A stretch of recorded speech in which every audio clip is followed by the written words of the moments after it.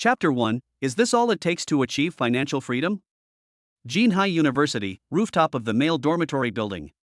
The torrential rains of June washed over the sweltering city and also drenched Lin Yi's icy heart. The phone screen was lit, displaying the last message in the WeChat chat, from someone whose contact name was Baby. Linny, we're not right for each other. You can't give me the life I want. Li Xiao can take me to the Maldives and buy me LV, while you hesitate even for a cup of Starbucks. Let's stop contacting each other and delete each other. The red exclamation mark was like a loud slap, striking Lin Yi's face hard. Linny gripped the cheap phone with a cracked screen tightly, his knuckles turning white. 3 years of relationship, saving every penny to buy her gifts, even delivering food to earn her living expenses, and all he got in return was, I can't give you the life I want? To hell with love. To hell with young Master Li. Linny roared at the pouring rain, his voice hoarse. Just then, a blinding flash of lightning ripped through the night sky, followed by a thunderclap that seemed to explode right next to his ears. Linny felt a violent dizziness, and his body fell backward uncontrollably. After an unknown amount of time, Linny groggily woke up. The rain had stopped, but he was soaked to the bone and looked utterly disheveled. I'm not dead? Linny touched his still beating heart. Suddenly, a emotionless, synthesized voice rang in his mind. Host's emotional fluctuations detected as drastic, meeting binding requirements. Perfect Life Tycoon system loading. 10%. 50%. 100%. Binding successful. Linny was stunned. A system? The kind of system you see in novels? As a seasoned online novel reader, he naturally knew what this meant. Before he could even react, a pale blue, semi-transparent light screen suddenly appeared before his eyes, exuding a highly technological feel. Host, Linny, wealth level, LV1, current salary, 0.1 yuan second can be withdrawn once every 24 hours, system funds, 0 yuan, personal assets, 356.50 yuan including meal card balance, skill, Eye of the Tycoon beginner, can view others' basic information in favorability, upgrade experience, 100,000 consuming amount is converted into experience points. 0.1 yuan per second? Linny looked at the panel and quickly calculated in his mind, 6 yuan per minute, 360 yuan per hour, and 8,640 yuan per day for 24 hours? 260,000 yuan per month? More than 3 million yuan per year? Linny gasped. Even if he did absolutely nothing, just lay in bed like a corpse, he could still earn 3 million a year? This is an astronomical figure for him, whose monthly living expenses are only 1,500 yuan. Really? Linny was excited, but still remained somewhat skeptical. Ding! New player gift pack has been sent. Open it. Activate. Activate immediately. Ding! Congratulations, host, you have received a Consumption Blitz Card X1 valid only today. A cash reward of 50,000 yuan has been deposited into your bank account. The next second, the broken phone in Lin Yi's hand vibrated. It was a bank SMS message. Your savings card account ending in 5200 received a transfer of 50,000 renminbi at 19:30 on June 15. Current balance, 50,356 renminbi and 50 cents. Industrial and Commercial Bank of China. Looking at that string of real numbers, Lin Yi's hands began to tremble. It's true. 50,000 yuan is equivalent to his tuition and living expenses for 4 years of university. And this is just a beginner's gift pack. The real cheat is the passive skill that makes money every second. He stared at the system panel and saw the numbers in the system funds column jumping wildly. 0.10, 0.20, 0.30, these weren't just numbers jumping, they represented his life, the confidence he would have to stand tall in the future. Li Shihao, Chen Yue. Linny wiped the rain from his face, his eyes gradually sharpening. Didn't you think I was poor? From today onwards, I'll show you what it means to be unattainable. Linny stood up, his wet clothes clinging uncomfortably to his body. His first thought wasn't revenge, but rather to change out of his cheap, low-quality clothes. He used to be so reluctant to buy Chen Yue that Gucci bag that he wouldn't even replace the t-shirt he'd worn for 2 years. Now. Ha! He turned and went downstairs, his steps lighter than ever before. Back in room 404, none of his roommates were there. They were probably at an internet cafe playing games or with their girlfriends. Linny changed into dry clothes, sat down, and looked at himself in the mirror. His facial features are actually quite regular, and he is 1.8 meters tall. However, due to long-term malnutrition and lack of self-confidence, he appears somewhat decadent and has a slightly hunched back. Money gives a man courage, that saying is indeed true. Lenny looked at himself in the mirror, the corners of his mouth slightly turned up, and that sense of dejection seemed to have dissipated a lot as his bank account balance increased. On the system panel, the upgrade experience figure is displayed as 100,000. So, I need to spend 100,000 yuan to upgrade the system to LV2? Lenny stroked his chin. LV1 costs more than 8,000 yuan a day, and LV2 will definitely cost more. It seems that the most urgent thing is to spend money. Spending money is probably the most painful yet most enjoyable task in the world. Lenny picked up his phone, looked at the shattered screen, and threw it directly into the trash can. First, I'll buy a new phone, then I'll have a nice meal, and then I'll go shopping at that luxury mall in the city center. He strode out of the school gate with his ID card and bank card in his hand. Just as he reached the school gate, a red BMW 3 Series roared past, splashing water that nearly hit Lenny. The car window rolled down, revealing the exquisitely made-up face of his ex-girlfriend, Chen Yue. Sitting in the passenger seat was a boy with dyed blonde hair, none other than the rich second-generation heir, Li Zhihao. "Hey, isn't this Lenny?" Li Zhihao whistled, a mocking look on his face. "What's wrong? Just got dumped? Where are you going to cry? Want me to give you a ride?" Chen Yue glanced at Lenny with a complicated expression, then said coldly, "Zhihao, ignore him, we still have to go to the party." Looking at the two despicable people, Lenny felt no longer the anger he had felt before, but instead a calm as if he were watching clowns. "No need," Lenny smiled faintly, his eyes revealing an unprecedented confidence. "I'm afraid of getting your car dirty, after all, that nouveau riche smell is too strong." "You!" Li Zhihao's expression changed, and he was about to curse when the car behind him honked its horn. "TCH, stubborn as a mule." Li Zhihao spat and sped away. Looking at the taillights, Lenny sneered. "A BMW 3 Series? It only costs a little over 300,000 yuan. Once my system levels up a few times, I can overwhelm you with money."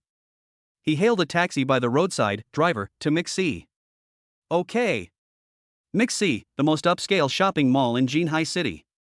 In the past, Lenny only dared to enjoy the air conditioning at the entrance, but today, he's here to be the boss.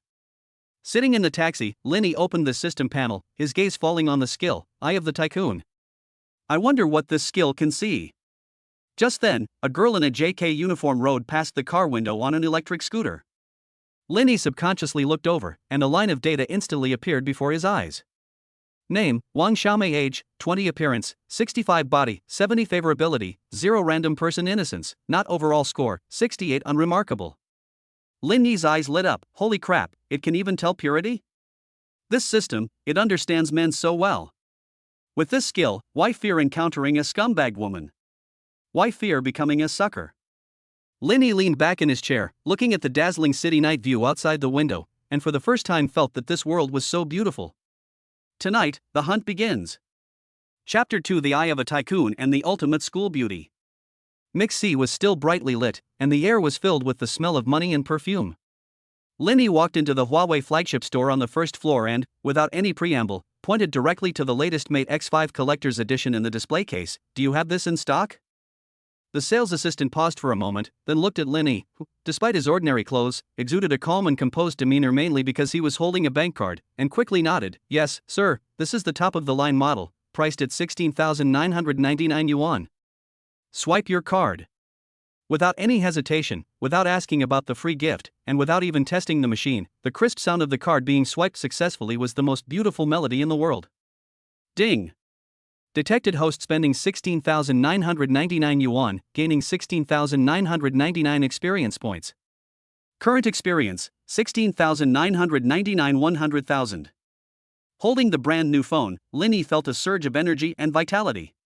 He swapped the old SIM card, tossed the packaging bag into the trash can, and headed straight for the men's clothing section on the second floor. Armani Boutique. As soon as Lenny stepped inside, he felt several gazes sweep over him. The two saleswomen standing at the door looked him up and down, and seeing that he was wearing a cheap brand t-shirt and faded jeans, they lost interest and continued to play on their phones and chat. Only one in turn, who looked young and somewhat timid, came over. Although there was a hint of hesitation in his eyes, he still bowed politely and said, "Good evening, sir. Is there anything you would like to see?" Linny did not answer immediately, but instead activated Eye of the Tycoon. Name, Su Wanqing. Age, 19. Appearance, 96. Stunningly beautiful. Figure, 95. Golden ratio, purity, yes. Virtuous, favorability, 10. Professional fake smile. Current status, anxious, desperately needs to improve performance. Overall rating, 97. A top-tier goddess. Host is advised to pursue her relentlessly. Lin Yi's pupils contracted sharply. 97 points. This wasn't just any ordinary class beauty or department beauty, this was definitely a campus beauty of Jinhai University. And that purity level, yes, was even rarer than a giant panda in this superficial society. He looked closely and saw that although the girl was wearing a uniform, her slender waist and long legs were impossible to hide. Her skin was fair and glowing, and her features were as delicate as a porcelain doll's, especially her eyes, which were clear yet held a hint of stubbornness. Su Wanqing. Linny silently repeated the name in his mind, a playful smile appearing on his lips. A system notification sounded at the opportune moment. Ding. Detected a member of the opposite sex with a comprehensive score of 95 or higher. Special quest triggered, the favor of the first goddess. Quest details: spend 1 yuan at Su Wanqing's shop, and receive a 10x rebate for every 1 yuan spent. If the favorability rating reaches 60, an additional reward of 1 beginner marrow cleansing pill will be given. 10x return? Linny almost shouted out loud. This wasn't just spending money, it was robbing a bank, and legally at that. Spend 10,000 and get 100,000 back? Sir? Seeing Linny staring at her in a daze, Su Wanqing blushed slightly and called out somewhat awkwardly. Linny snapped out of his daze, looked at Su Wanqing's stunning face, and smiled. I'd like to buy a few outfits, could you please help me put together a look? I only have one requirement, that they bring out my best features. Money is no object. Upon hearing money is no problem, the two previously indifferent saleswomen in the distance twitched their ears, but only pursed their lips, thinking to themselves, what are you pretending to be? These days, poor students will say anything to impress girls.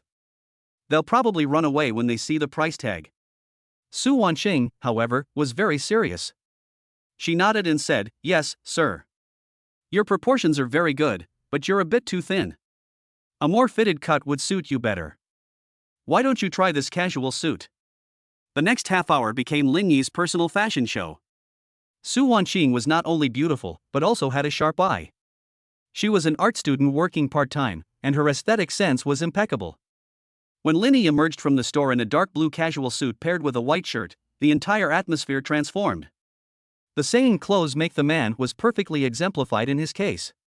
The crisp fabric accentuated his figure, concealing his thinness and highlighting his long legs.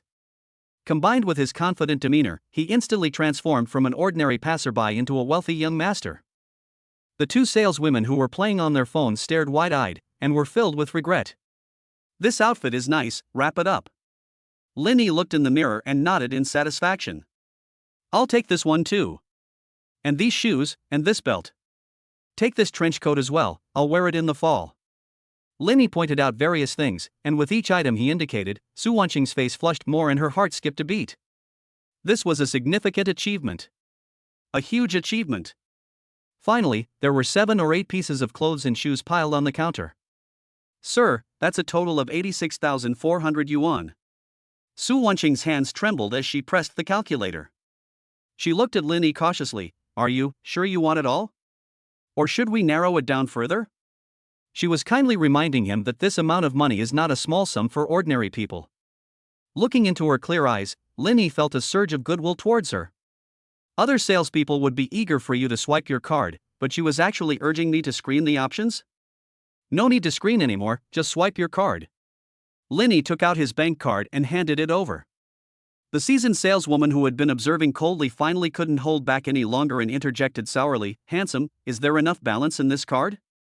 Don't let it show insufficient balance and make our little Sue work for nothing. Folding clothes is tiring. Linny glanced at her coldly, his gaze carrying the imposing aura of a superior, which made the saleswoman tremble and instinctively shut her mouth. Beep, transaction successful, printing receipt. As the POS machine ejected the long receipt, the entire counter fell silent. They actually bought it. They swiped over 80,000 yuan without even blinking. Ding! Host has spent 86,400 yuan. Triggered a 10x rebate, gaining 864,000 yuan. Deposited into the system's fund pool, available for withdrawal at any time. Ding! Experience points plus 86,400. Current experience, 103,399 100,000. Congratulations, host, your wealth level has increased to LV2.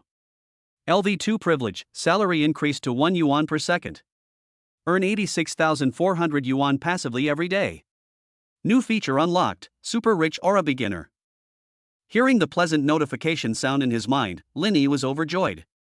He spent 80,000 and earned 860,000. His daily wage even increased tenfold. This business was fucking awesome. He turned to look at Su Wanqing and found her staring at him blankly, her eyes filled with admiration and gratitude. Su Wanqing's favorability rating has increased to 45 initial favorability. Note, she thinks you are not only wealthy but also respectful, and most importantly, you helped her complete her promotion task.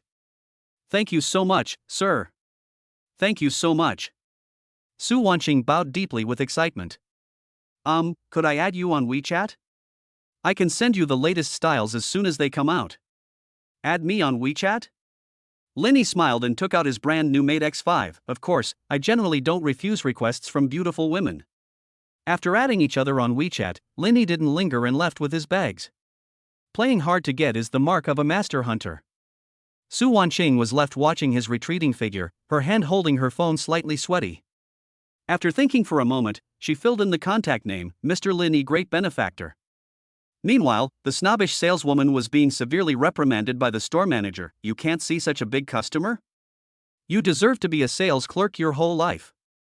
Chapter 3, Only Magic Can Defeat Magic. After leaving the Armani counter, Linny found a quiet corner and took a deep breath. Withdraw. Ding. Withdrawal successful, 864,000 yuan has been credited to your account. Seeing his bank card balance increase to 914,356.50, Linny felt a little lightheaded. In less than 2 hours, he went from a penniless student to a near millionaire. Next, we need to solve the transportation problem. Although taking a taxi is convenient, how can a super rich person like him not have his own car? Besides, he had had enough of the exhaust fumes from Li Jihao's beat-up BMW 3 Series. If you're going to slap someone in the face, you should do it loud and clear. Linny took a taxi directly to SCC Luxury Car Center, the largest supercar club in Jinhai City. They don't sell ordinary BMWs, Mercedes-Benzes, or Autos here. They only sell luxury cars starting with Porsche. Stepping into the showroom, which is decorated in an industrial style, several streamlined beasts lie there quietly, exuding the allure of money. Hello sir, are you here to look at a car? A male salesman in a suit greeted him. Thanks to his previous attire, Linny was now dressed in designer brands and exuded an outstanding aura. The salesman immediately recognized him as a potential big customer. Do you have any cars available? The kind you can drive away right away, Linny said, while activating his Eye of the Rich to scan the area. Besides cars, there were several hot car models, but their ratings were all between 80 and 85, and their purity was questionable, so Linny wasn't interested. We have cars in stock. This Porsche 911 Carrera S over there, with a bright red interior and all the options maxed out, will cost around 1.6 million renminbi. And this Aston Martin. Linny waved his hand, his gaze fixed on the grey sports car in the center of the exhibition hall, which had an extremely exaggerated and futuristic design. What is that vehicle? The salesperson followed the gaze and his eyes lit up. Sir, you have excellent taste. That's a McLaren 720S, a 4.0T twin-turbocharged engine that accelerates from 0 to 100 km/h in 2.9 seconds, a true track beast. This one is in stock, in Pegasus grey color. It was originally ordered by a rich kid, but he had some financial problems and had to cancel. All the paperwork is in order, and you can pay today and pick it up today. How much? If you pay in full, it will be around 3.4 million. The salesperson observed Linny's expression. 3.4 million? Linny did the math. His current balance was only 900,000, far from enough. But he had a system. He still has an unused item from the newbie gift pack, a consumption-critical strike card. Linny had a sudden thought and asked the system, if I don't use cash, but instead use buy on credit or loan, will I be able to trigger the critical hit card rebate? The system's cold reply, as long as an actual transaction contract and payment including down payment are made, a full rebate will be triggered, but the rebate amount will be reduced by the amount of debt first. Linny understood. With just a down payment in this critical hit card, the rebate would not only pay off the remaining balance but also generate a substantial profit. "I'll take this car and finance it," Linny said calmly. The salesperson was overjoyed. "Great. For a mortgage, the down payment is 30%, about $1 million, plus insurance and taxes." "Wait, I don't have much cash on hand. Can I make a low down payment? Or can I pay a deposit of $500,000 first, and pay the rest in one lump sum tomorrow?" Linny's move was called getting something for nothing. The salesperson was a bit hesitant and consulted the manager.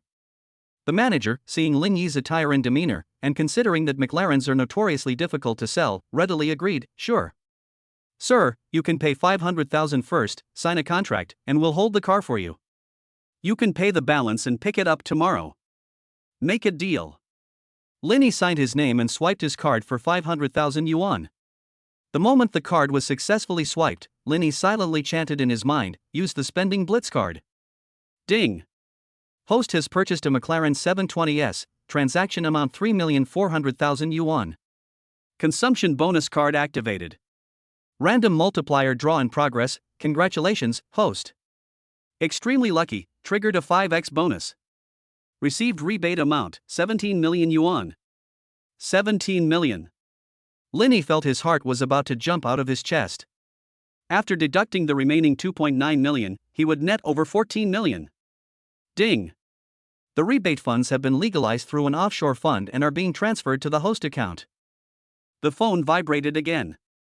That long string of zeros gave Linny a severe sense of unreality.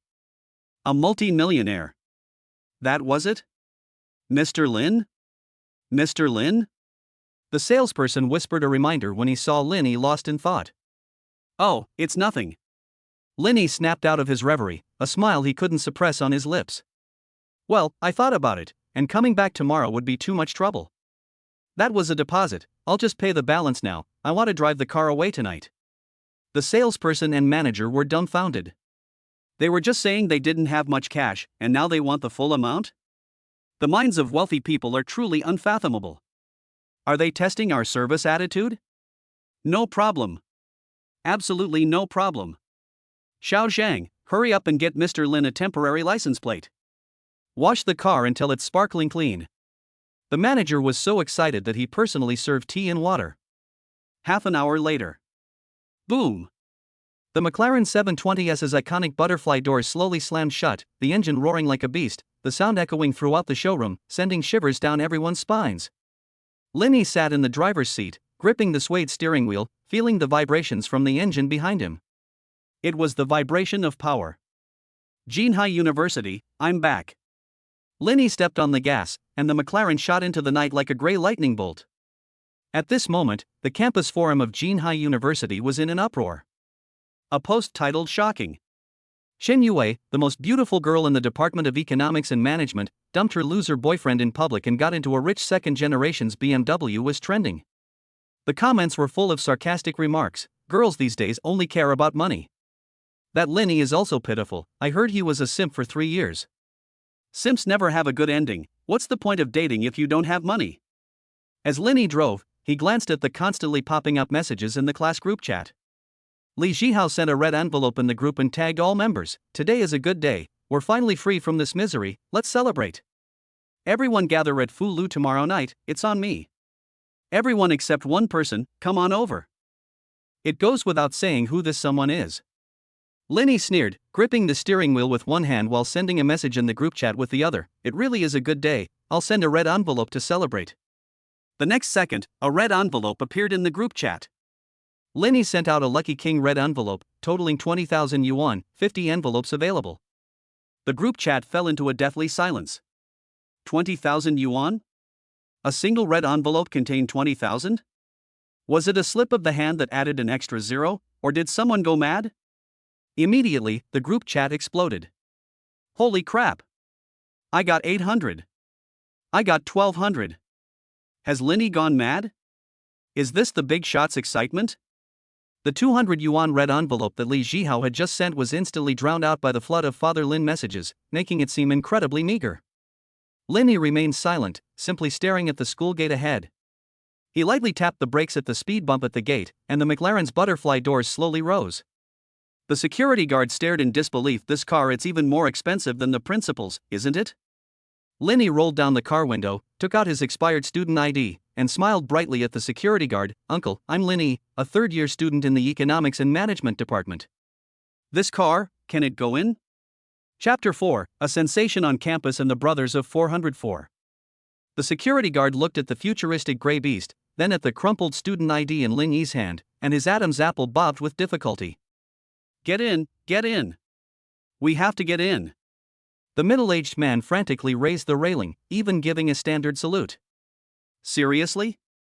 If a supercar of this caliber were to get scratched or damaged, he couldn't afford to pay for it even if he sold himself. And students who can drive cars like this, their backgrounds can't be ordinary. Thanks, uncle. I'll treat you to a cigarette another day. Linny held the steering wheel with one hand, stepped on the gas, and the McLaren roared as it slowly drove into the campus. The campus of Jinhai University is not quiet at night. It is the peak time for couples to take walks and for night runners to go for a run. When this extravagantly styled McLaren 720S appeared on the main road, it attracted an overwhelming amount of attention. Holy crap! A McLaren 720S. Is that the Pegasus gray color? It's so cool. When did our school get a rich kid like this? Compared to this, Li Jihao's BMW looks like a tractor. Quick, take a picture. Post it on WeChat Moments. What department is he in? Nobody's in the passenger seat. Girls, your chance has come. Linny paid no heed to the gasps of the passers-by. He skillfully controlled the beast, enjoying an unprecedented driving thrill. His divine tycoon aura beginner seemed to subtly influence his surroundings, making him feel not nervous under the gaze of the crowd, but rather composed and in control of the entire scene. The car drove all the way to the boys' dormitory building. The previously noisy dormitory area fell silent for a few seconds, then erupted into an even bigger commotion. The boys leaned out of their balconies, looking at the supercar with envy and resentment. The girls passing by slowed down, trying to get a better look at the driver inside. Linny found an empty space and executed a beautiful drift maneuver, reversing into the parking space with fluid and effortless movements. The car door swung open, and Linny stepped out. Under the watchful eyes of countless people, he calmly locked the car, then carried the late-night snack he had brought for his roommates. Although it was just some crayfish he had casually bought on the roadside, it looked like it was edged with gold from the McLaren, and walked into the dormitory building. The commotion downstairs only started after his figure disappeared. That's Linny? I'm not seeing things, am I? It really looks like him. Linny from the Economics and Management department. Didn't he just get dumped by Qingyue? How come he's suddenly driving a McLaren? Is he one of those legendary rich kids experiencing life? He's giving up his pretense after being dumped? Qingyue, she's probably kicking herself for this, isn't she? Dormitory 404. The atmosphere in the dormitory was somewhat strange at this moment. The eldest brother Zhang Feng, the second brother Lu Liang, and the fourth brother Wang Kai were gathered around the computer, on the screen of which was the record of the 20,000 yuan red envelope that had been snatched up in the class group. What's wrong with the third brother? Did he go crazy from the shock? Zhang Feng frowned, looking worried. That's 20,000 yuan. He usually earns that in several months delivering food. He just got rich like that? Could it be an online loan? Wang Kai, the fourth brother, pushed up his glasses. I've heard that some people go on a spending spree after a breakup. Could the third brother have taken out a loan at exorbitant interest rates to show off? No, we have to ask him properly when he gets back, so he doesn't take a desperate path. The second brother, Lu Liang, is a strong man from northeast China. Although he is usually carefree, he is very loyal to his brothers.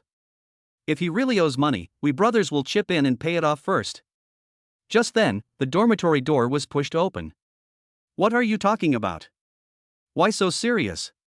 Linny walked in with a smile, casually tossing a few boxes of premium crayfish onto the table. Haven't eaten yet? Eat them while they're hot. The three of them immediately surrounded him, looking Linny up and down. Linny, now dressed in Armani haute couture casual wear, though still without a watch on his wrist, exudes a completely different aura. His former humility and ingratiation have vanished, replaced by confidence and composure. Third brother, Yu Zhangfeng pointed at his clothes. Your clothes are counterfeit? They look pretty real. Linny pulled out a chair, sat down, and smiled. Really? Really? Wang Kai exclaimed, touching the fabric. Holy crap, this feels. Armani? This outfit must cost tens of thousands. Third brother, tell us the truth, Lu Liang said sternly, pressing down on Lin Yi's shoulder. Where did the money for that red envelope and this whole outfit come from? Don't do anything stupid. Looking at his three roommates who genuinely cared about him, Lin Yi felt a warmth in his heart. In his previous life, if you include his previous life before he obtained the system, he was depressed for a long time after being dumped by Qin Yue, and it was these three brothers who stayed with him and even lent him money to get by.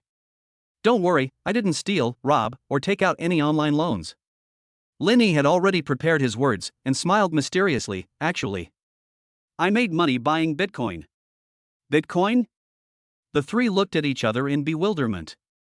Well, I had a scholarship in my freshman year, right? I bought some of those niche cryptocurrencies out of boredom, and then I forgot about them. But when I checked today, they'd increased several thousand times.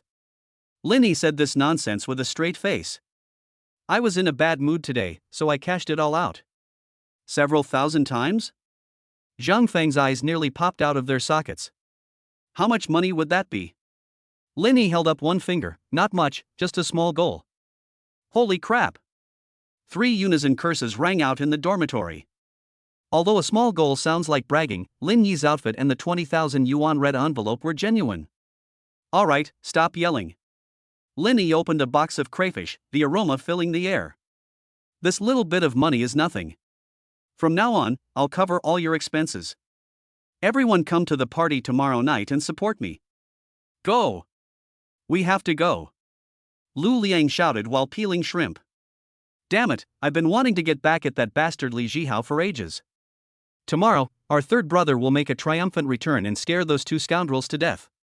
That night, the balcony of dormitory 404 was piled high with beer bottles, and laughter and chatter filled the air until late into the night. Meanwhile, Lin Yi lay in bed, listening to the system's daily deposits, and slept soundly. Chapter 5: Su Wanqing's Special Services. The next day, around noon, Lin Yi slowly woke up. The life of a super rich person is so boring, they can sleep until they naturally wake up, without worrying about attendance or being late for part-time jobs. I had just touched my phone. The brand new Mate X5 feels great in hand when I saw several unread messages on WeChat. Besides the ongoing discussion in the class group about last night's red envelopes and luxury cars, the most eye-catching message came from Su Wanqing. Su Wanqing Armani, Mr. Lin, good morning. You left in a hurry last night and seem to have forgotten your tie. I've kept it for you. When would be a convenient time for me to bring it to you? Or could I send it via same city courier? Cute. A photo was also attached. In the photo, she is wearing a dark blue silk tie, and the background shows the hem of her nightgown, revealing a bit of her fair knee, which is both innocent and alluring, and full of suggestive meaning. Lin Yi's lips curled into a slight smile. What did she forget? He clearly remembered taking everything last night. This was obviously the girl using an excuse to strike up a conversation. Moreover, the photo is quite well taken. It's not exactly harassing, but it's certainly captivating. It seems that the initial affection, 45 rating from last night is already starting to have an effect. Lin Yi replied, just woke up. The tie? I needed it today. Where are you? I'll come get it and treat you to lunch, thanks for your professional service. This is called going with the flow. At that moment, Su Wanqing, who was feeling anxious and uncertain in the girls' dormitory, jumped out of bed the moment she saw the reply. Yay, she couldn't help but cheer, clenching her fist. Her roommate next to her was startled. Wanqing, what's wrong with you? Didn't you say you'd treat us to milk tea if you got your commission on this deal? Why are you grinning like an idiot at your phone? Su Wanqing blushed, typing rapidly while searching for her best-looking clothes. Oh, I'll talk to you later, I have a date. A super big client. Lin Yi, okay, let's meet at Waga's downstairs in Mixi Mall. Something a little lighter. Su Wanqing, okay. I'll be right there. Shy. An hour later, at Waga's restaurant in Mixi Mall. Lin Yi changed into another set of casual clothes he had bought the night before and sat by the window. The McLaren was too conspicuous, so to avoid unnecessary trouble, mainly to avoid being surrounded by traffic police, he parked in a VVIP parking space in the mall's underground parking lot. Mr. Lin. A clear and pleasant sound rang out. Lin Yi looked up, and his eyes lit up immediately. Today, Su Wanqing wasn't wearing her work uniform. Instead, she wore a light yellow floral dress, her long hair flowing over her shoulders, and she wore delicate, light makeup. She carried a white canvas bag. Her youthful energy was palpable. She was exactly the image of every boy's dream first love. The eye of the tycoon automatically activates. Name, Su Wanqing. Appearance, 96. Carefully dressed. Favorability, 55. Feelings of admiration. Mood, excited, expectant, shy. Current needs, hopes to have more contact with the host and longs to be recognized. The favorability rating is rising very quickly. It's already at 55. Sit down. Lin Yi gentlemanly pulled out a chair for her. Su Wanqing sat down somewhat awkwardly, took out the beautifully packaged tie box from her bag, and handed it over with both hands. Mr. Lin, your tie. Lin Yi took the box but didn't open it. Instead, he casually placed it aside and stared intently at her. Actually, we both know whether I left this tie behind or not, right? Su Wanqing's face flushed crimson, like a ripe apple. Embarrassed by her secret discovery, she lowered her head, her fingers nervously twisting the hem of her skirt. But I really like this excuse. Lin Yi changed the subject, leaning forward slightly to get closer to her, because it also gives me a reason to see you again. Su Wanqing looked up abruptly, meeting Lin Yi's deep, smiling eyes, and her heart skipped a beat. This was just too good at flirting. Ding! Su Wanqing's favorability +5, current favorability, 60. Congratulations, host. Favorability has reached 60, relationship breakthrough to ambiguous more than friends, but. Reward, 1 beginner marrow cleansing pill can optimize host's physique, eliminate impurities, and enhance charm. New stage quest triggered, romantic offensive. Invite Su Wanqing to dinner and give her a gift worth over 100,000. Reward, 1 random skill book.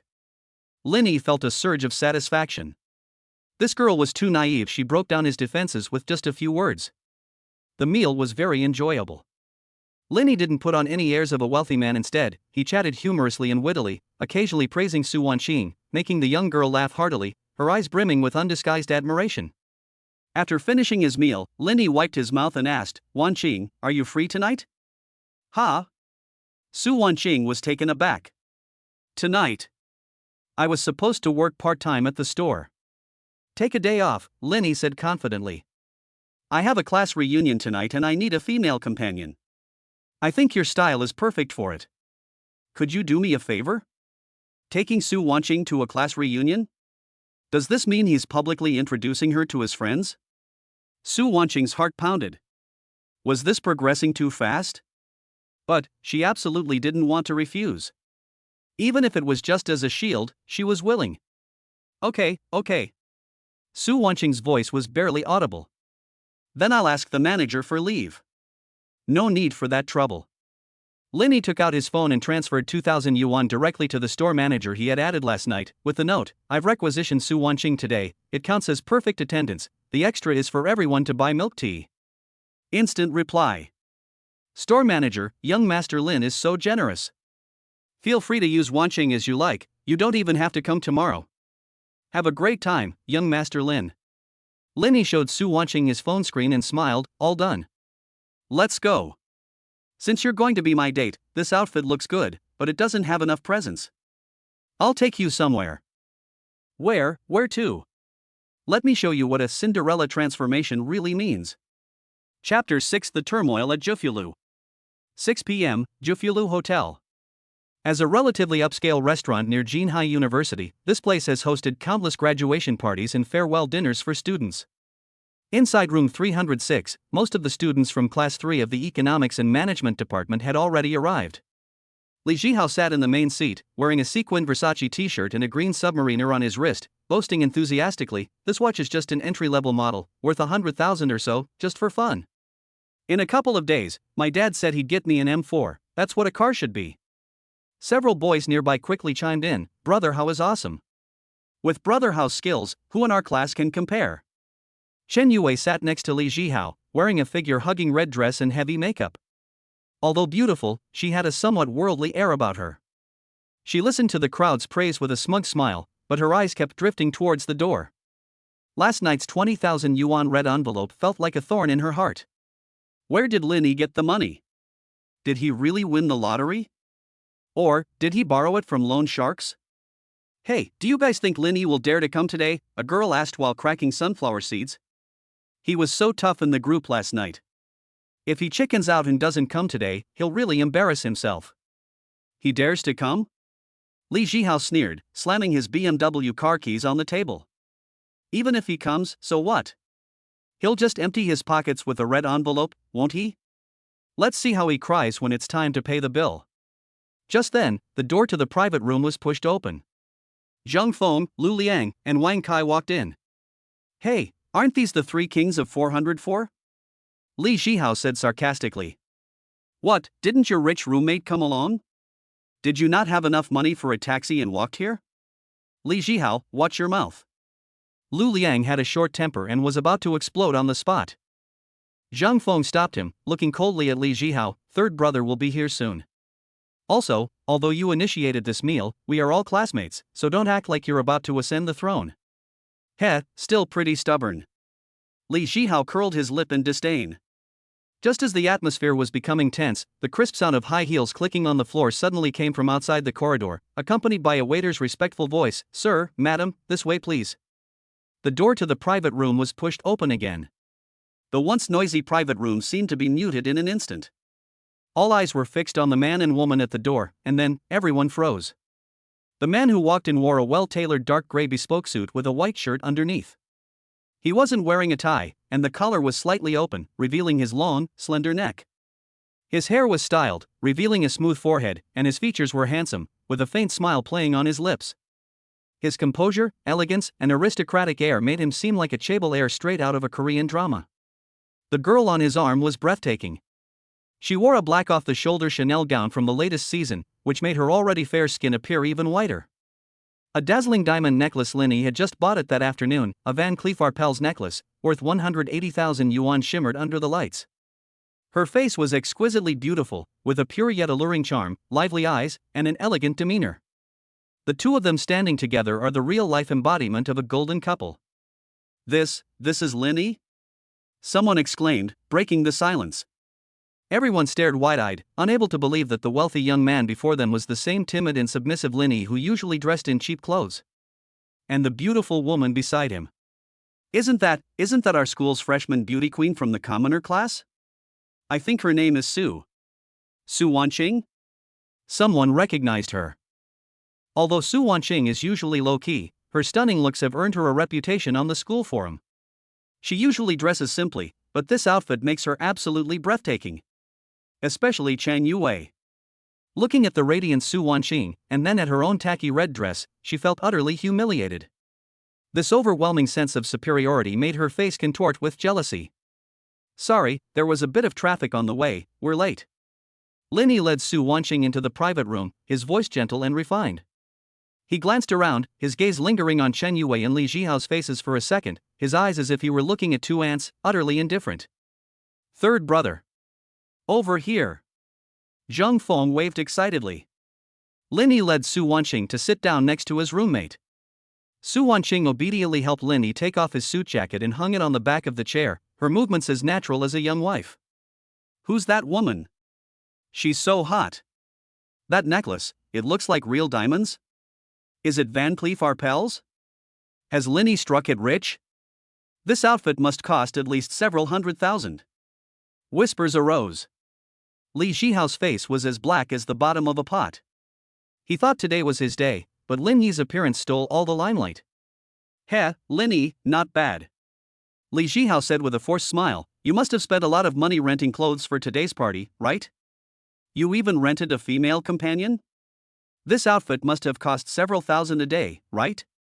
Upon hearing this, everyone suddenly realized. That's right. It's rented. Don't we all know what kind of family Lin Yi comes from? How could he possibly become rich overnight? He must have rented it for the sake of appearances. Chen Yue, as if grasping at a lifeline, immediately chimed in, Lin Yi, we're all classmates, we know each other well, why bother?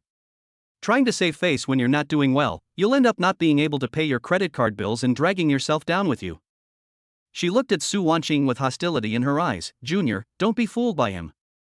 He even had to deliver takeout for 3 months just to buy me a bag.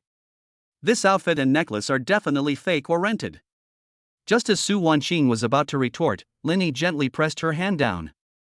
He elegantly picked up the teacup in front of him, took a sip, and then looked at Li Zhihao and Chen Yue with a half smile. Whether it's rented or not is not important. What's important is, why are the luminous markings on young Master Li's green submariner a bit crooked? Also, the second hand seems to be shaking a little when it's moving. The eye of the tycoon can not only judge people, but also appraise the value of items. Item: Rolex Submariner Green Submariner, authenticity, high quality replica grade A, value, 2,500 renminbi. You're talking nonsense. Li Zhihao instinctively covered his watch, his face flushed red. This is genuine. I bought it from the official store. Oh? Authentic? Linny smiled amusedly. The bezel of an authentic submariner is emerald green, but yours looks a bit yellowish. Also, the anti-counterfeiting crown at the 6 o'clock position is too obvious on yours. You can only see the authentic one with a magnifying glass and side lighting. Although Linny was poor before, he had done a lot of research on luxury goods in order to buy things for Chen Yue. With the knowledge imparted by the system, he was now an expert. Stop pretending, young Master Li, Linny said calmly. Wearing a fake watch to show off, that's truly shameful. The surrounding classmates' gazes instantly changed, staring suspiciously at Li Zhihao's watch. You're talking nonsense. Li Zhihao snapped, slamming his fist on the table. Waiter!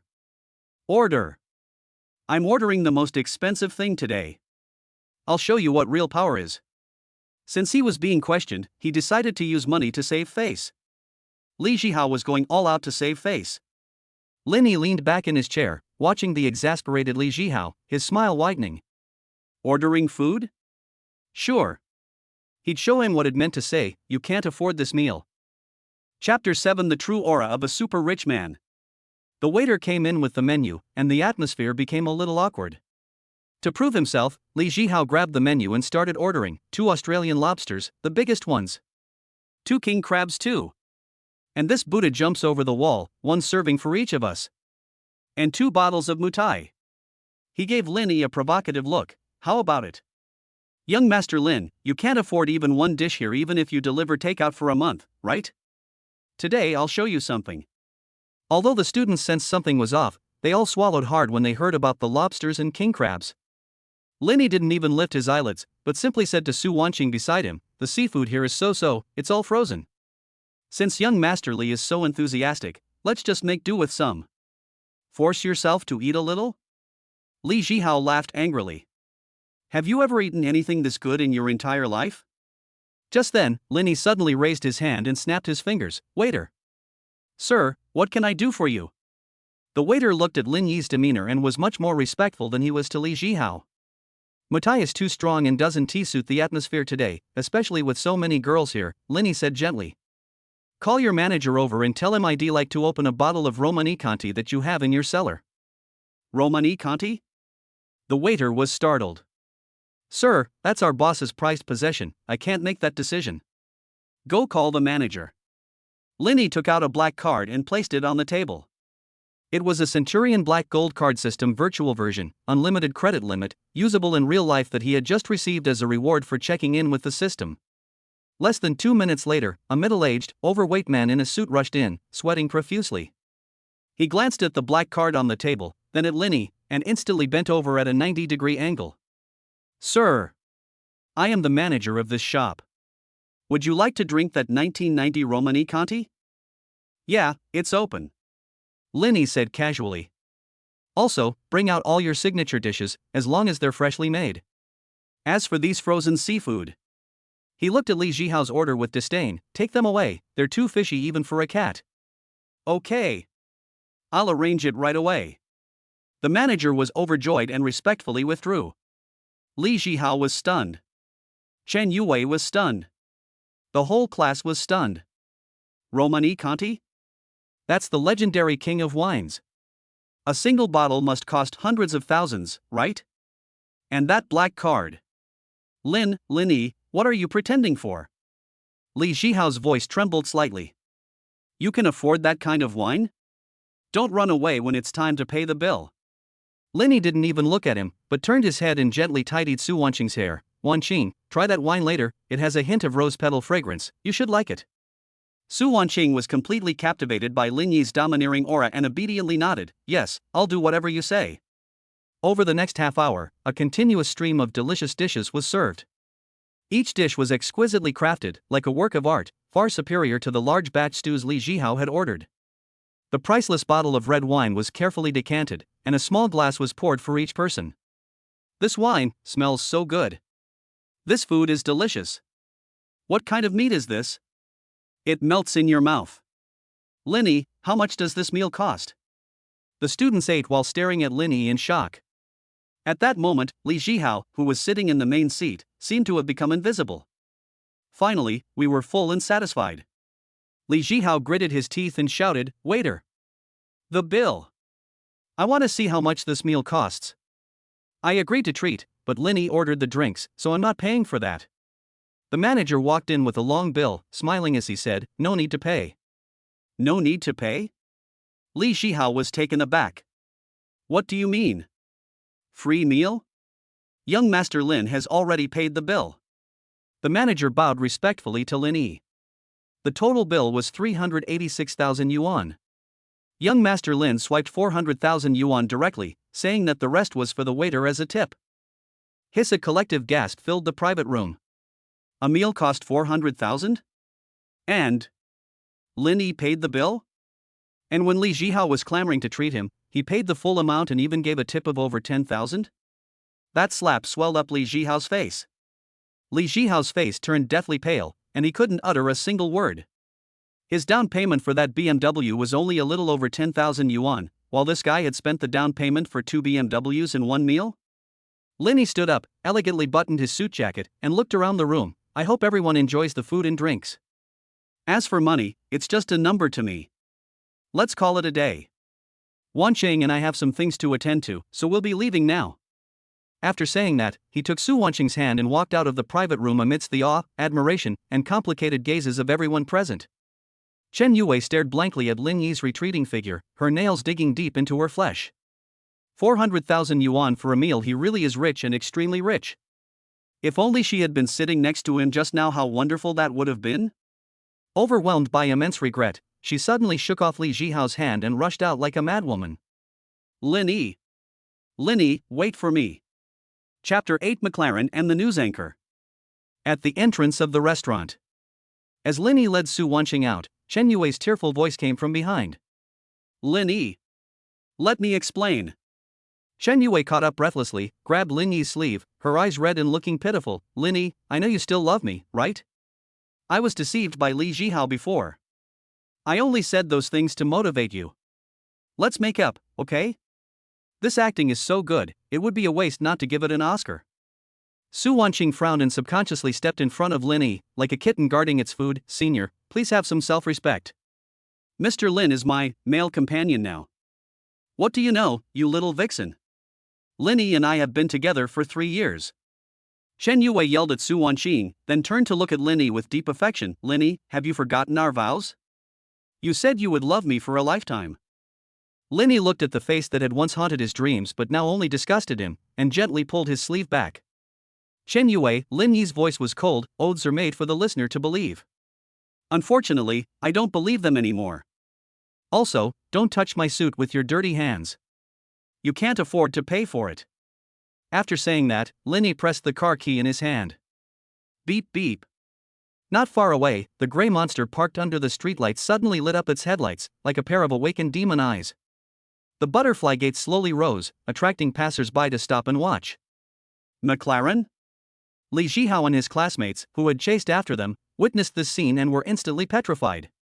Li Jihao looked at the BMW keys in his hand, then at the supercar that cost at least 3 million yuan, and felt a burning pain in his cheeks. So this was Lin Yi's confidence. So the clown was actually himself. Chen Yue collapsed to the ground. She finally understood what she had missed. She had lost a diamond-encrusted watermelon for a sesame seed. Get in the car, Wanqing. Lin Yi gentlemanly helped Su Wanqing into the passenger seat, and then got into the driver's seat himself. The engine roared, its sound exploding. The McLaren transformed into a streak of light and disappeared around the street corner, leaving behind a group of students bewildered in the wind, and Chen Yue sitting on the ground, sobbing. In the car. Su Wanqing's face was flushed, and she kept stealing glances at Lin Yi. Everything that happened tonight felt like a dream to her. A 400,000 yuan dinner, a supercar worth tens of millions, and Lin Yi's domineering defense of her just now. What are you thinking about? Lin Yi drove with one hand, glancing at her from the side. I'm wondering, am I dreaming? Su Wanqing said softly. Mr. Lin, you are too outstanding. I feel like I'm not good enough for you. Silly girl. Lin Yi freed one hand and gently patted her head, a sweet head pat. In my eyes, you are much more precious than this car. Ding. Su Wanqing's favorability has skyrocketed. Breaking through 85, deeply in love.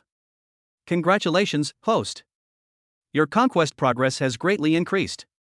The Simp Gold rebate multiplier has been permanently increased to 20 times. Lin Yi chuckled inwardly. This favorability was so easy to gain. However, he didn't plan to push things over directly tonight. Some fruits are sweetest when picked at their full ripeness. After escorting Su Wanqing back to her school dormitory, Lin Yi didn't return to his own room. It was only a little past 9 o'clock at night, and the nightlife was just beginning. He drove his McLaren aimlessly around the city center. When passing by the Bund Square, a famous internet-famous spot in Jinhai City, a large crowd suddenly gathered in front of us, blocking half of the road. Lin Yi had no choice but to slow down. In the middle of the crowd, a girl with pigtails, wearing a JK uniform and holding a selfie stick, was live streaming. She was very sweet and cute, with 2 dimples when she smiled, but her figure was the extremely unfair baby face with huge breasts. The eye of the tycoon automatically scans. Name Xia Duo. Nickname Duo doesn't eat sugar. Occupation outdoor. Top streamer. Appearance 9'5", sweet and cute. Top body 9'6", extremely wow. Purity yes. Favorability 0. Random person. Current status is encountering a bottleneck in live streaming, urgently needing more entertainment value. Family. We spotted all sorts of luxury cars on the Bund today. A Ferrari just passed by, but unfortunately we didn't get a picture of the owner. Xia Duo posed cutely for the camera. If only we could stop a supercar and show you the interior. My top fan said if I could ride in a supercar, he'd buy me a Carnival. Just then, the gray McLaren 720S slowly glided up to her side. Its striking appearance instantly attracted everyone's attention, including the tens of thousands of viewers in the live stream. Holy crap! A McLaren 720S. Xia Duo's eyes lit up. This is so cool. Without a second thought, relying on her cute appearance, she boldly approached and knocked on the car window. Handsome. Can I bother you for a second? Xia Duo flashed an irresistibly sweet smile at the lowered car window. I'm live streaming, can I interview you for a bit? This car is so cool. The car window rolled down completely, revealing Lin Yi's handsome face and deep eyes. The live stream chat exploded instantly. Holy crap. So handsome. That face, that aura, whose young master is this? Duo, hurry up and get him. This is a real tycoon, way better than those bald big shots. Lin Yi looked at the bold female anchor in front of him and smiled slightly. An interview is fine. But I'm in a hurry, how about you do it in the car? Xia Duo was stunned. Get in the car? The passenger seat of the McLaren? Really? Is it possible? Xia Duo was so excited that she almost dropped the microphone. Of course. Lin Yi raised an eyebrow. Or are you saying you don't dare? Who says I don't dare? Xia Duo gritted her teeth, opened the butterfly door, and sat inside. The live stream chat exploded with excitement. Gifts were flying everywhere. Lin Yi also heard a system notification in his mind. Ding. New mission triggered. Create the #1 online tycoon IP. Mission objective: cooperate with a female streamer during a live broadcast to gain over 1 million popularity points. Reward: God-level driving skills, 10 million in online tycoon funds limited to online donations. Lin Yi smiled. Another mission to deliver money had arrived. Tonight, the entire internet was destined to be shaken. Chapter 9: The Emperor's Provocation in the live stream room. Inside the McLaren 720S. Xia Duo sat in the passenger seat, still a little dazed. The car felt incredibly cozy, with its suede interior and high-tech dashboard making her feel as if she were inside a futuristic fighter jet. Family. I really got in.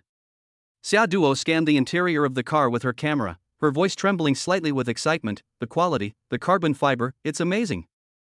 Lin Yi, with one hand on the steering wheel, said casually, hold on tight. With a sudden press of the accelerator, a strong surge of acceleration hit her. Xia Duo couldn't help but gasp. pressing her body tightly against the back of the seat. The live stream's popularity skyrocketed, jumping from 30,000 to 100,000 and still growing. The chat was overflowing with comments. Holy crap! I can feel the acceleration through the screen. That guy driving the McLaren with one hand is so cool. Duo, quickly ask him if he needs any accessories. However, with the surge in popularity, some discordant voices also emerged. A user with the title of Emperor, the highest level of nobility on the platform, requiring 100,000 renminbi a month to activate, named Dragon Travels the World, entered the livestream.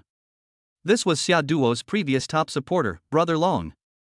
Dragon Travels the World, these days female live streamers are so easy to fool. They can just find any car rental company and trick you into getting in their car?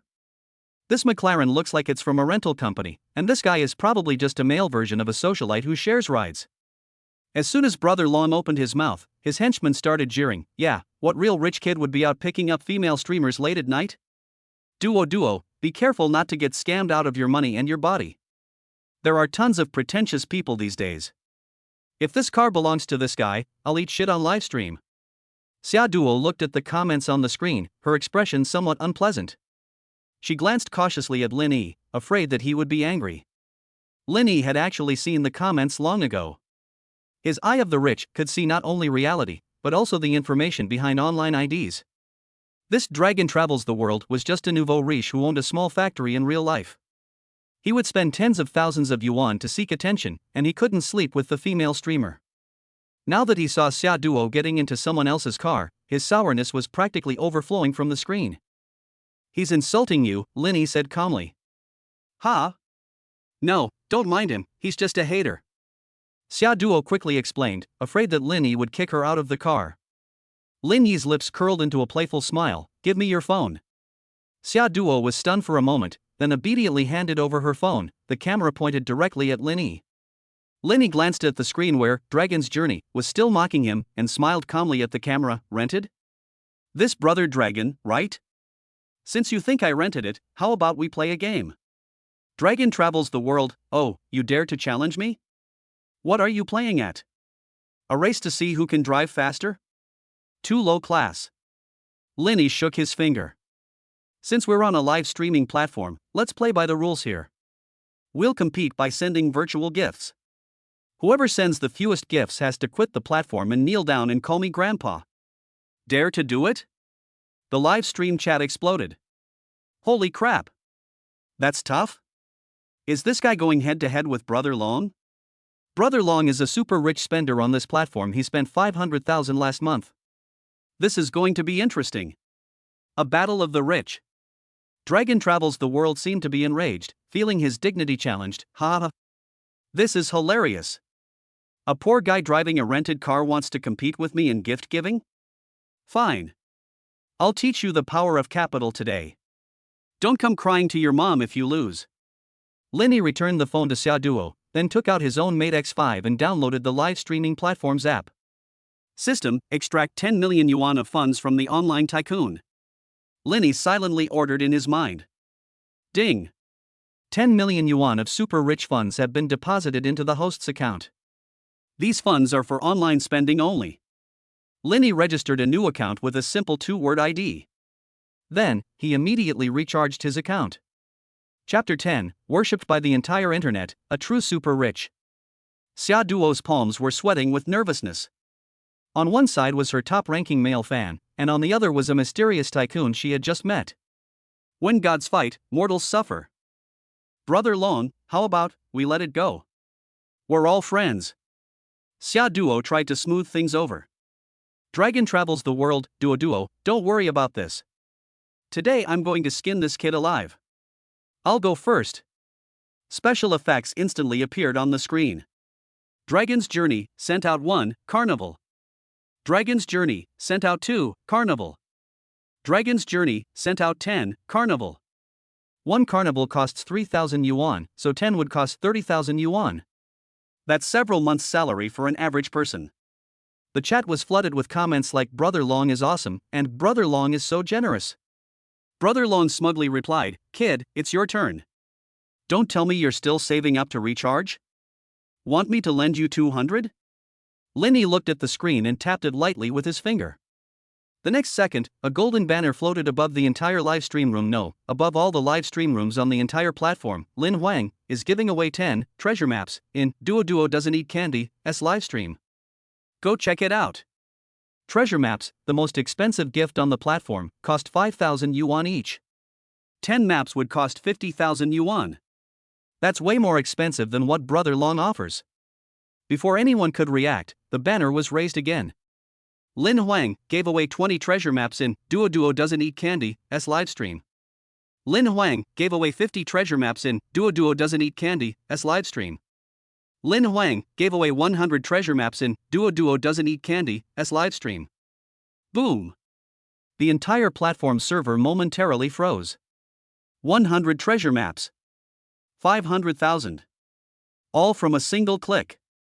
Xia Duo's livestream viewership instantly surpassed 1 million, with countless viewers from other live streams rushing in through the treasure chests. Holy crap! Who is Lin Huang? Who is this god? He just threw in 500,000? Is he going to crash the server? Linny looked at the ashen-faced dragon travels the world, though he couldn't see the face, he could guess, and sent a comment, Lin Huang, that's it? Continue. I haven't even warmed up yet. Dragon soars across the world was now in a bind. In reality, he was just a small business owner with tens of millions in assets, but his cash flow was only around 1 million. The 30,000 earlier was for face, but this 500,000. That was his working capital. But he didn't believe Linny really had that much money, thinking Linny was either a shill or at his last gasp. Dragon soars across the world, damn it, you want to fight me? I don't believe you have that much money. He gritted his teeth and spent another 20 carnivals 60,000, which was already his limit. Linny sneered. Try to fight me? This money was given to me by the system, I might as well spend it. Tap repeatedly. Lin Huang, send 100 treasure maps. Lin Huang, send 100 treasure maps. Lin Huang, send 100 treasure maps. In just 3 minutes, Linny spent 5 million. And 1,000 treasure maps. The entire live stream room was filled with golden special effects, completely obscuring the view. Xia Duo was stunned, her mouth agape, unable to utter a single word. 5 million, she had never seen so much money in her life. According to her share, she would receive over 2 million tonight. The live chat was no longer filled with Brother Long comments, instead, it was overflowing with, Long live Emperor Lin. I kneel before Emperor Lin. This is a true super rich person. Brother Long is nothing compared to him. Who said this was a car rental? You can spend 5 million just by renting a car? That Dragon Soars Across the World user had already slunk away from the livestream when Linny reached 2 million views, and even deleted his account. This is the absolute crushing power of a player. Ding! Congratulations, host, for completing the mission creating the #1 online tycoon IP. Mission evaluation, perfect. The host swiftly suppressed the villains, and popularity surpassed 5 million. Rewards, skill book, god level driving technique already fused, online tycoon funds balance retained. Linny felt a flood of driving knowledge rush into his mind, and his muscle memory was reshaped. Now, he could even win an F1 race car. He put down his phone, looked at Xia Duo, who was still in a daze, and smiled gently. Alright, the fly is gone. Now, let me show you the true charm of this car. Chapter 11, Speed and Passion in the Night. True real charm? Xia Duo was still reeling from the shock of the 5 million, and she stammered as she spoke. Sit still. Linny shifted gears and switched to track mode. The previously deep engine sound instantly became high-pitched and sharp, and the dashboard turned a racing red. Boom! The McLaren 720S accelerated instantly, like an arrow released from a bow. The intense G-forces made Xia Duo scream, but it wasn't fear, it was the excitement of her adrenaline surging. With his god-level driving skills, Linny treated the car like an extension of his body. He weaved through traffic, each lane change precise to the millimeter, each cornering as smooth as a dance. Fast and stable. Xia Duo's hands were trembling as she held her phone, causing the live stream to shake violently, but the viewers went even wilder. Holy crap! That driving skill! Is he a professional race car driver? Is this the boring life of a super rich person? Lin Huang. I want to sit in the passenger seat. I'm fine with being a guy. The car entered the overpass, where traffic was sparse. Linny floored the accelerator, and the speedometer instantly spiked. The street scene outside the window blurred into a hazy light, as if he were traveling through time. Are you scared? Linny asked, turning his head to the side. Xia Duo's heart pounded as she looked at Lin Yi's focused and confident profile. In this enclosed space, amidst this high-speed beast, the man beside her exuded a deadly aphrodisiac. Young, wealthy, domineering, and a skilled driver. He was practically a walking aphrodisiac. No. I'm not afraid. Xia Duo shouted, her eyes glazed over. It's so exciting. The godly eye shows, Xia Duo's favorability has soared to 75 admiration heartbeat note. Under the combined effects of the suspension bridge effect and her financial offensive, she has completely succumbed. Half an hour later, the car stopped in front of a high-end hotel. Xia Duo's rented apartment was nearby. We've arrived. Linny turned off the engine. Xia Duo reluctantly unbuckled her seatbelt. She didn't want to get out of the car. Everything tonight had been too dreamlike, and she was afraid that the dream would end as soon as she stepped out. Lin, brother Lin, Xia Duo changed her address naturally. Thank you so much for today. You helped me beat up that annoying brother Long, and you even gave me so many gifts. It's nothing, Linny said casually. Go back and get some rest. Xia Duo bit her lip, mustered her courage, and leaned in to quickly kiss Linny on the cheek. This is a return gift. After saying that, she blushed, pushed open the car door, and ran away like a startled little rabbit. Reaching the hotel entrance, she turned back, waved at the McLaren, and called out, I've accepted your WeChat request. Remember to call me. Linny touched his cheek and smiled. This girl is quite sweet. Ding. Detected that the host has had intimate contact with a high-scoring member of the opposite sex. Xia Duo, increasing their favorability rating to over 70. Bonus reward, 2 million yuan in cash. Not bad, I've made back the gas money. Linny stepped on the gas and sped away. It was late at night when Linny returned to his dorm. Lying in bed, he didn't rush to sleep. Although he now had a car and some money, he still lacked the most important thing, a house. He couldn't possibly take every girl he met to a hotel, could he? That would be too tasteless. Besides, while the dorm had a nice atmosphere, it offered no privacy. Tomorrow, I'm going to buy a house. Linny set his next goal. If he's going to buy, he'll buy the most expensive one in Jinhai City. Chapter 12 Preparations before buying a house and the iceberg female CEO. The next morning, sunlight streamed through the curtains and fell on Lin Yi's face. The first thing he did upon waking was to check his system panel. Thanks to last night's live stream and his previous spending, plus the earnings he made every second, his account balance including system funds and last night's rewards had reached an astonishing figure. Current cash, 18,500,000 renminbi. Daily salary, 86,400 renminbi. Over 18 million yuan in cash. In Jinhai City, a top-tier second-tier tourist city, that's enough to buy a top-of-the-line luxury mansion. Linny got up and washed up, while his roommates were still fast asleep. They had also watched the live stream last night, and although they didn't know that the Emperor Lin was Linny didn't say so, they were so excited from grabbing red envelopes in the live stream that their hands were sore, and they stayed up until midnight. Linny didn't wake them. He changed into a casual Armani outfit, put on sunglasses, went downstairs, and drove his McLaren. Target, Tan Palace. This is Jinhai City's undisputed premier luxury residential area, located in a prime downtown location, offering tranquility amidst the hustle and bustle, nestled against mountains and beside a river. It is said that those who live there are either CEOs of listed companies or reclusive billionaires. As the car drove along the road, Linny received a phone call. It was from Su Wanqing. Mr. Lin, good morning. Su Wanqing's voice was soft and sweet. I wanted to ask if you're free today? I'd like to treat you to dinner with the money I earned from my part-time job last night. Linny smiled and said, I'm fine with having dinner, but I have something important to take care of today. If you're free, you can come with me. I'm free. I'm free. Su Wanqing quickly agreed. What important matter do you need to take care of? Buy a house. Half an hour later, Linny picked up Su Wanqing.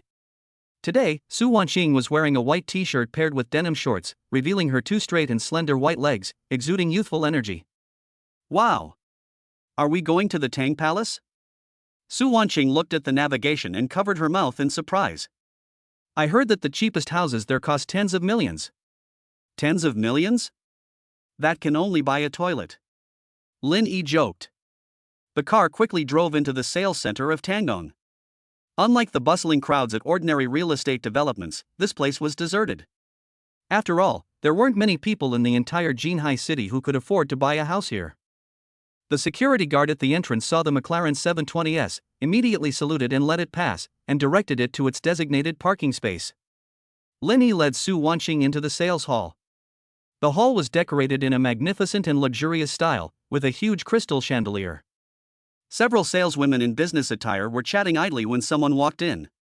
At first, they didn't react much. But when they saw that the young man was driving a McLaren, wearing Armani haute couture, and even had such a beautiful female companion, they instantly rushed over as if they had been injected with adrenaline. "Hello, sir. Welcome to Tan Palace. Sir, would you like to see a detached house or a large apartment? This way, sir. Tea or coffee, please?" That's reality. Money is the best passport. Lin Yi waved his hand, indicating that there was no need to be too enthusiastic. "I don't care about the ordinary ones. Show me the most expensive ones here, the ones that are ready to move in immediately." The sales staff gasped. "The most expensive?" Just then, the sound of high heels came from the second floor. A woman in a black business suit, with a neat short haircut and a cool, elegant demeanor, walked down. She held a document in her hand, her brows slightly furrowed, as if she was pondering some difficult problem. The eye of the tycoon activates automatically.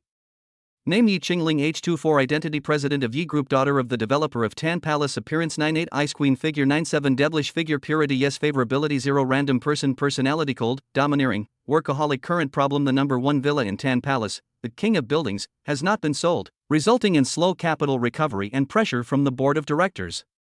Lin Yi's eyes narrowed. 98 points. Another top-tier beauty. And a female CEO at that. Her aura is completely different from Su Wanqing's demure and gentle demeanor. It's full of a desire to conquer. Yi Qingling also noticed Lin Yi. Not only because of his handsome appearance, but also because of his words just now, "I want the most expensive one."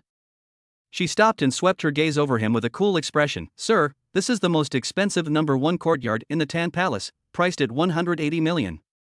Are you sure you want to see it?" Chapter 13: Buying a house like buying groceries shocks the female CEO. 180 million? Lin Yi's heart skipped a beat. Although he currently had 18 million, plus his daily income, which seemed like a lot, it was still a long way from 180 million. However, he wouldn't lose face. Besides, he had a system, the money was just a matter of time. More importantly, he still had that consumption critical hit card. Oh wait, he used the critical hit card yesterday to buy a car. However, the system shop seems to be open? Lin Yi's mind raced as he quickly browsed the system shop unlocked at LV2. Sure enough, there was a limited time discount item, Godly Rich House Purchase Gold Card, one-time use. Price, 1,000 experience points already required. Effect: when purchasing property, a 10% down payment is allowed, with the remaining amount paid by the system through the Godly Rich Fund, which the host only needs to repay within 1 year interest-free. Furthermore, a random multiplier cash rebate is triggered after purchasing the property. The rebate amount does not offset the loan. Amazing. A 10% down payment, which is 18 million. He has just enough cash on hand. And it even triggers a rebate. This is practically an upgraded version of getting something for nothing. Lin Yi met Yi Qing's cold gaze with a calm smile. 180 million? Not too expensive. As long as the house is worth the price, money is not a problem. A hint of surprise flashed in Yi Qing's cold, beautiful eyes. She knew almost all the wealthy second-generation heirs in Jinhai City, and even the top-tier rich kids would hesitate for a long time upon hearing 180 million. This unfamiliar young man actually said it's not too expensive? Was he putting on airs, or was he hiding his true wealth? Since you're interested, sir, how about I take you to see it myself? Yi Qingling walked down the stairs, her powerful aura making the surrounding sales staff afraid to speak. It would be my pleasure. Lin Yi nodded politely. Su Wanqing obediently followed Lin Yi. Although she was a little nervous, seeing how confident Lin Yi was, she felt very confident as well. The three of them boarded a shuttle bus and arrived at Courtyard Number 1, located at the highest point of the Dan Palace. This is a 3-acre manor-style villa. It boasts a European Baroque style and includes a private swimming pool, helipad, and tennis court. From the terrace, one can overlook the entire city of Jinhai and even see the distant river view. The interior decoration is extremely luxurious, featuring a full set of imported Italian furniture, a smart home system, and even pure handmade wool carpets. This apartment was originally priced at $220 million, but since it's a remaining unit, the board has decided to lower the price. $180 million is the bottom line, Yi Qingling explained in a businesslike manner. If you think it's suitable, sir. I bought it. Linny interrupted her, having only looked at it for less than 10 minutes. WH. What? Even the usually composed Yi Qingling was stunned. Buy a house? Or a multi-million-dollar mansion like this? No need to reconsider? No need to ask her family? No need to consult a feng shui master?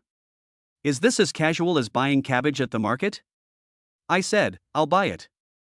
Linny turned around and looked at Yi Qingling's exquisite and aloof face. But I have one condition. Please speak. Yi Qingling quickly regained her professional demeanor, but her heart was beating a little faster. I need to check in immediately. Also, Linny pointed to the huge floor-to-ceiling window. I don't like the color of the curtains here, please change them to dark gray. Yi Qingling gave Linny a deep look. This man was too mysterious. His extravagant spending didn't make him seem like a nouveau riche, instead, it possessed an indescribable charm. No problem. As long as the payment is received, you can check in tonight. Yi Qingling nodded. Swipe my card. How much is the down payment? Linny took out his bank card. According to regulations, the down payment for such luxury homes is at least 50%. That's too much trouble. Linny interrupted directly. I have an agreement with the bank that your group partners with. We can go directly through that exclusive channel for the super rich system cover. 10% down payment, and the rest from my private fund. Is that all right? Although Yi Qingling had never heard of any exclusive channel for the super rich, seeing Lingy's confident demeanor, she had the finance department try it. And indeed, the POS machine swiped. The $18 million down payment arrived instantly. As the transaction success notification sounded, Yi Qingling's gaze towards Linny completely changed. Yi Qingling's favorability plus 20, current favorability, 20 deeply impressive. Note, she acknowledges your strength and has developed a strong curiosity about your mysterious nature. Mr. Lin, it's a pleasure to do business with you. Yi Qingling extended her slender, fair hand. Linny grasped her hand, its touch cool and smooth. It's been a pleasure working with you, President Yi. We'll be neighbors from now on. Yi Qingling lives next door, please take good care of me. Ding. Congratulations, host, on purchasing the top-tier luxury residence 10 Palace No. 1 Courtyard. House purchase rebate triggered.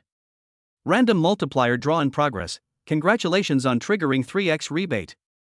You have received 54 million yuan in cash. 54 million. Linny suppressed a laugh. He bought a house worth 180 million, paid an 18 million down payment, and immediately made a profit of 54 million in cash? This wasn't just spending money, it was practically a money printing machine. At this moment, Su Wanqing was completely stunned. She knew Linny was rich, but she didn't expect him to be this rich. A mansion worth 180 million yuan, bought just like that. She looked at Lingy's profile, her eyes filled with an overwhelming love. Wanqing, go pick a room you like, Linny said to her affectionately. From now on, this will be our secret base. Su Wanqing blushed and nodded happily. Watching this scene, Yi Qingling felt a strange pang of envy. She shook her head, dismissing the odd thought. Linny. She murmured the name in her heart. Who exactly are you? Chapter 14 is not just about keeping a mistress, but also about being partners in a dream. Night falls at No. 1 Courtyard, Tangong. Before the enormous floor-to-ceiling windows, the city's neon lights resembled a flowing galaxy. Linny held a glass of red wine, gazing at his empire, yet his heart remained unusually calm. The house was large, almost empty. Su Wanqing was barefoot, carefully stepping onto the handmade wool rug in the living room, which was worth hundreds of thousands of yuan. She had changed into a large white shirt, Lingy's, the hem of which barely covered the top of her thighs, making her look both languid and alluring. But at this moment, her face didn't show much excitement. Instead, it carried a hint of unease and anxiety. What's wrong? Linny noticed her mood, put down his wine glass, and sat down next to her. Su Wanqing bit her lip and said softly, Mr. Lin. I feel like all of this is too unreal. The house is so big, so expensive. Living here, I feel like I'm being kept. She didn't say the rest, but that word stuck in her heart like a thorn. Although she liked Lin Yi, the huge class difference made her feel inferior. She was afraid that she was just a plaything for Lin Yi's fleeting interest, afraid that in this mansion she would eventually become a canary waiting to be fed by its master. Lin Yi looked at her slightly moist eyes and sighed inwardly. This girl has quite a strong sense of pride. However, that's precisely what makes her so attractive. If it were just about money, her favorability rating would have been maxed out long ago, instead of being stuck at 85. Wan Qing. Lin Yi didn't directly refute her, but instead took her hand and led her upstairs. Where to? Su Wanqing asked, somewhat flustered. Lin Yi pushed open the door to a large room facing south. This room used to be a secondary bedroom, but it was now empty. This place has the best lighting and the best view, Lin Yi pointed out the window. I plan to turn this place into a studio. A studio? Su Wanqing was stunned. I've seen your WeChat moments and heard you say that you studied fashion design and dream of owning your own brand, right? Lin Yi looked into her eyes and said earnestly. Su Wanqing's mouth dropped open in surprise. It was a post she had made on her WeChat moments a long time ago, and only a few people had liked it. She never expected Lin Yi to remember it. This studio is for you. Lin Yi's voice was warm and strong. I will have the best sewing machines, cutting tables, and all kinds of fabrics purchased. You can live here, but not as my appendage, but as one of the mistresses of this place, to pursue your dreams. I don't need you to be a caged canary, Wanqing. Lin Yi gently stroked her cheek. I would much rather see you shining with confidence when you take your final bow on the catwalk. At that time, you can proudly tell everyone that you, Su Wanqing, are worthy of anyone, including me.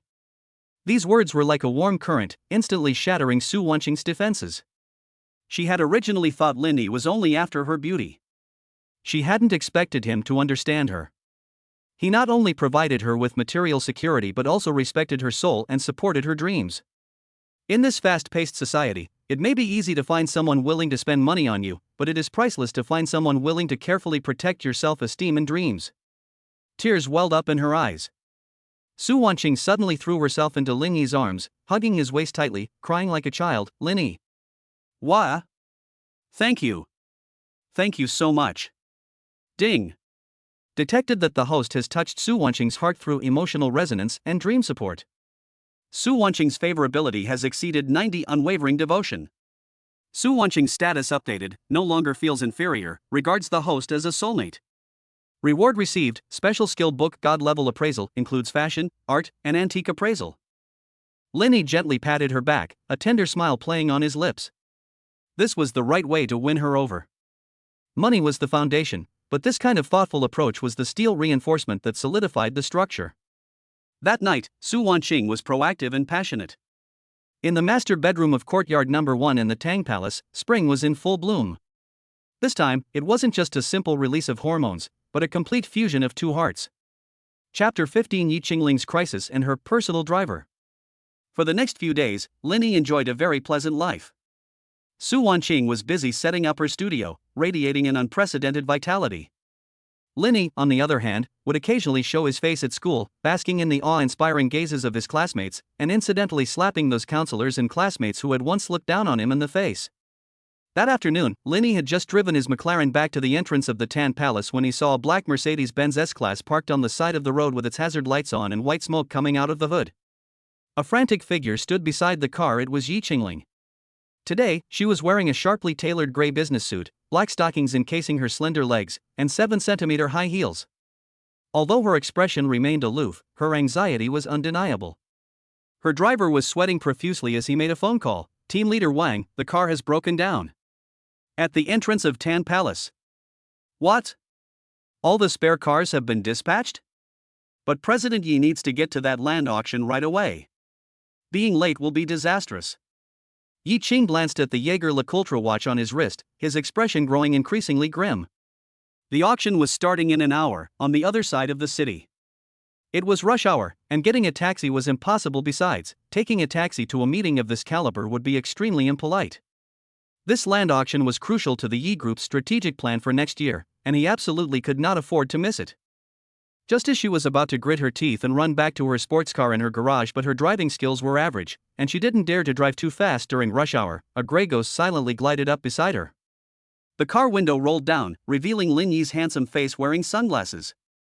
"Mr. Yi, is the car broken?" Lin Yi asked knowingly, his tone relaxed. Yi Qingling was stunned when she saw Lin Yi. Then, as if grasping at a lifeline, she remained polite out of modesty. "Mr. Lin, there was indeed a little accident. The car broke down. Where are you going?" "I'll take you," Lin Yi said directly. "This is too troublesome," Yi Qingling hesitated. "No trouble at all, a close neighbor is worse than a distant relative," Lin Yi smiled. "Besides, you seem to be in a hurry? If you don't mind that my car only has 2 seats.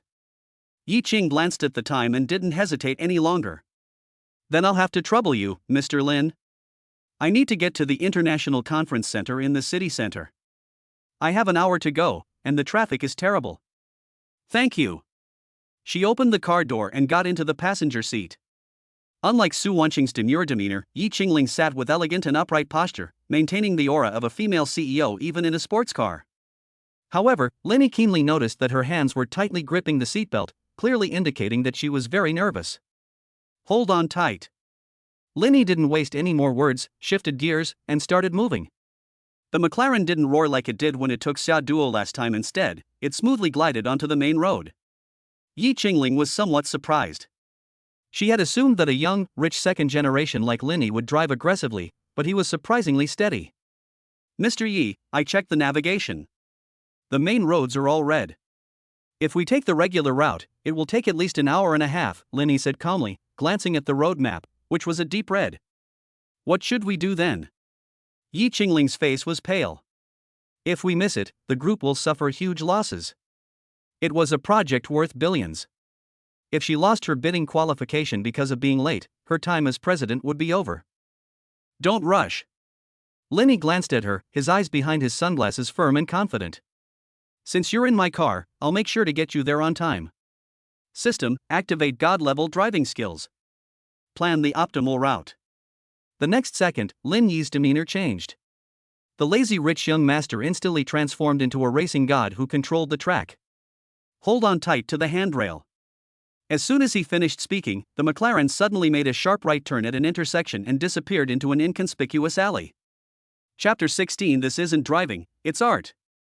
The McLaren 720S weaves through the narrow alleyways like a butterfly flitting among flowers.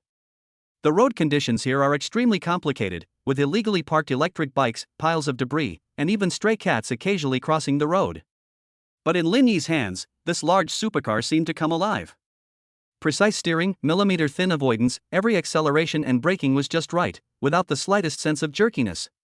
Yi Qingling was initially so frightened she wanted to close her eyes, but she quickly realized that although the car was traveling at high speed, it was unusually stable. She turned her head to look at Lin Yi. The man's profile was cold and stern, his hands firmly gripping the steering wheel, his eyes frighteningly focused. The afterglow of the setting sun shone on his face, giving him a golden glow. At that moment, Yi Qingling's heart skipped a beat for no apparent reason. As a female CEO who controlled a multi-billion-dollar conglomerate, she was used to being in control of everything and to men being subservient to her. But now, in this cramped car, with the power of life and death, her safety and the success or failure of the project in Lin Yi's hands, she experienced a long-lost feeling of being protected and led. This is the aura of a strong person. It's not just about being rich, but about being calm in the face of crisis and having a strong ability to solve problems. "There's a dead end ahead," Yi Qingling suddenly exclaimed. The navigation system indicates that there is road construction ahead. That's for ordinary people. Lin Yi's lips curled slightly. Instead of slowing down, he downshifted and accelerated, the engine roaring. The car sped up a slope, using the elevation difference to leap over a short section of a pipeline under construction, landing steadily on the other side of the auxiliary road. Thump! The shock absorber perfectly absorbed the impact. Yi Qingling leaned forward due to inertia, then was pulled back by the seatbelt, her chest heaving violently. This was too thrilling. Her usual disciplined life had never given her such an experience. 20 minutes later, the McLaren executed a beautiful drift and came to a smooth stop at the entrance of the International Convention Center. At this point, there were still 30 minutes until the auction was scheduled to begin. Not only were they not late, but they had actually arrived half an hour early. "We've arrived, Ms. Yi." Lin Yi turned off the engine, turned to look at Yi Qingling, who was still in a state of shock, and handed her a tissue. Wipe your sweat, or you won't look as imposing if your makeup is ruined. Yi Qingling snapped out of her daze, took the tissue, and a rare blush appeared on her face. She looked at Lin Yi with a complex expression. There was gratitude, shock, and a hint of admiration that she herself didn't even realize. Lin Yi. She called him by his name formally for the first time, no longer the polite Mr. Lin. Thank you. I, Yi Qingling, will remember this favor. Consider it a debt the Yi Group owes you. The Yi Group's favors are too heavy, I'm afraid I can't repay them. Lin Yi joked, then said seriously, how about this, if you win the bid, treat me to a meal. It's not a fancy restaurant, just a simple celebration between friends. Friend? Yi Qing was taken aback. So many people wanted to get close to her for personal gain, for the resources of the Yi family.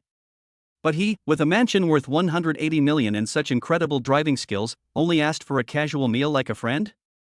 Okay. Yi Qingling nodded solemnly, a very faint yet extremely beautiful smile curving her lips. It's a deal. She got out of the car, reverting to her decisive and efficient CEO demeanor, and strode towards the venue. But before entering, she inexplicably glanced back. The gray McLaren was still parked there, and Lin Yi was leaning against the window, waving at her. Yi Qingling took a deep breath, turned around, and walked into the venue. At that moment, she felt full of power. Ding! Yi Qingling's favorability plus 15, current favorability, 35 admiration trust. Note, you have proven your reliability with your strength. For a strong woman, strength is the best aphrodisiac. Lin Yi watched her retreating figure and nodded in satisfaction. Only when she sees that you can handle an out-of-control situation will she believe that you can control her. Chapter 17 Roadside Stalls and the Queen Without Disguise. At 9 o'clock that evening, Lin Yi received a call from Yi Qingling. Where are you? I won the bid. On the other end of the phone, Yi Qingling's voice was tinged with fatigue, but more so with excitement, and even a little bit drunk. Congratulations. Lin Yi was lying on the sofa playing on his phone. Do you need me to pick you up? No need, the driver is here to pick me up. But I'm hungry. Yi Qingling paused. Didn't you say you wanted me to treat you to dinner? Are you free now? Send me the address. Half an hour later, Lin Yi arrived at a food stall in the old town. Yes, the kind of food stall that's smoky, bustling, and littered with bamboo skewers. Lin Yi was somewhat surprised. He had assumed that even if Yi Qingling didn't treat him to French cuisine, she would at least choose a private restaurant. He never expected that this female CEO worth billions would choose a place like this. He saw Yi Qingling at a greasy table in the corner. She had taken off her serious suit jacket, wearing only a white shirt underneath, sleeves rolled up, and the top two buttons undone, revealing a glimpse of her fair collarbone. Her usually meticulously styled short hair was now somewhat disheveled, and she held a bottle of beer in her hand, with a plate of grilled skewers and spicy crayfish in front of her. This unexpected contrast is just adorable. Here. Yi Qingling saw Lin Yi and waved. Lin Yi sat down, looked at the shirtless burly men around him, and laughed. I didn't expect President Yi to have this kind of taste. Just call me Qingling. Yi Qingling poured Lin Yi a glass of beer. When I was little, before my dad became rich, he often brought me to places like this to eat barbecue. Later, when he got rich, there were more rules, and these kinds of places became forbidden.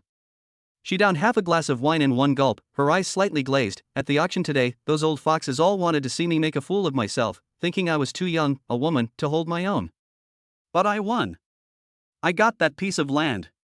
At this moment, she was no longer the aloof and icy CEO, but a little girl who had just won a battle and desperately needed to vent and be recognized. You were great. Lin Yi raised his glass and clinked it against hers. To the Queen's victory. Queen? Yi Qing gave a cold, self-deprecating laugh. The Queen who works herself to death? You know, sometimes I'm really exhausted. Every day, the first thing I see when I open my eyes is stock prices, financial statements, and the faces of the board members. Perhaps it was the effect of the alcohol, or perhaps it was the sense of security Lin Yi had brought that afternoon, but Yi Qingling opened up.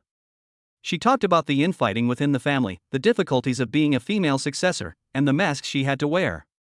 Lin Yi didn't interrupt, but listened quietly, occasionally peeling a crayfish for her and placing it on her plate.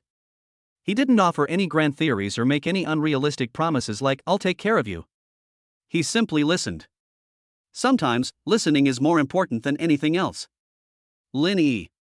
Yi Qingling suddenly stopped, staring at Lin Yi's hands as he peeled shrimp. Why don't you ask me about the Yi family? Or, what do you want from me? What am I after? Lin Yi put the peeled shrimp meat into her bowl, wiped his hands, and looked clear-eyed.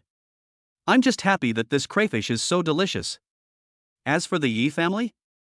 That's your business. What I care about is whether the person sitting across from me is happy. Yi Qingling was stunned. In this profit-driven circle, she had heard far too much flattery and seen far too many calculating glances. Only Lin Yi's eyes held no desire referring to money, only calmness and pity. A corner of her defenses completely collapsed. Thank you, she said softly, her voice slightly choked. Just then, a few drunk thugs passed by. Seeing that Yi Qingling was pretty, they whistled and said, Hey, beautiful, having a drink? How about we have a couple with you? As he spoke, a groping hand reached out to put on Yi Qingling's shoulder. Yi Qing's cold eyes instantly turned icy, and she was about to lash out when a strong hand grabbed the thug's wrist first. Lin Yi remained seated, a smile on his face, but his eyes were as cold as ice. Get lost. Ouch, damn it. That hurts. The thug screamed in agony, feeling like his wrist was about to break. Kid, you dare to lay a hand on me? Do you know who I am? His accomplice grabbed a bottle and was about to smash it. Lin Yi casually picked up a disposable chopstick from the table. Whoosh! The chopstick flew like a knife, grazing his accomplice's cheek before embedding itself deeply into the wooden pillar behind him. Everyone was stunned. This guy is a martial arts master? Do you want to fight again? Lin Yi asked calmly. The thugs were so frightened that they sobered up instantly and ran away in a panic. Yi Qing coldly stared at Lin Yi, her eyes growing brighter and brighter. He could be a soothing conversationalist and a capable fighter protecting his beloved. Just how many more surprises did this man hold that she didn't know about? Ding! Host detected displaying combat strength and listener attributes. Yi Qingling's favorability plus 15, current favorability, 50 confidant secret affection. Note, she has begun to see you as a safe haven. The meal lasted very late. Finally, Lin Yi helped a slightly tipsy Yi Qingling into her car and handed her over to the driver. Lin Yi. Just before closing the door, Yi Qingling tugged at Lin Yi's sleeve. Next time, let me peel the shrimp for you. Lin Yi smiled and helped her close the car door. This iceberg had melted halfway. Chapter 18: The Art Festival Rescue and the Piano Prince. Jinhai University's annual Campus Arts Festival is the grandest event on campus and a stage for campus beauties and hunks to compete for attention. The auditorium was packed, and the lights were dazzling. Backstage, Su Wanqing was pacing anxiously. She was performing a solo on behalf of the arts department today, but her supposed piano accompanist, the talented music student, had been in a car accident, minor scratch on his way, and was still in the hospital, unable to make it in time. What should I do? It's almost my turn. Su Wanqing was so anxious she was almost in tears. Without accompaniment, the a cappella effect would be greatly diminished, and this adapted version of Fur Release required piano accompaniment to truly shine. Wanqing, how about we play the backing track, a classmate suggested. No, the backing track doesn't capture the emotional nuances, and this is a competition. Playing a recording will get us points deducted. Just when Su Wanqing was in despair, a pair of warm hands pressed on her shoulders. Don't panic, I'm here. Lin Yi appeared backstage dressed casually. He had come specifically to see Su Wanqing's performance. Lin Yi. But, there's no accompaniment. Who said there isn't? Lin Yi smiled, his eyes full of confidence. I'll do it. You? Su Wanqing and the surrounding classmates were stunned. Everyone knew that Lin Yi's family was of modest means, and how could he possibly learn such an expensive skill as piano? Especially since it was professional grade sheet music. Trust me. Lin Yi didn't explain further, but simply kissed Su Wanqing lightly on the forehead. Go and get ready. Tonight, you're the star. Turning around, Lin Yi silently ordered, System, purchase, God-level piano performance skill. 10,000 experience points consumed, purchase successful. On stage, the host announced, Next, please welcome Su Wanqing from the Department of Arts, who will perform the song For Release, accompanied by piano. Lin Yi. When Lin Yi, dressed casually, walked to the $1 million Steinway piano and sat down, the audience erupted in an uproar. That's Lin Yi? He can play the piano?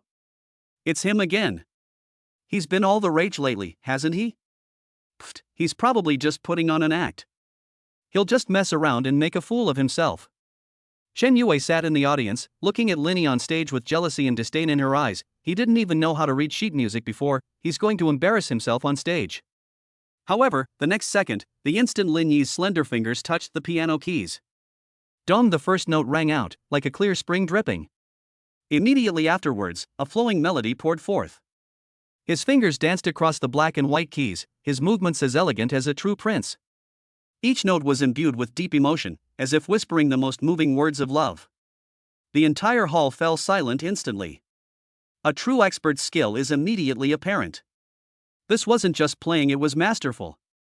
Standing in the center of the stage, Su Wanqing listened to the familiar melody and looked at the man shining under the lights. A surge of love welled up within her. She began to sing, her voice and the piano blending perfectly, intertwining and complementing each other. The girls in the audience were stunned. Oh my God! He's so handsome! This is a true piano prince. He's handsome, rich, and can play the piano. How are the other guys supposed to compete? The song ended. Linny pressed the last note, stood up, walked to Su Wanqing's side, gentlemanly took her hand, and bowed to the audience. The applause was thunderous and lasted for a long time. Su Wanqing turned to look at Linny, tears welling in her eyes. At this moment, she was no longer captivated by his money or his mansion. She was utterly won over by his talent. This man was like a bottomless treasure, always able to surprise her, always able to be her hero in her most helpless moments. Ding! Su Wanqing's adoration for the host has reached its peak. Gained 1,000 reputation points. Gained special title, Campus God. Meanwhile, in a corner of the audience, Xia Duo, wearing a mask and secretly watching the performance, was also live streaming the scene on her phone. The live stream chat erupted in screams. Lin Huan can play the piano? An all-around male god. Linny basked in the thunderous applause, remaining remarkably calm. Basic procedure, nothing to brag about. This is the proper way to be a super rich person. Thinks that money can't buy talent, sincerity are the most expensive luxuries. Chapter 19. Who gave you the courage? The cover-up? Although the art festival performances have ended, the legend of Linny has only just begun.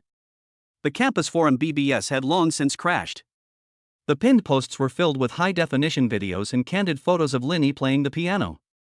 Titles included, shocking. Linny from the Economics and Management Department is actually a piano master. Su Wanqing and Linny gaze deeply into each other's eyes. This is what love looks like. And Li Jihao? Who is Li Jihao? He's just a little brother next to Lin, the male god. Backstage lounge. Su Wanqing was still immersed in the performance, her face flushed, and she was using a tissue to wipe non-existent sweat from Lin Yi's forehead. Linny, thank you. If it weren't for you, I would have definitely messed up today. Su Wanqing looked at Linny, her eyes filled with tears. Silly girl, why are you being so polite with me? Linny gently pinched her nose, his gesture full of affection. Just as the two were still showing their affection, the door to the lounge was rudely pushed open. Several boys wearing student union badges walked in. The one in the lead had slicked back hair, wore gold-rimmed glasses, and had a sinister look in his eyes. He looked like the kind of guy who had been involved in student government for a long time and who wielded his authority like a tiger. He was Zhou Kai, the president of the student union. He was also one of Su Wanqing's most ardent suitors, and had repeatedly tried to use his position to ask her out to dinner, but had always been rejected. Seeing Linny and Su Wanqing so intimately on stage today, his jealousy had already reached a boiling point. Su Wanqing, your program is suspected of violating regulations and has been disqualified from the awards, Zhou Kai said coldly, but his eyes were looking at Linny provocatively. Violated the rules? Why? Su Wanqing was stunned and hurriedly asked, where did we violate the rules? The competition rules stipulate that the accompanist must be a current student of this school and must be notified in advance. Zhou Kai pointed to Linny. Although this person is from this school, he is not on the list of registered performers in the program. This constitutes unauthorized replacement of performers, and according to the rules, his score is invalid. This is clearly nitpicking. In the past, arts festivals often had last-minute replacements, and as long as the performance was good, no one ever questioned it. Chairman Zhou, the accompanist was in a car accident and can't make it. This is an unforeseen circumstance. Besides, Linny is a guest we invited, Su Wanqing tried to explain. Rules are rules. Zhou Kai interrupted impatiently. Blame it on your unreliable hiring. This time, the most popular award and the first prize 5,000 yuan will go to the second place dance team. The lead dancer of the second place dance team is none other than Zhou Kai's current girlfriend. This is a truly cunning scheme. Su Wanqing's eyes instantly reddened.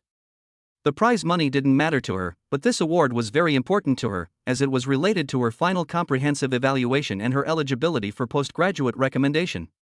Linny remained silent, simply watching Zhou Kai's performance. Only when Su Wanqing was on the verge of tears did he slowly stand up and stand in front of her. Chairman Zhou, right? Linny was half a head taller than Zhou Kai, looking down at him. If I remember correctly, the sponsor of the arts festival is Honda Group? So what if it is? Zhou Kai sneered.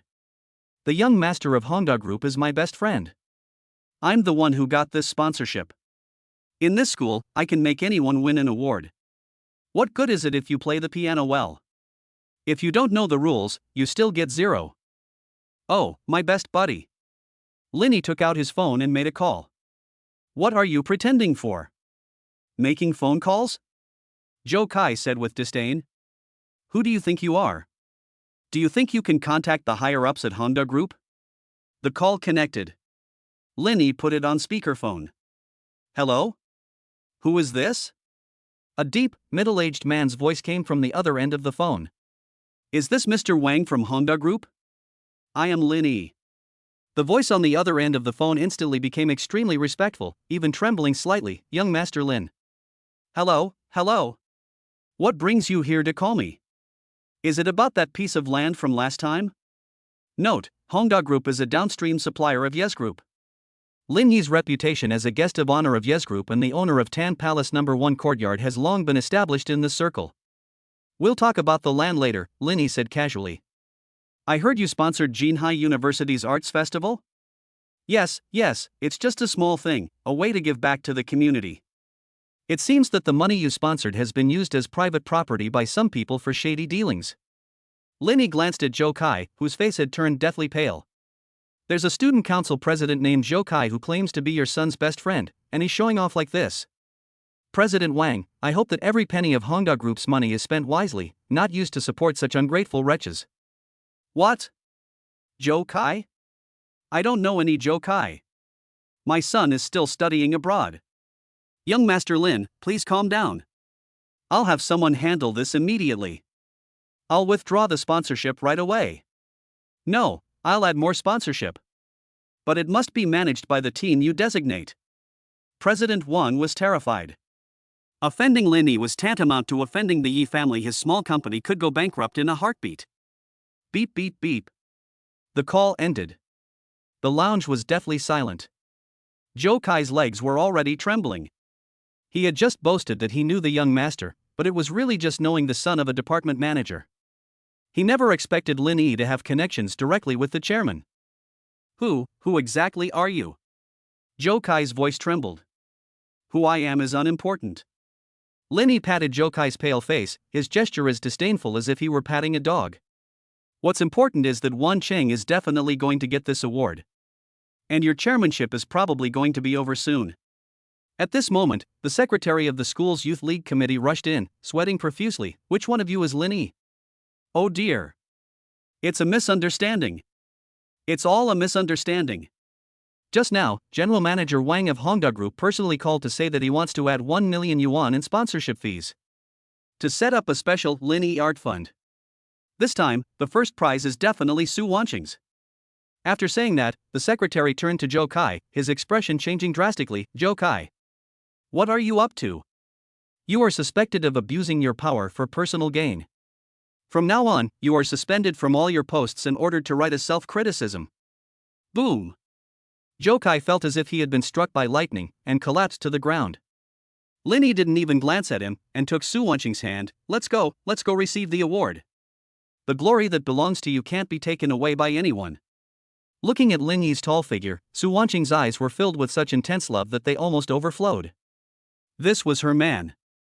Not only was he talented, but he also wielded power that could turn the world upside down with a flick of his wrist. Chapter 20 Jordan Experience Card on the Basketball Court. After the art festival controversy, Lin Yi's reputation at school reached its peak.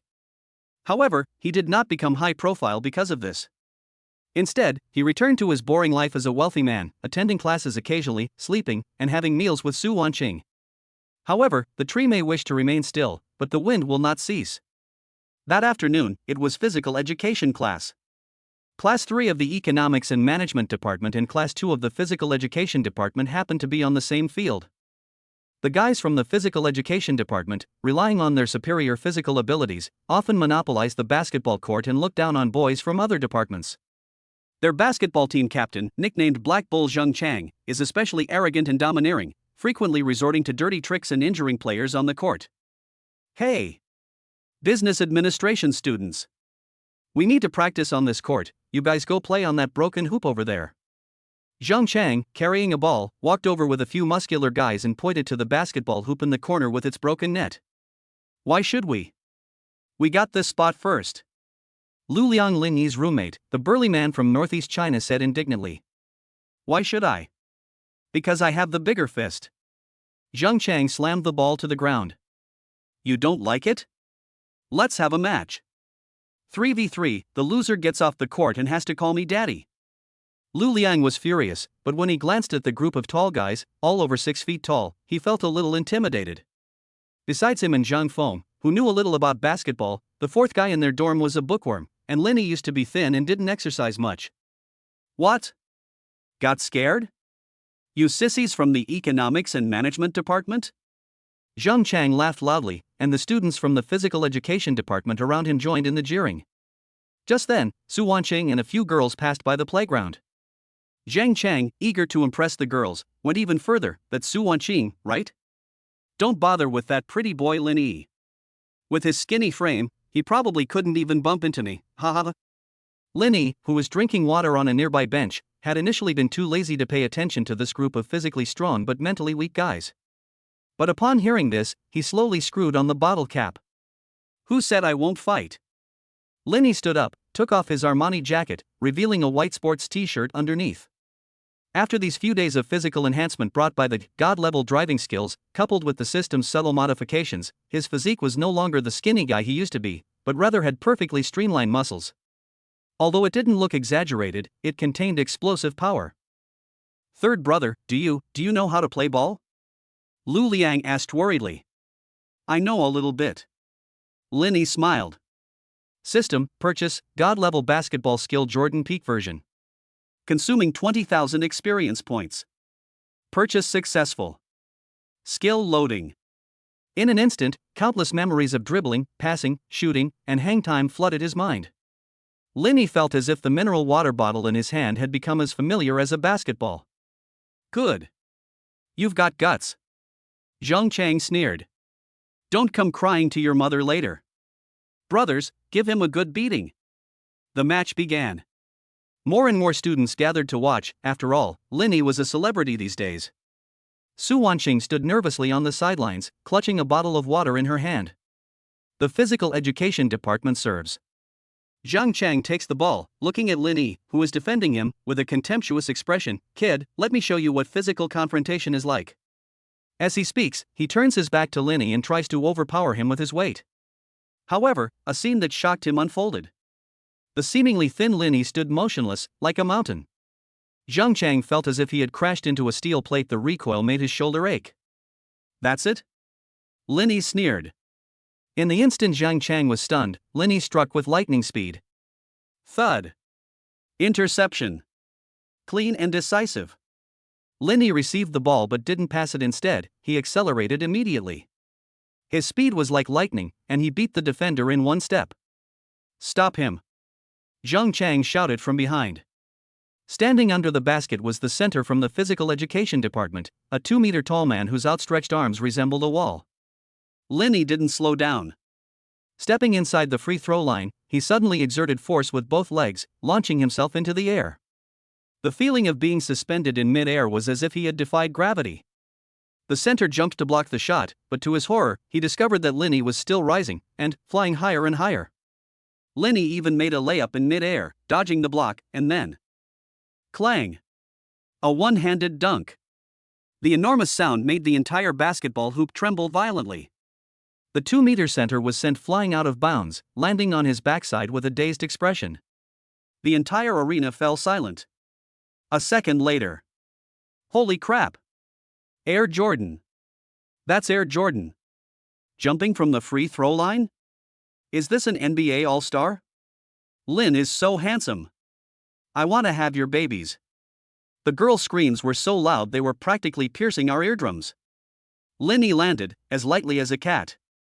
He picked up the ball and casually tossed it to the stunned Zhang Chang. Is this the level of your physical education department?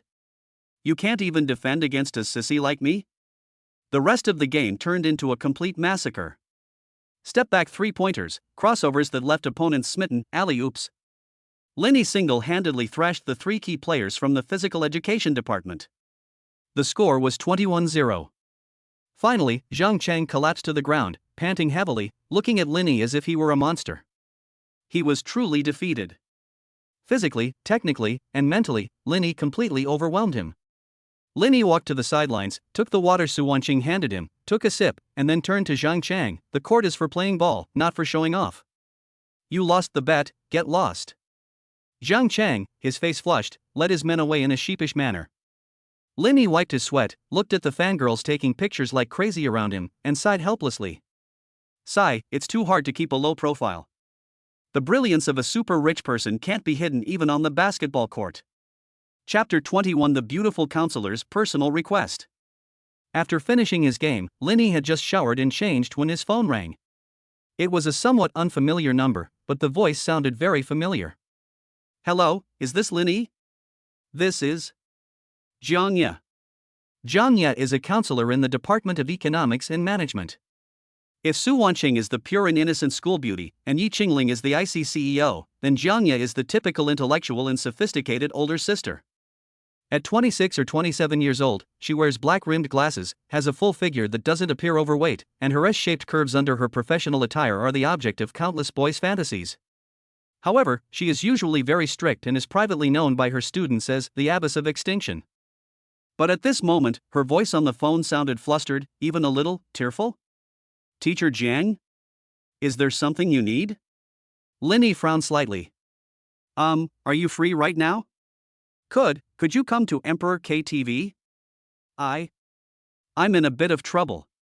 Jiang Ye seemed to be making the call from the bathroom, her voice very low. Emperor KTV?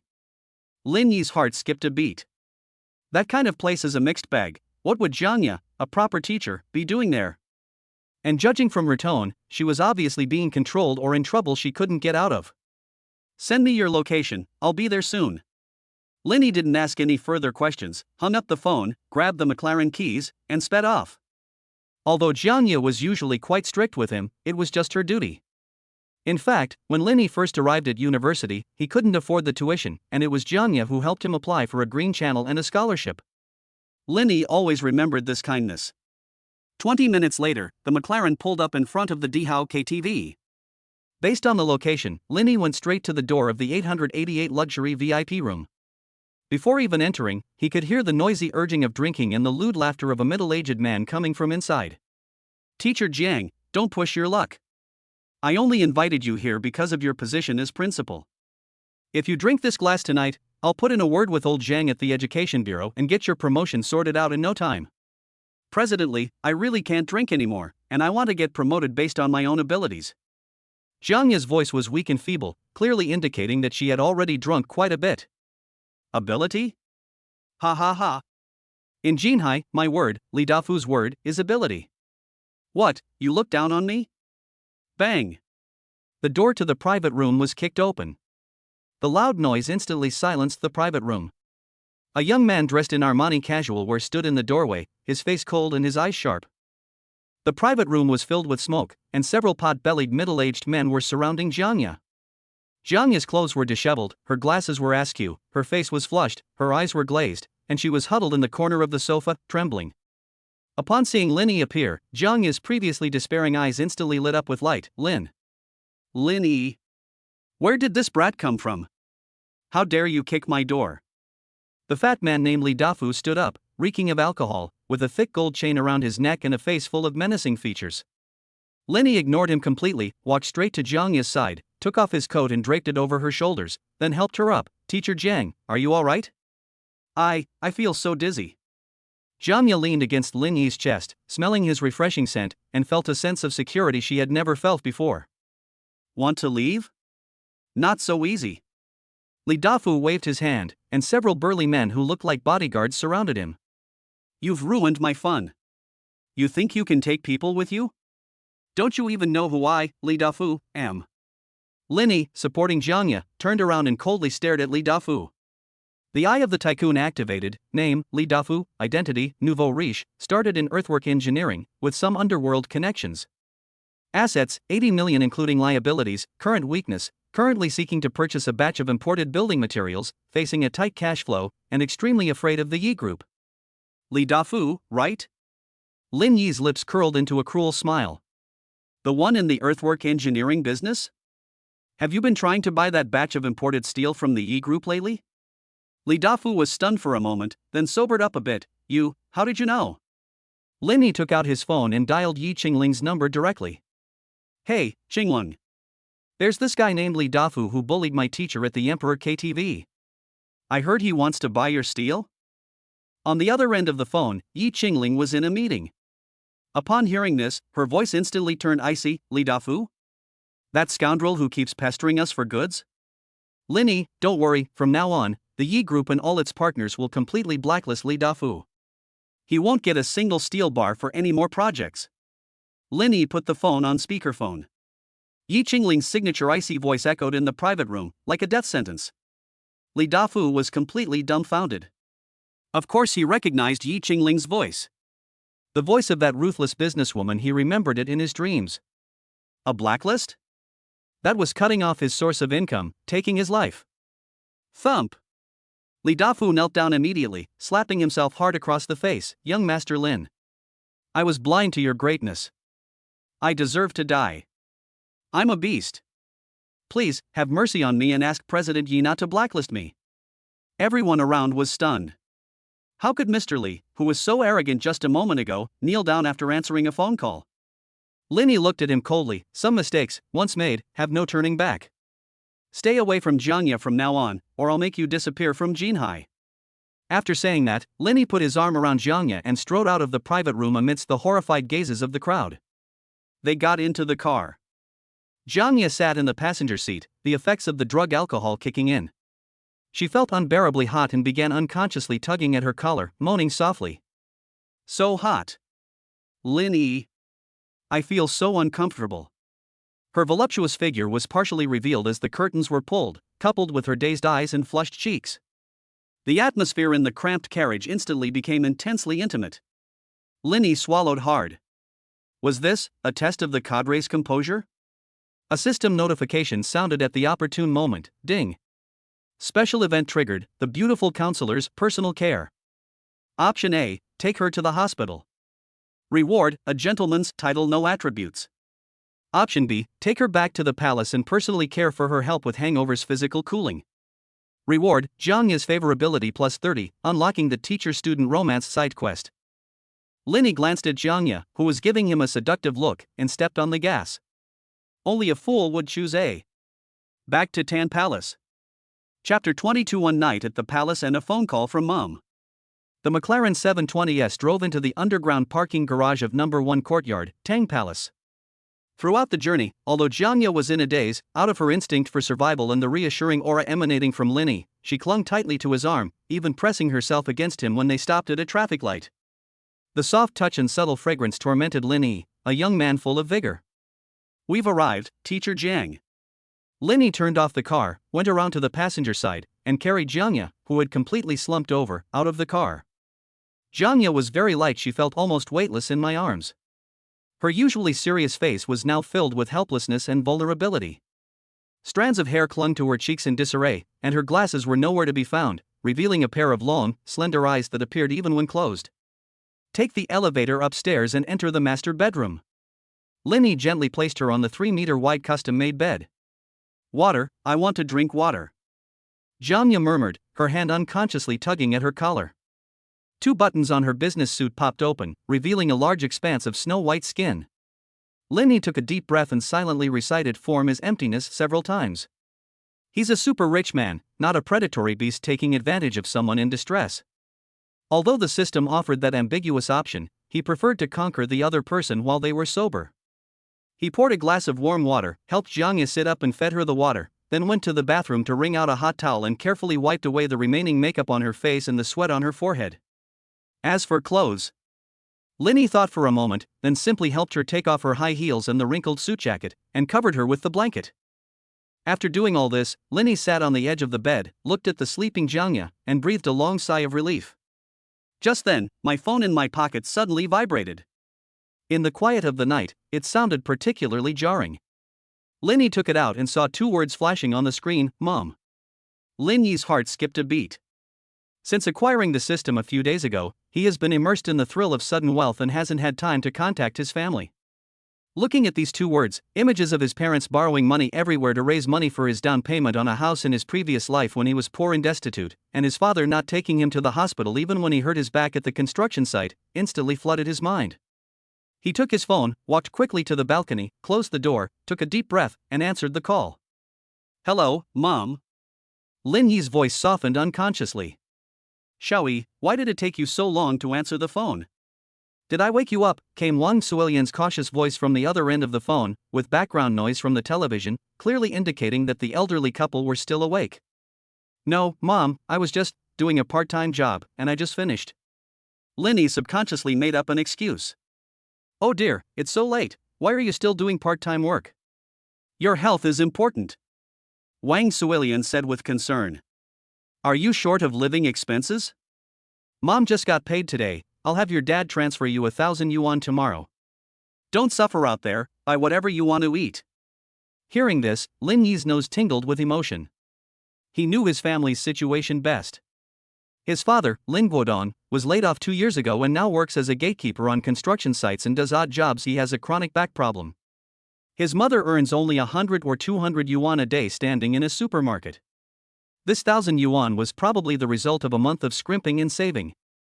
Mom, you don't need to transfer money to me. Lin Yi looked at the mansion worth 180 million yuan in front of him and the lights of thousands of homes below, and said while holding back his tears, actually, I was just about to tell you something. I've been lucky lately, and I've made some money by doing a small business with a classmate. Making money? How much have you made? Don't let yourself be tricked into getting involved in some pyramid scheme. Wang Suilian's tone suddenly became tense. Don't worry, Mom, it's legitimate. These days, you can make money fast online. I'm doing e-commerce, yes, e-commerce. Lin Yi made up a plausible reason. I have some spare cash right now. Tomorrow I'll transfer 100,000 yuan to Dad's account. You guys pay off the family's debts first, and then take Dad to the hospital to get his back checked out. The reason I said 100,000 was because if I said any more, the elderly couple would definitely have a heart attack from the shock, or even think I was robbing a bank. 100,000 was just the upper limit of the big surprise they could accept. 10,000? The sound of glasses clinking came from the other end of the phone, clearly Lin Guodong, the father, who was nearby and was so excited that his hands were trembling. Xiaoyi, you really didn't do anything illegal? His father's voice came through, trembling yet authoritative. Dad, really not. I'm a grown man, how could I be so inconsiderate? Lin Yi assured him. Our family's life will only get better and better in the future, so you don't need to do those heavy jobs anymore, just wait to enjoy your retirement. Before hanging up the phone, Lin Yi heard his mother's suppressed sobs again. They were tears of joy. Lin Yi held his phone, looking at the night sky. System, thank you. This was the first time he had ever genuinely thanked the system. Not because of McLaren, not because of the palace, but because this phone call gave him the confidence to stand tall and let his parents enjoy their later years in peace. Back in the room, Jiangya rolled over on the bed, kicking off the blanket with one snow-white leg, and mumbled indistinctly, Lin Yi, don't go. Lin Yi went over, helped her cover herself with the blanket again, and sat on the carpet by the bed, keeping watch over her all night. That night, he thought a lot about the future and about responsibility. Chapter 23, The Truth Revealed, I'm a Billionaire. The first rays of morning sunlight streamed through the gaps in the dark gray curtains and fell onto the large bed. Jiangya opened her eyes with a splitting headache. Memories flooded back like a tide, Dihao KTV, Li Dafu's coercion, Lin Yi kicking down the door in a moment of despair, that warm embrace, and finally, the heat in the car. Ah! Jiangya sat up abruptly and looked down to check her clothes. My suit jacket is gone, my shoes are gone, and 2 buttons on my shirt are undone. Then look at the surrounding environment. With its extremely luxurious European-style ceiling and huge crystal chandelier, this is neither a hotel nor her cheap rental apartment. Woke up? A gentle voice came from behind. Janya turned her head and saw Lenny sitting on a single sofa by the window, holding a book in his hand, with a steaming cup of coffee on the coffee table in front of him. The morning light shone on his profile, making him incredibly handsome. Lenny? Where is this? Janya stammered, instinctively clutching the blanket to protect her chest. This is my home. You drank too much last night and kept saying you felt unwell. I didn't know where you lived, so I brought you back. Lenny put down his book, stood up, and walked over. Don't worry, nothing happened last night. Although I really wanted something to happen, I didn't want to take advantage of you. Hearing this, Janya breathed a sigh of relief, but a strange sense of loss flashed through her heart. She looked at Lenny, her eyes filled with complex emotions. Last night, thank you. If it weren't for you, I might. Just thinking about Li Dafu's disgusting face made her feel a wave of fear. That Li Dafu won't bother you anymore, Lenny said calmly, handing her a glass of warm honey water. Drink this first, it'll help you sober up. Janya took the water and sipped it, but her eyes were secretly taking in the room.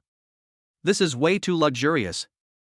This bedroom alone is twice the size of the 1-bedroom apartment she rented. Lenny, is this really your home? Didn't you apply for a student grant? Janya finally asked the question that had been bothering her.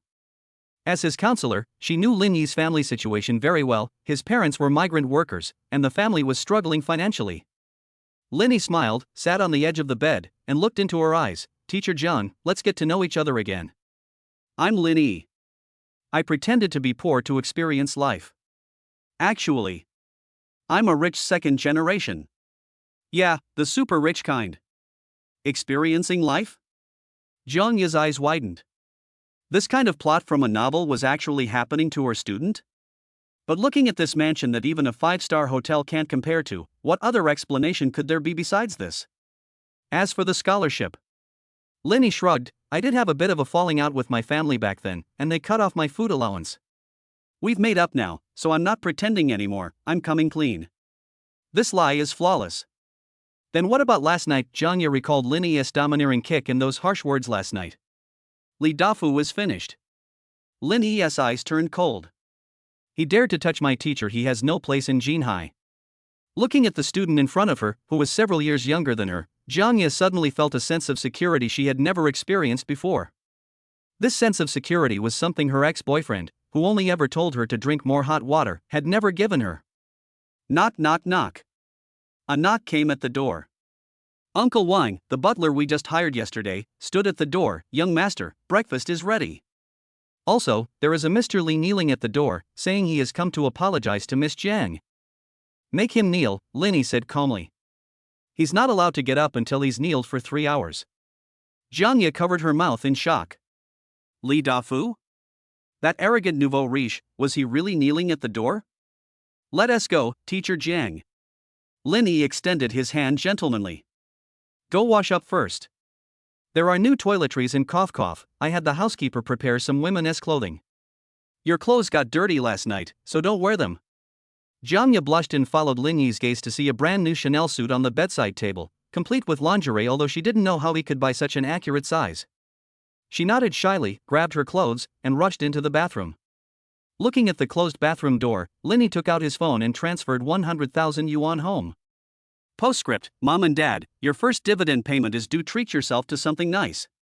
Less than a minute later, his father called, so excited he was incoherent. Lenny calmed him down for a while before hanging up. With the rear secured, it's time to properly train this beautiful counselor. Chapter 24. Teacher, just call me by my name. On the breakfast table, Janya was wearing a Chanel tuxedo suit, which was a little too tight mainly in the bust area, but it accentuated her figure. She was somewhat reserved as she cut the eggs Benedict on her plate. What? Not to your liking? Lenny put down the newspaper. No. Janya put down her knife and fork, somewhat avoiding Lenny's gaze. This dress is too expensive. How much is it? I'll transfer the money to you. Although she hadn't checked the price yet, just by looking at the workmanship and the logo, she knew it cost at least tens of thousands of yuan. Her monthly salary was only a little over 6,000 yuan. Teacher Jiang, are you slapping me in the face? Lin Yi pretended to be angry. You were frightened last night, so this is my compensation for your mental distress. If you're going to give me money, then I'll have no choice but to let Li Dafu in. No. Jiang Ye was startled and quickly waved her hand. Then accept it without worry. Lin Yi smiled. Also, in private, don't call me Lin Yi, classmate, and don't act like a teacher. Call me Lin Yi, or Brother Yi? Brother Yi? Jiang Ye's face turned as red as a tomato. You're several years younger than me. Age is no problem when it comes to ability, Lin Yi said domineeringly. After dinner, I'll take you to school. I heard you're going to get your professional title evaluated today? Mentioning the professional title evaluation, Jiang Ye's eyes darkened. I offended Li Dafu. He must have spoken to that Zhang guy in the education bureau. This time, I guess I have no chance. Don't worry, with me here, let alone getting a promotion, even if you want to be the dean, it's just a matter of a word. Lin Yi wiped his mouth. However, in exchange, you'll have to give me some special treatment in the future at the school. What kind of special treatment? Jiang Ye looked at him warily. For example, what if my attendance score is perfect? What if I can get a leave slip whenever I want? Lin Yi blinked. Jiang Ye chuckled, is that all the ambition you've got? I thought you were going to. She was too embarrassed to continue. After dinner, Lin Yi drove Jiang Ye to school in his McLaren. In the car, Jiang Ye looked at Lin Yi driving, and the teacher-student barrier in her heart was crumbling little by little. Young and wealthy, domineering and protective of his own, yet so thoughtful and considerate. For a woman like her, a single woman in her late 30s, not that old, struggling in a big city and yearning for stability and security, such a man is like a deadly poison. Ding! Jiang Ye's favorability plus 20, current favorability, 65 heart flutter dependence. Side quest unlocked, the counselor's counterattack. Help Jiang Ye obtain her professional title and eliminate her rivals at school. Reward, 1 private tutoring session with Jiang Ye. The car was parked in a corner under the school administration building to avoid suspicion. Go ahead. Lin Yi turned to unbuckle her seatbelt, their faces close together, their breaths mingling. Be confident. You have me backing you now. Jiang Ye's heart raced as she looked at the handsome face so close to hers. As if possessed, she reached out and straightened Lin Yi's collar, saying gently, thank you, Lin Yi. Are you free tonight? I'd like to invite you to dinner. This time it's really on me, you can't refuse. Okay. Lin Yi's lips curled up. But we don't need to eat out. Let's go to your place. I want to try Teacher Zhang's cooking. Go to my house? Jiang Ye was stunned for a moment, then her face turned bright red, and she responded in a barely audible whisper, yes. I went to a single female teacher's house for dinner. What this means is clear to all adults. Watching Jiang Ye walk into the office building in her high heels, Lin Yi took out his phone and dialed Yi Qingling's number. Hey, Qingling. I need you to do me a favor. There's a spot for a professional title evaluation in the Economics and Management Department of Jinhai University. I need to talk to the Education Bureau and make sure it goes to Jiang Ye. Anyone who tries to stop me will be investigated.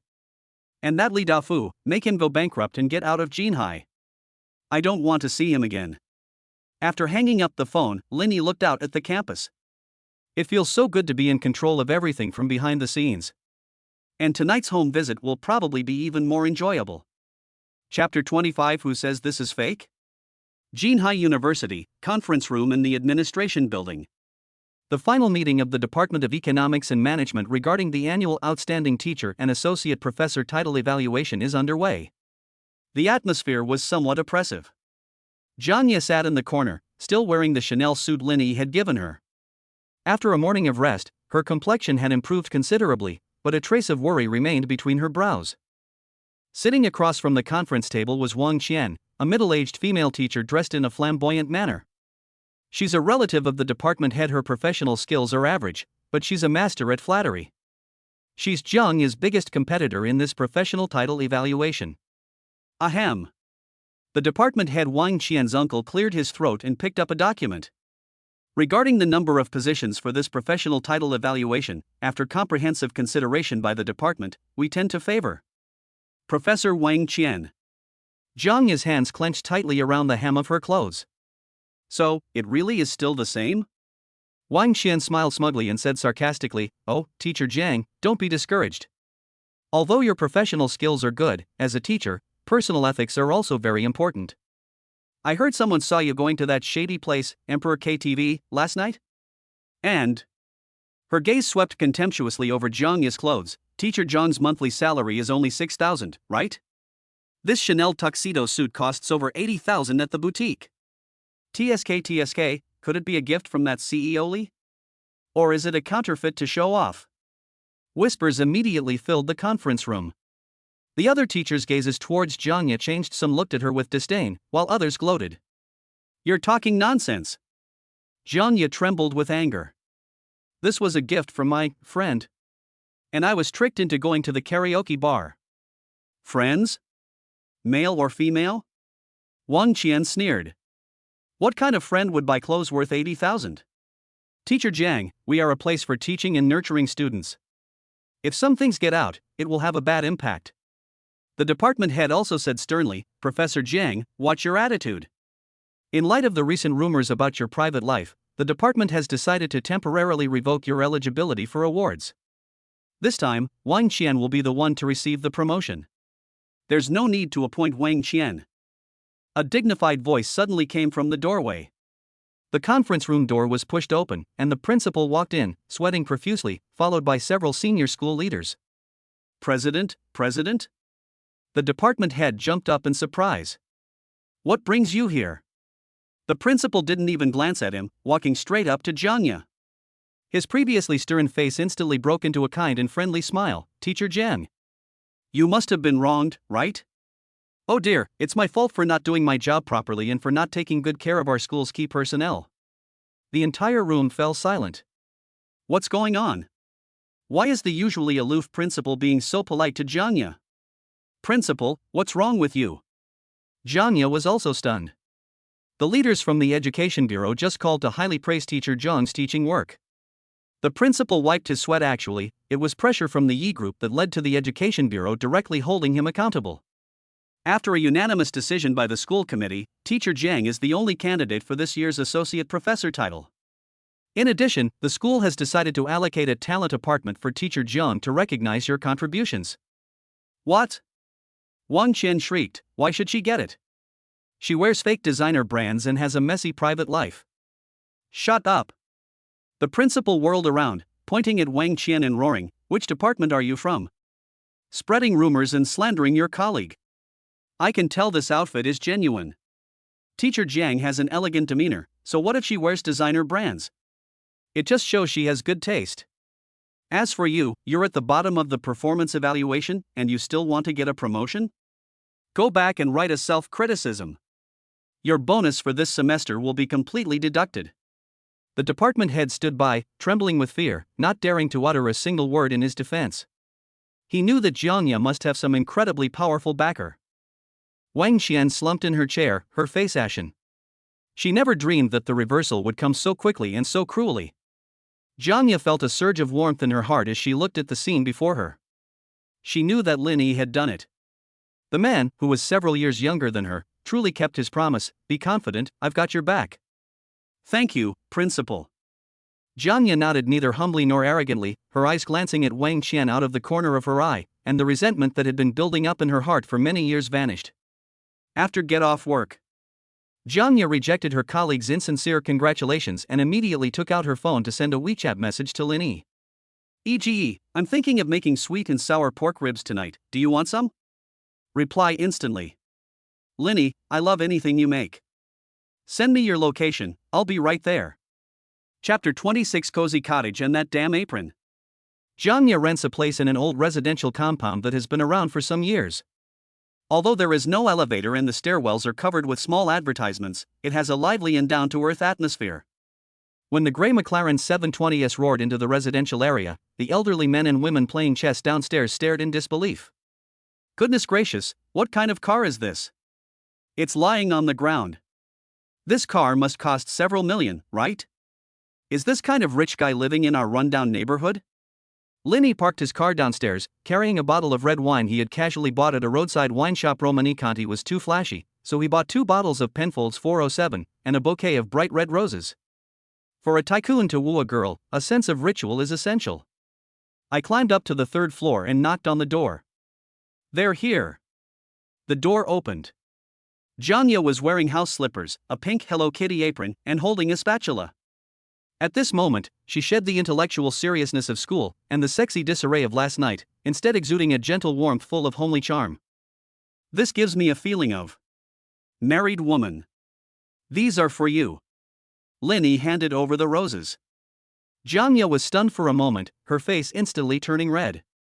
She took the flowers, lowered her head to smell them, and a happy smile spread across her lips. "This is the first time a boy has given me flowers. My ex-boyfriend never even gave me a cactus. Then he really deserves to die."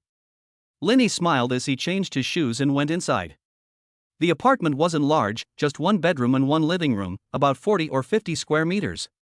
Although the furniture was a bit old, Janya had kept it spotless, and there were cozy little details everywhere: the lace covers on the sofa, the succulents on the windowsill, and the landscape paintings hanging on the wall. "The house is a bit small, please, don't mind." Janya was a little flustered. After seeing Lenny's palatial villa, she felt somewhat inferior about her own cramped living space. How could that be? Lenny looked around, his gaze finally settling on Janya. "There's no place like home. Cough cough, I mean, this place feels just like home." Janya's face turned even redder, and she glared at him reproachfully. "You smooth talker. Sit down for a bit, watch some TV, the food will be ready soon." After saying that, she fled into the kitchen.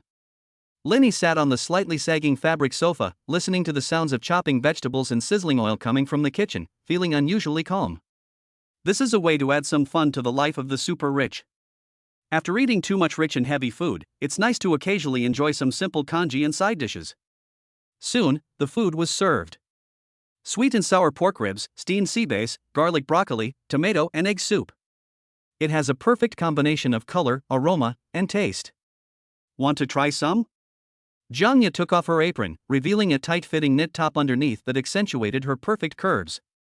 Lenny picked up a piece of pork rib and put it in his mouth. His eyes lit up. "Delicious. This cooking is even better than what my Michelin-starred chef makes." "Really?" Janya smiled, her eyes crinkling like a little girl who had just received praise. "Then eat more." The two ate and chatted at the same time. Janya recounted what happened at school today, and couldn't help but laugh when she mentioned Wang Qian's embarrassed face. "Lenny, thank you." Janya raised her glass, her eyes glazed over. "Without you, I might really not have been able to stay in Jinhai. I've said it before, you are my teacher." Lenny deliberately dragged out the last syllable. "My teacher, only I can bully him, no one else can." "You?" Janya, emboldened by the alcohol, looked boldly into Lenny's eyes. "Then, how do you plan to bully me?" The air in the private room froze instantly. An atmosphere of ambiguity spread like wildfire. Lenny put down his wine glass and looked at her intently. "Teacher Jiang, are you provoking me?" Janya did not flinch. Her face was as red as a ripe apple, her breathing was rapid, but her eyes were unusually firm. She knew what was going to happen next. But she was willing. Whether it was to repay a debt of gratitude or because she had truly fallen for him, tonight she didn't want to be that reserved counselor anymore. Chapter 27, Tutoring Ends and a New Gift. A lot of details omitted. Please imagine the scene after the lights went out. According to platform rules, we'll fast forward to what happened afterward. The morning sunlight streamed into the room once again. However, this time it wasn't the luxurious king-size bed in the palace, but Jiang's not-so-spacious bedroom. A faint scent of hormones filled the air. Jiangya curled up in Lenny's arms like a lazy cat, drawing circles on his chest with her fingers. Her beautiful hair was spread out on the pillow, and her face had a blush of contentment. "What time is it?" Jiangya's voice was hoarse, with a hint of languor. 9 o'clock. Lenny glanced at his phone. "It's Saturday today, no work." "Phew, that scared me to death." Jiangya breathed a sigh of relief, then hugged Lenny tightly again, as if afraid he would disappear. "Lenny, what are we doing?" This is a question that all girls would ask at this time. The fact that they were in a superior-subordinate relationship at school made her both excited and uneasy. Linny grabbed her hand and kissed it. What? You're my woman, do I even need to ask? But Jiangya bit her lip. What if you graduate? Or what if you have another girlfriend? Although she was naive, she wasn't stupid. How could a tycoon like Linny lack women? She knew about Su Wanqing, that school beauty. Linny remained silent for a second. This was a preview of the cutthroat world of the super-rich romance. But he had no intention of lying to her, nor did he intend to let go. Jiangya. Linny looked at her earnestly. I can't give you a promise of being with one person for life, because that would be lying to you. But I can promise that as long as you don't leave, no one can ever replace you in my heart. I will protect you for life and give you everything you want. That's awful. But just as Linny had predicted, for a woman like Jiangya who was extremely insecure, tangible protection was more important than vague and unwavering devotion. Jiangya was silent for a moment, then sighed and buried her head in his chest. I'm bewitched by you. As long as you don't abandon me and don't let me lose you, I'll be content. Ding. Jiangya's favorability plus 30, current favorability, 95 completely devoted. Congratulations, host. You have successfully won over Counselor Jiangya.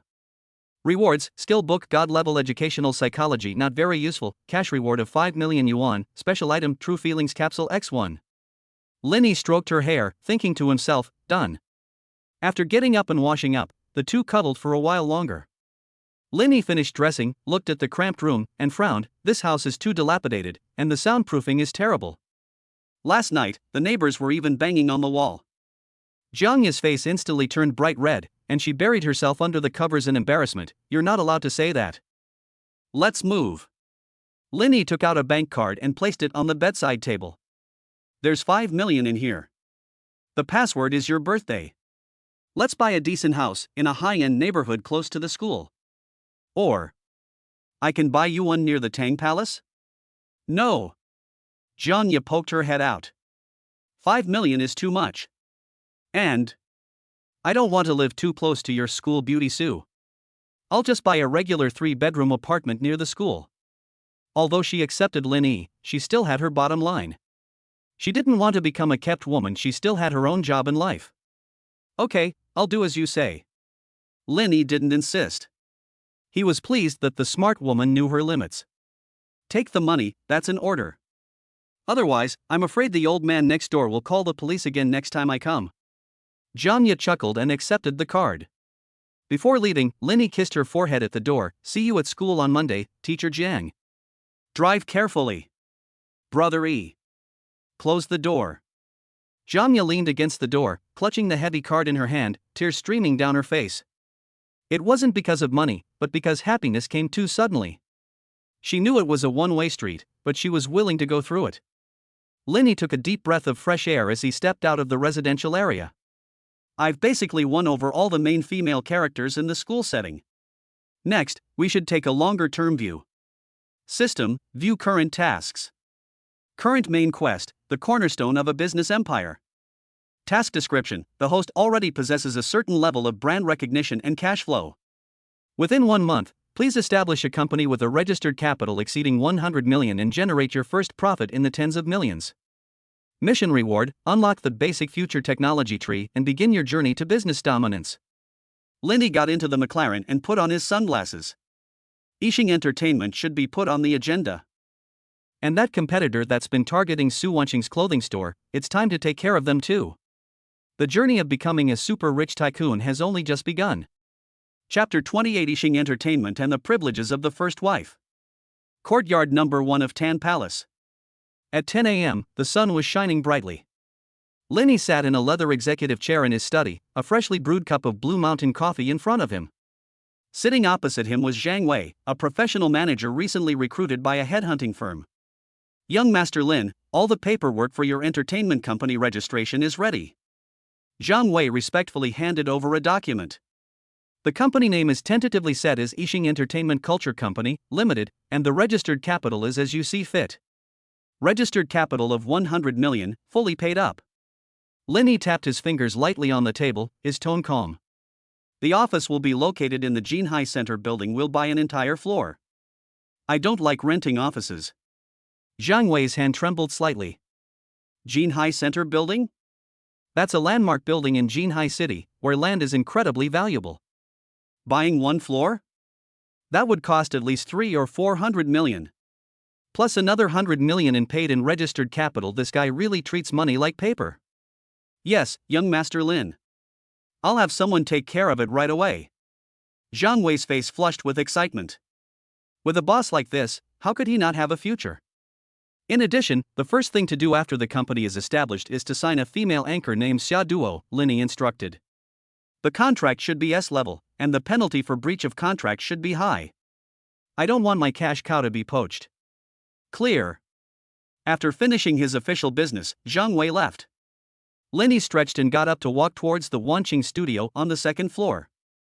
Pushing open the door, the sound of a sewing machine clicking away came from inside.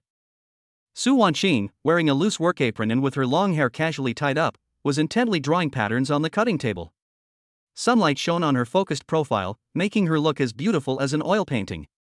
Seeing this scene, Linny felt a surge of warmth in his heart. This is the aura of the Empress. She doesn't need to deliberately flatter or pose, just her presence is the most reassuring sight in the home. What are you busy with? Linny walked over and gently hugged her waist from behind. Oh. Su Wanqing was startled. Turning around and seeing Linny, her face immediately lit up with a bright smile. Are you done? I was revising the design drafts for the first love series. By the way, the store manager called yesterday and said that Ni Chang Clothing is up to something again. At this point, Su Wanqing's eyes dimmed slightly. She owns an original clothing store called Wankingfang near the school, and business has always been good. But recently, her competitor Nishan Clothing not only copied her designs, but also maliciously lowered prices, and even bribed suppliers to cut off her fabric supply. Neon Fashion? Linny frowned slightly. That's run by that bald Lu?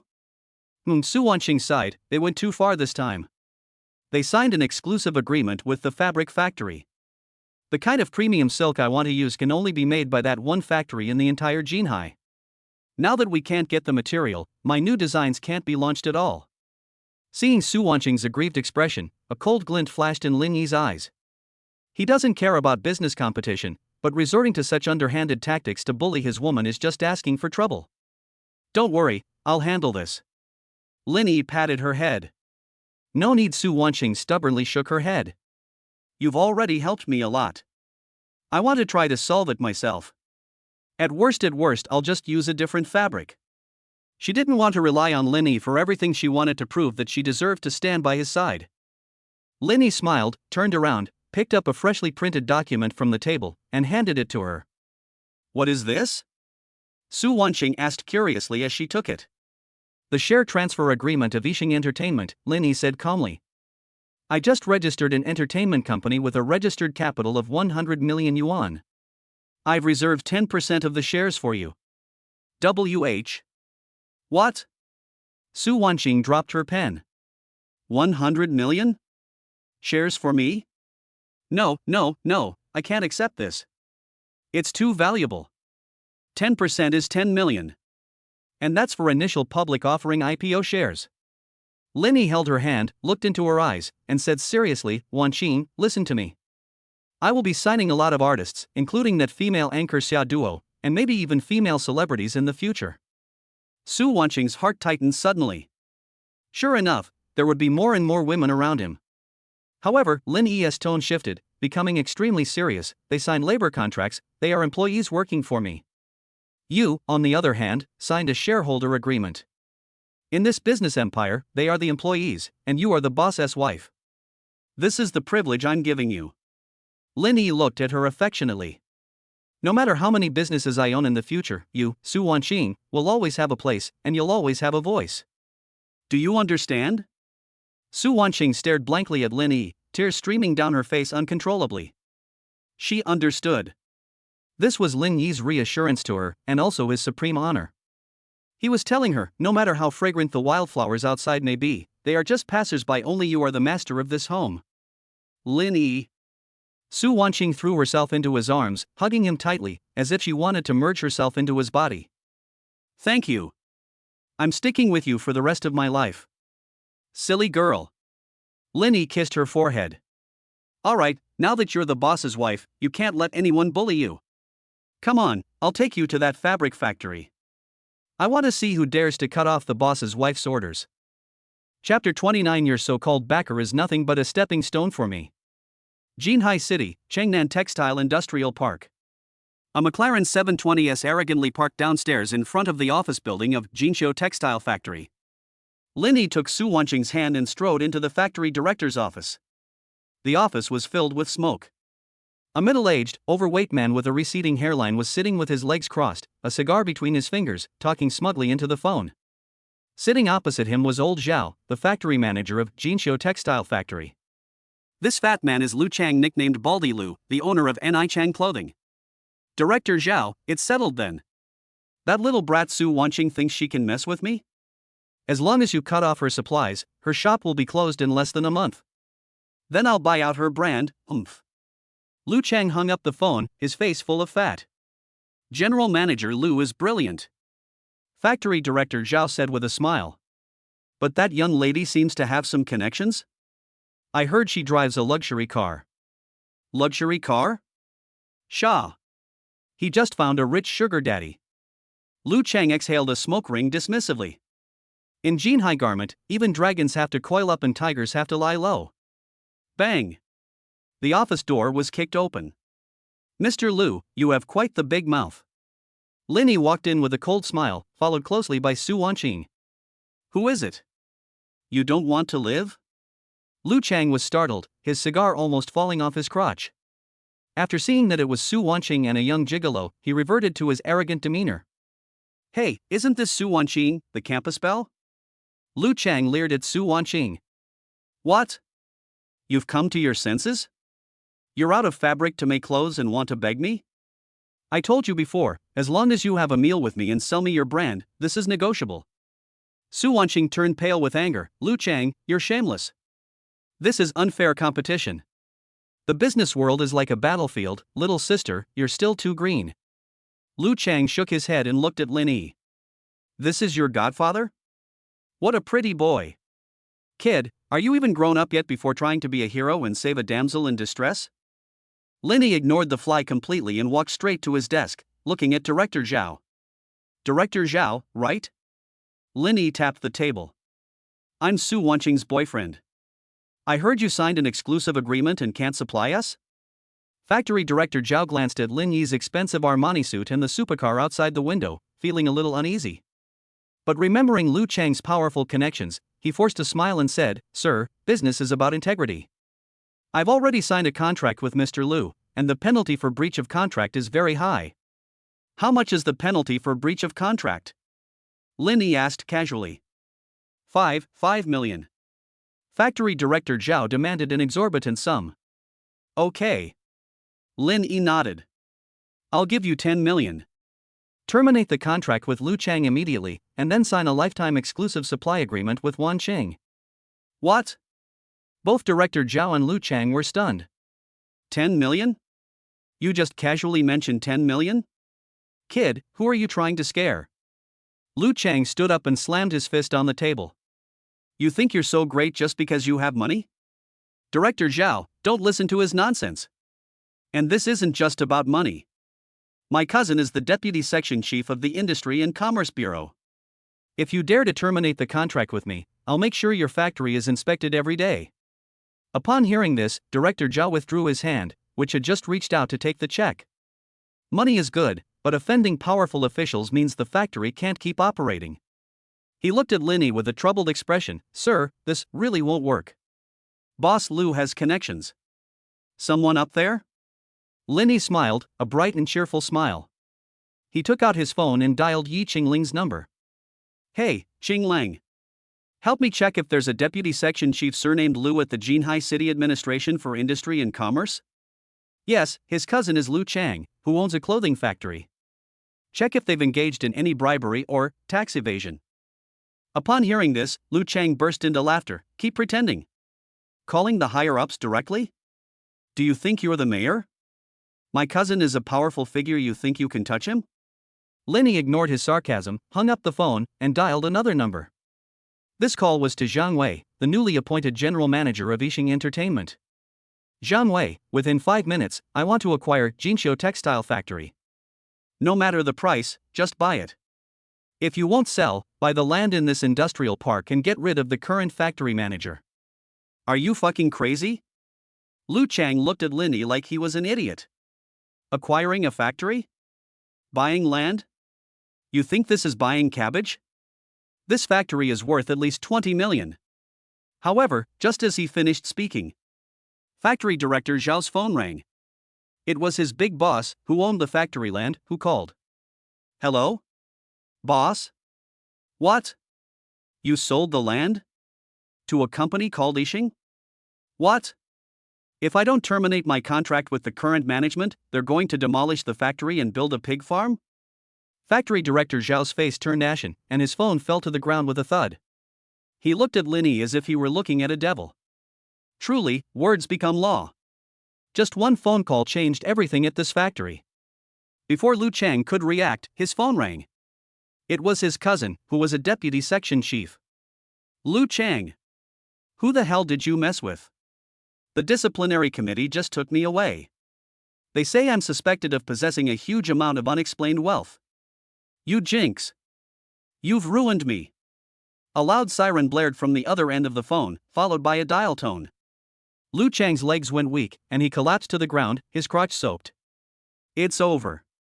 It's all over. Even with their backer gone, their rival still possesses this terrifying financial power.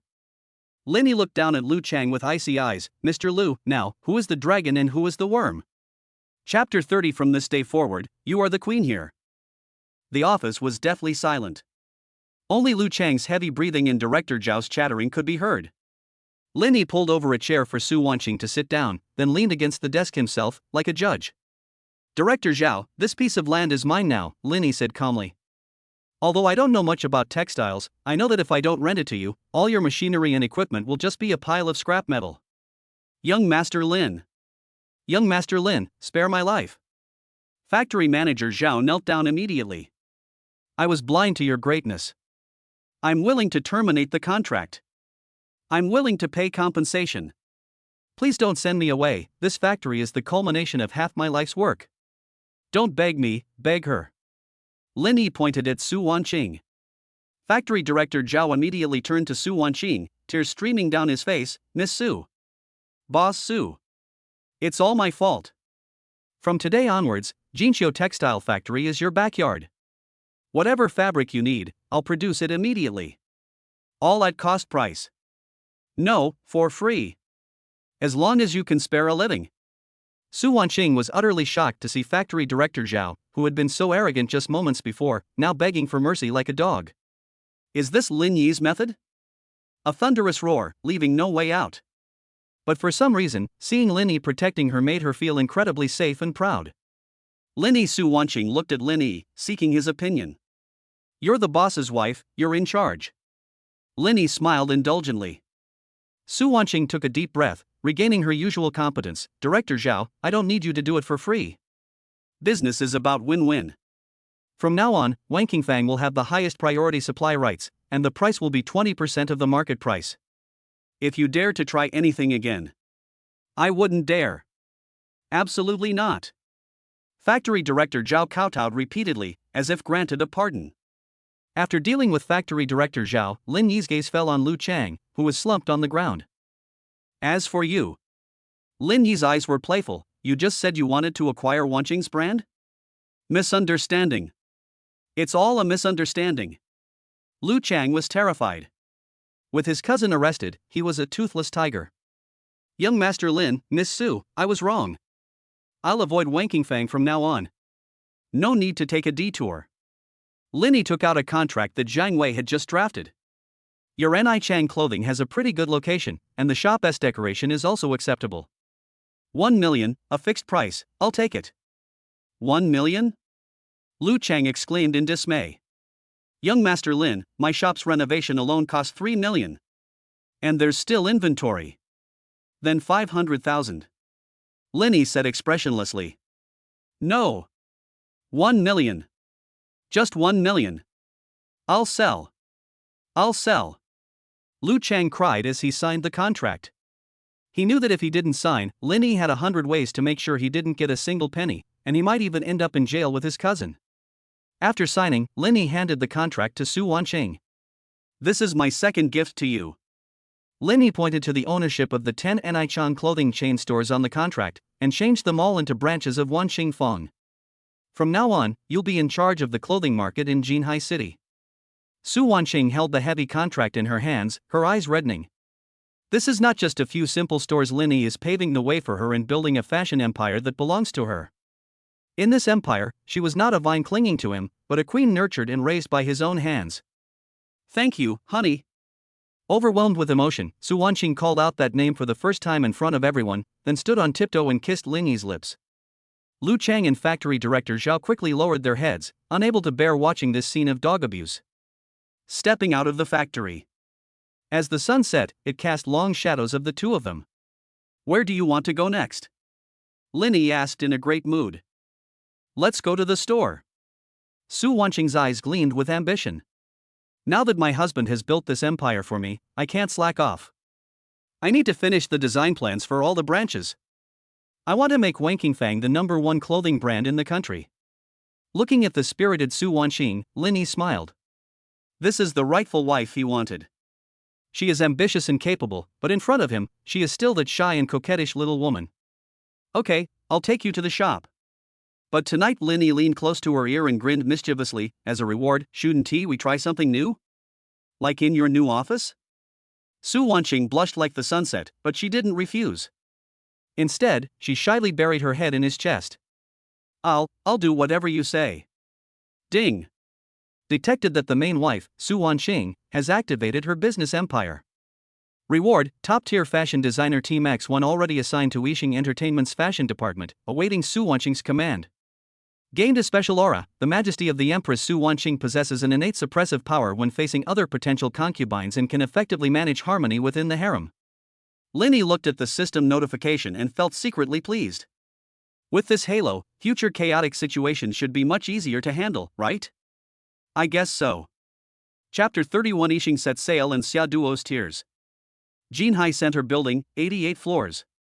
This is the tallest building in Jinhai City. Standing here and overlooking the entire city, one has the illusion of having the whole world at their feet. Now, this entire floor has been bought by Lin Yi and will serve as the headquarters of Yixing Entertainment. The spacious and bright floor-to-ceiling windows, the minimalist decor, the greenery and artwork everywhere, and the attractive young employees moving around all showcase the vitality and financial strength of this new company. Inside the CEO's office, Lin Yi sat on the $1 million Italian imported genuine leather sofa, listening to General Manager Zhang Wei's report. Young Master Lin, the company's structure is complete. The talent agency, publicity, and legal departments are all in place. Zhang Wei pushed up his glasses, looking somewhat hesitant. However, we've encountered some obstacles regarding signing top streamer Xia Duo. Resistance? Lin Yi raised an eyebrow. Not enough money? It's not about the money, Zhang Wei sighed. Xia Duo herself was very willing to come, and even agreed without looking at the contract details. However, her current guild, Star Creation Media, is holding her contract hostage. Star Creation Media? Lin Yi vaguely remembered the name.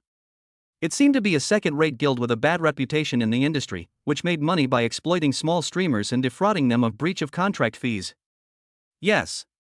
Xia Duo was naive when she first entered the industry and signed one of those long-term overbearing contracts, Zhang Wei explained. The penalty for breach of contract was as high as 50 million.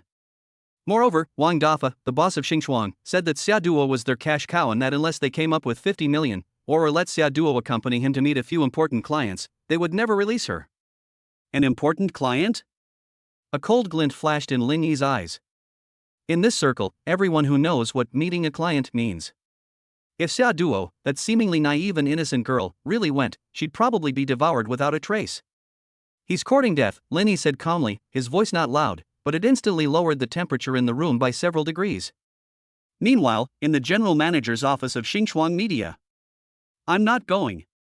Mr. Wang, the contract only stipulates that I have to do live streaming, it doesn't stipulate that I have to accompany people for drinks. Xia Duo stood in front of the desk, her eyes red, her hands tightly gripping the hem of her skirt, her body trembling slightly with anger and fear. Sitting in the boss's chair was Wang Dafa, a middle-aged man with a greasy face, picking his teeth with a roguish look on his face. Xia Duo, that's not very nice of you. What do you mean by accompanying drinks? He's an investor in our guild. Chairman Li really admires you. As long as you keep him happy tonight, all the promotional resources for next quarter will be yours. I don't need it. Xia Duo shouted. I have fans, I can earn money myself. And I've already decided to terminate the contract. Terminate the contract? Ha ha ha. Wang Dafa acted as if he had heard a joke. Fine. 50 million in breach of contract fees, hand them over. I know you've recently hooked up with some big brother called Emperor Lin and spent millions on him, right? What, he didn't pay you to buy yourself out? Mentioning Emperor Lin, Xia Duo felt a sharp pain in her heart. After that day, although she and Linny kept in touch via WeChat, Linny was too busy and replied very slowly. She didn't want to trouble Linny with her mess, and she didn't want him to think she was a woman who only knew how to ask for money. Can't produce it, huh? Wang Dafa stood up, walked up to Xia Duo, and reached out to touch her face. If you can't produce it, then behave yourself. Tonight at 8 o'clock, Caesar Hotel. If you don't go, I'll post all your old dirt which was actually fabricated online and ruin your reputation. Then you won't even be able to leave the house, let alone do a live stream. Xia Duo took a step back in fright, dodging his filthy hand. Despair. A deep despair enveloped her. She was just a girl from an ordinary family, completely powerless against this rogue guild. Should I really give in? Or ask that man for help? But would he risk offending an entire guild for my sake? That's 50 million. Just then, the office door was pushed open from the outside. The receptionist rushed in, flustered. Mr. Wang. Mr. Wang. Something terrible has happened. A group of people have arrived. They say they want to acquire our company. Acquisition? Wang Dafa was taken aback. Who is it? They're making such a big deal out of it. As soon as he finished speaking, a tall, slender figure strode in. He wore a well-tailored dark suit, without a tie, the collar slightly open, exuding a lazy yet dangerous aura. Behind him followed Zhang Wei and a dozen or so elite lawyers and bodyguards in black suits.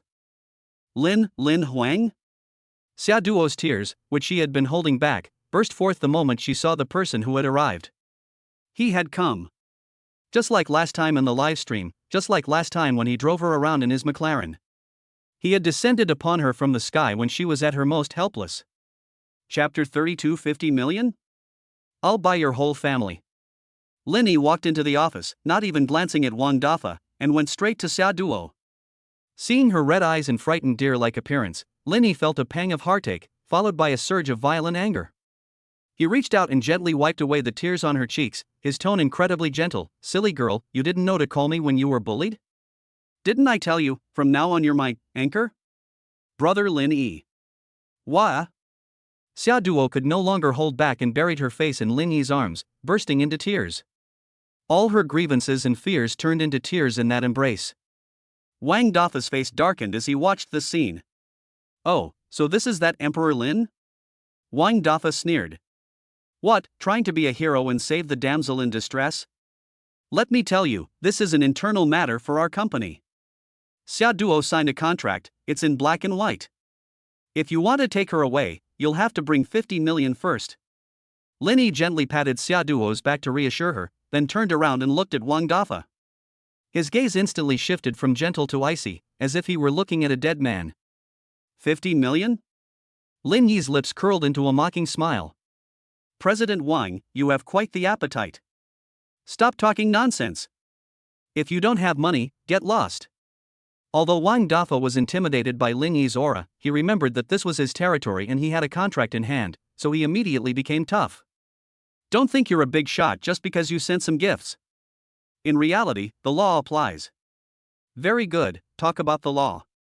Lin Yi nodded and waved to Zhang Wei behind him.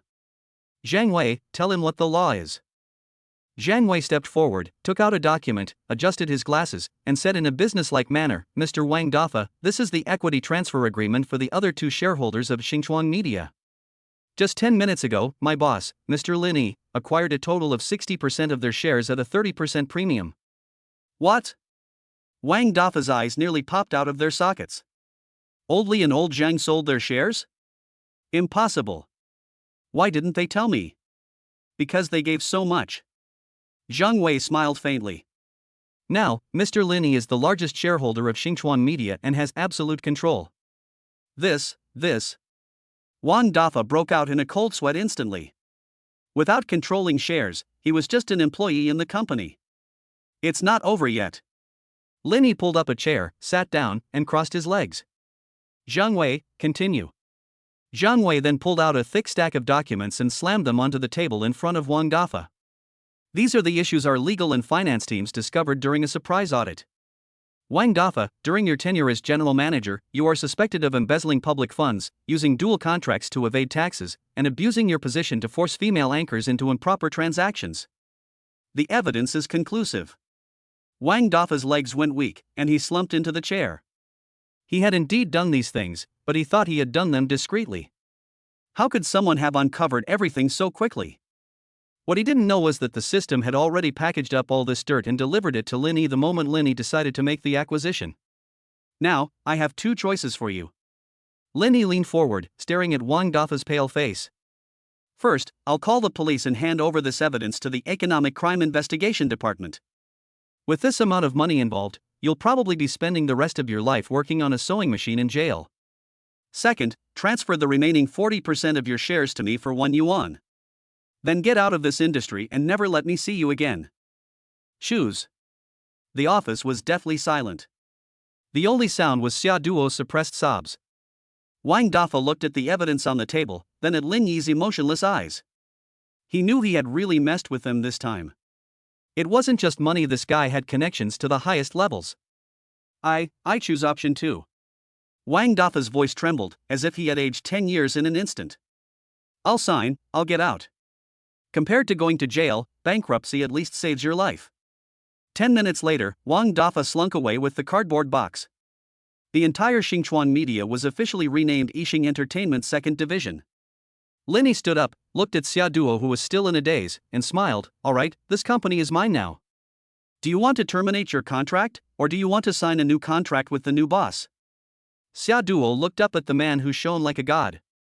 She sniffled, then burst into laughter through her tears. I want to sign. I want to sign a contract of servitude. I'll work for this boss for the rest of my life. Forget about the indenture. Lin Yi rubbed her head. An S-level contract, an annual salary of 10 million, gift split 20-80, you get 80%, I get 20%, with only one requirement, you're not allowed to attend any dinner parties except mine. Yes. Xia Duo nodded emphatically, her heart filled with sweetness. Ding. Xia Duo's favorability plus 15, current favorability, 90. I will marry no one but you. Congratulations, host. You have successfully won over the female streamer Xia Duo. Yixing Entertainment has gained a money tree. Rewards, top-tier internet celebrity incubation team 1, return of funds from a wealthy online patron. The money previously spent will be returned through legal channels. Lin Yi chuckled inwardly. 50 million? 20 million was spent on the acquisition to the two shareholders. Wang Dafa left with nothing, and he still had the dirt on him. Not only did he not lose money this time, he also gained a guild and a steady stream of profits. A tycoon's business never loses money. Chapter 33, a battlefield? No, it's a tale of sisterly love. Having resolved Xia Duo's contract issue, Lin Yi took her directly back to the headquarters in the Jinhai Center building. After all, it was a branch office, and the environment was too poor to be worthy of his S-level streamer. I had just returned to the CEO's office and hadn't even had a sip of water when the elevator doors opened. A crisp sound of high heels rang out. Su Wanqing entered, carrying several delicate dessert bags. Today, she wore a beige trench coat over a fitted dress of her own design, her long hair flowing over her shoulders, exuding a gentle yet dignified air. It was the composure unique to an empress. Honey, I've brought you afternoon tea. Ha! Before Su Wanqing could finish speaking, she saw Xia Duo standing next to Lin Yi, her eyes red and looking pitiful. The air froze instantly. Lin Yi's heart skipped a beat. Although he had long been prepared for a harem encounter, this was too sudden. One was the school beauty who had helped him build his empire from scratch, and the other was the internet celebrity he had just rescued. Was this the legendary love triangle? Xia Duo was also startled. Of course she recognized Su Wanqing. Su Wanqing's photo was pinned to the top of the school forum. And she knew that Su Wanqing was Lin Yi's official girlfriend. A strong sense of shame and inferiority washed over her. Was she the other woman? She instinctively wanted to hide behind Linny, but then felt she had no right to. Sister-in-law. Hello, sister-in-law. Xia Duo lowered her head, her voice barely audible, standing there helplessly like a child who had done something wrong. Linny was about to explain or try to smooth things over when Su Wanqing acted first. The surprise on her face lasted only a second before her gentle smile returned. She didn't question Linny, nor did she give Xia Duo a hard time. Instead, she walked over gracefully, placed the dessert she was carrying on the table, and then went to Xia Duo, taking her hand. You must be Xia Duo? Su Wanqing's voice was gentle, like a spring breeze. I've watched your live stream. You're even cuter in person than on camera. Ha? Xia Duo was stunned. She looked up at Su Wanqing's sincere eyes. Sister-in-law, you're not angry? Why are you angry? Su Wanqing took out a tissue and wiped away the remaining tear stains from Xia Duo's eyes. I know, Linny just rescued you, right? I've also heard about that shady guild that should have gone bankrupt a long time ago. She turned to look at Linny, her eyes filled with a hint of reproach, but even more so with pride. Honey, you did the right thing. How can we let outsiders bully the people in our company? This statement was extremely skillful. It both asserted sovereignty, our company, husband, and included Xia Duo in the category of one of us, instantly diffusing Xia Duo's embarrassment and hostility. Ding! Empress Su Wanqing activates the skill, the majesty of the Empress. Effect: through a magnanimous and tolerant demeanor, potential competitors will feel awe and gratitude, proactively reducing their aggression and seeking protection. Xia Duo was so moved she almost cried. She had thought she would be slapped or kicked out by the Empress, but Su Wanqing not only accepted her but also comforted her. Thank you, sister-in-law. I will definitely work hard and make money for the company. Xia Duo quickly declared. Why call me sister-in-law? It makes me sound old. Su Wanqing pulled Xia Duo to sit on the sofa and opened the dessert box. I'm a year older than you, just call me Sister Wanqing. Come on, have some dessert, it'll cheer you up. This is a black swan cake I just bought after queuing up. Thank you, Sister Wanqing. Xia Duo accepted the cake, flattered and surprised. Watching the two women sitting on the sofa, eating cake and chatting about cosmetics and clothes, the atmosphere was unbelievably harmonious. Linny, sitting in his executive chair, let out a long sigh of relief, even wanting to applaud Su Wanqing. That emotional intelligence, that tacticality. No wonder she's the system's certified official wife. By the way, Sister Wanqing, Xia Duo asked cautiously after taking a bite of cake, your dress is so pretty, is it a new style from which brand? I designed this myself. Su Wanqing's eyes lit up, as if she had found a kindred spirit. I studied fashion design and recently launched my own brand, Wanking Fang. If you like it, come to my shop another day and I'll make a few outfits for you to wear. You can wear them when you do your live streams, which will help me advertise. Really? That's great. Xia Duo clapped her hands excitedly. So many girls among my fans have been asking me about the outfits. Wanqing's designs are so beautiful, they're bound to be a hit. This is what you call a powerful collaboration. Yes, a powerful alliance. Su Wanqing nodded with a smile, then gave Linny a meaningful look. That look seemed to say, look, I've taken care of your harem. But don't push your luck too far. Linny understood immediately, walked over, and hugged the two women from behind, mainly Su Wanqing, with his hands casually resting on the back of Xia Duo's chair. He laughed and said, since we've joined forces, tonight I'll treat everyone to celebrate Xia Duo joining Yixing and Wanking Fang's imminent takeoff. Let's go for a big meal. Yay! Xia Duo cheered. Whatever you say, Su Wanqing replied gently. Outside the window, the night view of Jinhai City was dazzling and captivating. Inside the office, a harmonious sisterly picture was slowly unfolding. Linny knew that his era of immense wealth had only just begun. And with Su Wanqing as his capable wife, his harem was secure. Chapter 34: The Empress's Tears and the Sudden Devastation. Yixing Entertainment Headquarters, President's Office. The peaceful afternoon tea was shattered by a sudden phone call. Su Wanqing took out her phone, glanced at the caller ID. It was her second aunt calling. She frowned slightly, but still answered the phone. Hello, Auntie? Wanqing.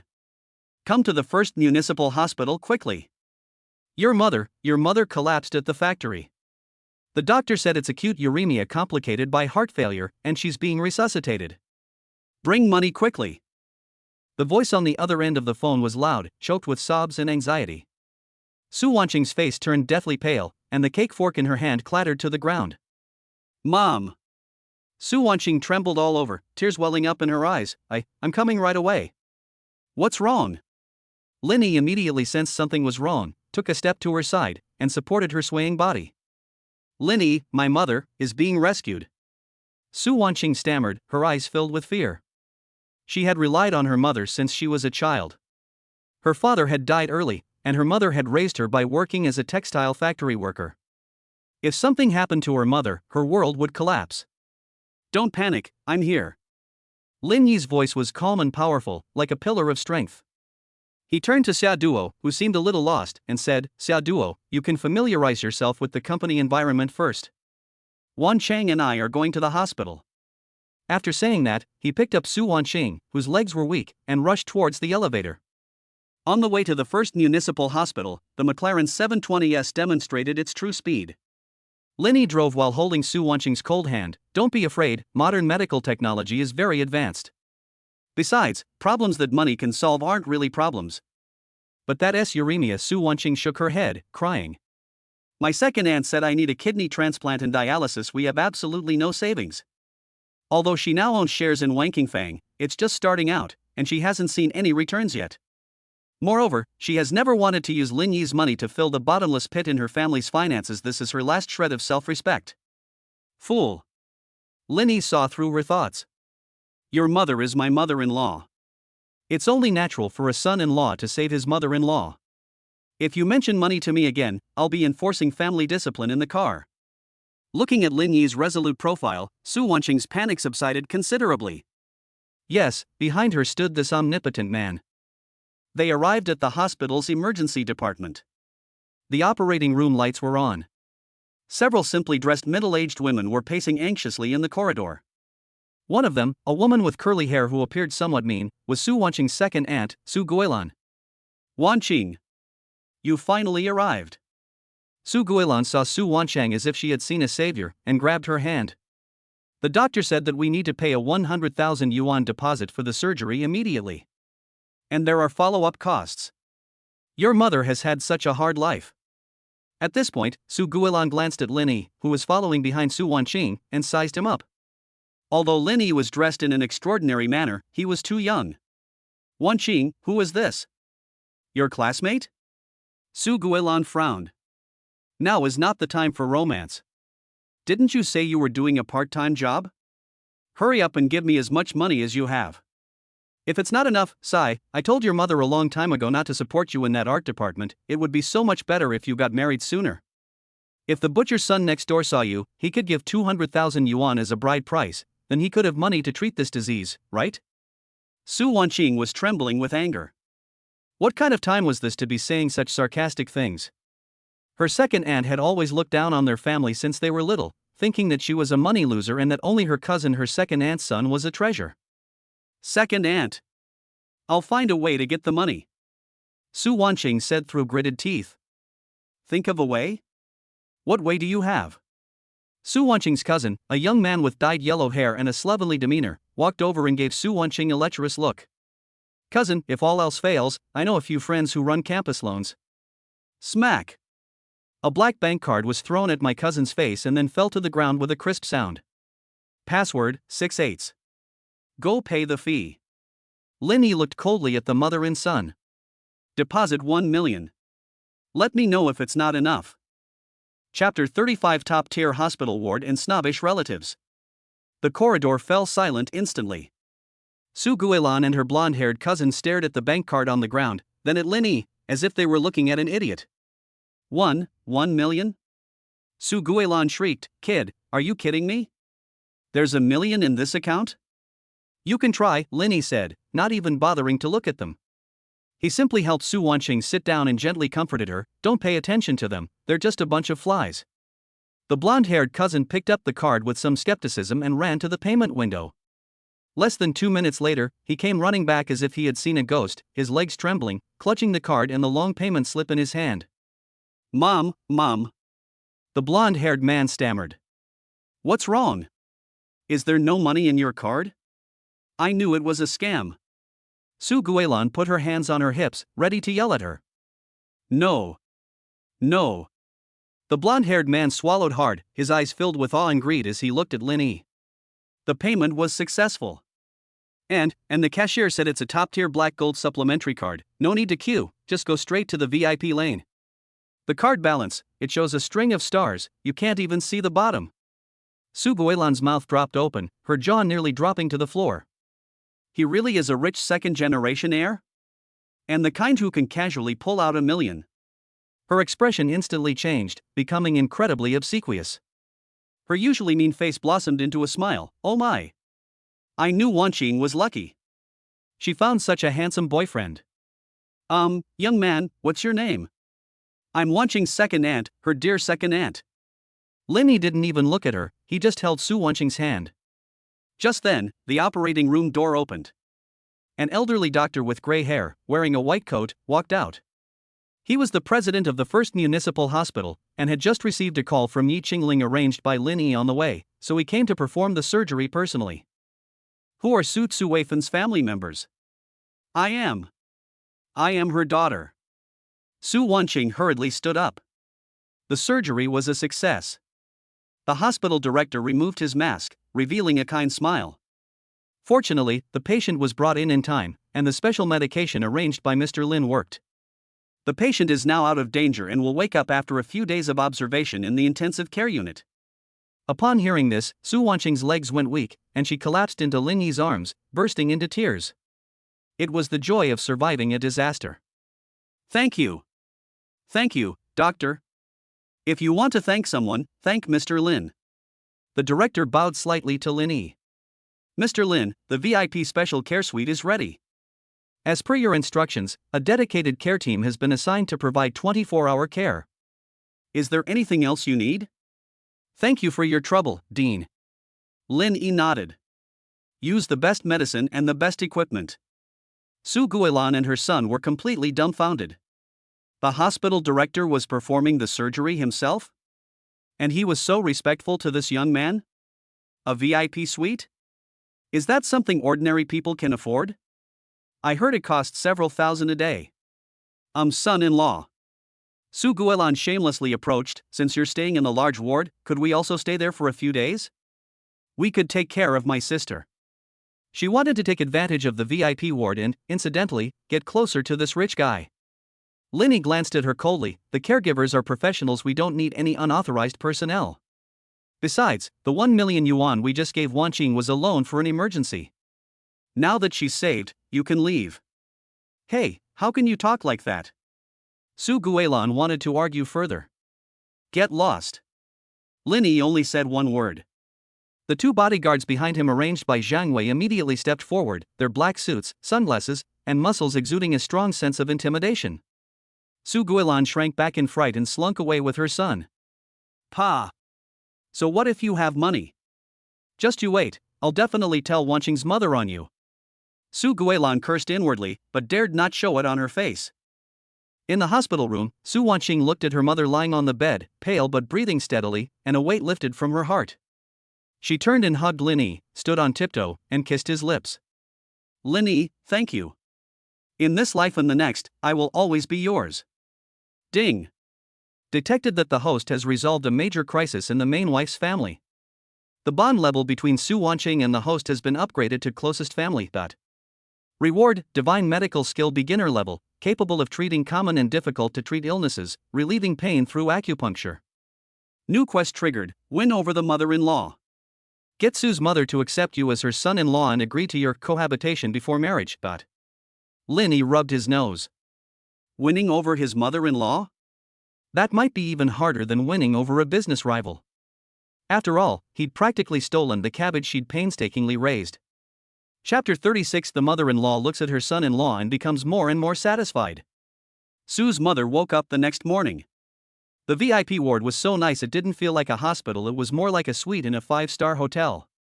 Floor-to-ceiling windows overlooked a garden, and the air was filled with a faint fragrance of flowers. Wanqing Su's mother weakly opened her eyes and saw her daughter sleeping by the bedside, and a young man putting a coat on her daughter. That man was really handsome, with an air of righteousness about him. Although he was a bit of a scoundrel, he was still good looking. Mom! You're awake! Su Wanqing was startled awake by the noise and happily grasped her mother's hand. Where am I? How much does this hospital room cost? Su's mother was used to being frugal all her life. When she saw such a nice environment, her first reaction was to worry about the money. Quickly, get me discharged. I'm fine. I just need to go home and take some medicine. Auntie, please stay here with peace of mind. Linny stepped forward, smiled, poured a glass of warm water, and casually dissolved a strengthening and health pill from the system store into the water, pretending it was a nutritional supplement. The money has already been paid and cannot be refunded. If you are discharged now, this money will be wasted. The best way to deal with a frugal elderly person is to tell them that the money cannot be refunded. Sure enough, upon hearing this, Su's mother immediately stopped. Oh dear, that won't do, we can't waste it. She took a sip of water, feeling a warm current flow through her body, and her spirits instantly improved. She looked Linny up and down. Wanqing, who is this? Mom, he's Linny. Su Wanqing blushed. He's my boyfriend. We're so grateful to him. This time he even paid for the medical bills.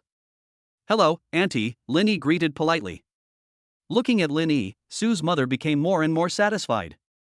This young man was not only handsome, but also so capable, able to afford the medical expenses. Most importantly, judging from the way he draped a coat over Wanqing just now, he truly cared for his daughter. Good boy, sit down quickly. Su's mother took Linny's hand. Auntie's illness has been a burden on you. Auntie will pay you back this money even if it means selling everything she owns. Auntie, we're family, no need for formalities, Linny said with a smile. Wanqing is now a shareholder in our company, and this money is an advance on her dividends, which is her original earnings. You should take good care of your health and wait to help us lead the team in the future. She almost said, bringing a child. Su Wanqing's face turned as red as an apple, and she secretly pinched Linny. Just as the atmosphere was warm and cozy, the ward door was pushed open. Su Guilan walked in carrying a basket of rotten apples, the really cheapest kind, a fake smile plastered on her face. Sister. You're awake. Oh my, you scared me to death. As soon as she entered, her thieving eyes darted around, and when she saw the bird's nest and ginseng that Linny had brought on the table, her eyes widened. Sister, you're so lucky to have found such a rich husband, Su Guilan said sourly. But even though young people have money, you have to consider the long term. I've heard that rich people are all fickle, they'll dump you when they're done playing around. Wanqing is so naive, don't let her get scammed and end up helping him count the money. This is a classic example of sowing discord. Su's mother's expression changed. This was exactly what she was worried about. She knew her daughter was beautiful, but given their poor family background, marrying someone too wealthy would indeed make her vulnerable to mistreatment. Second aunt, what nonsense are you talking about? Su Wanqing said angrily. Linny stopped her, smiling as he looked at Su Guilan. Second aunt is right, so to give Wanqing a sense of security, I have transferred 10% of the company's shares to Wanqing's name. In addition, I also plan to add Wanqing's name to the property certificate of this house, taking out the key and a copy of Tan Palace, to carry with me for showing off. Oh, by the way, Auntie, Linny changed the subject. I heard my cousin recently owes 30,000 yuan in online loans and is being chased by debt collectors. Should I help him call the police? What? Su Guilan's face changed drastically. Don't talk nonsense. Whether it's nonsense or not, you can find out by asking around when you get back. Linny took out his phone, pretending to make a call. I happen to know someone at the Municipal Public Security Bureau. No. Don't hit him. Su Guilan panicked completely. Her son did indeed owe money, and if the police were called or he was targeted by someone as powerful as Linny, they would be finished. Sister, I have something to do at home, I have to go now. I'll come see you another day. Su Guilan grabbed the basket of rotten apples and even took it with her and fled in panic. Seeing this, Su's mother immediately understood that Linny was protecting her and her daughter. She sighed, took Linny and Su Wanqing's hands and placed them together. Little Lin, Auntie isn't after your money. As long as you treat Wanqing well, Auntie will be at ease. Mom, he's very good to me. Su Wanqing said, her eyes filled with tears. Don't worry, Auntie, I will prove it with my whole life, Linny solemnly promised. Done. Mother-in-law scenario cleared. And with Su's mother's help, taking Su Wanqing back to the Tan Palace for the night will now be officially arranged cohabitation. Chapter 37 Jiangya's Troubles and Blind Dates. Having settled Su Wanqing's family affairs, Lin Yi didn't rest. His other concubine, the beautiful counselor Jiangya, was also in trouble. It was Friday. Lin Yi was chatting with Su's mother. Actually, he was secretly using his divine medical skills to treat her body when he suddenly received a call from Jiangya. Brother E. Jiangya's voice sounded tired and tinged with helplessness. Could you step in tonight? What's wrong? Did someone bully you again? Lin Yi frowned. No, Jiangya sighed. My parents came. They forced me to go on blind dates. It turns out that Jiangya's parents are retired teachers from their hometown county, and they have rather traditional views. Seeing that their daughter is almost 27 and still single, they are extremely anxious. This time, they went directly to Jinhai and even used their old connections to contact a so-called high-quality man, pressuring Jiangya to meet him that evening. I told them I had a boyfriend, but they didn't believe me. They insisted that I made it up to avoid blind dates. Jiangya said, feeling wronged. The blind date seemed to be quite eligible. He was a PhD graduate from overseas and worked in investment banking. My parents were very satisfied and insisted that I meet him. A PhD from overseas? Investment banker? Lin Yi laughed. Sure, I'll go with you to meet them. Perfect timing. I'd also like to meet my future in-laws. At 7 p.m. at a high-end Western restaurant on the Bund. Jiangya was wearing a light blue dress. Her makeup was exquisite, but she looked nervous. Opposite her sat an elderly couple, simply dressed but very neatly dressed. They were her parents. Beside them sat a man in a suit and tie, wearing gold-rimmed glasses, his hair slicked back. He was the person she was set up with, Dr. Zhao. Jiangya, Dr. Zhao is a rare talent, Zhang's father said earnestly. He worked on Wall Street, now earns $1 million a year, and even owns a house in Jinhai. Your boyfriend, I heard, is your student? Isn't that ridiculous? That's right, Xiaoya, Jiangya's mother also advised. A relationship between an older woman and a younger man is unreliable, especially one between a teacher and student. It would sound terrible if word got out. Listen to your mother and give Dr. Zhao a try. Dr. Zhao pushed up his glasses and revealed what he thought was a charming smile. Uncle and aunt, you flatter me. Actually, I fell in love with Miss Jiang at first sight. Although Miss Jiang is a little older, cough cough, I don't mind. As long as Miss Jiang is willing to resign and stay home to be a wife and mother, I can support you. Upon hearing this, Jiangya's face darkened. Too old? Quitting her job? Being a stay-at-home mom? This isn't looking for a wife, it's looking for a nanny. I'm sorry, I don't want to resign, and I have a boyfriend, Jiangya said coldly. Hey, Miss Jiang, stop using that as a shield. Dr. Zhao said with an air of superiority. What can a student give you? Can he take you to a restaurant where the average cost per person is 2,000? Can he buy you a house in Jinhai? I was young once too, and I know you girls like those young and handsome men, but when it comes to making a living, you still have to rely on your own strength. Just then, a McLaren 720S with an extravagant design pulled up outside the restaurant's huge floor-to-ceiling windows. The car door opened. Lin Yi, dressed casually and wearing the Patek Philippe watch he had just bought yesterday, stepped into the restaurant. Upon seeing him, the waiter immediately bowed deeply. Young Master Lin. You've arrived. We'll arrange the best seat for you right away. Lin Yi waved his hand and walked straight to Jiangya's table. Sorry, I'm late. Lin Yi walked naturally to Jiangya's side, put one hand on the back of her chair, leaned down and kissed her cheek, then smiled at the three people opposite him. Hello, uncle and aunt, I'm Jiangya's boyfriend, Lin Yi. I heard, someone wants my girlfriend to quit her job and become a nanny? When Dr. Zhao saw Lin Yi's attire and then glanced at the supercar outside the window, his earlier sense of superiority instantly froze on his face. $1 million annual salary? That watch of Lin Yi's is probably enough for him to earn for several years. Chapter 38 Dimensional Reduction Attack and Double the Joy. The atmosphere at the dinner table was somewhat tense. Mr. and Mrs. Jiang were honest, retired teachers who had never seen anything like it in their lives. Looking at the imposing, aristocratic young man before them, and then at the ridiculously expensive sports car outside the window, the elderly couple exchanged a glance, their hearts pounding. Was this the student their daughter had mentioned? Were all students these days so arrogant? You are Lin Yi? Father Jiang stammered. Yes, uncle. Linny put away his previous sharpness and became gentle and refined. I am a third-year student at Jinhai University and Zhang Ye's boyfriend. Not only that, I am also a VIP member of this restaurant, and he pointed out the window towards the Jinhai Center building, the chairman of Yixing Entertainment. Chairman? Dr. Zhao exclaimed in surprise. Yixing Entertainment? The company that recently acquired Xingchuang and signed top live streamers with a hefty sum? As an investment banker, he was very sensitive to the capital movements in the industry. Yixing Entertainment had been riding high lately, rumored to be backed by a mysterious financial tycoon. He never expected such a tycoon to be right in front of him? And so young? It seems Dr. Zhao has heard about this. Linny pulled out a chair, sat down next to Jiangya, and casually took her hand. I heard you say earlier that you wanted to take care of Jiangya? Dr. Zhao broke out in a cold sweat and hurriedly waved his hands, misunderstanding. It's all a misunderstanding. I was just joking. His sense of superiority was crushed in front of a $1 million wage earner and a billionaire capitalist.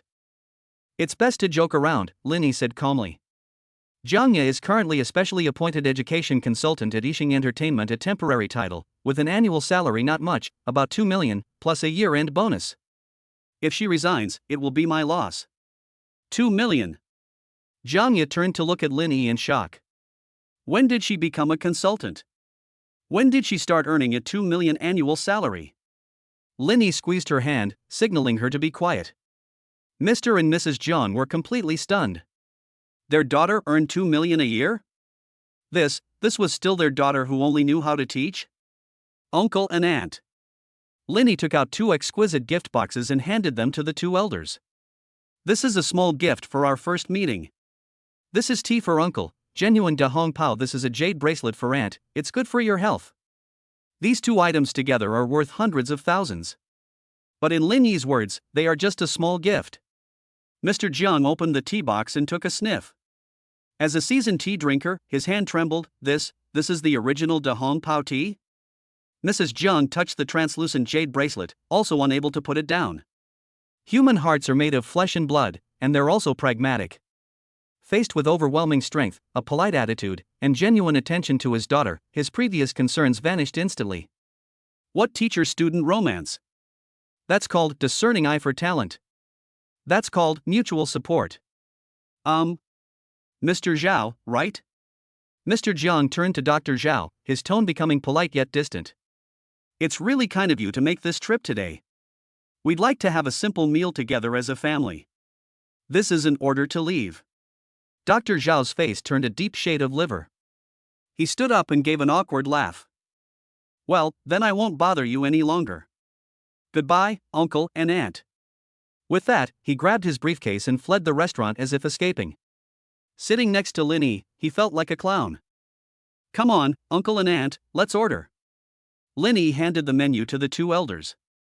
Order whatever you want, this meal is on me. The meal was a great success, with both host and guests thoroughly enjoying themselves. Linny, thanks to the social skills for middle-aged and elderly people he had obtained from the system, had the elderly couple delighted. They chatted about everything from health and wellness to international affairs, from calligraphy to square dancing. He seemed to know everything. Jiangya watched from the side, her heart overflowing with emotion. She knew Linny was helping her save face and relieving her of her family's worries. This man truly had the ability to protect her completely. After the meal, Linny arranged for a private car to take the elderly couple to a 5-star hotel. Jiangya did not go with them, but instead got into Linny's McLaren. Brotherly Jiangya's eyes were red. Thank you. That 2 million annual salary. It's true, Linny said as he drove. I plan to set up an artist training department in the company, specifically to train newcomers in cultural literacy and psychological qualities. You're a professional, so you're the perfect candidate for the position. Salaries will be paid through the company's accounts, which is legal and compliant. Spending money on your woman requires finding a legitimate reason. That's the trouble of a super rich person. Jiangya couldn't hold back any longer. She unbuckled her seatbelt, leaned over, and gave Linny a big kiss on the cheek. Honey. You're so good to me. Hey, I'm driving. Linny said, but he couldn't help but smile. Tonight, to your place? No. Jiangya blushed crimson and whispered in his ear, I just bought one of those uniforms for home. Hiss. The McLaren accelerated sharply. It seemed tonight was destined to be a sleepless night. With Su Wanqing and Jiang Yi's family problems resolved, Lin Yi's foothold in Jinhai became increasingly solid. And then, young Master Zhao, who had been secretly plotting to steal Su Wanqing away, finally couldn't hold back any longer. The invitation to the charity gala had already been delivered to Yixing Entertainment's desk. The grand drama was about to begin. Chapter 39: Chen Yue's sacrifice and young Master Zhao from the provincial capital. Jinhai City, the night is enchanting. Inside a private room of a top-tier members-only club called Mize, Chen Yue, dressed in a figure-hugging black halter dress and with heavy makeup, was nestled in the arms of a young man, toasting him. Ever since Lin Yi publicly humiliated her at Zhifiulu that day, and then Li Zhihao dumped her like trash, her reputation at school was completely ruined. Gold digger, blind to talent, green tea bitch, these labels were like nails stuck to her, making her unable to hold her head up on campus. She hated him. She hated Lin Yi for not telling her he was rich sooner. She hated Su Wanqing for taking everything that belonged to her. She refused to admit defeat so easily. She wanted revenge.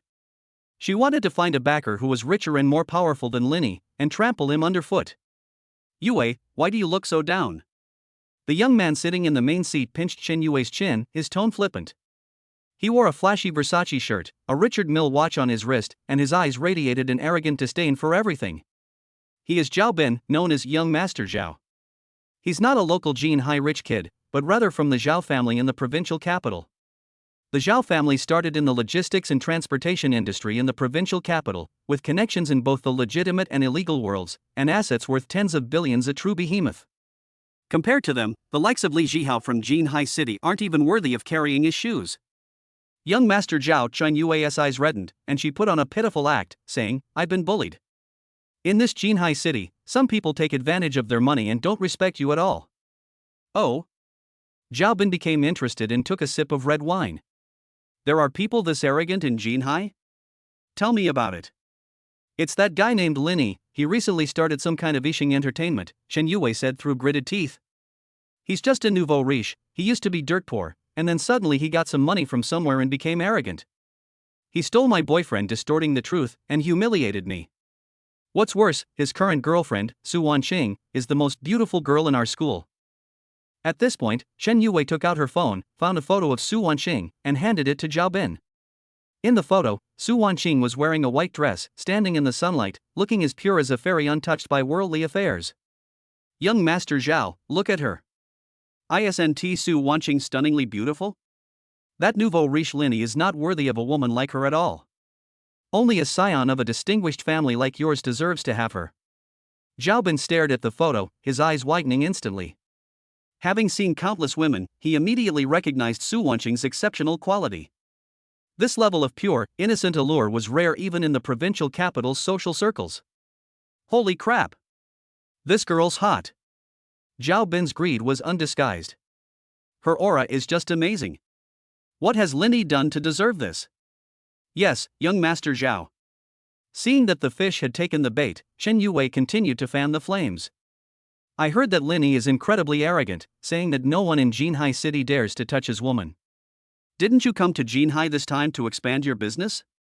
If you can win over Su Wanqing, you can not only win the beauty's heart, but also give that nouveau riche a good slap in the face and establish your authority. Arrogant? I'll teach anyone who dares to challenge me. Zhao Bin sneered, slamming his wine glass down. Isn't there a Golden Sea Elite Charity Gala in a couple of days? I heard all the big shots in Golden Sea will be there, and Lin Yi will be there too, right? Yes, he also received an invitation. Okay. Zhao Bin pulled Chen Yue into his arms, his eyes filled with a sinister and lewd light. I'll take you to see the world. And while we're at it, to meet this Lin Yi. I've never failed to get any woman I set my sights on. As for you, as long as young Master Zhao can help me get revenge, I'm willing to do anything. Chen Yue said with seductive eyes.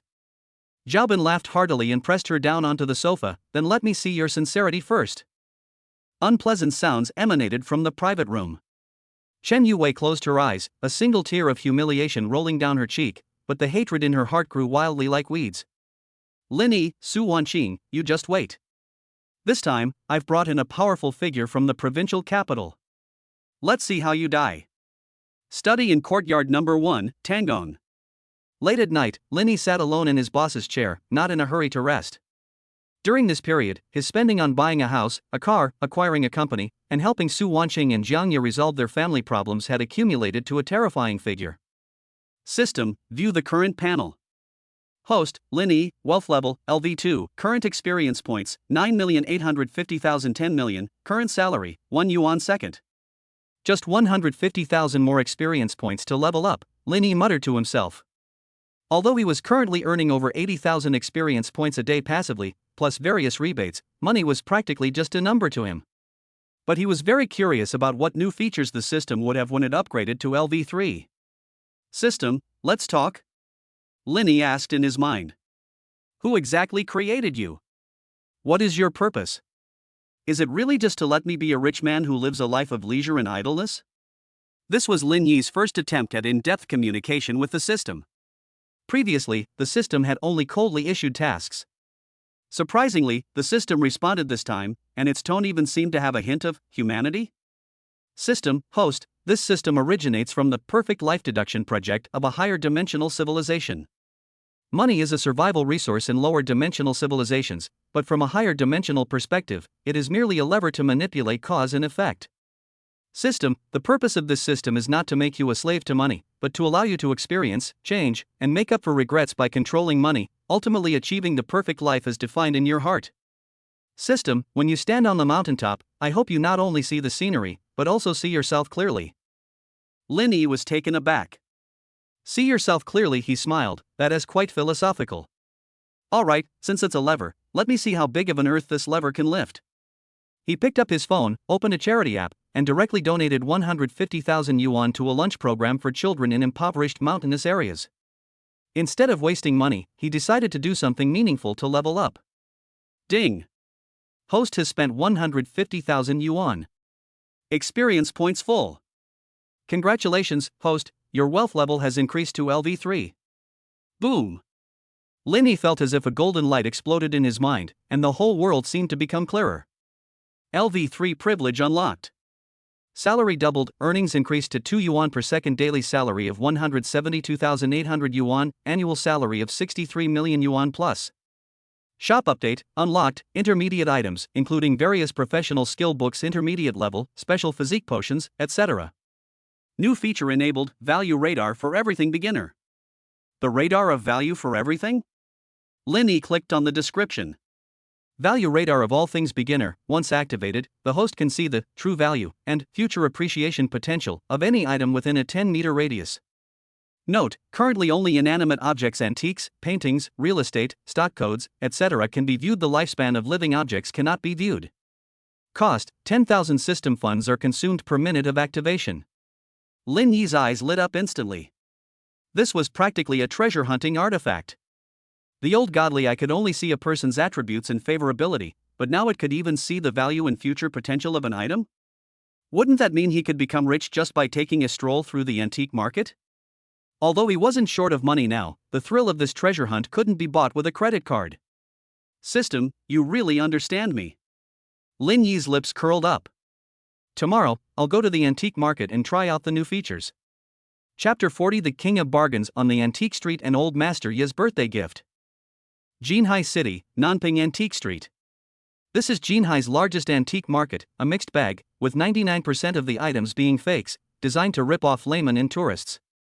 Lin Yi didn't drive his McLaren today. Instead, he took a taxi, dressed in ordinary sportswear, keeping a low profile. He put on a baseball cap and activated his value radar for everything. Every item on the stall shimmered with a faint glow. Most were white trash, a few were green modern handicrafts, and blue genuine items from the Republic of China era or modern times were extremely rare. Item, imitation Qing Dynasty Qianlong period famille rose bowl, actual era, last week, actual value, 15 yuan. Item, antique jade thumb ring, actual age, 2010, actual value, 50 renminbi. Lin Yi shook his head as he walked. This wasn't an antique street, it was practically a wholesale market for handicrafts. Just as he was about to leave, a blinding purple light suddenly flashed on a stall in the corner. Purple. According to the system description, this is a rare treasure level. Lin Yi's heart raced, but he walked over without making a sound. The stall owner was a middle-aged man dressed like an honest farmer, with a pile of mud-covered copper coins and broken porcelain shards on his stall. The purple light came from a dark pen holder that had been carelessly tossed in a corner. Lenny squatted down, casually picked up a few copper coins, looked at them, and asked, "Boss, how much are these?" "Young man, you have a good eye." This was just unearthed. The shopkeeper began to tell a story. Lenny interrupted him, "All right, I'm not an amateur either. These few copper coins, and that." He casually pointed to the black pen holder. "That pen holder looks pretty sturdy, I'd like to buy it to store chopsticks." 200 in total, are you selling it? 200? The shopkeeper looked distressed. That's too little, this is 300. No, I'm leaving. Lenny made a move to get up. Sell, sell, sell. Opening a business is all about good luck. The shopkeeper, afraid that Lenny might change his mind, quickly wrapped the goods in newspaper. Lenny paid 300 yuan, took the black pen holder, and walked into an empty alley. He rinsed the surface dirt with mineral water. The black patina faded, revealing the warm, purplish redwood inside, as well as exquisite carvings. Item: Late Ming Early Qing Dynasty Wanwali wood openwork carved pine, bamboo, and plum blossom brush pot. Artist: Gu Sheng, master carver of the Late Ming Dynasty. Actual value: 8 million renminbi. Future appreciation potential: high auction price could reach 12 million renminbi in 2 years. $300 for 8 million. Lenny couldn't help but whistle. This radar is really good. Just then, the phone rang. It was Yi Qingling calling. "Lenny, are you free tonight? My grandfather is celebrating his 80th birthday and would like to invite you to our house for a casual meal. He's been talking about wanting to meet the driving god who saved me." Yi Qingling's voice was unusually tense. Meeting the parents? And the head of the Yi family, old Master Yi? Great. Lenny looked at the pen holder in his hand. Perfect timing. I just bought a small gift for the old man's birthday. Evening, at the Yi family's old residence. This is a Chinese-style garden located halfway up a mountain, with a more profound history than the Tan Palace. When Lenny took out the rosewood pen holder, old Master Yi, who had initially thought of him as just a junior joining in the fun, was instantly astonished. The old man was a lifelong connoisseur of antiques and collectibles, a true expert. This is Gu Sheng's knife technique? The old man put on his reading glasses, examined it again and again with a magnifying glass, his hands trembling. My God! This carving, this patina, it's absolutely genuine. A masterpiece. A masterpiece. The surrounding Yi family relatives, including those from the collateral branches who had been humiliated by Lin Yi before, were all dumbfounded. This unassuming wooden tube, so valuable? Shaolin, this gift is too precious. The old man exclaimed, delighted with it. Where did you get it? I bought it for 300 yuan at a stall on the antique street, Lin Yi said truthfully. 300? The entire audience was shocked. This luck was simply unbelievable. The old man laughed heartily. Good. Good. Not only do you have good judgment, but you're also blessed. Sheng Lang, you've made a good friend. You should get to know each other better in the future. Yi Qing stood coldly to the side, watching Lin Yi chat and laugh with her grandfather, her eyes filled with tenderness. This man could not only resolve business crises, but he could also easily handle even the most difficult grandfather. Was there anything he couldn't do? Ding. Detected that the host gained the approval of a core member of the Yi family through a bargain hunting opportunity. Yi Qingling's favorability plus 10, current favorability, 60 deeply in love. System evaluation, a true tycoon needs not only money, but also cultural refinement. This is top-notch style. Chapter 41 High School Reunion and the Class Beauties plea for help. After returning from the Yi family, Lin Yi received an unexpected phone call. It was from his high school class monitor, nicknamed Big Head. Hey! Lin Yi? It's did too.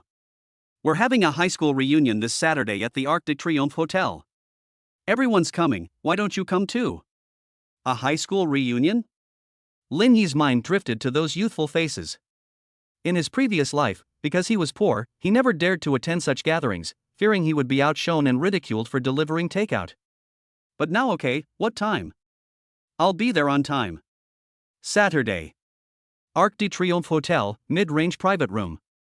Lin Yi deliberately didn't drive a McLaren or wear Armani instead, he wore a regular Uniqlo outfit and took a taxi. Since it was a class reunion, he was there to catch up, not to show off. As long as no one bothered him, he was willing to remain invisible. The private room was already full, with everyone exchanging pleasantries, business cards, and chatting about work and housing. "Oh, I'm a manager at an insurance company now. My annual salary is only about 200,000. I'm taking the civil service exam, just got to the interview stage. I heard our class beauty, Jo Ruoyun, is here too? She married a rich second-generation heir." Linny found a corner to sit down and quietly ate sunflower seeds. Just then, the door opened. A woman dressed in business attire, looking slightly haggard, walked in. It was Jo Ruoyun, the class beauty from back then. But she wasn't as glamorous as everyone had imagined. Instead, she had bruises around her eyes and looked flustered. "Ruoyun. Over here." Several female classmates pulled her to sit down. "We heard you married into a wealthy family? Why are you dressed like that?" Jo Ruoyun forced a smile. "No. It's nothing, something happened at home." After a few rounds of drinks, everyone started bragging. Zhao Gang, the former sports committee member and now a small-time contractor, became the center of attention. Wearing a thick gold chain and spitting as he spoke, he declared, "Let me tell you, I'm now working for young Master Zhao from the provincial capital." "Who is young Master Zhao?" "He's a big shot.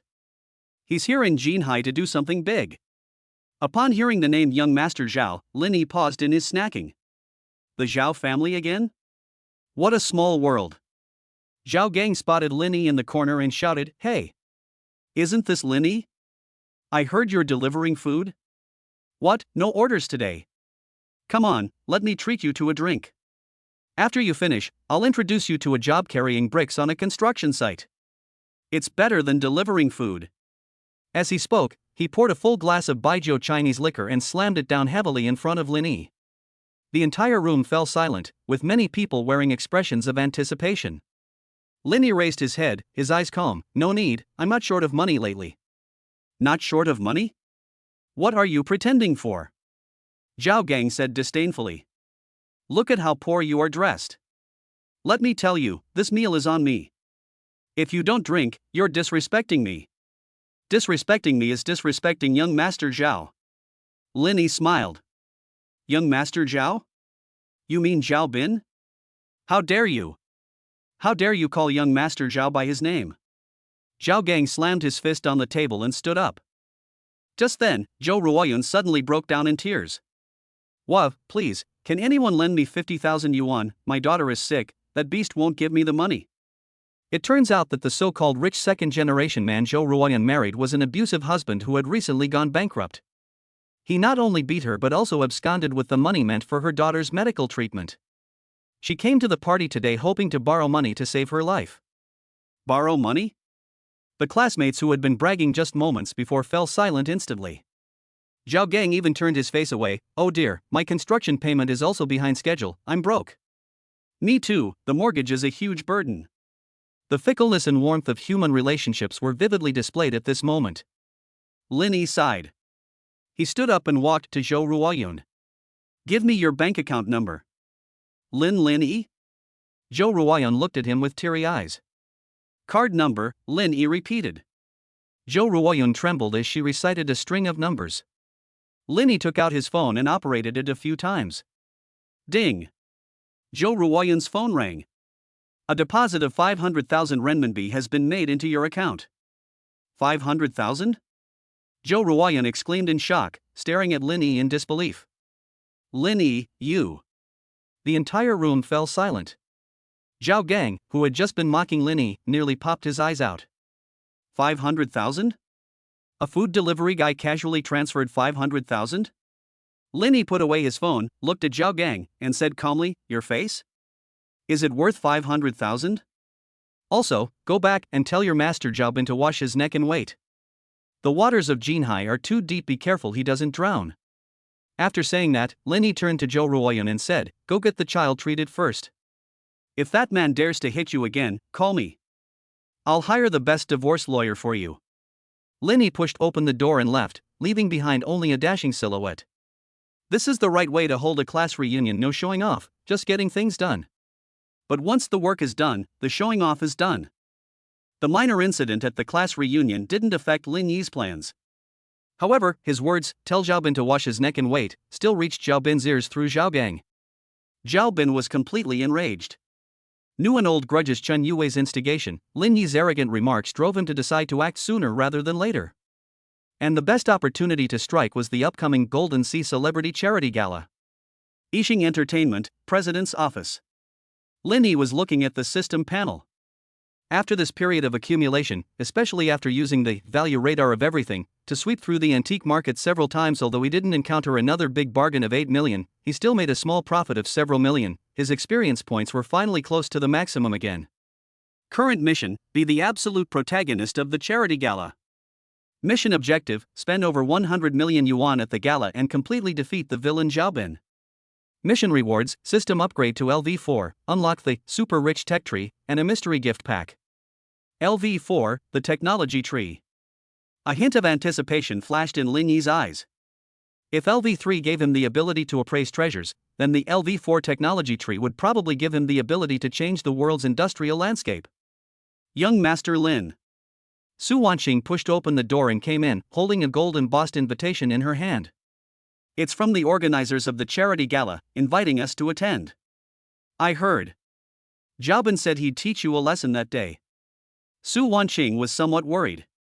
After all, the Zhao family was a behemoth in the provincial capital, rumored to have some underworld connections. Make me look bad? Lin Yi took the invitation, a cold smile playing on his lips. Perfect, I also want to show him what looking bad really means. He pulled Su Wanqing over and made her sit on his lap. "Wanqing, you have to dress more beautifully than anyone else at this banquet. I want the whole of Jinhai to know that you are my woman, and the happiest woman in the world."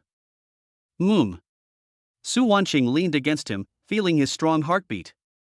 "I believe in you. No matter what happens, I'll be with you." At the same time, Lin Yi mentally commanded the system, activate the intelligence gathering function. Target, Zhao family in the provincial capital. I want all their criminal evidence, not even a single parking ticket. Ding. Intelligence gathering initiated. Estimated time, 24 hours. Estimated result: the Zhao Group is suspected of major smuggling, money laundering, and organized crime offenses. The evidence chain is 100% complete. Lin Yi's eyes grew even colder as he looked at the system's feedback. If you're going to play, play big. Young Master Zhao, I hope you can handle this gift. Chapter 42: Enemies meet on a narrow road in recklessness. 2 days later. Jinhai International Hotel, Banquet Hall. The annual Jinhai Elite Charity Gala is about to be held here. This gala brings together the top celebrities from Jinhai's business, political, and entertainment circles. It is a true arena of fame and fortune. Luxury cars lined the hotel entrance. But when a gray McLaren 720S slowly drove in, it still attracted the attention of all the media and guests. The car door opened. Lin Yi, dressed in a custom-made dark blue velvet suit, stepped out of the car with composure. After this period of living the life of a super rich, his temperament had become increasingly calm and noble, exuding an air of confidence that allowed him to control everything. Immediately afterwards, he gentlemanly led Su Wanqing out of the passenger seat. "Wow! Who's that? So beautiful." Tonight, Su Wanqing was absolutely stunning. She wore a light purple off-the-shoulder evening gown, the skirt embroidered with delicate cloud patterns and silver thread. This was a gown she had personally designed and rushed to make overnight to promote the Wanking Fang brand. Her long hair was styled in an updo, revealing her slender swan neck, adorned with the tiers of the deep-sea sapphire necklace that Lin Yi had purchased that day. Although the purchase hadn't been completed, the system had already materialized a similar piece as a gift. She exuded nobility and elegance, like a goddess stepping out of a painting. "Don't be nervous, you're the brightest star tonight," Lin Yi whispered in her ear. Su Wanqing took Lin Yi's arm, took a deep breath, and smiled confidently. "With you here, I'm not nervous." Having experienced family changes and starting her career, she was no longer the timid little girl she once was. The two entered the venue and immediately became the center of attention. Yi Qingling had arrived long ago, dressed in a smart white suit and talking with several business tycoons. Upon seeing Lin Yi, she immediately walked over. "President Lin, President Su, you're a perfect match tonight." Yi Qingling rarely made a joke. President Yi is not bad either. With that aura, no one dares to approach within a 10-meter radius, Lin Yi said with a smile. Just as the three were chatting and laughing, a commotion suddenly broke out at the door. It's young Master Zhao from the Zhao family in the provincial capital. The Zhao family is going to enter the Jinhai market? That's a big shot. Zhao Bin, dressed in an extravagant sequin suit, swaggered in with Chen Yue, who was dressed up but still looked somewhat shady. 4 bodyguards in black followed behind them, making quite a spectacle. Chen Yue held her head high, like a proud rooster. She spotted Lin Yi and Su Wanqing in the center of the crowd at a glance, and her eyes burned with intense jealousy. Zhao Bin followed her gaze, and the moment he saw Su Wanqing in person, his breath caught in his throat for a second. The photos couldn't capture even a tenth of her charm. This blend of purity and allure instantly ignited a powerful desire in him to conquer her. Let's go say hello. Zhao Bin pushed aside the person blocking his way and walked straight towards Lin Yi. Oh, so this must be the legendary young master Lin Yi? Zhao Bin walked up to Lin Yi, looked him up and down, and said in a mocking tone, I heard you've been acting all high and mighty in Jinhai lately? You even dared to bully my people? Lin Yi looked at the peacock-like man before him, then at Chen Yue beside him, whose face was filled with resentment, and instantly understood. This was the backer Chen Yue had found? Eye of the Tycoon activated, name, Zhao Bin identity, heir to the Zhao family logistics in the provincial capital assets, 2.5 billion family assets, 50 million personally disposable personality, arrogant and domineering, outwardly fierce but inwardly weak current status, extremely inflated ego, attempting to climb to the top by stepping on you and see Su Wanqing. Weakness, his family business is suspected of major smuggling and is currently under covert investigation. Upon seeing the last message, Lin Yi laughed. This wasn't some intruder crossing the river, this was clearly a suicide mission. Who are you? Lin Yi took a sip of champagne and said calmly, also, I have a habit of only talking to people, not wasting my breath on dogs. Put. Yi Qingling, who was standing next to him, couldn't help but laugh out loud. You. Zhao Bin's face instantly darkened. Kid, you're asking for it. Do you know who I am? I'm from the Zhao family of the provincial capital. I don't care if you're from the Zhao family or the Li family. Lin Yi interrupted him, his gaze falling on Chen Yue. Chen Yue, it seems the lesson from last time wasn't enough? You found another sucker to disgust me? Your taste is getting worse and worse. Chen Yue, stung by this, screamed, Lin Yi. Don't be so arrogant. Young Master Zhao is a big shot from the provincial capital. He could crush you with a flick of his finger. If you kneel down and beg me now, maybe young Master Zhao will let you off the hook. Zhao Bin stared greedily at Su Wanqing. If you kneel down and kowtow 3 times, and lend me your girlfriend for a couple of days, I'll let you go. Otherwise, I'll make sure you can't stay in Jinhai. These words caused an uproar among those around. This was outrageous. Stealing someone's girlfriend in public? Su Wanqing trembled with anger, gripping Lin Yi's arm tightly. Yi Qingling's expression also turned cold, and she was about to speak. Lin Yi gently patted Su Wanqing's hand, stepped forward, looked directly into Zhao Bin's eyes, and said in a low voice, but with a chilling edge, lend me your girlfriend? The last person who dared to talk to me like that is already in jail working on a sewing machine. Young Master Zhao, I hope your knees are tougher than your mouth. Fine, fine, fine. Zhao Bin laughed angrily. At the charity auction later, I'll see if this nouveau riche can be so stubborn. We'll see. After saying that, he put his arm around Chen Yue, glared fiercely at Lin Yi, and turned to walk towards the VIP seats. Lin Yi stared at his retreating figure, his gaze as if he were looking at a dead man. System, activate the intelligence gathering function, compile and package all the dirt on Zhao's logistics, and send it to the Provincial Economic Investigation Division. Also, at tonight's auction, I'm going to make him lose everything, down to his underwear. Ding. Command received. Intelligence sent. Host detected facing a scenario where showing off is humiliated. Item shop recommendation, charity critical strike card one-time use. Effect, in a charity auction, for each bid the host makes, the system automatically pays out and the host receives a 10x rebate on the bid amount. The rebate is donated to the host's charity fund, 50% of which is withdrawable. Lin Yi laughed. Young Master Zhao, is it? Tonight will be your end. Chapter 43. This is called an auction? This is called purchasing goods. Inside the banquet hall, the crystal chandeliers shone brightly, yet they could not illuminate the darkness in people's hearts. Zhao Bin sat with Chen Yue in the VIP seats in the first row, legs crossed, his eyes occasionally glancing at Lin Yi with a defiant look. Chen Yue, on the other hand, resembled a proud peacock, as if she wanted to stretch her neck to the sky. Distinguished guests, welcome to the Golden Sea Elite Charity Gala. The host took to the stage, and after some opening remarks, the auction officially began. The first few lots were mostly calligraphy and paintings by famous artists and antique vases, with prices ranging from several 100,000 to 1 million yuan. Xiaobin looked down on these small-scale items, and Linny didn't touch them either. Until the fifth item was brought up. The red cloth was lifted to reveal a vintage brooch inlaid with emeralds, with a starting bid of 2 million. Xiaobin's eyes lit up. He knew this was a perfect opportunity to show off in front of Chen Yue, and also the first shot to suppress Lin Yi's arrogance. He raised his sign, 3 million. After shouting, he deliberately said loudly, "This brooch is nice, it matches my female companion perfectly.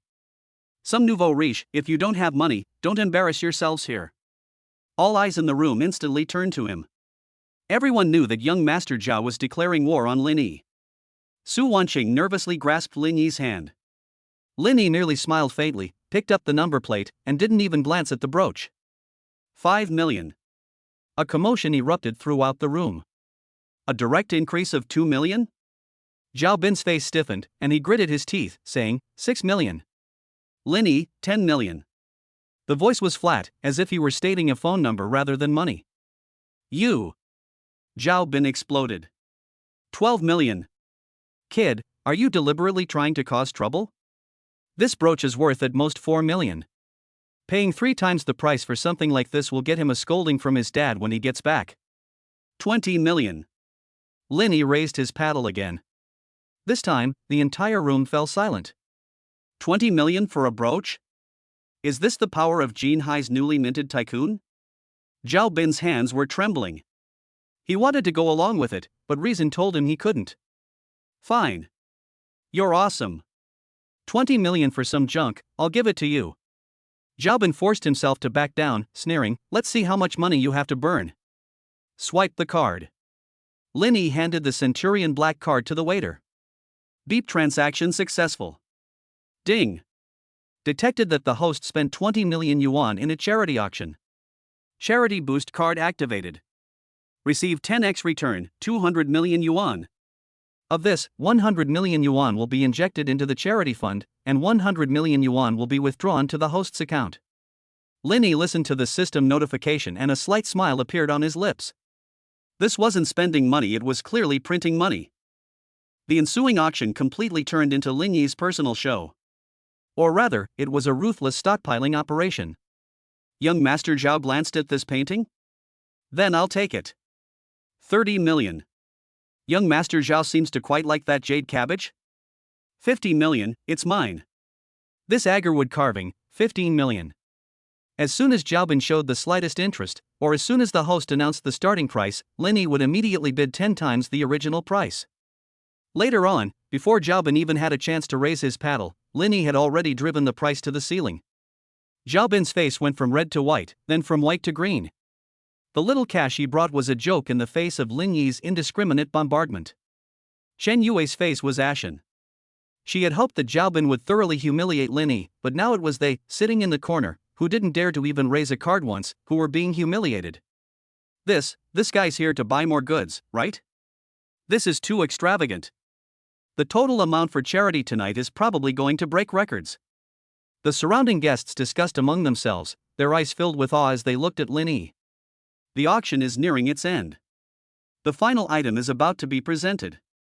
The next item for auction is a pink diamond ring called Heart of Eternity. The host's voice trembled with excitement as he unveiled the red cloth, revealing a 5.20 carat top-quality pink diamond that shone brilliantly under the spotlight, breathtakingly beautiful. Starting bid, 30 million. The entire audience gasped in astonishment. This is absolutely a priceless treasure. Zhao Bin took a deep breath. Besides expanding his business, another mission he had in Jinhai was to buy a decent gift for his mother's birthday. He was determined to get this pink diamond. Moreover, he hadn't had a chance to make a move yet, and he still held on to his last 50 million yuan. He refused to believe that Lin Yi, having spent so much money, could still come up with that much cash. 35 million. Zhao Bin raised his sign, his voice hoarse. Lin Yi was checking his phone for the billions in rebates that had just arrived when he heard the voice, but he didn't even look up. 50 million. You. Zhao Bin stood up abruptly, his eyes bloodshot. Lin Yi. You did this on purpose, didn't you? So what if I am? Linny put down his phone, leaned back in his chair, and looked at him with amusement. Didn't young Master Zhao say he was going to ruin my business? What, you're already getting worked up at this point? I'll fight you to the death. Zhao Bin lost his temper. 55 million. That's all my working capital. Go ahead and challenge me if you dare. He even planned to overdraft his credit limit. Everyone in the room held their breath and looked at Lin Yi. 55 million, that was an astronomical price. Lin Yi slowly stood up and straightened his suit collar.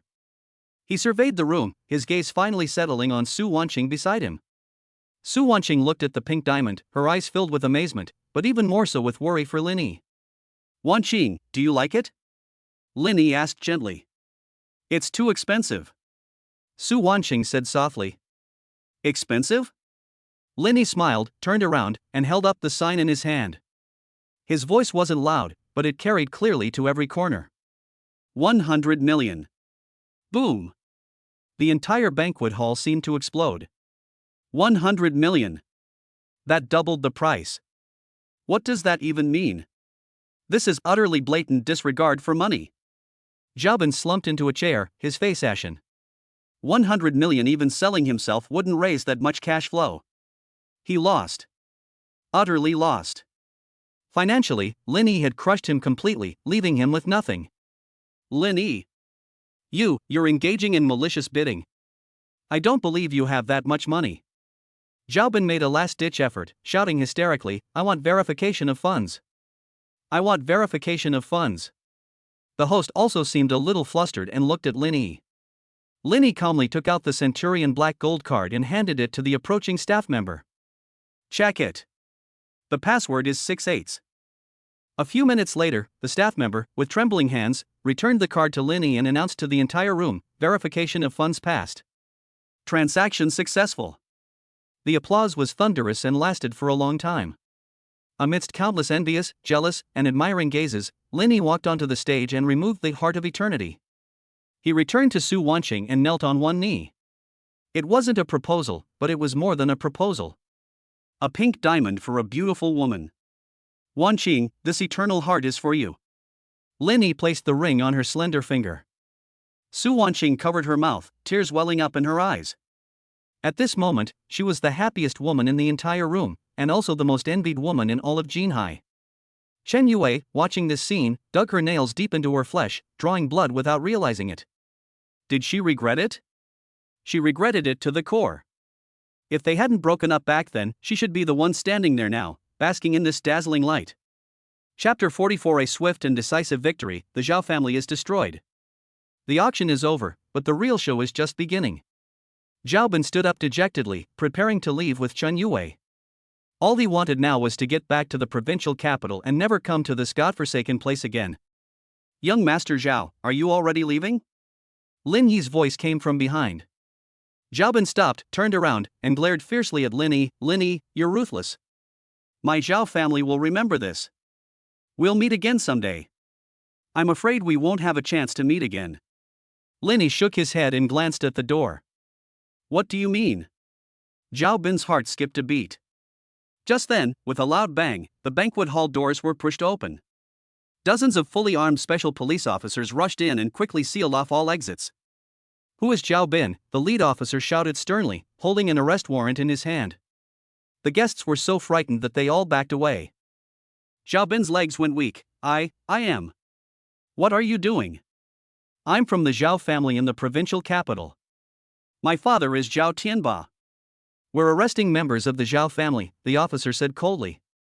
Zhao Bin, you are suspected of involvement in the Zhao Group's massive smuggling, money laundering, organized crime, and multiple cases of forced transactions. Just half an hour ago, the provincial authorities conducted a full-scale crackdown on the Zhao Group, and Zhao Tianba has already been arrested. You, come with us. What? Impossible.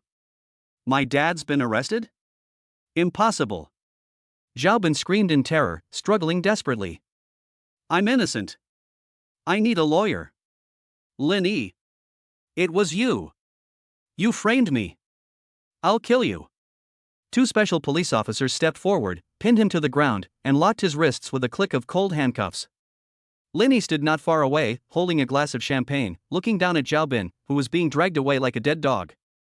"I told you, I'd make you wash your neck and wait." Linny's voice was soft, but to Zhao Bin, it sounded like a death sentence from hell.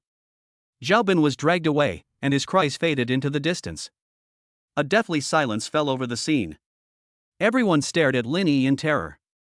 If the earlier display of 100 million demonstrated his wealth, then the current SWAT team arresting someone showcased his unfathomable background and ruthless methods. With a flick of his wrist, the enemy's ships and fortresses were reduced to ashes. From that moment on, in Jinhai City, who dared to defy Linny? Finally, only Chen Yue remained standing in the empty corridor. She trembled, her face ashen. The Zhao family had fallen, and so had her backer. Moreover, as Zhao Bin's girlfriend, she would likely also be investigated. She looked at Linny, wanting to rush forward and beg for mercy, wanting to kneel down, wanting to say something.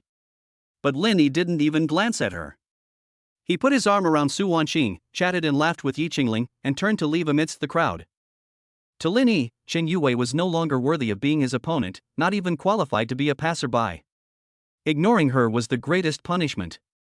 Terrace at number 1 courtyard, Tangong. It was late at night. Su Wanqing, exhausted and excited, had fallen asleep clutching the pink diamond ring. Linny stood alone on the terrace, looking down at the brightly lit city of Jinhai. The first phase goals were exceeded. Not only did they amass a fortune of hundreds of millions, but they also gained close female friends like Su Wanqing, Jiang Ye, and Xia Duo, established a deep alliance with the Yi family, and conveniently eliminated all potential threats. System, process the settlement task. Ding. Congratulations, host, on completing the main quest, the absolute protagonist of the charity gala. Quest rating, perfect S rank. The host not only overwhelmingly surpassed the opponent in financial resources but also completely outmaneuvered them in intelligence and tactics. Rewards issued. System level upgraded to LV4. Current salary, 5 yuan. Second daily salary 432,000 yuan, annual salary 150 million plus yuan. Special ability, Aura of a Tycoon Intermediate, passively increases deterrence and affinity, making subordinates more loyal and instilling fear in opponents. Unlock core functionality, Future Technology Tree Beginner. It can be exchanged for blueprints of civilian technologies that are 5-10 years ahead of the current world, such as high-energy solid-state batteries, basic AI algorithms, holographic projection technology, etc. Note, redemption requires a large amount of experience points or the completion of special business tasks. Mysterious gift package, Perfect Gene Serum 1 vial. After taking it, the host's physical condition will reach the peak of human capabilities, making them immune to all diseases, extending their lifespan, and maximizing their charm. Linny looked at the pale blue potion that had appeared out of thin air in his hand and drank it down in one gulp. A warm current instantly swept through his body, every cell rejoicing. He felt that with his current strength, he could kill a bull with a single punch. Who? Linny exhaled a breath of stale air, his eyes flashing with a sharp light. He's reached level 4. And there's that, future tech tree. This means that the rest of the game won't just be about buying cars and houses, showing off, and slapping others in the face. What he needs to do is build a true business empire, a behemoth capable of changing the world. The internal strife within the Yi family isn't over yet, Yixing Entertainment is just getting started, and there are still all those cutting-edge technologies in the tech tree. Linny clenched his fist, looking at the distant horizon. Jinhai City is too small. My journey is to the stars and the sea. Chapter 45 Seeds of the Future and the Engine of the Dream Weaver. The Jinhai Center Building, 88th floor. This is the highest point in Jinhai City and the newly established headquarters of Yixing Entertainment. Outside the floor-to-ceiling windows, the setting sun, like blood, dyed the winding Huangpu River a crimson gold. Linny held an expensive single malt whiskey in his hand, the iceballs gently clinking against the glass.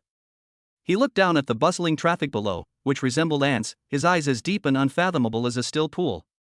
Since his ruthless downfall of the Zhao family in the provincial capital at a charity gala, Lin Yi's name has become a taboo in Jinhai's business circles. No one dares to regard him as a nouveau riche who only knows how to spend money. Everyone knows that this young master Lin holds an unseen knife in his hand. Knock, knock, knock. A steady knock broke the silence of the office. Come in. Linny turned around and sat back in the black leather executive chair that symbolized absolute power. Zhang Wei walked in through the door. This former headhunting elite is now the general manager of Yixing Entertainment. He was wearing a sharp dark gray suit, and his hair was neatly combed, but the deep anxiety between his brows could not be concealed. Boss. Zhang Wei walked to the desk, gently put down a stack of documents in his hand, and said in a heavy tone, "The situation is not optimistic." "Speak," Lin Yi said succinctly. "Regarding the preparations for our company's inaugural project, Sword Immortal, we've encountered unprecedented obstacles," Zhang Wei sighed, pointing to the documents. "The female lead, national film queen Lu Sueki, with whom we had already reached a preliminary agreement, officially rejected our offer this afternoon through her agency. And..." Zhang Wei paused, seemingly choosing his words carefully. "Moreover, her agent implied that this was not just Lu Sueki's personal idea, but rather the idea from above." "Above?" Lin Yi's lips curled into a playful smile. "Which above?" "Beijing-based capital, EE Media, Wang Tianba." Zhang Wei's voice dropped noticeably as he uttered these words. Wang Tianba has made it clear in the industry that Yixing Entertainment doesn't know the rules and has messed with people they shouldn't have, referring to Zhao Bin, whose family has a money laundering partnership with EE Media. "He is going to blacklist us across the entire industry. Anyone who dares to take on a role with Yixing, anyone who dares to do post-production for Yixing, is going against Wang Tianba." Lin Yi tapped his fingers lightly on the table, making a rhythmic tap-tap sound. "Tianyu Media, a behemoth in the domestic entertainment industry. It controls 40% of the film screenings nationwide, and its artists occupy half of the entertainment industry. In this arena of fame and fortune, Wang Tianba is the undisputed godfather. Is this what they call capital monopoly?" Lin Yi sneered. "Does controlling the channels and people mean you control everything?" "Boss, this is indeed our Achilles heel," Zhang Wei analyzed bitterly. "In the film and television industry, distribution channels are king. Without theatrical screenings, our movies will just gather dust in warehouses.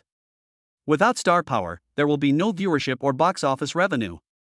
Wang Tianba's move is an attempt to strangle us in the cradle." "Strangle him?" Lin Yi stood up, walked to the French windows, and looked at the neon lights gradually lighting up outside. "He overestimated himself and underestimated me." Lin Yi closed his eyes and thought to himself. System, open the future technology tree. In an instant, the real world vanished, replaced by a vast, azure galaxy of data. Countless complex technological nodes twinkled like stars, the vast majority in a gray, unlocked state, but the few that lit up still radiated an alluring glow. Level 1 Technology Civilian Basic Level. High-energy solid-state battery blueprints, requires 500,000 experience points, energy density increased by 500%, allowing for a 1,000-kilometer range with just 10 minutes of charging. Enough to revolutionize the global energy landscape. Basic gene repair solution, requires 1 million experience points, targets and repairs damaged cells, a glimmer of hope in the fight against cancer, and a life-extending miracle drug for the wealthy. Dreamweaver AI Engine V1.0 requires 200,000 experience points, a film and television generation system based on quantum algorithms. It can directly convert script text into movie-quality CG visuals, automatically calculating the physics engine, lighting effects, and micro-expressions of characters. Lin Yi's gaze lingered between the three options. Batteries and pharmaceuticals were trillion-dollar markets, but the waters were too deep. Once he ventured into them, he would face the frenzied covetousness of state apparatuses and international giants. He was still too weak to hold on to them. But these dream makers are practically born to break the mold. They don't need to cater to celebrities, beg for theater releases, or even have massive production crews. One person, one server, that's their entire world. Exchange for the Dreammaker AI engine, Lin Yi commanded in his mind. Ding! 200,000 experience points consumed. Exchange successful. Transmitting underlying algorithm. Massive data volume, please prepare yourself. A vast and sophisticated stream of information instantly flooded Lin Yi's brain. It was algorithmic logic ahead of its time, a perfect combination of light and shadow, physics, and theology. A full half-minute passed before Lin Yi slowly opened his eyes, a blue data stream seemingly flashing across them. Zhang Wei. Lin Yi's voice became unusually calm, exuding an unquestionable authority. Exist. Go register a new company called Future Technology. This company will be independent of Yixing Entertainment, 100% owned by me personally, and will not accept any financing. Lin Yi took a piece of paper and wrote down a long list of equipment in a flowing hand. In addition, according to this list, purchase for me the most powerful server cluster currently on the market, as well as the matching liquid cooling system. Zhang Wei took the list, glanced at it, and his eyelids twitched wildly. Boss, this is the configuration of a top-of-the-line supercomputer? Just these H100 graphics cards alone will burn through hundreds of millions. Are we going to build cloud computing? No, we want to be dream makers. Lin Yi pointed to the ground. Clear out the entire 3 basement levels of the building and convert them into the highest level server rooms. Set the security level to the highest. No one, not even a fly, is allowed in except for me. Yes. I'll take care of it right away. Although he didn't understand his boss's intentions, Zhang Wei was inspired by Lin Yi's strong confidence and immediately accepted the order and left. Lin Yi was the only one left in the office. He looked out at the night sky, a bloodthirsty smile curving his lips. Wang Tianba, you want to blacklist me? You want to play by the rules? Then I'll overturn your table and change the game. As for Lu Sueki. Lin Yi looked at the aloof and beautiful photo on his phone, a canary locked in a cage. I wonder if she still has the courage to fly to the blue sky. Chapter 46: The Caged Bird and the National Film Queen. Hilton Hotel, Jinhai City, 28th floor, Executive Suite. This was a luxurious suite, but at this moment it was filled with a suffocating sense of oppression.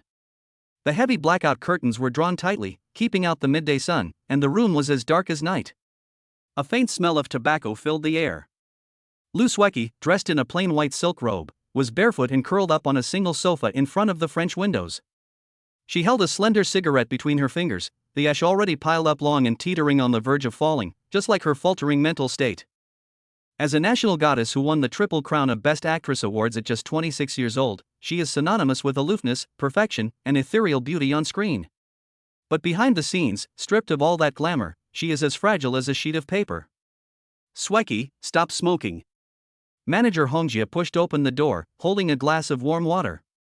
Seeing this scene, her eyes instantly reddened. She walked over, gently took the cigarette from Lu Sueki's hand, and stubbed it out in the ashtray full of cigarette butts. Sister Hong, is it President Wine calling again? Lu Sueki's voice was hoarse, carrying a hint of calm after despair, as if she were talking about someone else's business. Hongjia's hand trembled slightly, and she didn't dare to look into her eyes. I've urged her 3 times already. What did he say? He said. Sister Hong gritted her teeth, her voice choked with emotion. He said their essay gathering at the Jinghua Club at 8 o'clock tonight. Several important investors will be there, along with that producer who came back from Hollywood. He insists you attend. If you don't go, then there is no point in discussing the contract renewal. Lu Sueki gave a bitter smile, a smile so poignant it was heartbreaking. Talk? What's there to talk about? He wants me to sleep with him, doesn't he? Just like that rookie actress last time, she went in perfectly fine, but the next day she had to be carried out by ambulance. Sister Hong, do you want me to die? Lu Sueki raised her head, her once bright and lively eyes now filled with lifelessness. I didn't want to either. Sister Hong finally broke down in tears. But Tianyu Media holds your lifeline in their hands. That Yin Yang contract, which the CFO tricked you into signing, is now irrefutable evidence of tax evasion. And the video they secretly filmed when you first debuted, after drugging you. That beast Wang Tianba said that if you don't renew your contract, he'll release all of this stuff and even post the videos on foreign porn sites. At that time, you will be truly disgraced. You will be despised by the people of the whole country, you will be blacklisted, and you may even go to jail. Lu Sueki closed her eyes in agony, clutching her knees tightly, her nails digging deep into her flesh. Behind the glamorous spotlight, the entertainment industry teems with bloodthirsty maggots. Wang Tianba was the biggest maggot king. He not only squeezed every drop of commercial value from his artists, but also treated his female artists as high-class playthings to curry favor with the powerful and wealthy and to attract capital. I want to retire from the entertainment industry. Can I stop filming? Can I go to the countryside to farm? Lu Sueki murmured to herself, as if talking in her sleep. Retire? The penalty for breach of contract is 300 million. Most of the money you've earned over the years has been taken by the company, and the rest has been lost. How are you going to pay it back? Besides, even if you retire, as long as the videos are in his hands, you'll always be his slave, Sister Hong said in despair. Just as the 2 women were weeping in each other's arms, trapped in despair, the doorbell suddenly rang. At this sensitive moment, each ring of the doorbell sounded like a death knell, making the 2 women tremble with fear. Sister Hong wiped away her tears, forced herself to remain calm, and walked to the door. She looked through the peephole and her expression changed slightly. It's someone from Yixing Entertainment. Lin Yi himself has come. Yixing? A faint glimmer of light flashed in Lu Sueki's eyes, a survival instinct, but it was quickly extinguished. I won't see him. I'm in a terrible state myself, a complete mess, and I don't want to drag others down with me. Besides, I'm too ashamed to face anyone. Miss Lu, I know you're inside. Lin Yi's calm yet penetrating voice came from outside the door, clearly reaching Lu Sueki's ears even through the thick solid wood door. I'm not here to force you to make a film, nor to see you make a fool of yourself. I'm here to give you a key to open the cage. The key to open the cage? Lu Sueki was stunned. These words were like a bolt of lightning, cleaving through the boundless darkness in her heart. After a long silence, Lu Sueki took a deep breath, stood up, and walked to the mirror to tidy her messy hair and bathrobe. Although her face looked haggard, her innate aura as a movie queen was still there. Sister Hong, open the door. The door opened. Lin Yi brought only Zhang Wei with him. He wore a well-tailored black trench coat, his posture as upright as a pine tree, his eyes as deep as the sea. He glanced at Lu Sueki, showing neither the excitement of a fan meeting their idol nor the greed of a man seeing beauty. Instead, he seemed to be examining a rare, dusty treasure. The eye of the tycoon activated. Name, Lu Sueki. Appearance, 97. Top-tier cool and aloof type, currently slightly lower due to haggardness. Identity, 3-time Golden Horse Award-winning actress, contracted artist with Tianyu Media. Current status, extremely anxious, desperate, being coerced. Weakness, fatal leverage. Early video of being framed, dual contracts is in Wang Tianba's hands. Purity, yes, although in a corrupt environment, she has always held onto her principles by threatening suicide, which is why Wang Tianba wants to destroy her. Psychological defenses, on the verge of collapse, in dire need of redemption. Seeing that purity, yes, rating, a hint of admiration flashed in Lin Yi's eyes. To rise to the position of a top actress in this corrupt world, and still remain untainted, this woman's resilience and methods were stronger than he had imagined. She was worth saving. Miss Lu is more real and more heartbreaking than she is on screen. Lin Yi walked into the room and sat on the sofa, his aura taking over. To make a long story short, I know Wang Tianba has something on you. If I can help you get those things back and help you terminate your contract, would you be willing to sign with Yixing? A flicker of disbelief crossed Lu Sueki's eyes, followed by a wry smile and a shake of her head. President Lin, I know you're rich, and I heard you just brought down the Zhao family. But Wang Tianba is different. He's a big shot in Beijing's entertainment circle, with connections in both the legitimate and underworld, and he keeps a group of ruthless thugs around. It's not worth offending him for an actress. Whether it's worth it or not is up to me. Lin Yi took out a business card and placed it on the table, his eyes becoming incredibly sharp. You're going to the gathering at the Jinghua Club tonight. What? Lu Sueki looked up abruptly, her eyes filled with disappointment and anger. You want me to entertain guests? So you're just like them. Birds of a feather. She thought Lin Yi was her savior, but she never expected him to be a pimp who wanted to push her into a fire pit. No. Lin Yi stood up, walked up to her, looked down at her, and curled his lips into a bloodthirsty smile, the expression of a hunter seeing his prey. I'm sending you to watch a show. Watch me flip that table. Watch me crush that so-called godfather of the entertainment industry under my feet and grind him to dust. Lu Sueki stared blankly at Lin Yi. In this man's eyes, there was no lewdness, only a kind of domineering aura that looked down upon the world. As if possessed, she nodded. Okay, I'll go. If you lose, I'll jump off the building and never let them touch me. Chapter 47. The Feast at Hongmen at the Jinghua Club. 8 o'clock in the evening, at the Jinghua Club. This is the most mysterious and exclusive private club in Jinhai City, operating on a strict invitation-only membership system.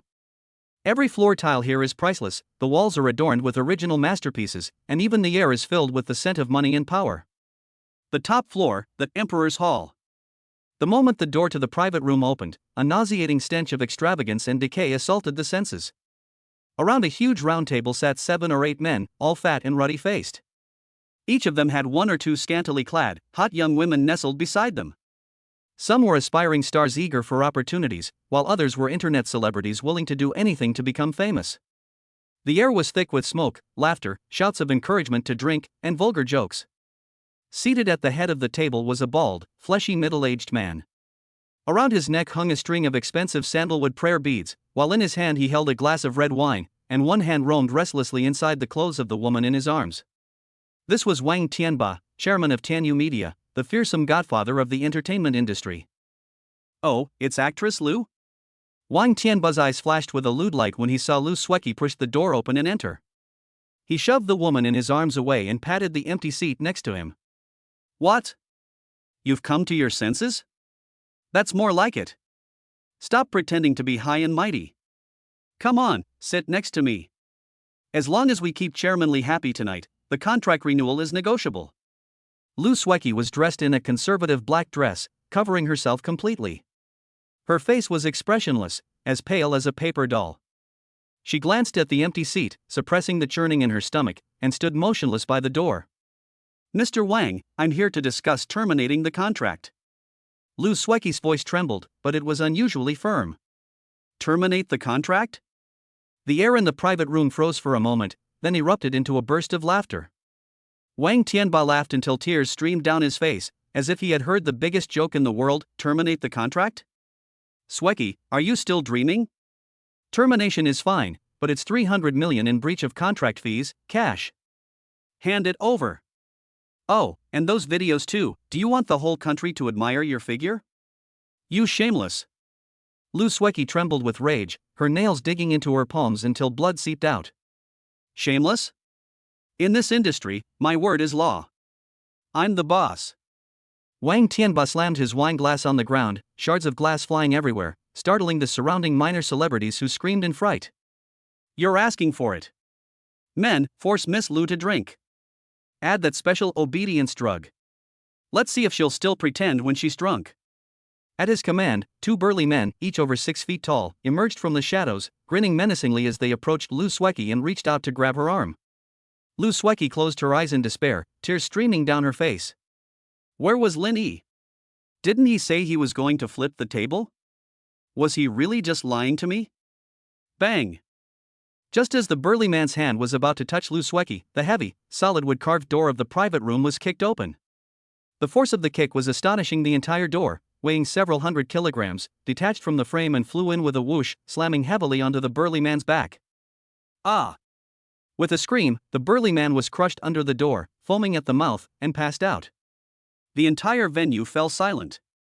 Everyone looked towards the door in horror as the music abruptly stopped. As the smoke cleared, Lin Yi, dressed in a black trench coat, walked in slowly with his hands in his pockets. Zhang Wei and several burly bodyguards in black suits and sunglasses, exuding a menacing aura, followed closely behind, instantly securing the entrance. Mr. Wang, you're quite the big shot. Lin Yi walked to Lu Sueki's side, took off his trench coat, and gently draped it over her trembling shoulders, shielding her behind him. Then, he raised his head, his gaze sweeping over everyone present like a sharp blade. Forcing women into prostitution, are they still using that tactic now?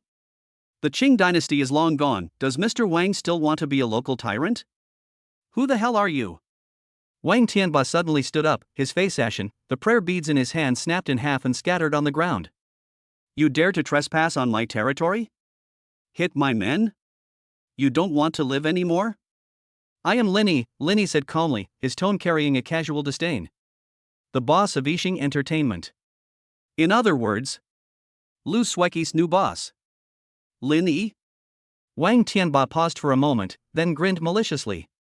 Oh, I remember now, Jin Hai, that newly emerged nouveau riche, right? I heard you have some money and ruined that good-for-nothing Zhao family. But you think that's enough to challenge me? Kid, the entertainment industry is a deep and murky place. Be careful your whole family gets drowned. The water's deep? Lin Yi pulled up a chair, sat down with an air of superiority, and crossed his legs. Since the water's so deep, I'll drain it dry and see just how many rotten fish and shrimp are inside. He raised his hand and snapped his fingers. Zhang Wei, show the bosses something to liven things up. Zhang Wei immediately stepped forward, turned on his portable high-definition projector, and connected it directly to the huge karaoke screen in the private room. What is this? Wang Tianba's heart skipped a beat, and he had a bad feeling. The screen lit up.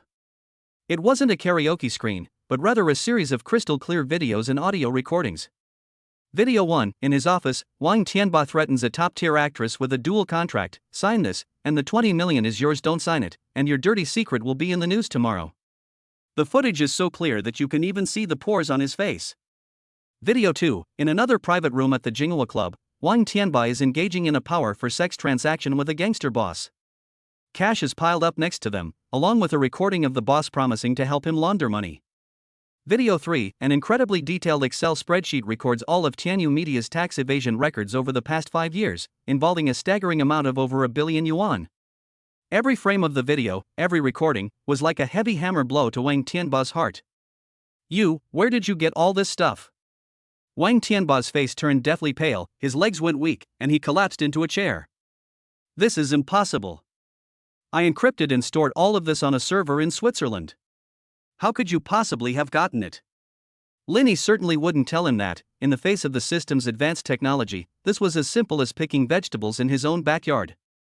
Mr. Wang, can we talk about terminating the contract now? Linny smiled, a smile that Wang Tianba found utterly devilish. Besides Lu Sueki's termination contract, there's also all the original documents containing her dirt. If any one of these is missing, these things will be on the front page of major media outlets tomorrow, and in the inboxes of the Economic Crime Investigation Bureau of the Ministry of Public Security and the State Administration of Taxation. Wang Tianba was covered in sweat and trembling all over. He knew he was finished. The evidence was too solid once exposed. He would not only go bankrupt but also spend the rest of his life in jail. Linny, don't push your luck.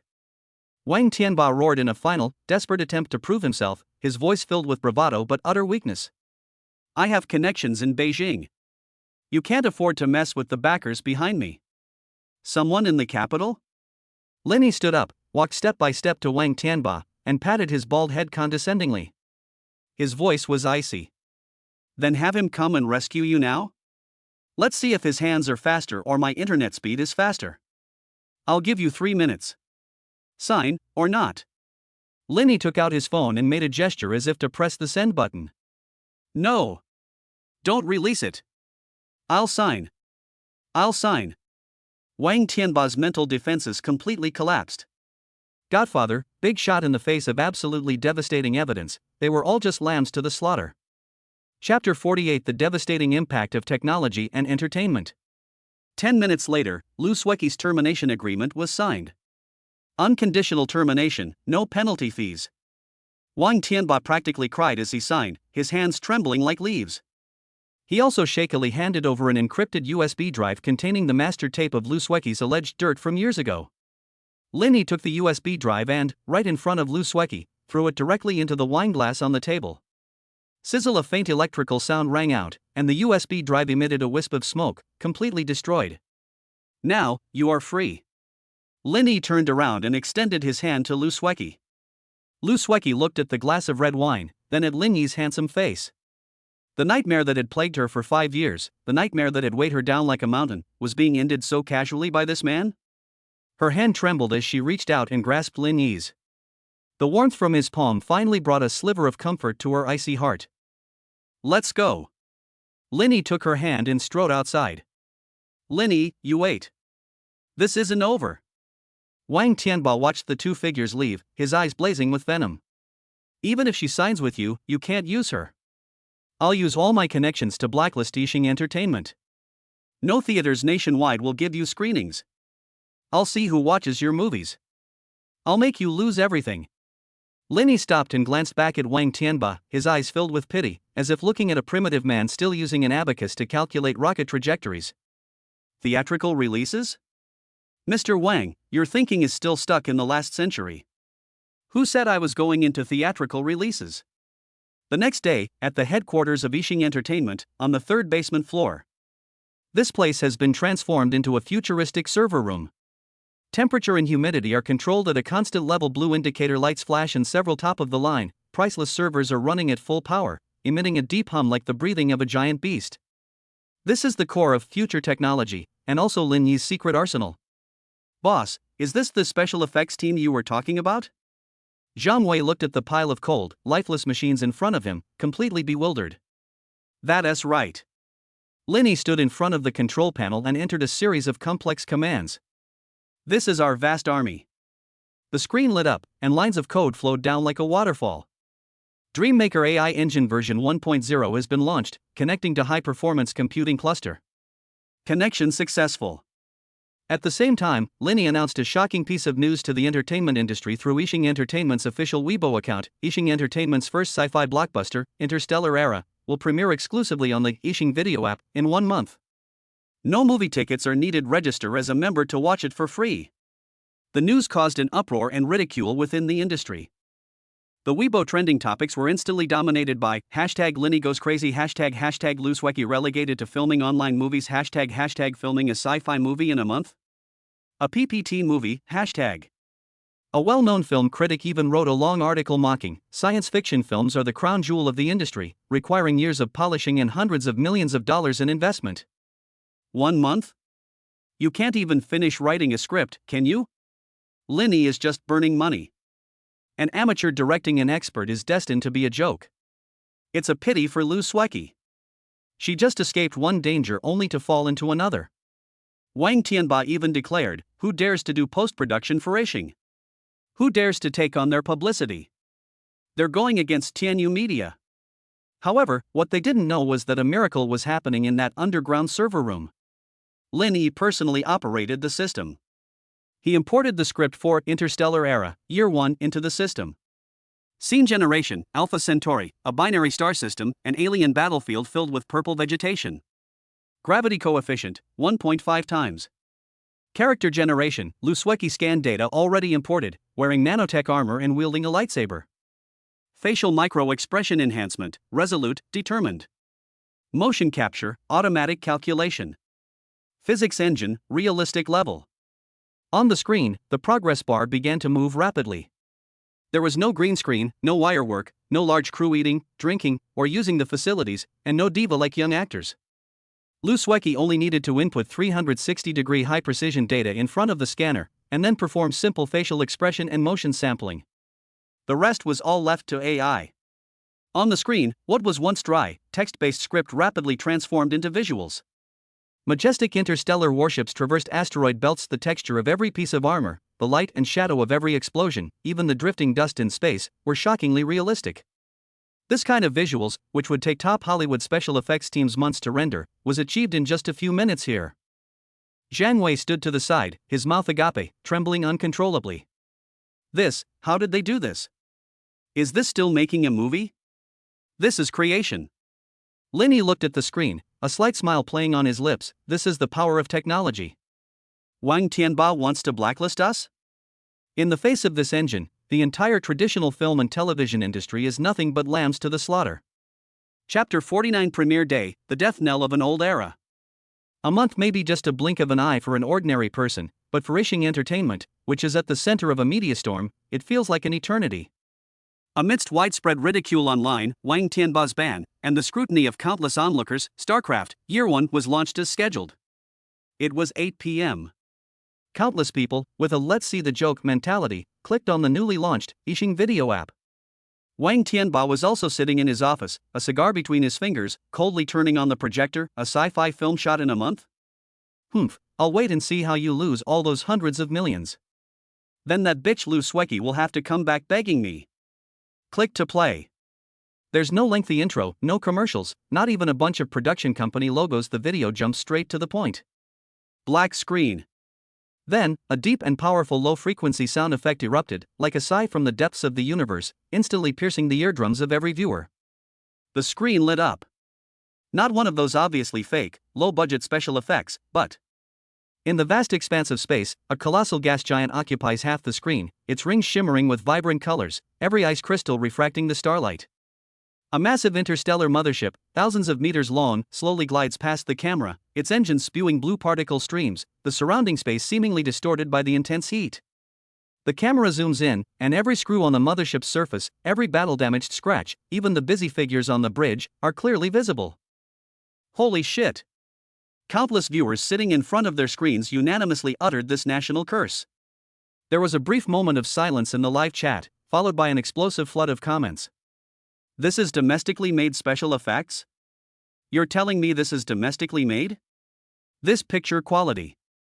I feel like my phone screen isn't even worthy of displaying it. This is even more realistic than Avatar 2.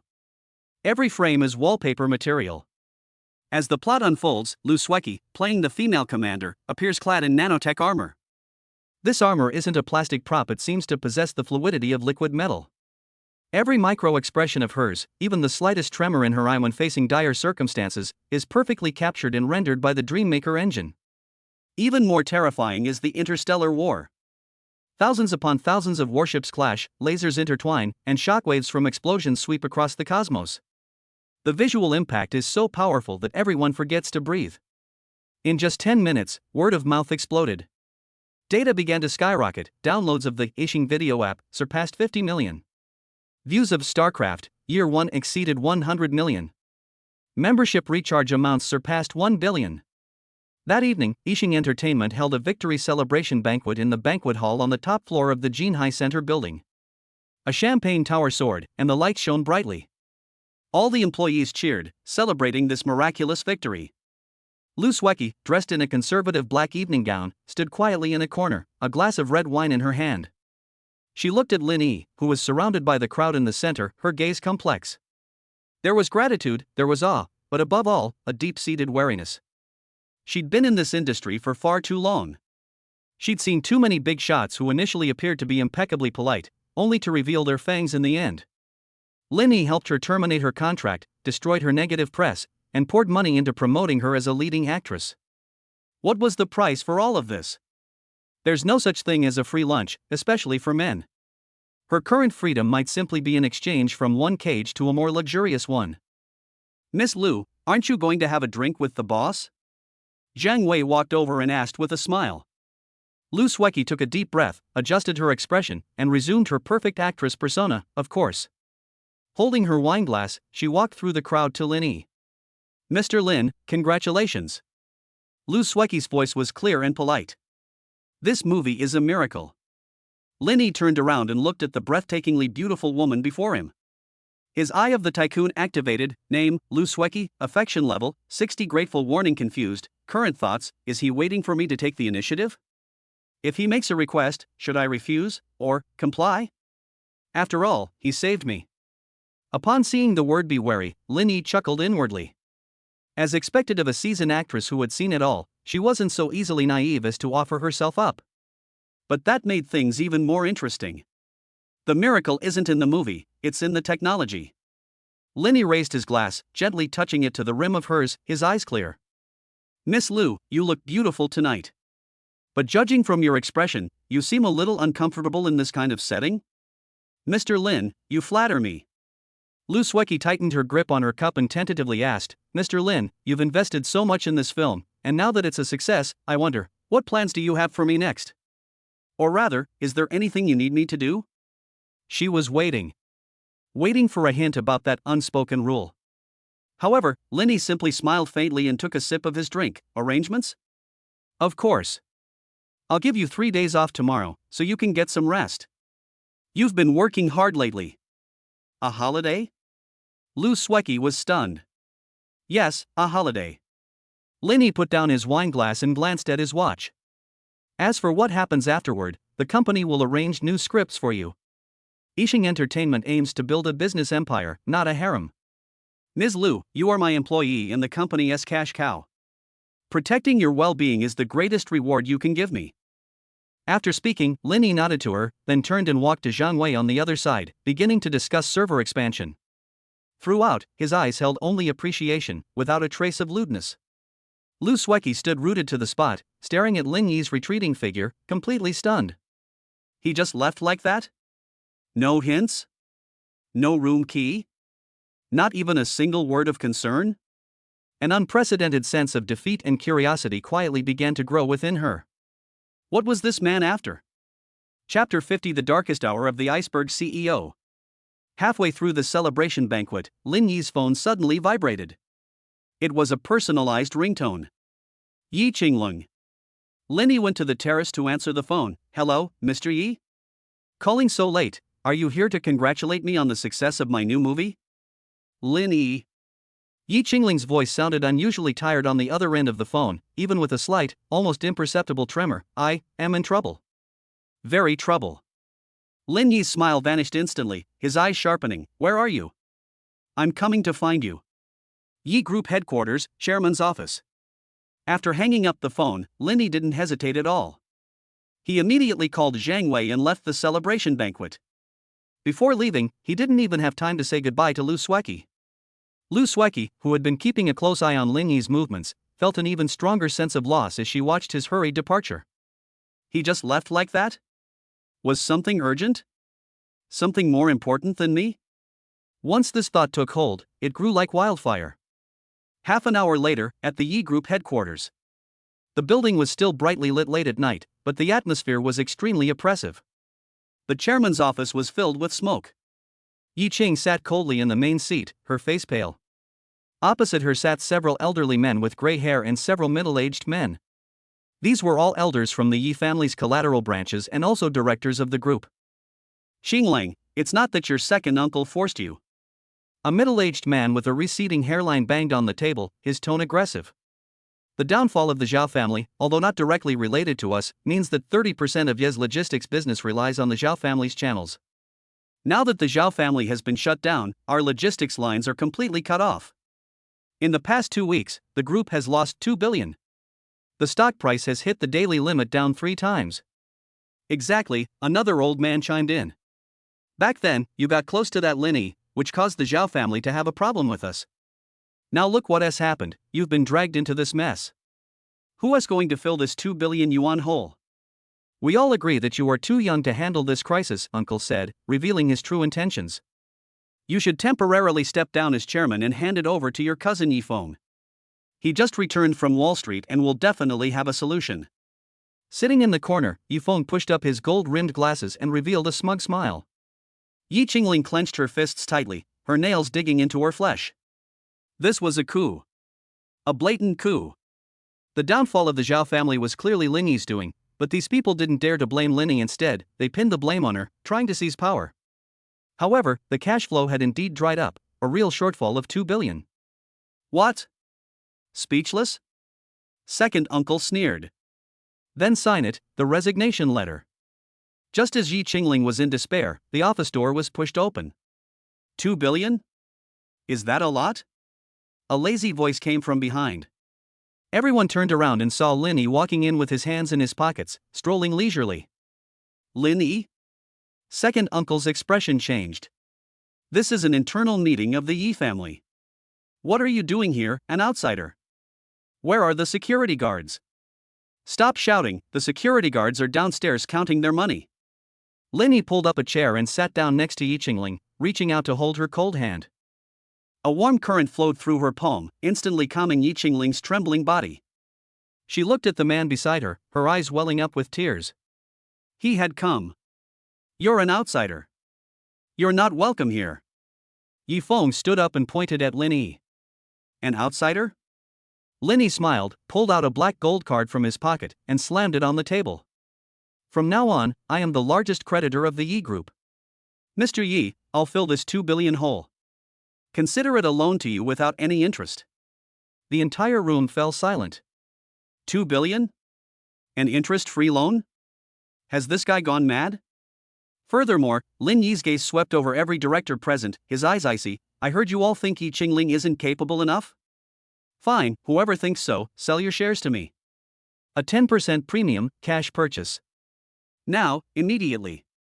Money power. This is the simplest and most direct way to break the deadlock.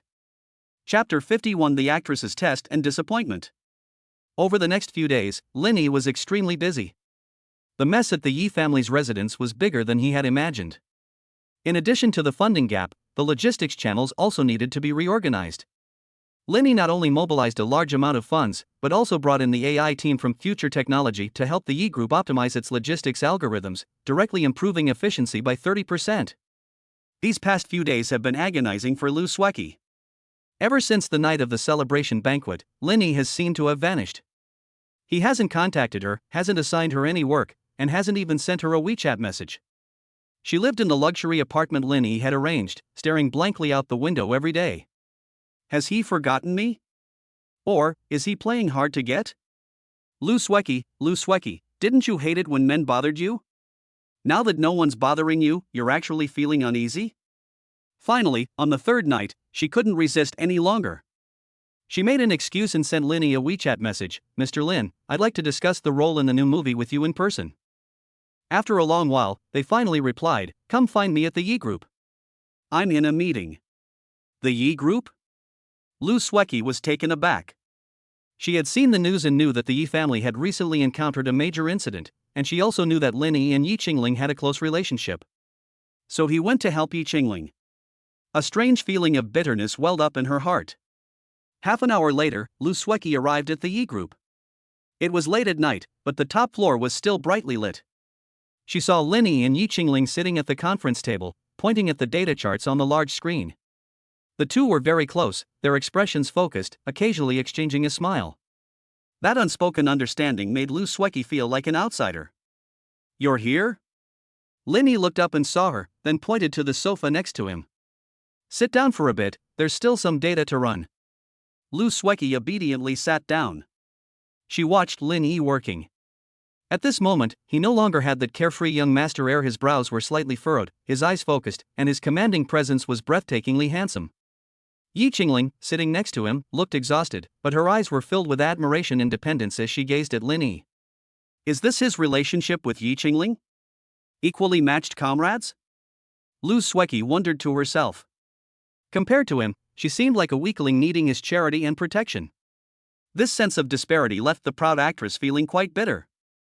Half an hour later, the meeting finally ended. "All right, let the AI handle the rest." Lin Yi stretched and turned to Lu Sueki. "Sorry to keep you waiting. Is there a problem with the script?" Lu Sueki stood up, handed over the script, and said with a hint of resentment in her eyes, "President Lin is such a busy man. Yixing Entertainment is practically being swarmed by reporters, and you're here helping President Yi work overtime." Lin Yi sensed the sourness in her tone and raised an eyebrow. "What? Jealous?" Lu Sueki blushed and quickly denied it. "I didn't. I was worried about the company's movie." "Don't worry."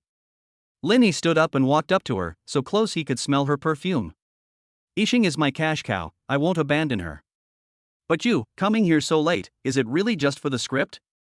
Lu Sueki's heart raced, and she instinctively took a step back, only to bump into the table. Lin Yi reached out and braced himself on the edge of the table, pulling her into his arms.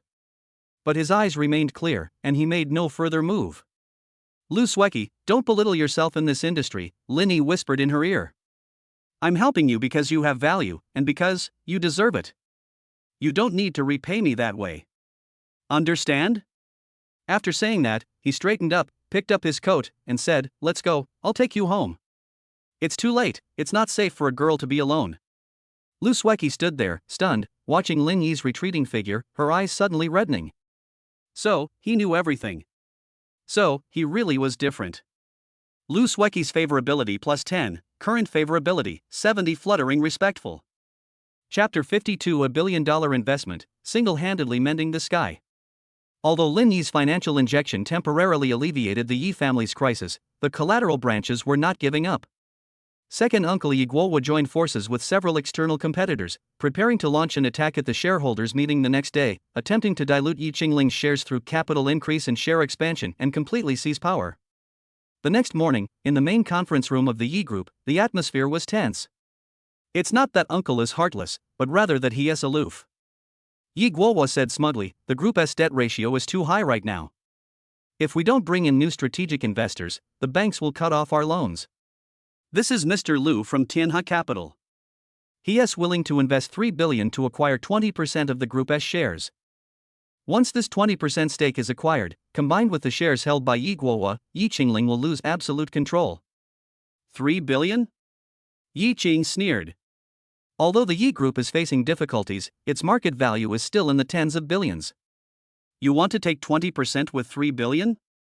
Dream on. Do you have money? Yi Guohua spread his hands. "If you don't have money, you have to obey." Just then, the conference room door was pushed open. Lin Yi walked in with Zhang Wei and Lu Sueki. He had brought Lu Sueki specifically. Since this movie star seemed insecure, he'd show her just how much power her boss really wielded. "Who said she has no money?" Lin Yi walked to the conference table and slammed a document on it. Future Technology has invested 10 billion yuan to acquire a 49% stake in Yips Logistics, a subsidiary of the Yip Group. In addition, it will provide a complete AI logistics management system free of charge. What? Yi Guohua and that general manager Lu were both dumbfounded. 10 billion? And it's just the acquisition of shares in a subsidiary? Isn't this just giving away money? Lin Yi, you. Yi Qingling stared at Lin Yi in shock. She knew Lin Yi was wealthy, but she never expected him to be able to produce so much cash at once. Don't misunderstand. Lin Yi smiled. What I'm interested in is Ye's logistics network. Future Technologies products will be on the market soon, and I need my own blood vessels. This is, of course, an excuse. But this excuse is flawless. 10 billion. General Manager Lu swallowed hard, sheepishly putting away his documents.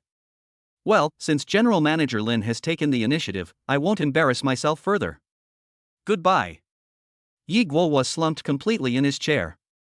Faced with 10 billion yuan in cash, any conspiracy or trickery was nothing but a paper tiger. Lin Yi turned to look at Lu Sueki standing behind him and whispered, "See? This is called using force to overcome skill." Looking at Lin Yi's profile, Lu Sueki was overwhelmed with shock. 100 billion, casually thrown away. To save Yi Qingling, and for his business strategy. This man was like a towering mountain, someone one could only look up to. And at this moment, she suddenly felt that perhaps being a tree at the foot of this mountain would be a kind of happiness. The shareholders' meeting concluded in utter silence. Without any suspense, Yi Qingling, backed by billions of dollars in funding from Future Technology, crushed all dissenting voices with an absolute advantage. Those collateral directors who had previously clamored to impeach her were now trembling with fear, some even lining up to pledge their loyalty. This is the most blatant reality of the capitalist world. Truth is always in the hands of cash flow. After the meeting, Yi Qingling didn't show any elation after the victory. Instead, she appeared somewhat exhausted. She rubbed her temples, walked up to Lin Yi, extended her hand, and her eyes held an unprecedented solemnity. "Lin Yi, this time, consider Yes owe you a life. We will settle the 10 billion yuan capital cost with you at the highest market interest rate. Furthermore, from now on, Yes Logistics will be Future Technology's most loyal vanguard." Even at this moment, she maintained the rationality and pride of a female CEO. She didn't want to blur this life-saving grace into an ambiguous romantic relationship, because she didn't want to appear as if she were repaying a debt with her body. Lin Yi saw through her thoughts, gently squeezed her fingertips, and then gentlemanly let go. "Forget about the interest, as long as the logistics system can keep up with my pace. Are you free tonight? Would you do me the honor of having dinner? And help calm this frightened actress down."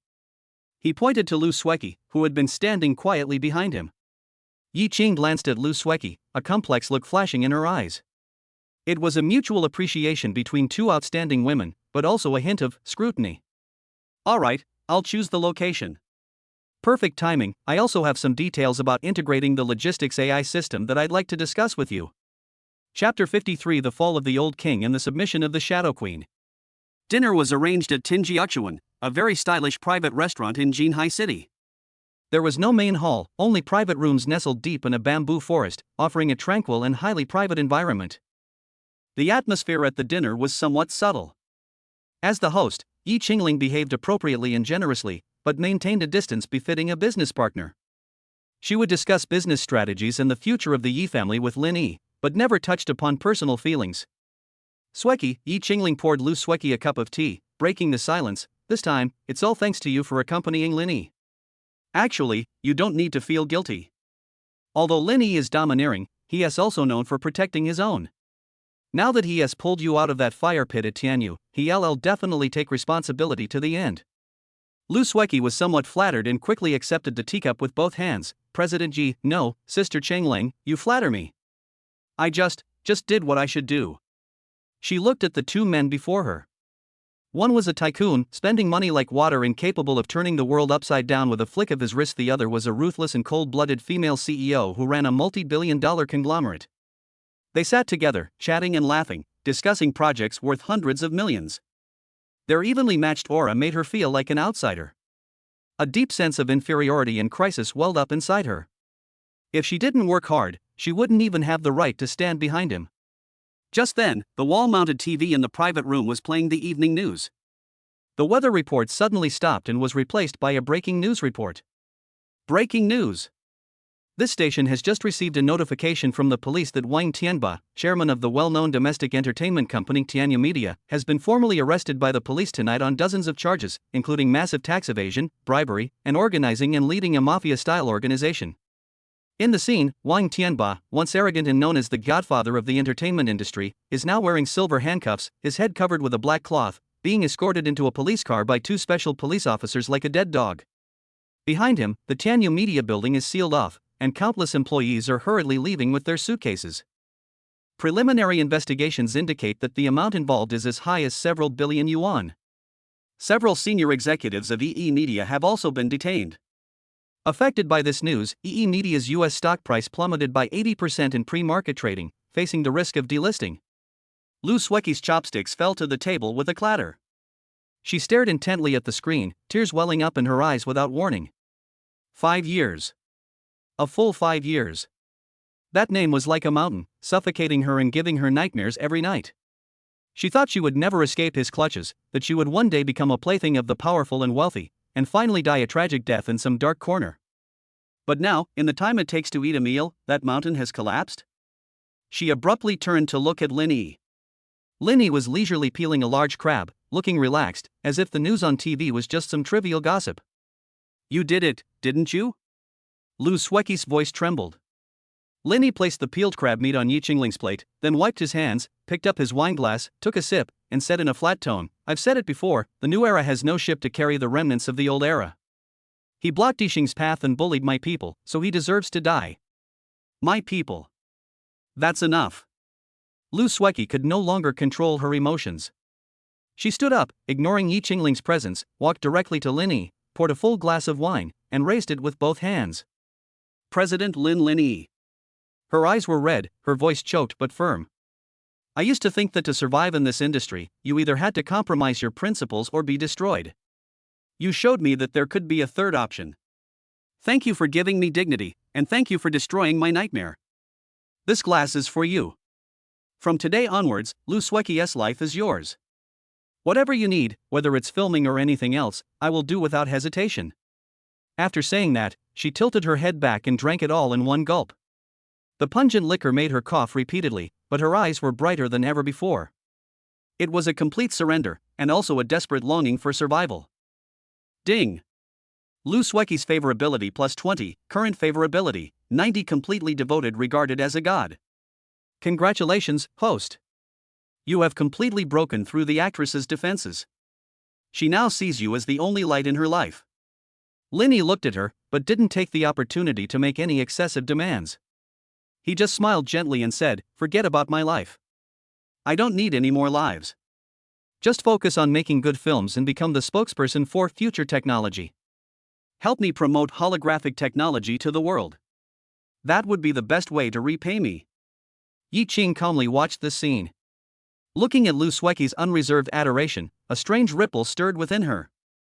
It wasn't jealousy, but rather envy? Envy that Lu Sueki could express her feelings so directly, envy that she could rely on Lin Yi without restraint.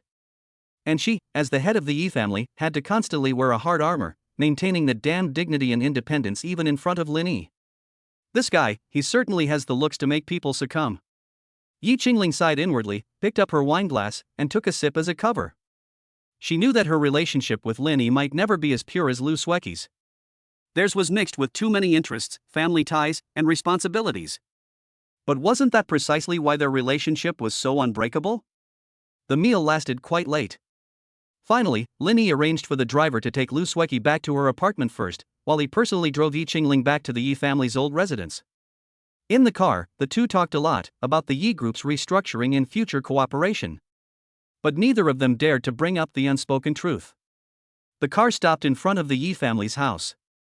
Lin Yi. Before getting out of the car, Yi Qingling suddenly turned back and gave him a deep look. Thank you. Not just for that 10 billion. There's no need for formalities between friends, Lin Yi said with a smile. Friends, Yi Qingling murmured softly, then resumed her aloof expression. Be careful on the road. Watching the McLaren's taillights disappear into the distance, Yi Qing stood coldly in the night wind, lingering for a long time. More than friends, less than lovers. Perhaps this was the best state to be in right now. Chapter 54 Graduation Season Farewell and the School Beauty's Thousand Paper Cranes. Time flies like an arrow. In the blink of an eye, June has arrived in Jinhai City. This is a season filled with farewells and sadness, but also with hope and excitement. Graduation season. Although Linny is already a billionaire with a net worth of billions, and the behind-the-scenes controller of Yixing Entertainment and Future Technology, he also has another identity, a senior student majoring in economics and management at Jinhai University. In order to avoid regrets and to fulfill his parents' dream, he did not drop out of school, but chose to complete his credits and attend the graduation ceremony. The campus was filled with people taking photos in their graduation gowns. Linny, wearing a loose-fitting gown, stood on the lawn in front of the library. Even though he wanted to keep a low profile, the McLaren parked by the roadside and the priceless Patek Philippe on his wrist still made him the center of attention. However, he didn't care about the stares of those around him. His eyes were only on the girl running towards him. "Honey, I'm late."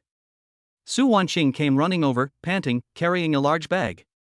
Today she was wearing the same graduation gown as Linny. Although she was a junior, she specially borrowed one to take photos with him, with a light pink dress underneath. Her long hair was draped over her shoulders, and she looked so youthful and beautiful that it was hard to look away. "Slow down, I won't get lost." Linny affectionately straightened her crooked graduation cap and wiped the sweat from her forehead. "Hee, I just wanted to see you as soon as possible." Su Wanqing stuck out her tongue, then opened the bag like a treasure. "Look. My graduation gift for you." It was a huge glass jar filled with colorful origami cranes. On each origami crane was a sentence written in tiny characters. "So many?" Linny was somewhat surprised. "How long did it take you to fold them?" 1001, it took me a month to fold them." Su Wanqing lowered her head a little embarrassedly. "I know you don't lack anything now, and you wouldn't even look at expensive gifts. This is just a small token of my appreciation. In each origami crane, I write what I want to say to you and our future." Linny's heart skipped a beat, and he casually took one out and opened it. On it, written in delicate handwriting, was the following: "Wishing brother E eternal happiness. If you're unhappy, Wanqing will take care of cheering you up. May 20th, 202X. He opened another one: "I want to have 2 babies with Igu in the future, one like you, and one like me. May 21st, 202X. Linny looked at these simple yet sincere words, and the softest part of his heart was deeply touched. In this materialistic world, in an era where he could buy anything with money, this handmade, inexpensive yet priceless sentiment was so precious. This was his true love. No matter how high he flew, she always loved him in the most genuine way. "Silly girl, does your hand hurt?" Linny took her hand and saw that her fingertips were slightly red. He kissed her fingers tenderly. "I really like this gift. It's the most expensive graduation gift I've ever received." "Really?" Su Wanqing's eyes sparkled. "Really?" Linny nodded solemnly. "Let's go take pictures. I want to capture this moment forever." The two took countless photos together in front of the library, on Lover's Slope, and in the corridors of the teaching building. In the photos, Linny looked spirited and confident, while Su Wanqing smiled radiantly. The surrounding classmates looked at this perfect couple with only envy in their eyes, no longer feeling the jealousy they once had. Because they knew that Linny's achievements were beyond their reach to be envied. Not far away, at the window of the administration building, Jiangya, dressed in business attire, quietly watched the two people embracing and taking photos on the lawn. Her gaze was complex, containing both the pride of a teacher seeing her students succeed and the bitterness of a woman seeing her lover intimate with another woman. "Teacher Jiang, what are you looking at?" a new young counselor asked as she walked over.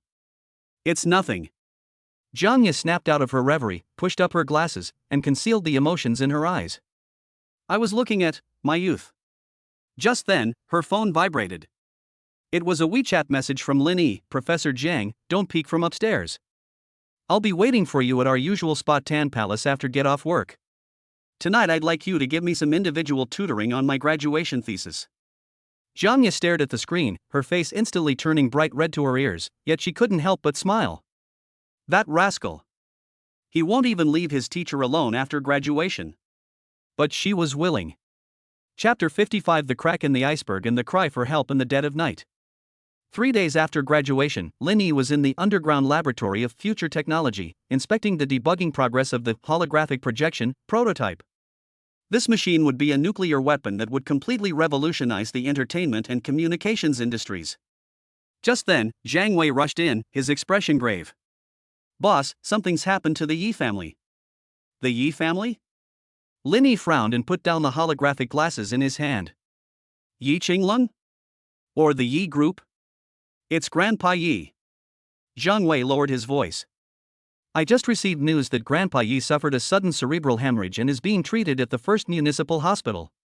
It said that his condition is very critical, and the hospital has already issued 3 critical condition notices." Lin Yi's heart sank. Old Master Yi was the pillar of the Yi family and Yi Qingling's greatest support. If he were to leave now, the Yi group, which had just quelled its internal strife, would likely face renewed turmoil. Those suppressed collateral branches would undoubtedly seize the opportunity to launch a counterattack. Moreover, Yi Qingling she had the deepest bond with her grandfather. "Get the car ready." To the hospital, Lin Yi decided immediately. At the entrance of the intensive care unit ICU of the first municipal hospital, the corridor was filled with members of the Yi family. Some were genuinely anxious, while others feigned grief, their eyes darting around. Yi Qingling sat alone on a bench, her hands covering her face, her shoulders trembling slightly. She didn't cry out loud, but the helplessness and despair that emanated from her very bones was heartbreaking. At this moment, she was no longer the powerful female CEO, but just a little girl who was about to lose her loved ones. Cold and aloof. A familiar voice came from behind. Yi Qingling suddenly looked up and saw Lin Yi striding towards her. In that instant, her hardened facade completely crumbled. She stood up, ignoring the strange looks from the relatives around her, and threw herself into Lin Yi's arms, clutching his clothes tightly, tears streaming down her face. "Lin Yi. Grandpa, the doctor said he might not make it through the night. What should I do? I don't have a grandpa anymore." Lin Yi held her trembling body, gently patting her back, but his gaze swept past her shoulder, coldly surveying the surrounding Yi family relatives, each with their own agendas. Those who had been whispering instantly fell silent upon meeting Lin Yi's eyes. Everyone knew that this man was Yi Qingling's powerful backer, a ruthless character capable of bringing down even the Zhao family. "Don't be afraid," Lin Yi whispered in Yi Qingling's ear, his voice firm. "With me here, even the king of hell can't take the old man away." What did you say?" Yi Qing looked at him with teary eyes. Lin Yi didn't explain, but simply helped her sit down. "You should rest for a bit. I'll go talk to the dean." He turned and walked towards the doctor's office. In a secluded corner, he opened the system panel. Although the basic gene repair fluid in the future technology tree required 1 million experience points, he had just finished leveling up and didn't have enough. However, there was a disposable consumable item in the system shop. Rejuvenation pill rare item price, 500,000 system funds limited time discount. Effect, forcibly extends life functions for 72 hours and repairs some damaged brain nerves. Although it cannot grant immortality, it is enough to pull a person on the verge of death back from the brink, buying time for subsequent treatment. "Exchange it," Lin Yi said without hesitation. Having obtained the faintly fragrant pill, Lin Yi sought out the hospital director, the same one who had saved Sue's mother. Leveraging their previous relationship and his financial resources, coupled with the persuasive claim of his godlike medical skills, Lin Yi falsely claimed it was a state-of-the-art nerve repair reagent obtained from abroad. The director made an exception and allowed Lin Yi to visit the ICU. 10 minutes later, exclamations erupted from the ICU. "A miracle! All vital signs are recovering. Intracranial pressure has decreased. The heartbeat is strong. The patient is awake." When Lin Yi walked out of the ICU, Yi Qingling stared at him in disbelief, as if he were a god. "Lin Yi, you." Lin Yi's face was somewhat pale. He was faking it, to show that he had paid the price, and he gave Yi Qing a weak smile. "I have fulfilled my mission. The old man is all right for now." Yi Qingling could no longer control herself and rushed over to hug him tightly. This time, it wasn't just gratitude, it was a dependence etched into her soul. If she couldn't fall in love with a man like this, who else could she love? Ding! Yi Qingling's favorability plus 25, current favorability, 85 admiration dependence. System evaluation, you not only saved her grandfather, but also became her pillar of support during her most vulnerable time. The iceberg has melted, congratulations host. However, in this warm moment, Lin Yi's eyes narrowed slightly. He saw Yi Guohua, the second uncle of the Yi family, at the end of the corridor, secretly sending messages on his phone, his eyes filled with malice. It seems some people are disappointed that the old man isn't dead. Since they don't want to maintain appearances, then I'll make them look respectable. Chapter 56: The Viper in the Dark Night and the Shadow of the Capital. The stairwell of the fire escape at the First Municipal Hospital. It was dimly lit, with only the green light of the emergency exit emitting a faint, cold glow. The air was filled with the mixed smell of disinfectant and stale cigarette ash. Yi Guowa hid at the corner of the stairs, clutching his phone tightly in his hand, his face so gloomy it could drip water. In his other hand, he held a cigarette, the butt flickering in the darkness, reflecting on his face, twisted with jealousy and fear. "Hey, young Master Qin." Yi Guowa's voice was low and trembling slightly. "The plan has failed." There was a few seconds of silence on the other end of the phone, followed by a young yet authoritative voice with a Beijing accent. "Failed? Wasn't it said that the drug was colorless and odorless, undetectable even by instruments? That old man is 80 years old, a stroke can't take him? He was supposed to be gone." Yi Guowa gritted his teeth. The hospital issued 3 critical condition notices. But that damned Lin Yi suddenly showed up. He brought in some kind of miracle drug and pulled the old man back from the brink of death. "Lin Yi?" The voice on the other end of the phone carried a hint of amusement.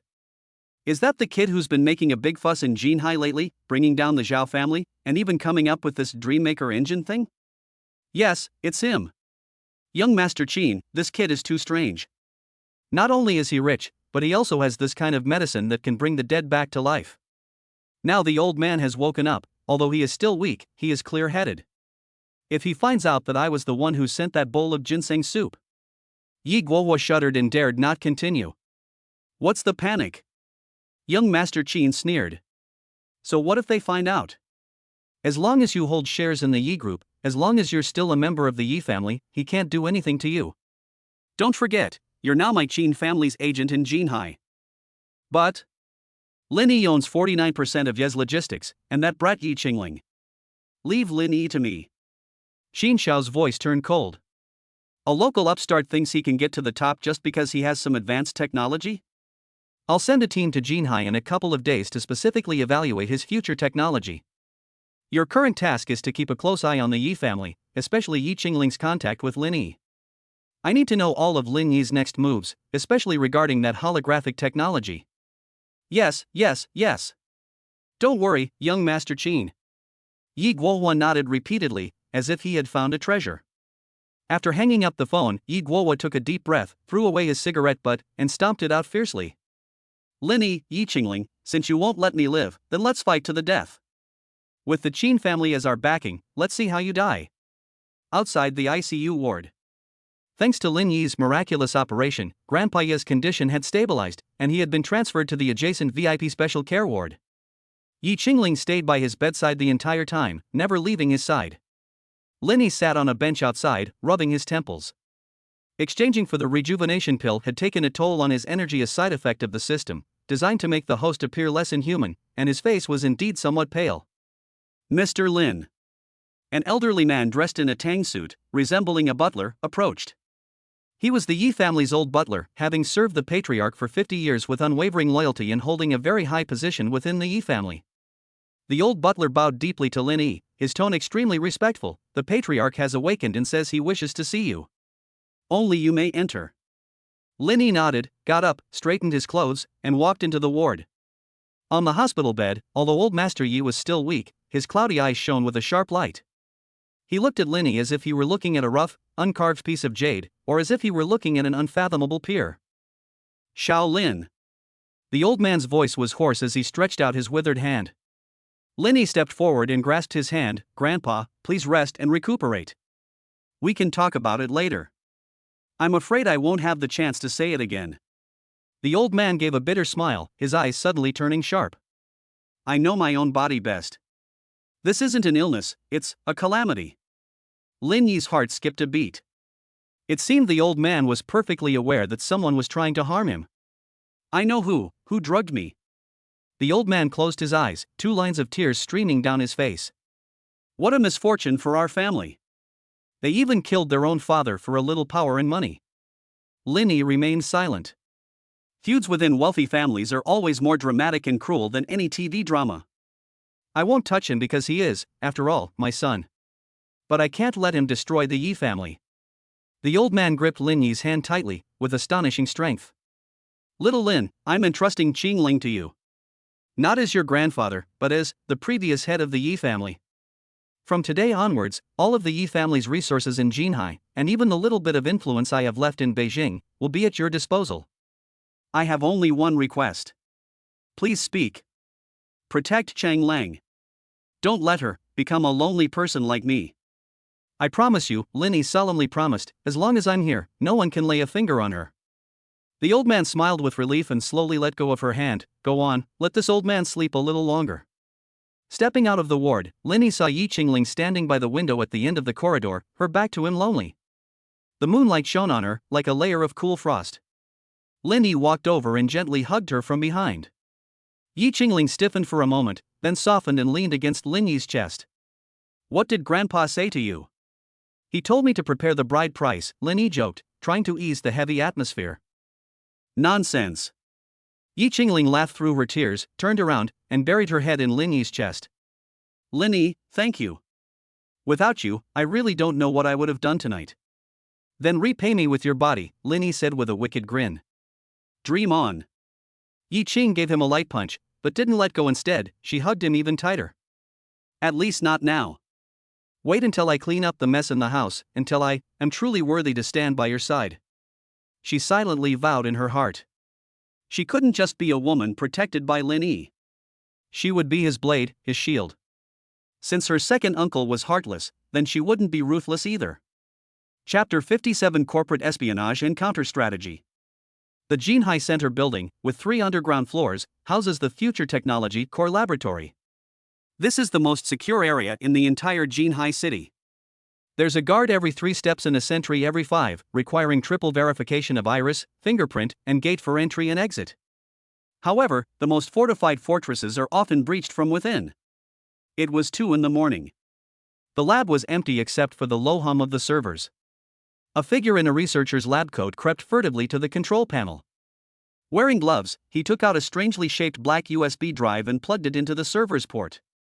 He is Lu, a senior engineer hired by Future Technology at a high salary. He is also a business spy recruited by Yi Guowa with 5 million yuan in cash and the safety of his family. His mission is to steal the core source code of holographic projection technology. Faster, faster. Engineer Lu stared at the progress bar on the screen, cold sweat pouring down his back. Progress bar, 10%, 50%, 90%. Just as the progress bar was about to reach 100%, the screen suddenly flickered and turned blood red. A line of large, conspicuous text popped up, warning, unauthorized access. Data self-destruct program activated. Ah! Engineer Lu was so frightened that he almost jumped out of his skin and grabbed the USB drive to run away. Do you think you can escape? A cold voice came from the shadows behind. The lights suddenly switched on. Linny sat on a sofa in the corner of the lab, holding a cup of coffee, watching him with a half smile. Zhang Wei and several bodyguards blocked the doorway. Boss! Boss? Lu collapsed to the ground, dropping the USB drive from his hand. I didn't mean to. They forced me. They kidnapped my daughter. Yi Guowa? Linny asked calmly. Yes. It was him. He said he would give me 5 million and release my daughter if I got the code. Engineer Lu cried bitterly. Linny put down his coffee, stood up, walked over to Engineer Lu, and picked up the USB drive.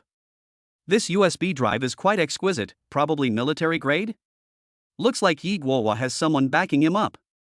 Boss, let's call the police, Zhang Wei said angrily. No rush.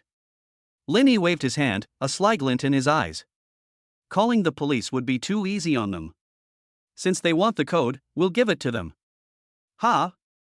Zhang Wei and Engineer Lu were both stunned. System, generate pseudocode for holographic projection technology, Linny commanded in his mind.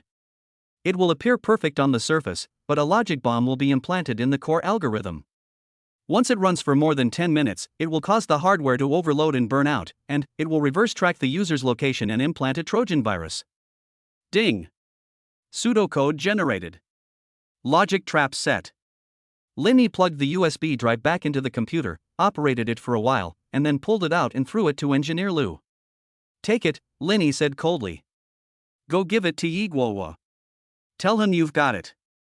Boss, this Engineer Lu dared not accept it. Your daughter has been rescued by my men and is safe now. Linny took out a photo. In the photo, a little girl was sitting in a luxury car eating ice cream, surrounded by several female bodyguards. After you've done this, take 5 million and get out of Jinhai with your daughter. Never let me see you again.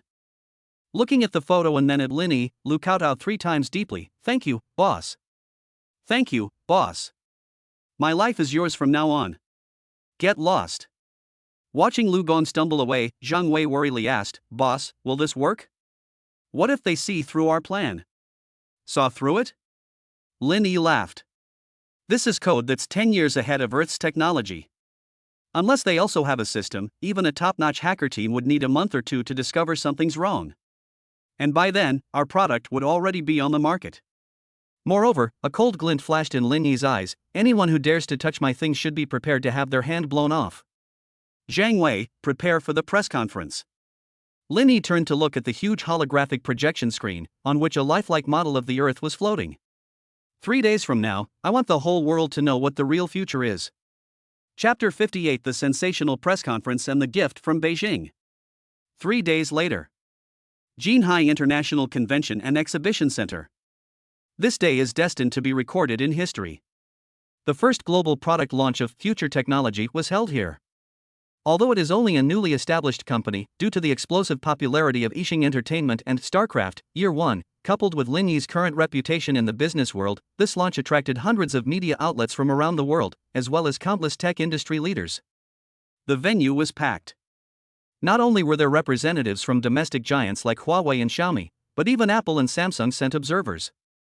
Everyone wanted to know what cutting-edge technology this company, capable of creating movie-quality special effects, had to offer. Backstage. Lu Sueki wore a futuristic silver bodysuit that accentuated her perfect curves. She took a deep breath, a hint of nervousness in her voice. As the spokesperson for future technology, she would be in charge of demonstrating the products. Don't be nervous. Linny walked over and tidied her stray hairs behind her ear. Just like in our rehearsal, you just need to stand there and leave the rest to the light. Yes. Lu Sueki looked at Lin Yi's determined eyes and her heart instantly calmed down. The lights at the front desk suddenly went out. The entire place was plunged into darkness, with only the indicator lights of countless mobile phones and cameras flashing. Suddenly, an ethereal voice rang in everyone's ears using directional sound wave technology. What is your imagined future like? As the sound faded, no one appeared in the center of the stage. Instead, a blue light suddenly appeared out of thin air. Countless points of light converged, coalescing into a figure in the air, without any screen or medium. It was Lu Sueki. My God! This is a holographic projection? Impossible! How can an image be formed without a medium? Gasps of amazement rose and fell from the audience. The Lu Sueki danced gracefully on stage, her skirt billowing, her hair flying, so real it seemed almost tangible. If the real Lu Sueki hadn't then slowly risen from the platform and stood beside that light and shadow, no one would have believed it was fake. There were 2 Lu Suekis, one real and one fake, moving in sync, making it difficult to tell the real from the fake. This is our first product, the Mirage holographic projector. Linny, dressed in a simple t-shirt and jeans, walked onto the stage. He held a silver cube, no bigger than a Rubik's cube, in his palm. No need for glasses, no need for a special screen. With just this little box, you can put the whole world in your pocket. Linny casually tossed the cube into the air. The cube hovered in midair using magnetic levitation technology, instantly projecting a vast starry sky that enveloped the entire venue. The thousands of audience members present felt as if they were instantly transported to the depths of space, with planets spinning around them and shooting stars streaking overhead. A stunned silence followed, then erupting applause and screams that seemed to lift the roof off. Representatives from Apple and Samsung were deathly pale, dropping their laptops to the floor. They knew the screen era was over. However, just as the press conference reached its climax, a discordant voice suddenly rang out. Wait! A young man in a white suit stood up from the first row of VIP seats. He was followed by several foreigners and walked onto the stage with an arrogant expression. It was Qin Feng, the young master of the Qin family in Beijing. Mr. Lin, this technology looks good, but why does it look so familiar? Qin Feng said with a sneer, holding the black USB drive. This is the core technology that Qin's technology developed in collaboration with MIT labs over 3 years. What, Mr. Lin, are you just using it directly? The entire audience gasped in shock. Plagiarism? Stealing trade secrets? This was a colossal scandal. The flashbulbs went off wildly. The reporters were like sharks that had smelled blood. Oh? Linny looked at Qin Feng, not flustered at all, but instead revealed a smile as if he were looking at a fool. You're saying this is your technology? Do you have any proof? The evidence is on this USB drive. Qin Feng said smugly. It contains the complete source code, and we've already applied for a patent. Linny, this is blatant theft. I'm going to sue you until you're bankrupt. Several foreign experts behind him echoed, yes. This is our code. Linny shook his head and sighed, young Master Qin, you can eat whatever you want, but you can't say whatever you want. Since you said the code is on the USB drive, why don't you plug it into the computer and demonstrate it to everyone? I'll give you a demonstration. I'll show you how to die. Qin Feng confidently walked to the demonstration table and inserted the USB drive into the computer connected to the large screen. He firmly believed that this was genuine code. Although his team hadn't completely cracked it, they had verified some of the core logic, and it could indeed run. However, the moment he clicked run, the code on the big screen suddenly turned blood red. Immediately afterwards, a huge, mocking skull appeared on the screen, accompanied by a piercing alarm. Warning! Piracy detected. System self-destruct program initiated. Countdown, 3, 2, 1. Bang! The laptop connected to the USB drive suddenly emitted a plume of black smoke, followed by a loud boom as the battery overloaded and exploded. Although the force wasn't great, it still managed to blast Qin Feng's face covered in black ash, and the USB drive was blown away and shattered into pieces. Ah! My face! Qin Feng screamed, covering his face. His once dashing white suit now looked like he had just come back from mining coal. The room fell silent for a moment, then erupted in a burst of laughter. Linny stood on the stage, shrugged, and looked completely innocent. Young Master Qin, it seems your technology isn't very stable? Is this the result of your 3 years of research and development? A self-destruct device? You tricked me. Qin Feng pointed at Linny, trembling with anger. Trying to frame you? Linny's eyes suddenly turned cold, and his voice carried throughout the venue through the microphone. Qin Feng, you instructed Yi Guowo to bribe my employees and steal my pseudocode, and now you want to turn the tables on me? You think I don't know? At this moment, the screen switched to a video of Lu Gong confessing his guilt, as well as an audio recording of the phone call between Yi Guowo and Qin Feng intercepted by the system. Qin Feng was completely dumbfounded. He hadn't expected Lin Yi to not only have discovered it long ago, but also to have dug such a huge pit for him to fall into. Security! Lin Yi ordered, take this young Master Qin, who is suspected of commercial espionage and defamation, out and hand him over to the police. Oh, and remember to make him pay for that computer. 2 bodyguards rushed onto the stage and dragged Qin Feng off like a dead dog. A conspiracy targeting future technology turned into a farce, ironically becoming the perfect stepping stone for Lin Yi's press conference. The press conference continued. But everyone knew that after tonight, the world of Jinhai would be completely changed. And the name Lin Yi would resonate throughout the globe. Chapter 59: Global Frenzy and the Actress's Anxiety. The lights at the Jinhai International Convention and Exhibition Center remained on all night. The press conference may have ended, but the earthquake it triggered had only just begun. The phrase future technology swept across the headlines of major media outlets worldwide like a hurricane. Time magazine urgently changed its cover, with a headline consisting of only 2 words, the future. The Wall Street Journal, Reuters, and even CCTV News were all repeatedly broadcasting the image of the holographic Earth floating in mid-air. Apple's stock price plummeted 15% within an hour of the event's conclusion, wiping out hundreds of billions of dollars in market value. Meanwhile, in Jinhai City, a private celebration banquet is being held at a private club owned by Yixing Entertainment. There were no reporters, no outsiders, only the core team and close allies. The champagne tower shimmered under the crystal chandelier, and the air was filled with the aroma of top-quality truffles and caviar. As the undisputed leading lady of the evening, Lu Sueki was breathtakingly beautiful in a silver-white fringed evening gown. Having just escaped a relentless media frenzy, she seemed somewhat distracted. Holding a glass of red wine, she stood in the corner of the terrace, looking through the floor-to-ceiling windows at Lin Yi, who was surrounded by a crowd in the center. Lin Yi was in high spirits at this moment. Yi Qing stood to his left, her sharp business attire complementing his casual suit perfectly. The two were talking in hushed tones, and the tacit understanding between them as business partners made Lu Sueki feel a pang of discomfort. Su Wanqing stood to his right. Although she couldn't quite get a word in edgewise, Lin Yi would occasionally turn back to look at her with doting eyes. His composed demeanor, like that of an empress, made Lu Sueki feel ashamed of herself. What am I? Lu Sueki asked herself. A spokesperson? An employee? Or just a pitiful person he casually saved? With the emergence of future technology, Lin Yi's status is no longer confined to Jinhai.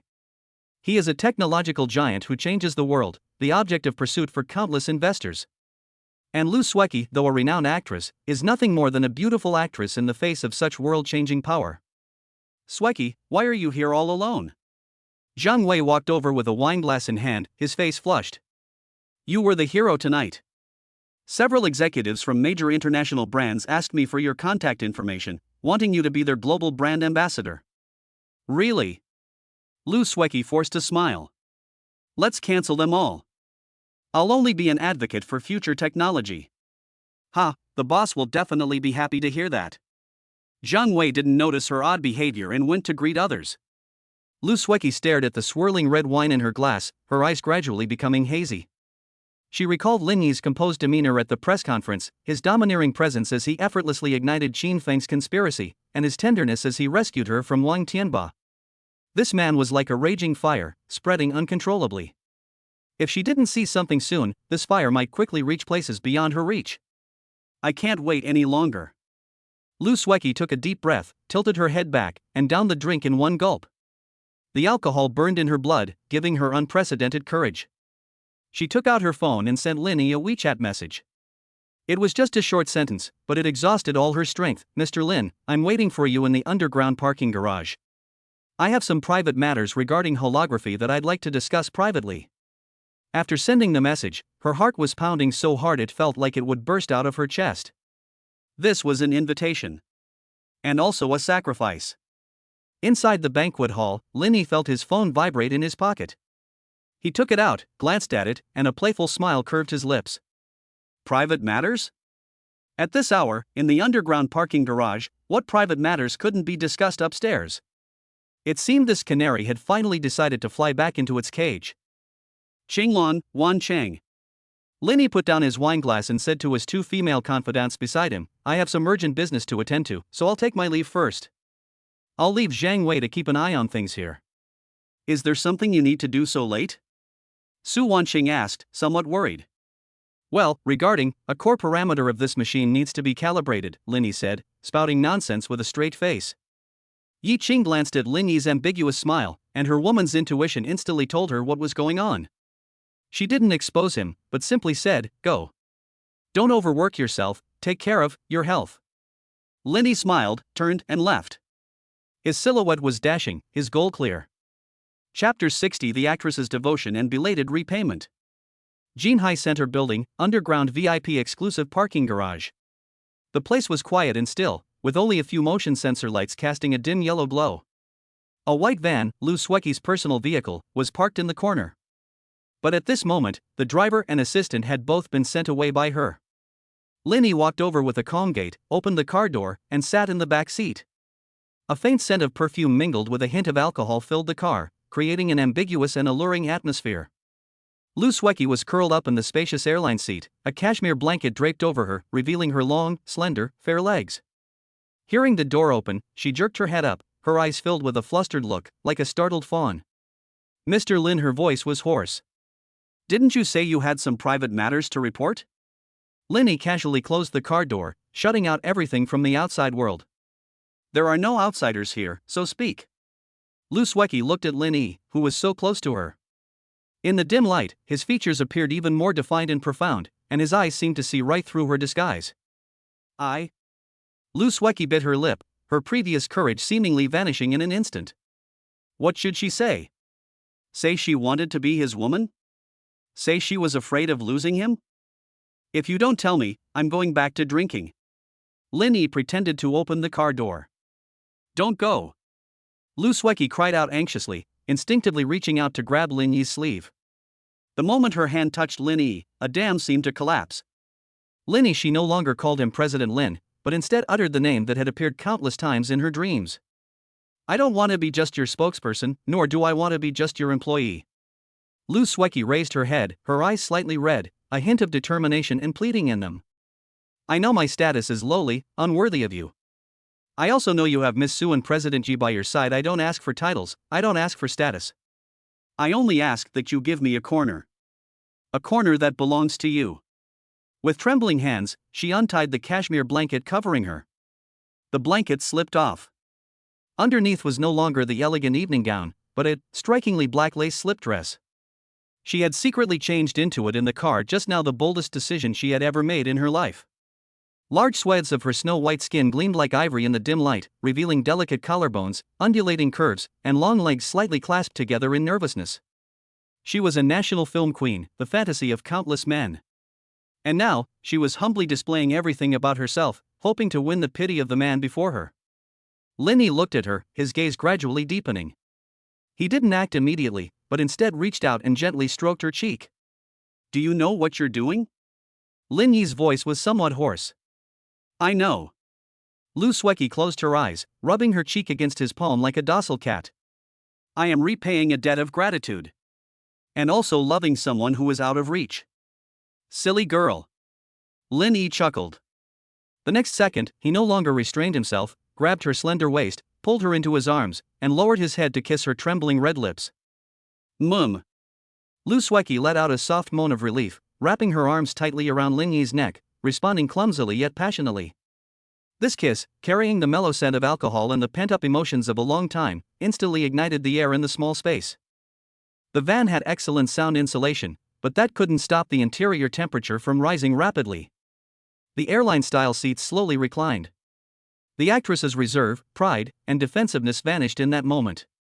She felt like a small boat adrift on a stormy sea, and Linny was her only helmsman, her only harbor. After a long while, the wind and rain subsided. Lu Sueki slumped in Lin Yi's arms, her hair disheveled, her eyes glazed, and her face still flushed. She had finally become his woman. This sense of fulfillment, of body and soul united, brought her an unprecedented peace. Ding! Detected that the host has had a physical relationship with the high-scoring female lead, Lu Sueki. Congratulations, host. You have completely won over this unattainable beauty of the entertainment industry. Lu Sueki's favorability rating has exceeded 99 till death do us part. Reward received. Top-tier entertainment resource package including 3 Hollywood-level scripts and leads for global theatrical distribution channels. Special skill, Charm Aura Master Level. Your charm will transcend national borders and cultures, creating a fatal attraction for the opposite sex. Cash reward, 100 million yuan. Linny stroked Lu Sueki's smooth back, listening to the system's notification, but his heart remained largely unmoved. Compared to the reward, the woman's complete dependence on him at this moment gave him a greater sense of accomplishment. Do you regret it? Linny whispered in her ear. I don't regret it. Lu Sueki buried her head in his chest, her voice a little hoarse. I only regret not meeting you sooner. From now on, this will be your home. Linny pointed to his chest. As long as I don't fall, no one in the entertainment industry, in this world, will dare to let you suffer the slightest grievance again. A tear of happiness slid down Lu Sueki's cheek. She knew she had made the right bet. Chapter 61: The Tenderness in the Dawn and the Qin family's counterattack. The first rays of morning sunlight streamed through the gaps in the curtains, illuminating the master bedroom bed in the No. 1 courtyard of Tan Palace. After last night's events, Linny hadn't sent her back to that cold, impersonal apartment. Instead, he had taken her directly back to Tan Palace. Su Wanqing had gone back to school last night to prepare her thesis defense materials, giving the two of them a rare moment of alone time. When Lu Sueki woke up, she found herself lying in a warm, broad embrace. Looking at Lin Yi, who was still fast asleep, she reached out her finger and gently traced his features. It all felt like a beautiful dream, and she was afraid that the dream would end in the blink of an eye. What? Haven't you seen enough yet? Linny suddenly opened his eyes, grabbed her mischievous finger, and bit it. Ah! Lu Sueki was startled, her face instantly turning bright red.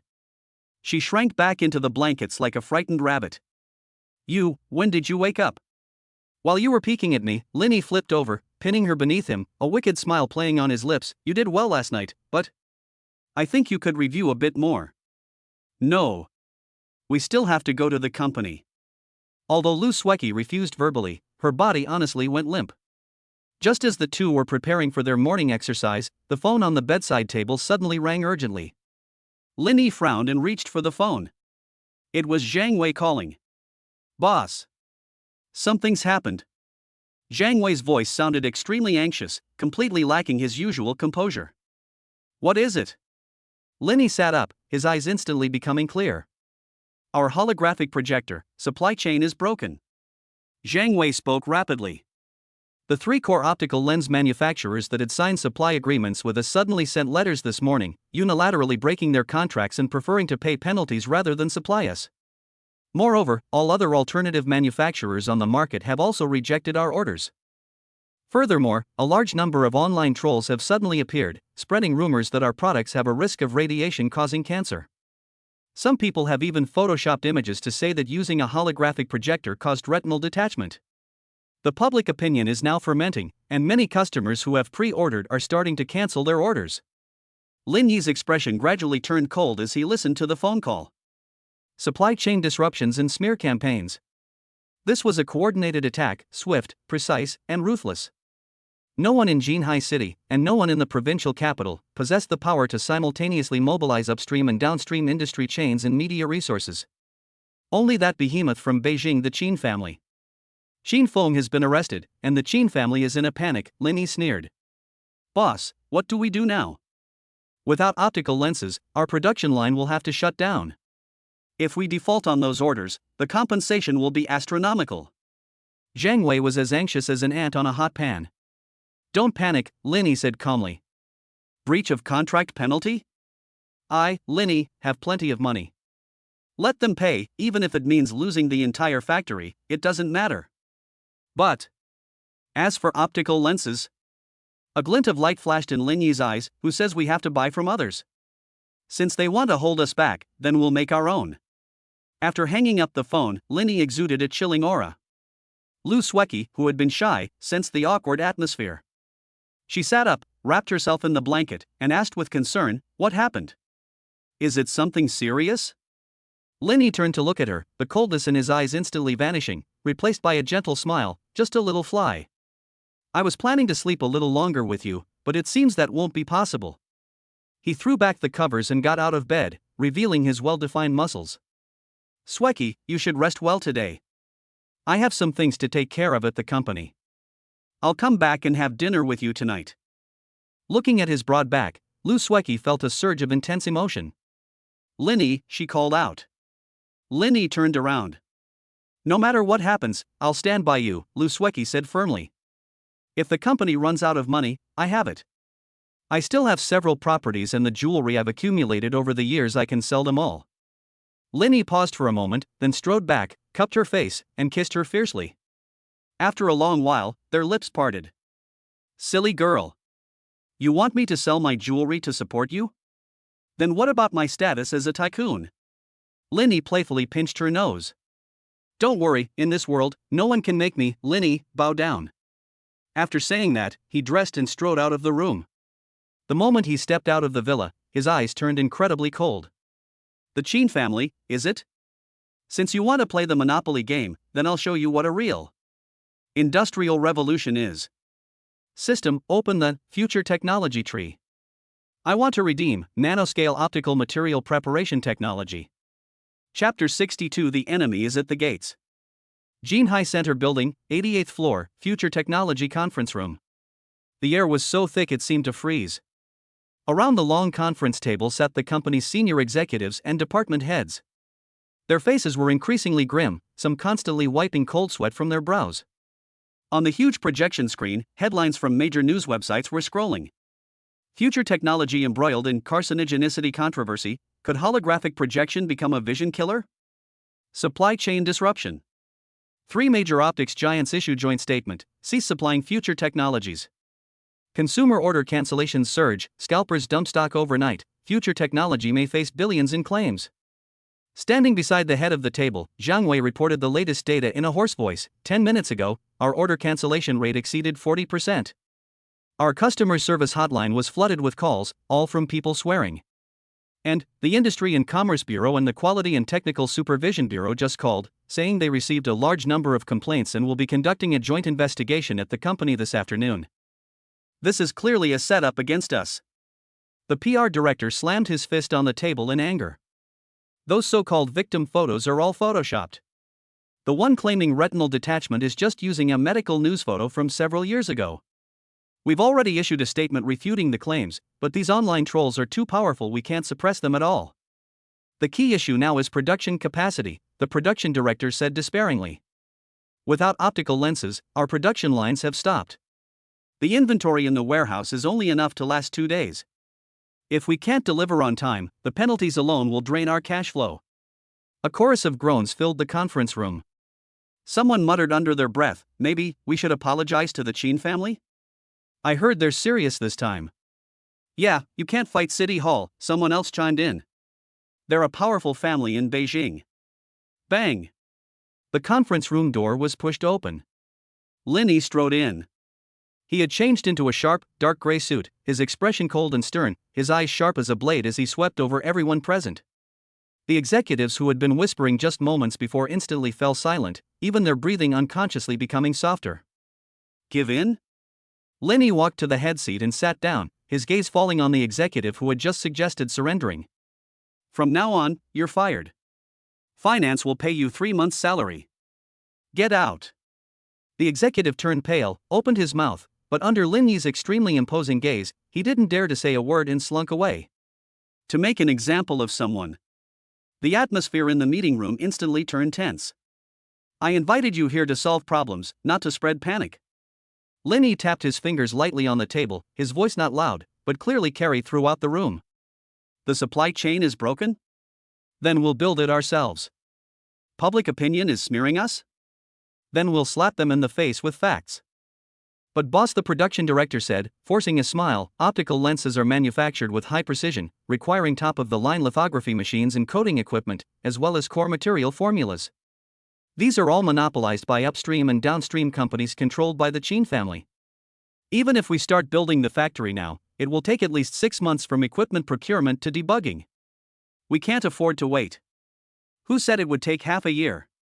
Lin Yi's lips curled into an arrogant smile as he pulled a USB drive from his pocket and tossed it onto the table. Here is a complete set of blueprints for the production process of nanoscale optical materials, along with a corresponding equipment modification plan. Zhang Wei, I've acquired a nearly bankrupt old glass factory in the suburbs. The paperwork is all done. Your task now is to mobilize all resources, even if it means throwing money at it, to transform this factory into what's shown in the blueprints within 24 hours. 24 hours? Zhang Wei exclaimed in surprise. Boss, this is impossible. Just the equipment debugging. Nothing is impossible. Lin Yi stood up, placed his hands on the table, and leaned forward. His powerful confidence seemed to infect everyone. If I say it's okay, it's okay. If we don't have enough equipment, we'll buy it. If we can't buy it, we'll modify it. If we don't have enough manpower, we'll hire more people with extra pay, 3 times the salary, 5 times the salary. Money is not a problem, I only want results. Listen, this is a war. Lin Yi's gaze was intense. The Chin family wants to strangle us, they want us dead. Then we'll forge the sharpest blade and chop that hand off. Meeting adjourned. Let's get moving. With Lin Yi's command, the entire massive machine of future technology began to operate at full speed. Although the executives still harbored doubts, driven by Lin Yi's unquestionable orders and financial power, they had no choice but to trust the man who had created countless miracles. Stepping out of the conference room, Lin Yi dialed Yi Qingling's number. Hey, Qingling. Do me a favor. Go ahead. Yi Qingling's voice on the other end of the line remained calm, but it carried a firm tone. Lend me all the cold chain transport trucks from Yes Logistics, and help me block off the roads within a 5-kilometer radius of that glass factory. Tonight, I'm going to do some magic there. Okay. Yi Qingling didn't ask why, just one word. This is trust. Chapter 63: The Industrial Miracle of 24 Hours. The abandoned Dahua Special Glass Factory in the northern suburbs of Jinhai City. As night fell, the once silent factory area was now brightly lit, as if it were daytime. Hundreds of Yes Logistics heavy trucks lined up, continuously transporting various raw materials inside. Thousands of workers, advanced technician androids temporarily hired by Lin through the system, mixed in with ordinary workers, were working feverishly on the construction. Lin stood in the factory's control center, watching the scene unfold before him. To the average person, it would be workers modifying equipment overnight. But what he saw was the system using reality intervention to restructure and upgrade those old furnaces and production lines at the molecular level. Ding! Host detected upgrading industrial facilities. Funds consumed, 500 million yuan. Loading nanomaterial preparation process. Optimizing melting parameters. Calibrating optical precision. Invisible blue light swept across the entire factory. The machines, which were originally rusty, appeared largely unchanged on the outside after the blue light passed through, but their internal core components had been transformed into sophisticated instruments that were 10 years ahead of current Earth technology. This is the power of money, and also the power of the system, Lin thought to himself. Without the system, this would have been an impossible task. But now, he was the alchemist who could turn the impossible into the possible. It was 3 a.m. The first batch of raw materials for trial production was sent into the high-temperature furnace. Unlike the silicon dioxide formula used in traditional optical glass, Lin added a special rare earth element, this time a catalyst obtained from the system shop. 5 o'clock in the morning. A cheer erupted from the cooling workshop. They're out. They're out. Zhang Wei, sporting huge dark circles under his eyes, excitedly rushed to Lin, holding a newly manufactured lens. Boss! Look! This light transmittance, this refractive index, it's simply amazing. Lin took the lens. It was as thin as paper, yet as hard as a diamond. Under the light, it was almost invisible, with a light transmittance of 99.99%, and possessed extremely strong anti-interference and blue light filtering functions. This was the nano-level optical lens. Not only did it cost only 1/10 of traditional lenses, but its performance was more than 5 times that of the former. The Qin family's so-called high-end goods were nothing but garbage compared to it. Boss, the Quality Inspection Bureau is here. At this moment, the secretary rushed in, flustered. They brought reporters and said they received a formal complaint that our factory is suspected of illegally producing toxic and hazardous materials, and they want to forcibly shut it down. A cold glint flashed in Lin's eyes. The Qin family was really quick, they wouldn't even let him have a peaceful night. They were trying to nip him in the bud before dawn. Let them in. Lin put the glasses back in Zhang Wei's hand, straightened his collar, and a cold smile appeared on his lips. Perfect, our new product launch needs a few witnesses. At the factory gate, several law enforcement vehicles marked Market Supervision and Environmental Protection were parked, followed by a large group of reporters with cameras and microphones, all arranged by the Qin family. A bald, middle-aged man, who was leading the group, said to the camera with an upright expression, "We have received reports from the public that future technology is conducting illegal chemical experiments here and releasing highly toxic gases. In order to ensure the safety of the citizens, we must stop it immediately. Open the door. Otherwise, we'll have to storm it." The door slowly opened. Lin walked out alone. Behind him was the roar of machinery, the sound of the production line running at full speed. This is Lin? He looks quite young, but his heart is so black? I heard that holographic projectors cause cancer due to the use of inferior materials, and they still dare to secretly produce them? The reporters' flashbulbs went off wildly, and one sharp question after another was thrown at them. Everyone. Lin raised his hand and made a downward gesture. Although he wasn't using a microphone, his aura instantly silenced the noisy crowd. Since everyone is here, I'd like to announce some news. Lin pointed to the factory behind him. Just now, Future Technologies' independently developed Photon 1 nano-optical material officially rolled off the production line. You're just bragging, aren't you? The bald, middle-aged man sneered. You've developed it in just one day? I bet you're trying to fool people with cheap glass. Men, seize this place. Take samples for testing. We can have it tested, Lin said calmly. However, to ensure fairness, I have invited the team from the internationally renowned testing organization SGS, as well as academicians from the National Institute of Optics, who are on their way. If we're going to test it, we'll do it in front of the whole world. As soon as the words were spoken, the roar of helicopters filled the sky. Several helicopters, painted with the SGS logo and the logo of national research institutions, slowly landed on the open ground of the factory area. The balding middle-aged man's expression changed instantly. He hadn't expected Lin to be able to summon such a powerful figure. And so quickly. Linny looked at the pale-faced law enforcement officers and reporters and smiled. Ladies and gentlemen, the show has only just begun. Don't blink, watch closely, and see what the real industrial revolution is.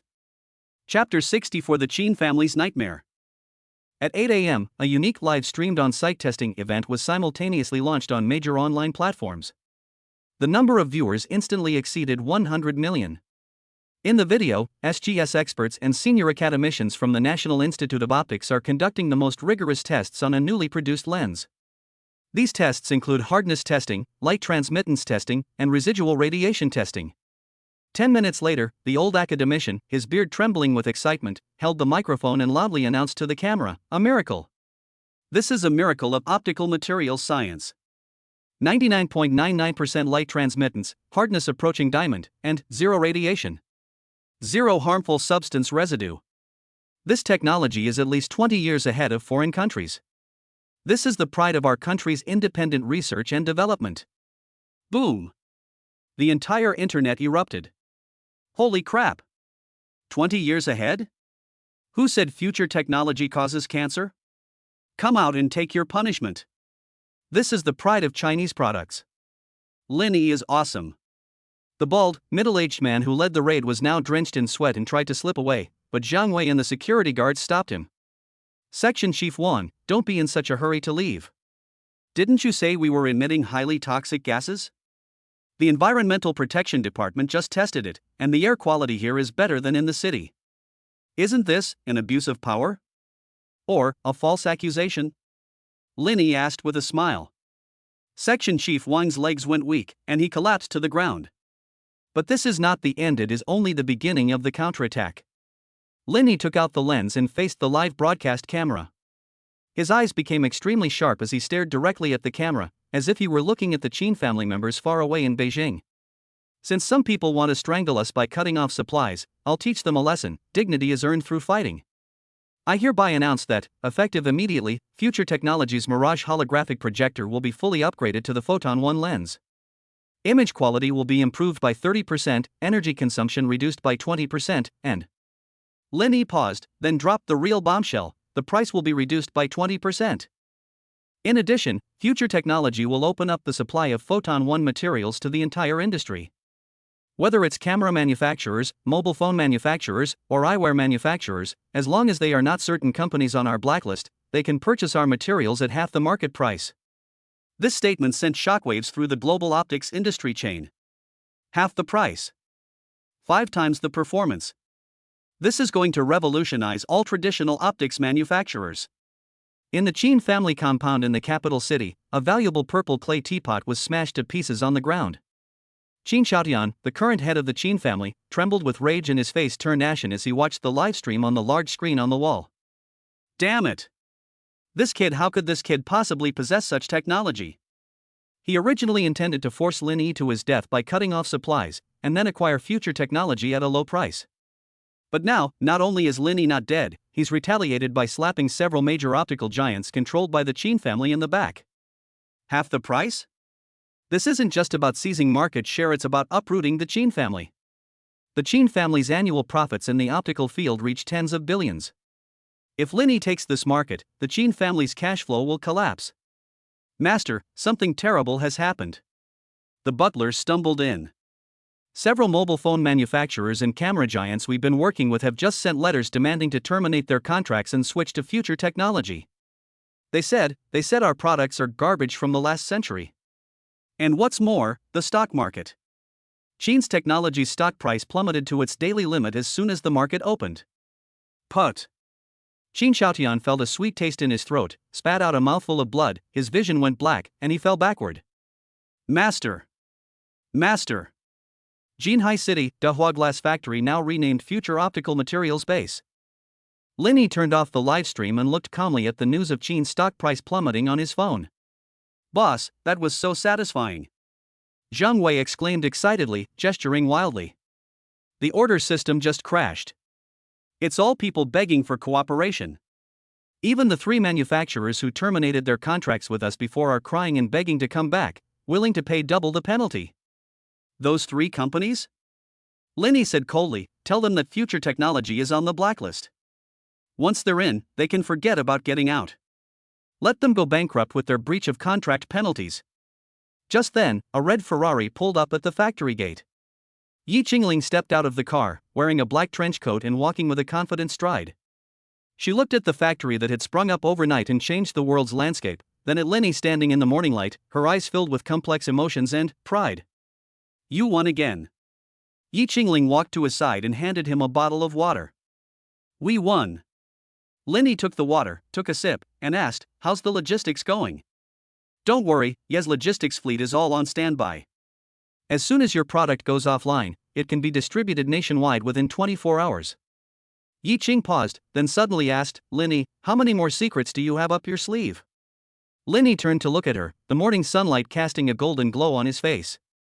He leaned closer to Yi Qingling and whispered in her ear, there are many secrets. But, if it's you, I can tell you slowly. Like tonight, to my house? Yi Qingling blushed, but this time, she didn't flinch. Instead, she looked directly into Lin Yi's eyes, a faint smile playing on her lips. All right. Perfect, I also want to see just how big your secret really is. Chapter 65 Night Talk in the Dan Palace, the Empress's Majesty and the Melting of the Iceberg. Jinhai City, Tangong No. 1 Courtyard. The night was as still as water, and the roar of the McLaren 720S engine broke the tranquility of the villa area as it slowly drove into the ornate iron gate that symbolized the highest threshold in Jinhai City. Yi Qing sat coldly in the passenger seat, her fingers gripping the seatbelt tightly, her breathing slightly rapid. As the head of the Yi Group, she had never blinked at the negotiating table with billions in assets, but at this moment, looking at this magnificent, castle-like mansion before her, she felt a trace of tension. Because she knew that this was not only Lin Yi's home, but also the territory of the woman known as the official wife Su Wanqing. What? Even President Yi gets nervous? Lin Yi parked the car, turned his head to look at her, and had a teasing smile on his lips. Who's nervous? Yi Qing took a deep breath, regaining his usual aloof demeanor, and unbuckled his seatbelt. I was just thinking, if your girlfriend chased me out with a broom, should I smash this car to vent my anger? Don't worry, Wanqing is more magnanimous than you think, Lin Yi said meaningfully. Pushing open the villa's front door, the living room was brightly lit, filled with the faint aroma of food. Su Wanqing, dressed in simple home clothes and an apron, came out of the kitchen carrying a plate of freshly cooked food. Seeing the two enter, she showed no surprise or jealousy, but instead offered a gentle smile. You're back? Wash your hands and have some dinner. The soup is just ready.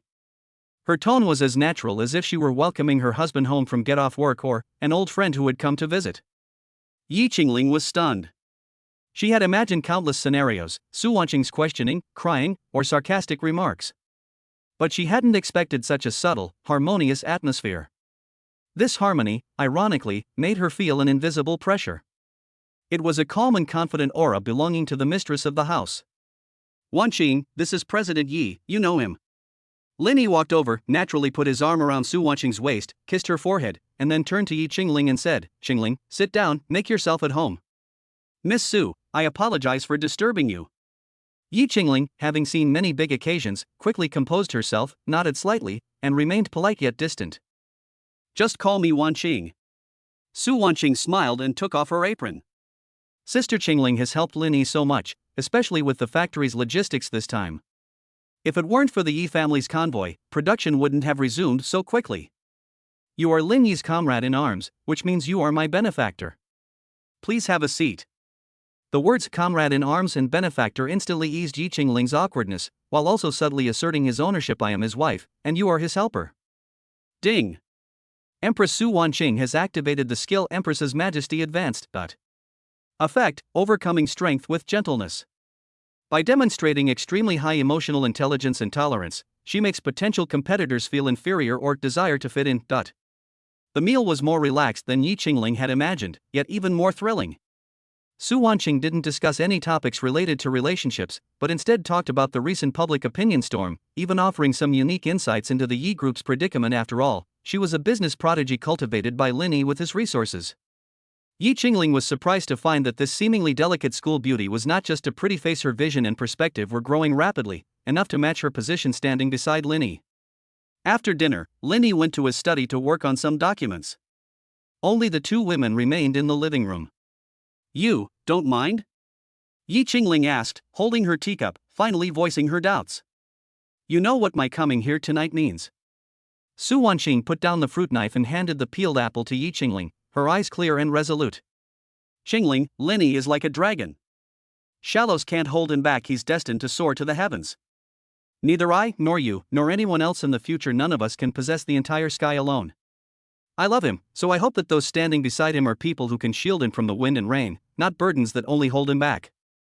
You have the ability, the background, you can help him safeguard Ye's logistics, this vital artery, which is very important to him. At this point, Su Wanqing leaned closer, her voice softening. Besides, I trust him. In this family, no matter how many people are there, I will always be the first person he hugs before he leaves.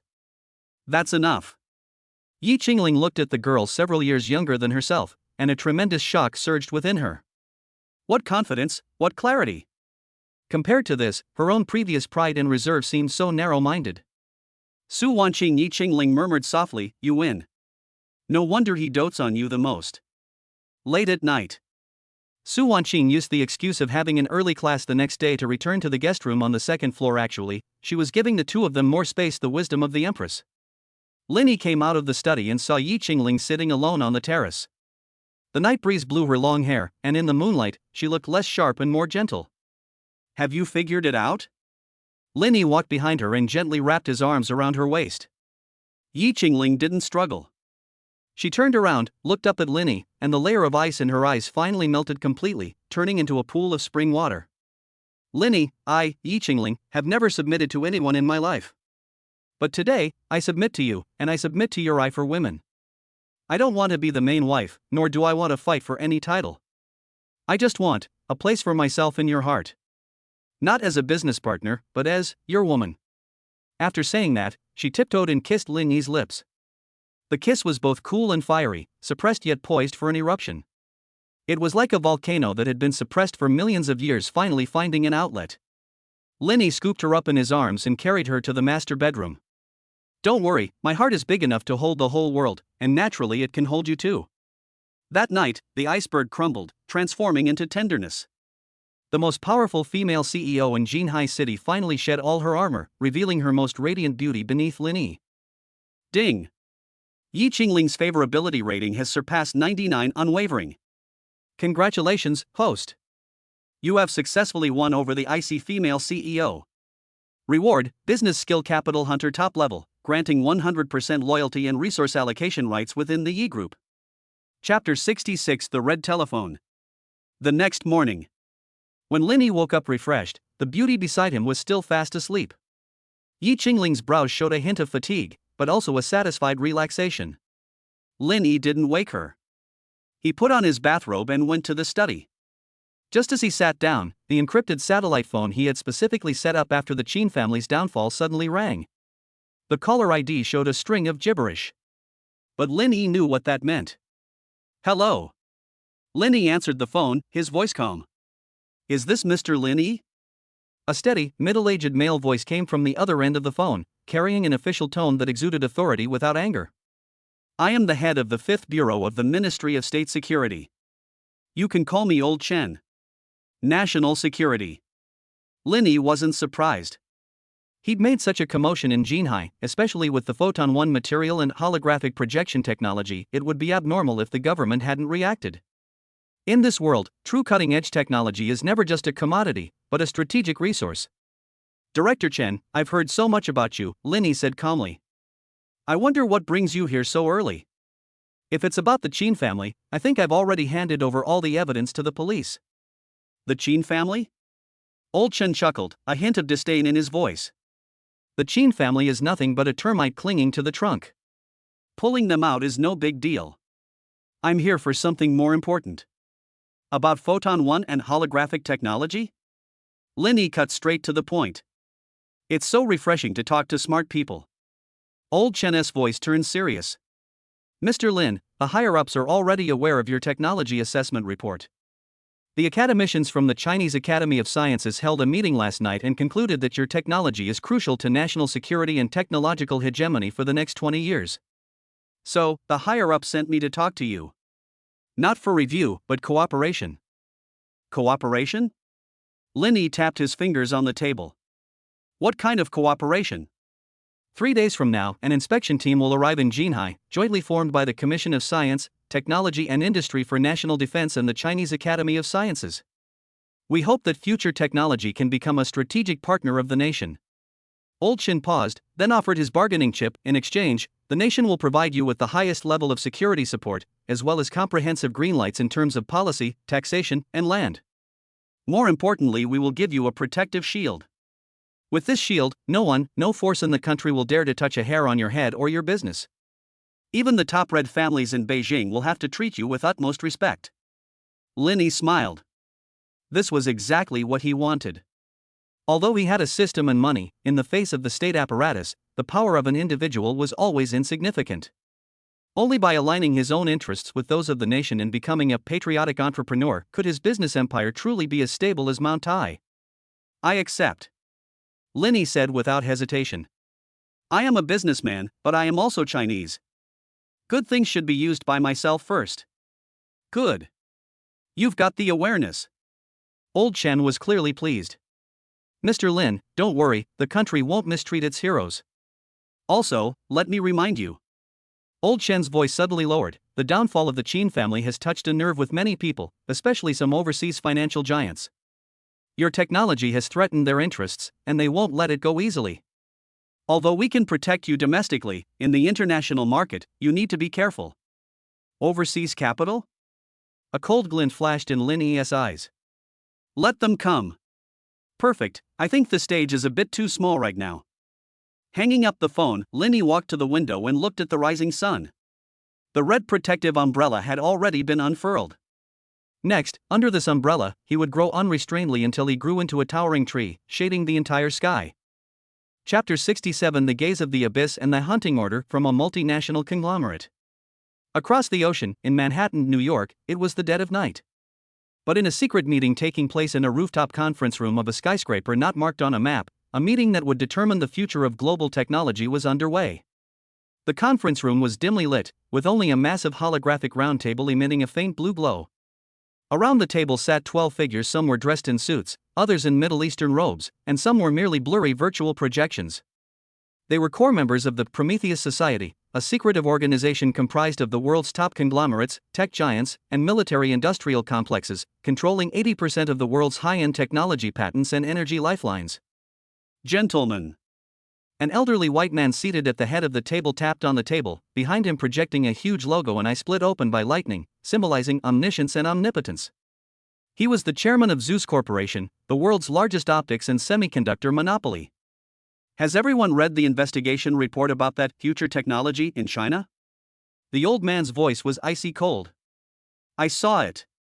A man wearing gold-rimmed glasses representing a Silicon Valley tech giant pushed up his glasses, his tone grave. It's unbelievable. That Photon 1 material has 5 times the performance of our latest generation of products in the lab, but costs only 1/10 of that. And that holographic projection, damn, it completely overturns the common sense of physics. If this is not stopped, within 3 years our screen industry, optics industry, and even VR/AR industry will be completely bankrupt, said another elderly woman with a hoarse voice representing a long-established European conglomerate. The Chinese are breaking down the technological barriers we have built. This is unacceptable. That good-for-nothing from the Qin family failed, the old man said coldly. He tried to strangle the other side by cutting off supplies, but instead forced them to reveal their trump card.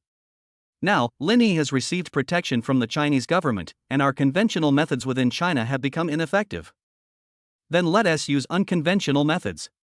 A shadowy figure in military uniform representing the military-industrial complex spoke, his voice like the scraping of metal. If technological blockade doesn't work, then let us use physical elimination. Or capital-driven hunting. Physical elimination is too risky and could easily trigger a war. The old man shook his head. Let us launch the hunting plan. Step 1: Patent siege. Utilize all our patent lawyers globally to sue future technology for intellectual property infringement. Even if it's baseless, we'll drag their products to their deaths at customs.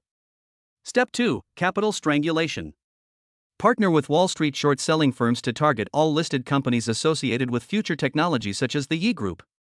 Cut off their overseas funding chains. Step 3: The most important step. A venomous glint flashed in the old man's eyes. Send out ghosts. Infiltrate Lin Yi's inner circle. I've heard he's a womanizer? Very well, that's his biggest weakness. Whether it's beautiful women, money, or power, as long as we can obtain the underlying logic of that technology, or destroy him, we'll spare no expense. Seconded. Seconded. Let that arrogant Chinese man know that some forbidden zones are only for gods to tread. Jinhai City, Yixing Entertainment Headquarters. Lin Yi suddenly sneezed. Who's talking about me? He rubbed his nose. System, malicious fluctuations detected. The system's voice suddenly sounded in his mind. Warning. Host detected as being targeted by an S-level hostile force. Source, Prometheus Society Global Top-Tier Financial Group Alliance. Threat level, extremely high. New mission triggered, the twilight of the financial groups. Mission objective, survive the upcoming international crackdown and acquire at least one Fortune 500 giant. Mission rewards, unlock, Level 3 technology tree, involving nuclear fusion, quantum communication, and Level 5 artificial intelligence, unlock, Gene Warrior, bodyguard exchange privileges. Lin Yi looked at the system panel, far from being afraid, he excitedly licked his lips. Prometheus? Zeus? Heh, a bunch of rats hiding in the gutter, daring to call themselves gods? Zhang Wei. Lin Yi pressed the intercom. Boss? Notify the legal department to prepare for increased recruitment. We're going to file for an international lawsuit. Also, help me contact Yi Qingling. I need to use her overseas channels to send a big gift to these foreign devils. Lin Yi stood up, walked to the French windows, and looked at the churning clouds outside. A storm was coming. But this was the perfect opportunity for the rock to spread its wings. Chapter 68: The Qin Family's Trump Card. Beijing, Peking Union Medical College Hospital, VIP ward. The hospital room was dark in the dead of night, with only moonlight streaming in from the window, casting a gaunt and menacing shadow on the bed. Qin Xiaotian was awake. But he didn't call the doctor, nor did he notify his family. He was like a severely wounded old wolf, licking his wounds alone in the darkness, his cloudy eyes burning with a ghostly flame of resentment. Cough, cough. Qin Xiaotian coughed violently a few times, aggravating his old lung ailment, but he forced himself to remain silent. Humiliation. This was an unprecedented disgrace for the Qin family. Some nouveau riche, who seemed to have sprung up from some obscure corner, actually dared to think he could ride roughshod over the Qin family with a few so-called cutting-edge technologies? To make Qin Xiaotian vomit blood in public? To cause the Qin family's stock price to plummet by half? Lin Yi. Qin Xiaotian squeezed out these two words through gritted teeth, each word sounding like he was chewing bones to pieces. Patriarch. From the darkness, a figure that seemed to blend into the shadows appeared silently. He was the shadow of the Qin family, and also the dirtiest blade in Qin Xiaotian's hand. Qin Zhong. How's the situation outside? Qin Xiaotian's voice was hoarse, like sandpaper being polished. It's not looking good. Qin Zhong's voice was completely flat. Future technology has snatched 80% of the orders in the optical industry. Banks have started pressing for loan repayments. In addition, several second-rate families that were originally dependent on us have turned to Lin Yi's side like weather vanes. Some have even suggested sending you abroad for recuperation. Recuperation? Humph, you want me to die out there? Qin Xiaotian sneered, tearing the 4-tube from his hand, blood instantly staining the back of his hand, but he didn't care. Do they think I, Qin Xiaotian, am old? Do they think the Qin family is only capable of this? Qin Xiaotian struggled to sit up, a hint of madness flashing in his eyes. The Qin family has stood firm in the capital for 100 years, and that has never been because of optical lenses or any legitimate business. His hands trembled as he pulled an old Nokia phone from a hidden compartment under his pillow. The phone contained only one number. It was a number that led to hell. Initiate Operation Sinking Ship, Qin Xiaotian said into the phone, his tone chilling.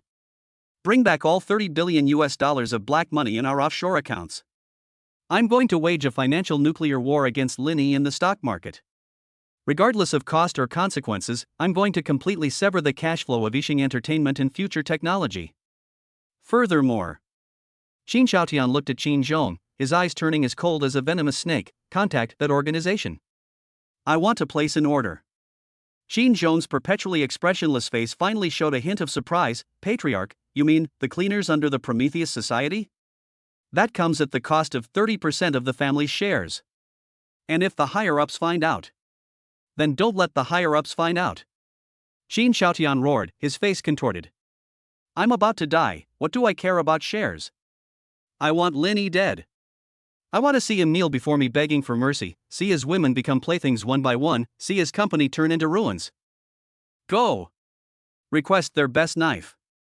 Tell them that no matter what means they use, even if it means turning Jinhai City upside down, I want Lin Yi's head as my birthday gift. Qin Zhong glanced deeply at the patriarch, who had descended into madness, and finally lowered his head. Yes, patriarch. Darkness enveloped the ward once more. Qin Xiaotian leaned against the headboard, gazing at the night view of Beijing outside the window, a cruel smile playing on his lips. Lin Yi, the game has only just begun. You'll discover that in this world, there are some things that even advanced technology can't stop. Meanwhile, across the ocean, in a secret underground base, red alarm lights flashed. An urgent assassination order was transmitted via an encrypted satellite network to a terminal codenamed Ghost. The screen lit up, illuminating a face that was both strikingly beautiful and utterly lifeless. She stared at Lin Yi's photo on the screen as if looking at a corpse. Mission objective, Lin Yi. Mission level, S rank. Executor, Long Yuan. Chapter 69 The Spider Lily from Hell. Jinhai City, a city shrouded in continuous rain. Such weather always makes people feel depressed, as if the entire city is shrouded in a gray veil. In the arrival hall of Gimhe International Airport, a tall woman in a black trench coat and sunglasses pushed a simple suitcase out. Unlike other passengers, she didn't rush or look around. She walked steadily, each step seemingly calculated. Her long, cascading black hair was casually draped over her shoulders, and her pale skin, accentuated by the black clothing, possessed a sickly beauty. Her name is Long Yuan. Of course, this is just one of her countless aliases. In the world of the dark web, she is the fearsome #1 assassin, a grim reaper who reaps lives. But in reality, she is just a lonely ghost with no past and no future. Is this Jinhai? Long Yuan looked at the bustling metropolis before her through her sunglasses.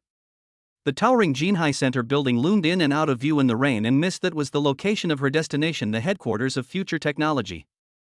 She hailed a taxi. Where to? The driver asked warmly. The hotel closest to the Jinhai Center building. Long Yuan's voice was cold, with a metallic quality. It was pleasant to hear, but made people afraid to approach. The car started. Long Yuan took out a seemingly ordinary tablet from her pocket, her fingers flying across the screen. The screen displayed extremely detailed information about Lin Yi. Not just the publicly available information, but also his daily travel routes, his security detail, and his network of relationships with several women. Lin Yi, male, 22 years old. Actual controller of Yixing Entertainment and Future Technology. Outspoken, wealthy, and lecherous. Long Yuan looked at the evaluation on the file, a disdainful sneer curling her lips. Louvre? That's his biggest weakness. For her, these rich second-generation heirs who rose to power through luck or family background were the easiest to kill. With just a little manipulation, without even needing to use a knife, she could make them die unknowingly in the arms of a woman. However, this mission is different. The last line of the report, marked in red, reads, "Warning, the target is suspected of possessing some form of high-tech early warning system or extremely high combat skills. Infiltration and assassination are recommended to avoid direct confrontation." High-tech early warning? Long Yuan frowned slightly. She recalled the jammer specifically designed to target future technology products among the equipment the organization had given her. It seemed this prey was quite interesting. Suddenly, her phone vibrated.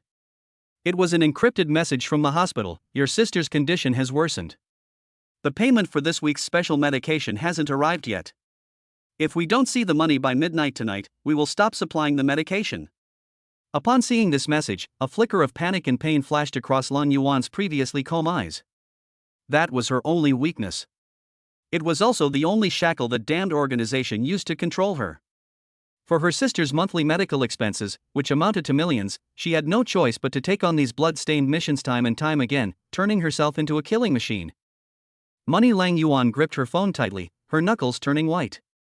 The bounty for this mission was $50 million. If she succeeded, she could not only pay off the medical bills, but also take her sister away from the organization and start anew in a place where no one knew her. "Lin Yi, I'm sorry." Long Yuan looked at the fleeting street scenes outside the window, the pain in her eyes gradually replaced by a cold killing intent. For her to live, I can only ask you to die. The taxi stopped in front of the Hilton Hotel. Long Yuan got out and checked in. Her room was on the 26th floor, directly facing the Jinhai Center Tower. She didn't rush into action, but instead opened her suitcase, took out a series of intricate parts, and skillfully assembled them into a black sniper rifle. She set up the rifle, peered through the scope at the office perched high in the clouds. There, Linny stood before the floor-to-ceiling window, seemingly looking down upon all living beings. 1,200 meters away, wind speed level 3, humidity 80%, Long Yuan muttered to herself, her finger on the trigger. But she didn't fire. Because of this specially made bulletproof glass, ordinary bullets couldn't penetrate it. Moreover, she wanted to create an accident, not a terrorist attack that would alarm the authorities. She holstered her gun and changed into a business suit. Now, she was no longer the assassin Lang Yuan, but Yi Hongyu, a false identity, a recent graduate desperately seeking employment as a senior secretary. She would dismantle this man's defenses from within, bit by bit. Chapter 70: Hunter and Prey. The first clash in the office. Future Technology, HR Interview Room. Today is the first executive secretary interview since Future Technology expanded its recruitment. Linny has been too busy lately, and the original secretarial team is no longer sufficient. In addition, Zhang Wei suggested finding an attractive and capable personal assistant to share the trivial matters, hence this recruitment. Linny sat in the interviewer's seat, idly twirling his pen. The dozen or so applicants before him were either pretty faces or bookworms, none of them satisfied him. Next. The door opened. A woman wearing a well-tailored white shirt, a black pencil skirt, and gold-rimmed glasses walked in. She was tall and had a cool, elegant demeanor, especially her long, straight legs, which were alluringly encased in black stockings. Yet, her eyes were clear and capable, giving her the air of a successful businesswoman. Good morning, Mr. Lin, and good morning, interviewers. My name is Yi Hongyu, and I graduated from Wharton Business School. The woman's voice was clear, pleasant, and articulate, neither humble nor arrogant. Lin Yi's previously nonchalant gaze froze the moment she entered. Not because of her beauty, though she was indeed very beautiful, with a 96 out of 100 in looks. It was because... Ding! Warning! Extremely dangerous target detected approaching. Name, Lang Yuan, alias, Yi Hongyu, true identity, top assassin of the world's leading assassin organization, Ghost. Danger level, S rank, extremely lethal. Current intent, infiltration, approach, and seeking an opportunity to stage an accidental death. Skills, master level combat skills, firearms proficiency, master of disguise, toxicology expert.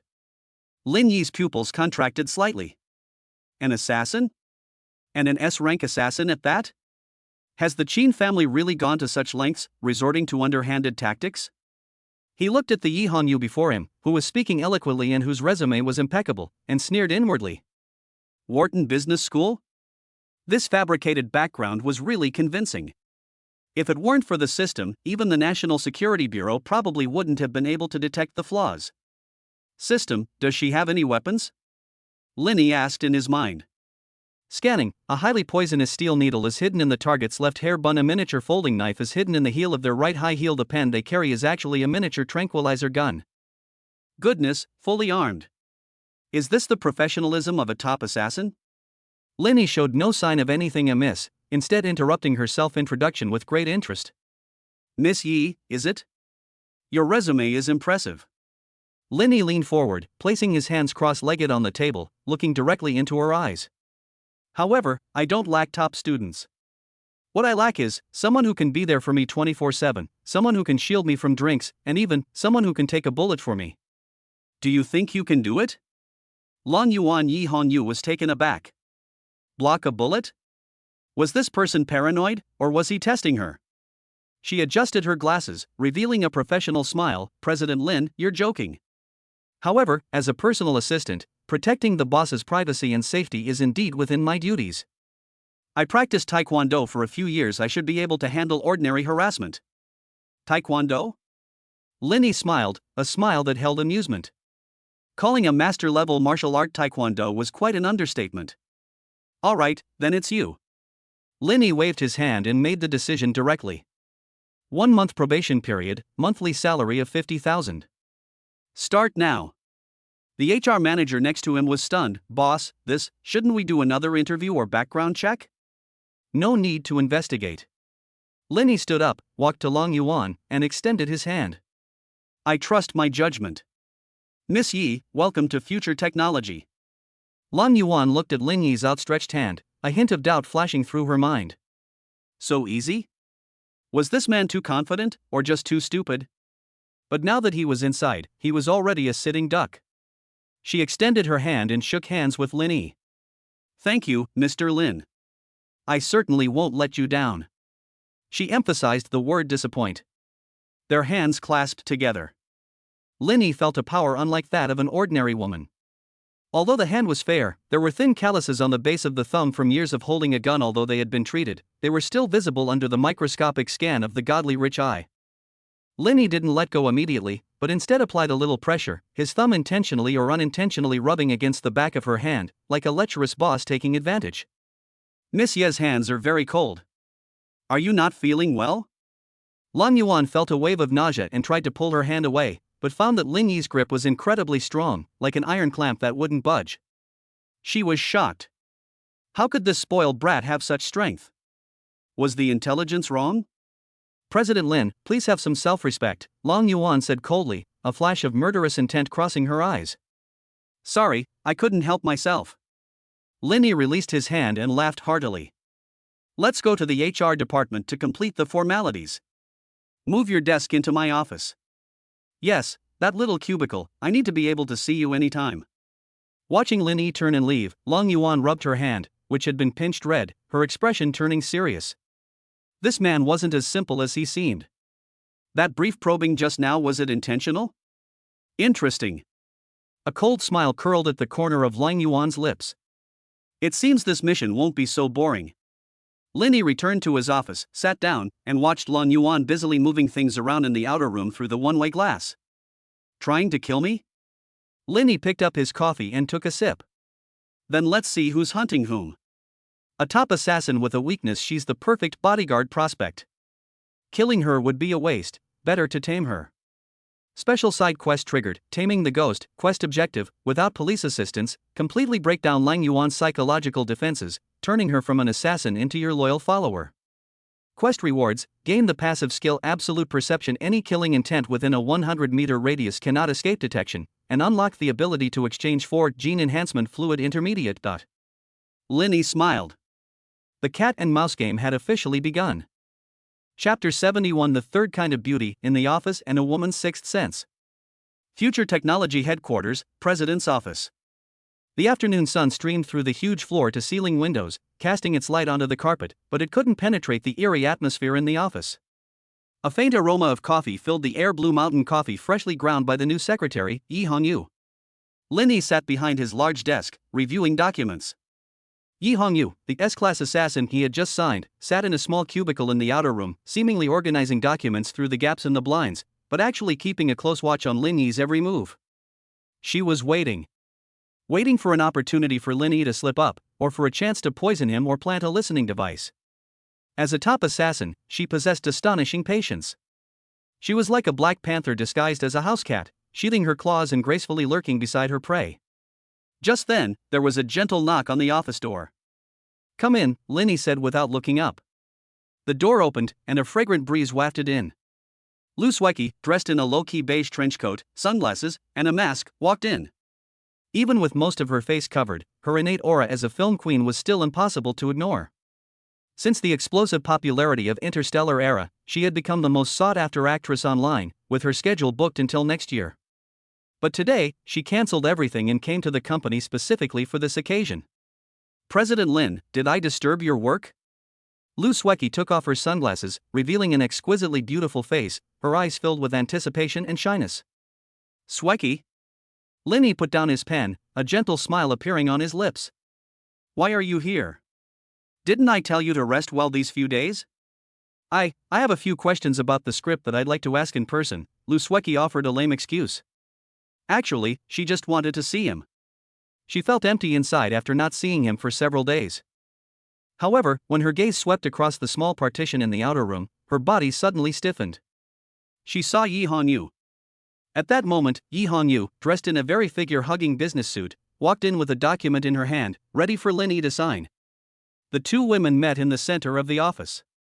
The air seemed to freeze for a moment. Lou Swecki looked at the woman in front of her. Tall, aloof, and with a stunning figure, especially her eyes behind those gold-rimmed glasses. Though calm, they held an indescribable sharpness. This was hardly a secretary, she was clearly a top-tier mature woman whose aura rivaled Lou Swecki's. At that moment, Lou Swecki's intuition kicked in like a tidal wave. Alarm bells blared in her mind. This woman is dangerous. Not only is she a threat to Lin Yi's safety, though she didn't know she was an assassin, but she also threatens her position in Lin Yi's heart. President Lin, here are the financial statements you requested. Yi Hongyu placed the documents on the table without glancing at them, her voice cold and indifferent, as if Lou Swecki didn't exist. She was secretly observing Lou Swecki. Target, Lou Swecki. Identity, Lin Yi's mistress cash cow. Threat level, low. Weakness, extremely strong emotional dependence on Lin Yi. Long Yuan mentally labeled Lou Swecki. This kind of woman, blinded by emotion, was the best target to exploit. Just leave it there. Lin Yi waved his hand casually, then pointed at Lou Swecki. Secretary Yi, pour Miss Lou a cup of coffee. And that jar of beans I've been hoarding. Okay, Mr. Lin. Yi Hongyu turned around and walked towards the tea room with a standard model's gait. Watching Yi Hongyu's departing figure, Lou Swecki couldn't help but move closer to Lin Yi's desk, lower her voice, and say with a strong hint of jealousy, President Lin, when did you hire such a beautiful secretary? With that figure, it's a pity she's not a model. Lin Yi secretly rejoiced at Lou Swecki's jealous expression. He reached out, grabbed Lou Swecki's wrist, and gently tugged. Ah! Lou Swecki exclaimed, losing her balance and falling directly onto Lin Yi's lap. What? Is the big movie queen jealous? Lin Yi wrapped his arms around her slender waist and whispered mischievously in her ear. Who's jealous? Lou Swecki's face turned as red as a ripe apple. She glanced instinctively in the direction of the break room and struggled to get up. Let me go, someone saw us. So what if I saw it? Lin Yi not only didn't let go, but hugged her even tighter. This is my territory. Besides, that secretary is someone I just hired, and she's still on probation. She wouldn't dare to gossip. Probation period. Lou Swecki bit her lip, her eyes filled with resentment. I think you have ulterior motives? Having Sister Qingling and Sister Wanqing isn't enough, now you're going to make a move on your secretary? Lin Yi shrugged helplessly. Honestly, she was hired by the HR department. I just thought she was quite capable. Indeed, very capable, the kind of capable that gets you killed. Just then, Yi Hongyu came out with coffee. Seeing the two of them so intimately, her hand holding the tray didn't tremble at all, as if she didn't see it. Mr. Lin, Ms. Liu, coffee. She put down the coffee and retreated to her cubicle, pulling down the blinds to give the two of them private space. Look how sensible he is, Lin Yi teased. Lou Swecki, however, did not feel relieved by Yi Hongyu's sensible behavior. On the contrary, her sense of crisis intensified. This secretary was too perfect. So perfect that it made her uneasy. If she didn't do something, Lin Yi's attention might soon be drawn to this aloof newcomer. Lou Swecki took a deep breath, as if she had made up her mind. She stopped struggling and instead wrapped her arms around Lin Yi's neck, resting her head on his shoulder. Her voice was so soft and sweet it could melt your heart. Lin Yi, tonight, how about coming to my place? I learned a few new dishes and I want to cook them for you. This is an invitation. It's also a signal from a woman who, in order to defend her love, abandons all her reserve. Lin Yi glanced at the alluring actress in his arms, then at the chilling assassin in the nearby cubicle. Tonight? A paradise of tenderness on one side, a battlefield of carnage on the other. This is going to be interesting. Okay. Lin Yi's fingers gently caressed her cheek. I'll definitely be there tonight. Chapter 72: The actress's sense of crisis and her tender consolidation of favor. Jinhai City, Bund Number 1. This is a Riverview penthouse that Lin Yi gave to Lou Swecki as her place of residence in this city, and also their love nest. As night fell and the city lights began to twinkle, the main lights in the room were not turned on, only a few warm yellow floor lamps were left on, creating a hazy and ambiguous atmosphere. An exquisite candlelight dinner was laid out on the dining table, and the red wine had been decanted, exuding an enticing aroma. Lou Swecki wore a wine-red silk slip dress with a sheer, gossamer thin overlay. She had just showered. Her long, slightly damp hair cascaded over her shoulders, and she exuded the fresh scent of shower gel. Standing before the floor-to-ceiling window, watching the traffic below, she felt a mix of anxiety and uncertainty.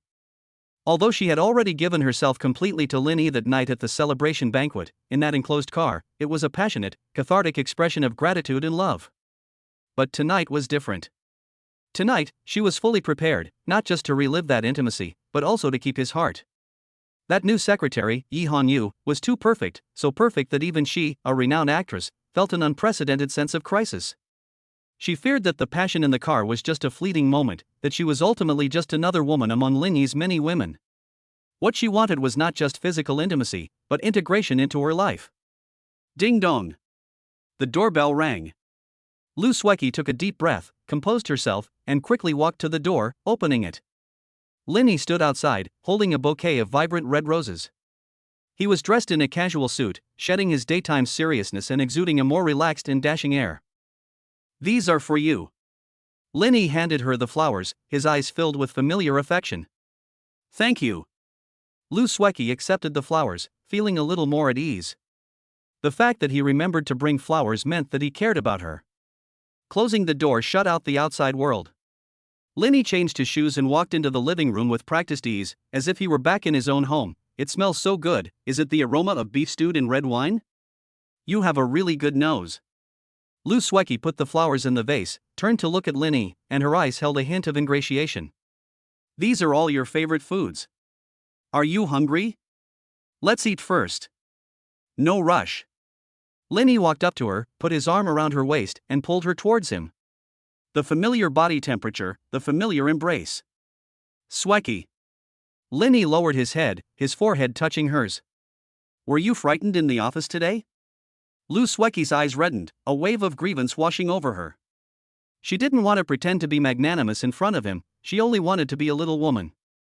"That's Secretary Yi. I don't like the way she looks at you," Lu Sueki said softly. "Besides, she's so beautiful, capable, and can spend every day with you." "Silly girl," Linny chuckled, his fingers gently stroking the back of her neck. "She's a secretary, your family. How can that be the same?" "Family." Those two words struck Lu Sueki hard at her weak spot.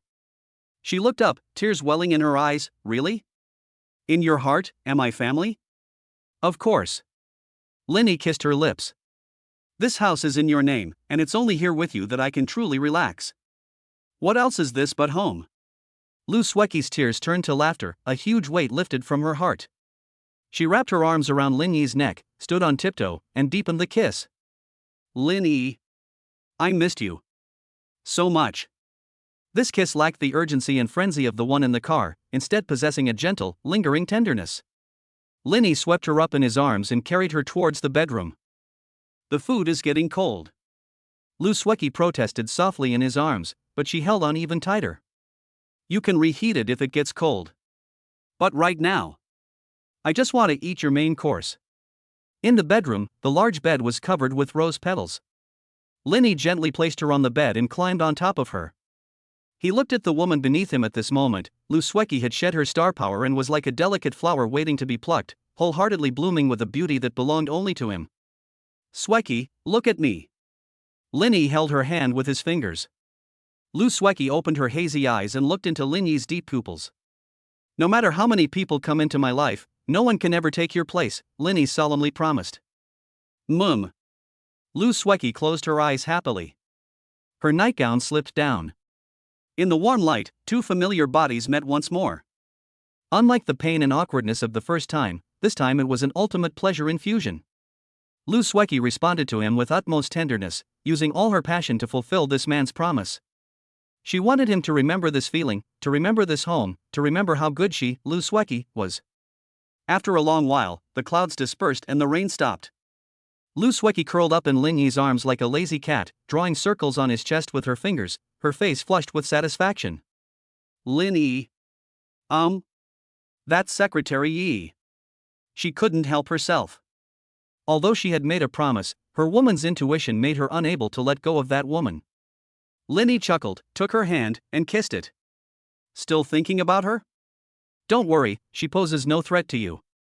In a sense, she's a dangerous item, so just stay away from her." "Indeed dangerous, an S-class assassin. Dangerous goods?" Lu Sueki was puzzled, but since Linny had said so, she obediently nodded. Okay, I'll listen to you. Just don't let her bewitch you. You've already stolen my soul, you vixen. Linny rolled over and pinned her down again. Ah, you want more? That was the appetizer just now comes the main course. Ding. Detected deep emotional fusion between the host and actress Lu Sueki. Lu Sueki's bond level increased to soulmate stable state. Rewards received. Film and television overlord Halo. Any film or television work invested in by the host will have a 50% increased chance of becoming a hit. Special skill, master acting. Life is like a play, and acting skills are everything. This will help you better disguise yourself in front of assassins. Cash reward, 200 million yuan. Linny glanced at the system panel, a slight smile playing on his lips. Masterful acting? Was the system implying that he needed to put on a good show for that assassin lady? Chapter 73: The Assassin's Doubts and the Idiot's Disguise. The next morning, Linny returned to the company feeling refreshed. As soon as he entered the office, he saw Yi Hongyu Lang Yuan tidying her desk. She was wearing a light blue business suit today, looking even more capable and efficient, but deep within her eyes still lingered a barely perceptible coldness. Good morning, Mr. Lin. Yi Hongyu stopped what she was doing and bowed slightly. Her gaze quickly swept over Lin Yi. His collar was slightly disheveled, and he carried a faint scent of women's perfume, the same one Lu Sueki often wore. There was even a faint hickey on his neck. He hadn't returned home all night. Sure enough, a good-for-nothing womanizer. Lang Yuan sneered inwardly.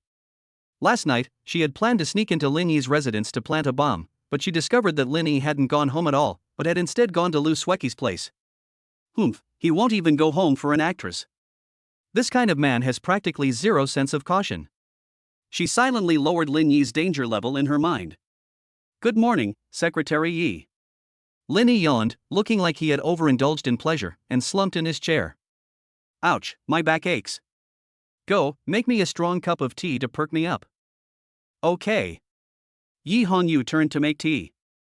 This was an opportunity. In the instant she turned, her fingers lightly brushed against her hair, and a microcapsule slid into her palm. It was a slow-acting neurotoxin, colorless and odorless, taking effect after 3 days, with symptoms similar to a heart attack. Just put this in the tea. She walked to the tea station, her back to Lin Yi, her movements fluid and graceful.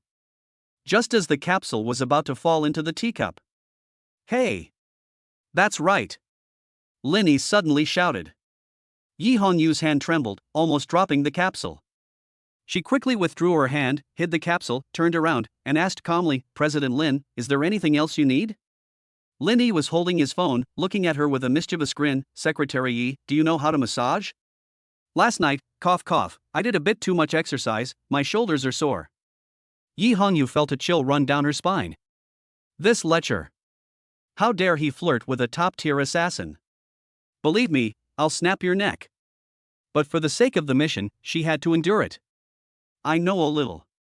Yi Hongyu put down her teacup and walked behind Lin Yi. Mr. Lin, is this the place? Her hands landed on Lin Yi's shoulders. At that moment, with just a little force, she could crush his cervical vertebrae, killing him instantly. A murderous intent surged within her. Should she act? This was an office, surrounded by people, and the surveillance cameras were running. If she acted, she would find it difficult to escape unscathed.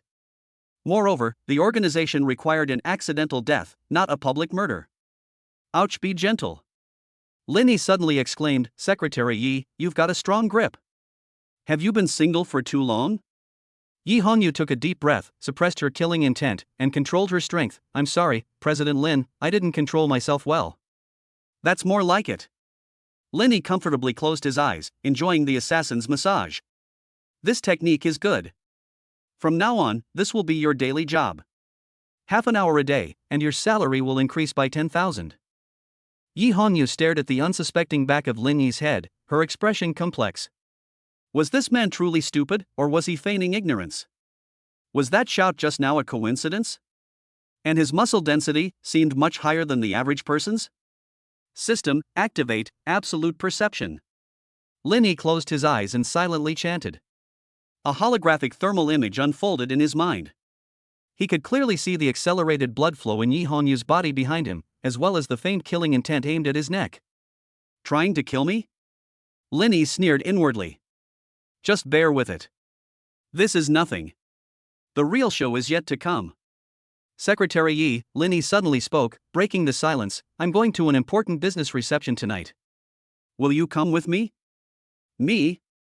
Yi Hongyu was taken aback. Yes, be my date. Lin Yi turned his head and looked at her cold and beautiful face. Remember to dress nicely. Don't embarrass me. A cocktail party? Yi Hongyu's heart skipped a beat. A large crowd, a chaotic environment. This might be the perfect opportunity to create an accident.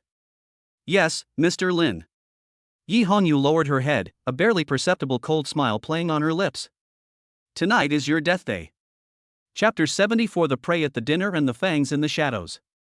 Jinhai City, Shangri-La Hotel, top floor ballroom. This was an annual cocktail party hosted by the Jinhai City Chamber of Commerce, bringing together business elites from across the province. While not as high profile as the charity gala the other day, it was still a microcosm of the world of fame and fortune. Elegant attire and glittering lights filled the air. When Lin Yi appeared at the door arm in arm with Yi Hongyu, a moment of silence fell over the room. Lin Yi wore a white haute couture suit with a sapphire brooch at his lapel, exuding a dashing and aristocratic air. Yi Hongyu, beside him, was even more stunning. She wore a deep blue, high-slit evening gown, revealing her slender neck and a fair shoulder. Her cascading black hair was simply pulled back, adorned with a seemingly ordinary silver hairpin, actually a specially crafted killing weapon. Her makeup was cold and aloof, her eyes indifferent. Standing there, she resembled a thorny black rose, radiating an aura that kept strangers at bay. Who's that? Mr. Lin's new love interest? Looks like his new secretary. TSK. Lin Yi is really lucky with women, every woman around him is a gem. The surrounding chatter didn't affect the two of them. Mr. Lin, can you let go of my hand now? Yi Hongyu said in a low voice, her voice tinged with coldness. From the moment they got out of the car, Lin Yi's hand had been around her waist, and he would even occasionally rub it restlessly. If you're going to put on an act, you have to go all the way, Secretary Yi. Lin Yi not only didn't let go, but moved even closer and breathed into her ear. With so many people watching tonight, if you act too stiff, people will think I'm forcing you. Yi Hongyu froze, barely suppressing the urge to smash his head in, forcing a smile that looked more like a grimace. Mr. Lin, you jest. In her heart, she silently vowed, endure, for the mission, for the $50 million, for her sister. If only she could find an opportunity, she'd lure him to a secluded terrace, or poison his drink. As the two entered the crowd, they were immediately surrounded by a group of businessmen eager to curry favor with Lin Yi. Lin Yi chatted and laughed, handling the situation with ease. Yi Hongyu dutifully played the role of a decorative secretary, occasionally helping him avoid a few drinks, although she secretly poured them out or used techniques to avoid drinking them. Just then, a piercing alarm sounded in Lin Yi's mind. Warning! System detected strong killing intent. Source: Southeast 45 degrees, waiter in disguise. North, security personnel in disguise. Total 12 people. Identity: Black Mamba, a foreign mercenary group hired by the Qin family. Threat level: A. Armed. Lin Yi's eyes narrowed almost imperceptibly. The Qin family had indeed made their move. And on a large scale, directly deploying a mercenary group at the party? Were they planning a desperate, terrorist attack? He glanced at Yi Hongyu beside him. This woman had clearly sensed something as well. Her body tensed instantly, her gaze no longer fixed on Lin Yi, but subtly scanning her surroundings. Her previously languid demeanor instantly sharpened like a blade. As a top assassin, her sensitivity to killing intent was no less than that of the system. A colleague? Yi Hongyu was startled. She saw the waiter carrying the wine tray with calloused hands, and the security guard with shifty eyes and his hand constantly on his waist. These idiots! So many people, such overwhelming killing intent, are they afraid no one will notice? Yi Hongyu cursed inwardly. Moreover, if these people made a move, the situation would definitely spiral out of control. If a hail of gunfire ensued and Lin Yi was killed, her mission would be a failure. That organization wouldn't just refuse to pay her, they might even cut off her sister's medication because of her failed mission. Damn it! Yi Hongyu gritted her teeth. She was in a very awkward position. Kill Lin Yi? Or save Lin Yi? Secretary Yi, what's wrong? Are you feeling unwell? Lin Yi sensed her nervousness and asked with feigned concern. President Lin. Yi Hongyu took a deep breath, just about to remind him to leave. Just then, a deafening bang. The banquet hall doors were blown open, sending dust billowing everywhere. Immediately afterward, a barrage of gunfire erupted, the crystal chandelier overhead shattered, and shards of glass rained down like a storm. Ah! The screams instantly shattered the elegant atmosphere. People scattered and fled, glasses shattered, and tables and chairs overturned. Attack! Target Lin Yi. Dead or alive? The lead mercenary roared and began firing his submachine gun. Chapter 75 The Assassin's Instinct, He Won't Die at Someone Else's Hands. The chaos erupted in an instant. Bullets, like the Grim Reaper's scythe, reaped the harvest from the crowd. Lin Yi stood rooted to the spot, seemingly stunned by the sudden turn of events, motionless. Lin Yi! Get down! Yi Hongyu shouted. Her instinct was to retreat alone with her skills, the chaos would provide the best cover. However, when she saw several bullets hurtling towards Lin Yi's chest, her body reacted before her brain. If he dies, my sister is doomed. This thought took hold of her mind. Yi Hongyu lunged at Lin Yi and shoved him away violently. Thud! Thud! The bullet struck the pillar behind Lin Yi's original position, sending stone chips flying. The two rolled to the ground and hid behind an overturned long table. Secretary Yi. Secretary Yi? What's going on? Lin Yi's face was pale pretending, his voice trembling, and he gripped Yi Hongyu's arm tightly. Are they coming for me? I'm calling the police. Call the police now. Looking at Lin Yi's cowardly appearance, Yi Hongyu felt nothing but contempt. Wasn't he so arrogant when he was flirting with me in the office just now? Why is he acting like a spineless coward now? But contempt aside, her primary task now was to protect this sugar daddy's life until he died by her hand. Shut up! Don't move! Yi Hongyu hissed, tearing off the hem of her long skirt that was in the way, revealing a spare dagger strapped to her thigh. She hadn't brought a gun with her. Stay close to me if you don't want to die. At that moment, two mercenaries had bypassed the crowd and approached the long table with guns at the ready. Over there! Kill him! Get out of the way! Yi Hongyu pressed Lin Yi's head down, then darted away like a cheetah. Under Lin Yi's and the system's watchful gaze, Yi Hongyu displayed true S-rank strength. Instead of a direct confrontation, she used the terrain and the crowd for cover, instantly closing the distance. The silver hairpin in her hand transformed into a flash of cold light, accurately piercing the first mercenary's throat. The movement was swift, precise, and ruthless, without a single wasted moment. Ugh! The mercenary clutched his throat and collapsed. Another mercenary reacted, about to turn his gun around. Yi Hongyu slid in, her high heels with special steel heels slamming into the man's wrist. The sound of bones shattering was clearly audible. The gun fell to the ground. Yi Hongyu rose quickly, her legs twisting like scissors around the man's neck, twisting it forcefully. Crack! The cervical spine snapped. In less than 5 seconds, two fully armed mercenaries were killed. Lin Yi, hiding behind the table, watched this scene with an appreciative smile. Is this the strength of an S-class assassin? Truly a sight to behold. System, block out the surrounding surveillance cameras, and while you're at it, make this beautiful assassin a little more difficult. Ding! Received. Surveillance cameras have been jammed. The remaining mercenaries have been lured to the host's location using sonic guidance. Sure enough, the remaining dozen or so mercenaries noticed the commotion and immediately focused their fire on them. That woman's a bodyguard. Take her out first. Bullets rained down on the cover. Although Yi Hongyu was highly skilled, she was unarmed and had to protect Lin Yi, her burden, and gradually fell into a disadvantageous position. A stray bullet grazed her arm, and blood instantly stained her white shirt. Damn it! Yi Hongyu groaned, her face turning pale. The enemy's firepower was too intense, and they outnumbered her. If this continued, she and Lin Yi would both die here. Secretary Yi! You're injured! Lin Yi exclaimed in panic, trying to reach out and cover her wound. Don't touch me! Yi Hongyu pushed him away, a resolute glint in her eyes. Listen, I'll count to 3, then run to the emergency exit on the left. I'll distract them. She decided to take a gamble. She would trade her own life for Lin Yi's. If she didn't, her sister's medication would definitely run out. If Lin Yi survived, she might be able to use this as leverage to demand a life-saving fee from him. 1, 2. Just as she was about to rush out to her death, a warm and strong hand suddenly pressed down on her shoulder. The strength was astonishing, rendering her unable to move. Girls shouldn't always be thinking about fighting and killing. Lin Yi's voice suddenly changed. It was no longer panicked as before, but became unusually calm, magnetic, and even carried a hint of lazy laughter. Yi Hongyu turned around in surprise. The fear on Lin Yi's face had vanished, replaced by a calm composure as if he were in complete control. He produced a dinner knife from somewhere, deftly twirling it between his fingers. Yi Hongyu's pupils shrank sharply. "Close your eyes," Lin Yi said softly. "The following scene is a bit bloody." Before Yi Hongyu could react, Lin Yi moved.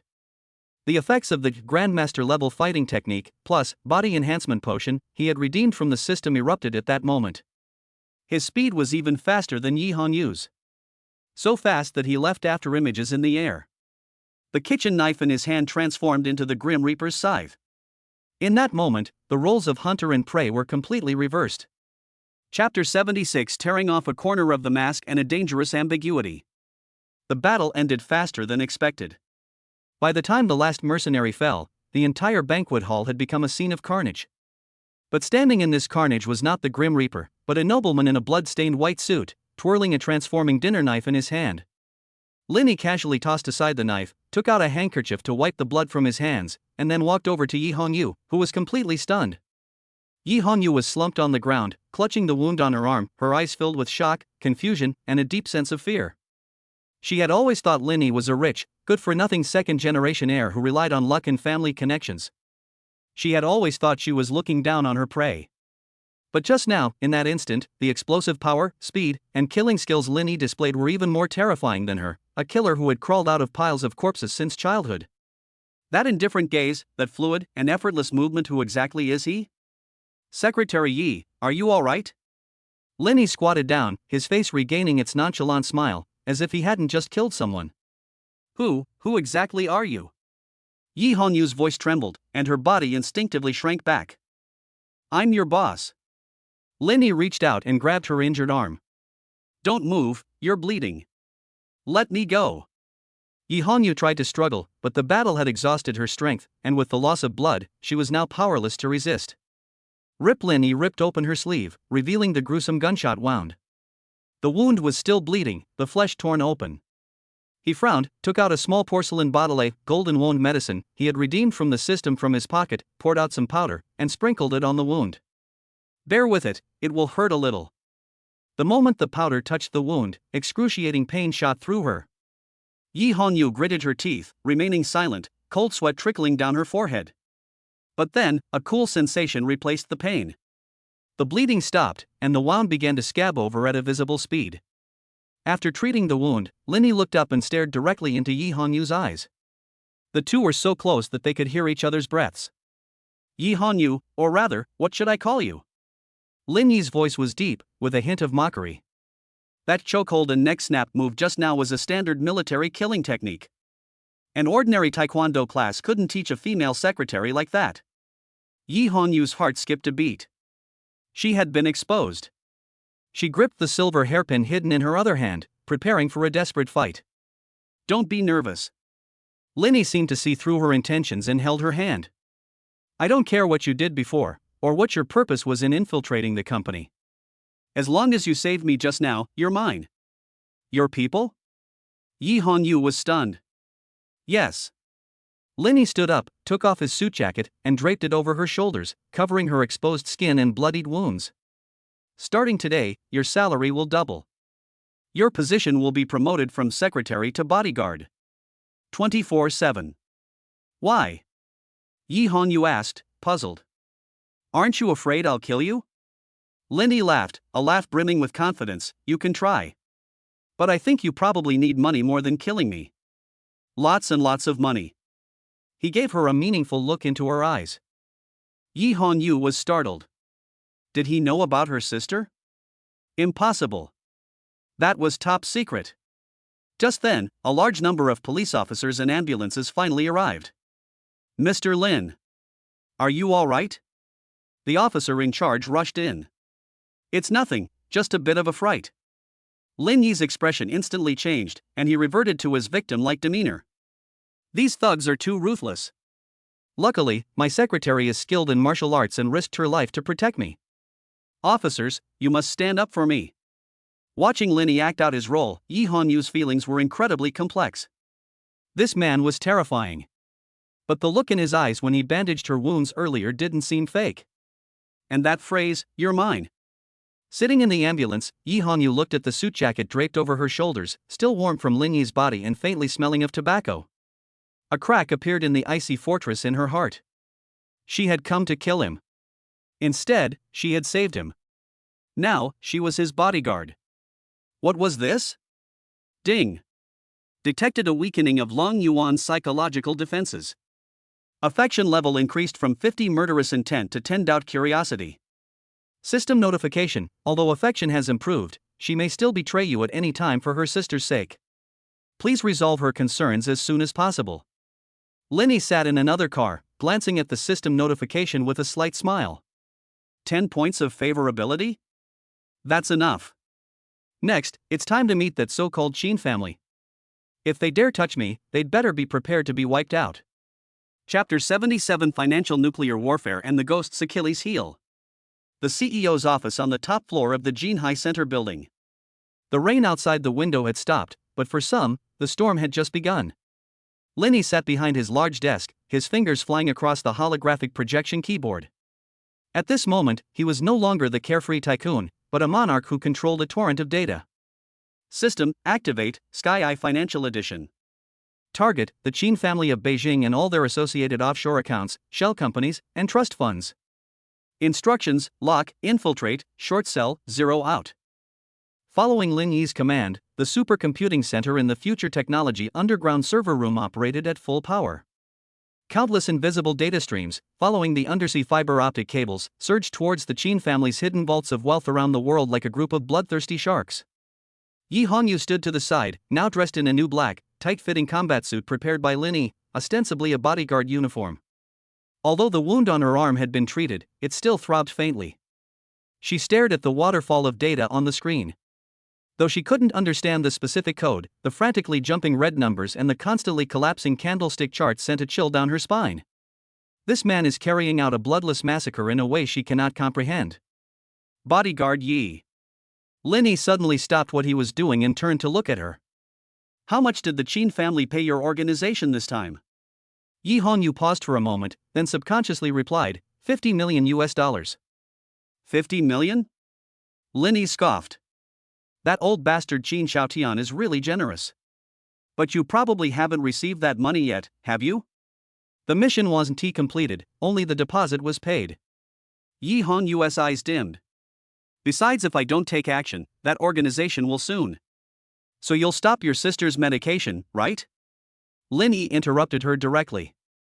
Yi Hongyu abruptly looked up, her eyes blazing with murderous intent, her body instantly tensing like a bowstring. You investigated me? Her sister was her Achilles heel, the only reason she lived in this world. Anyone who crossed that line had to die. Don't be nervous. Lin Yi waved his hand and pointed to the screen.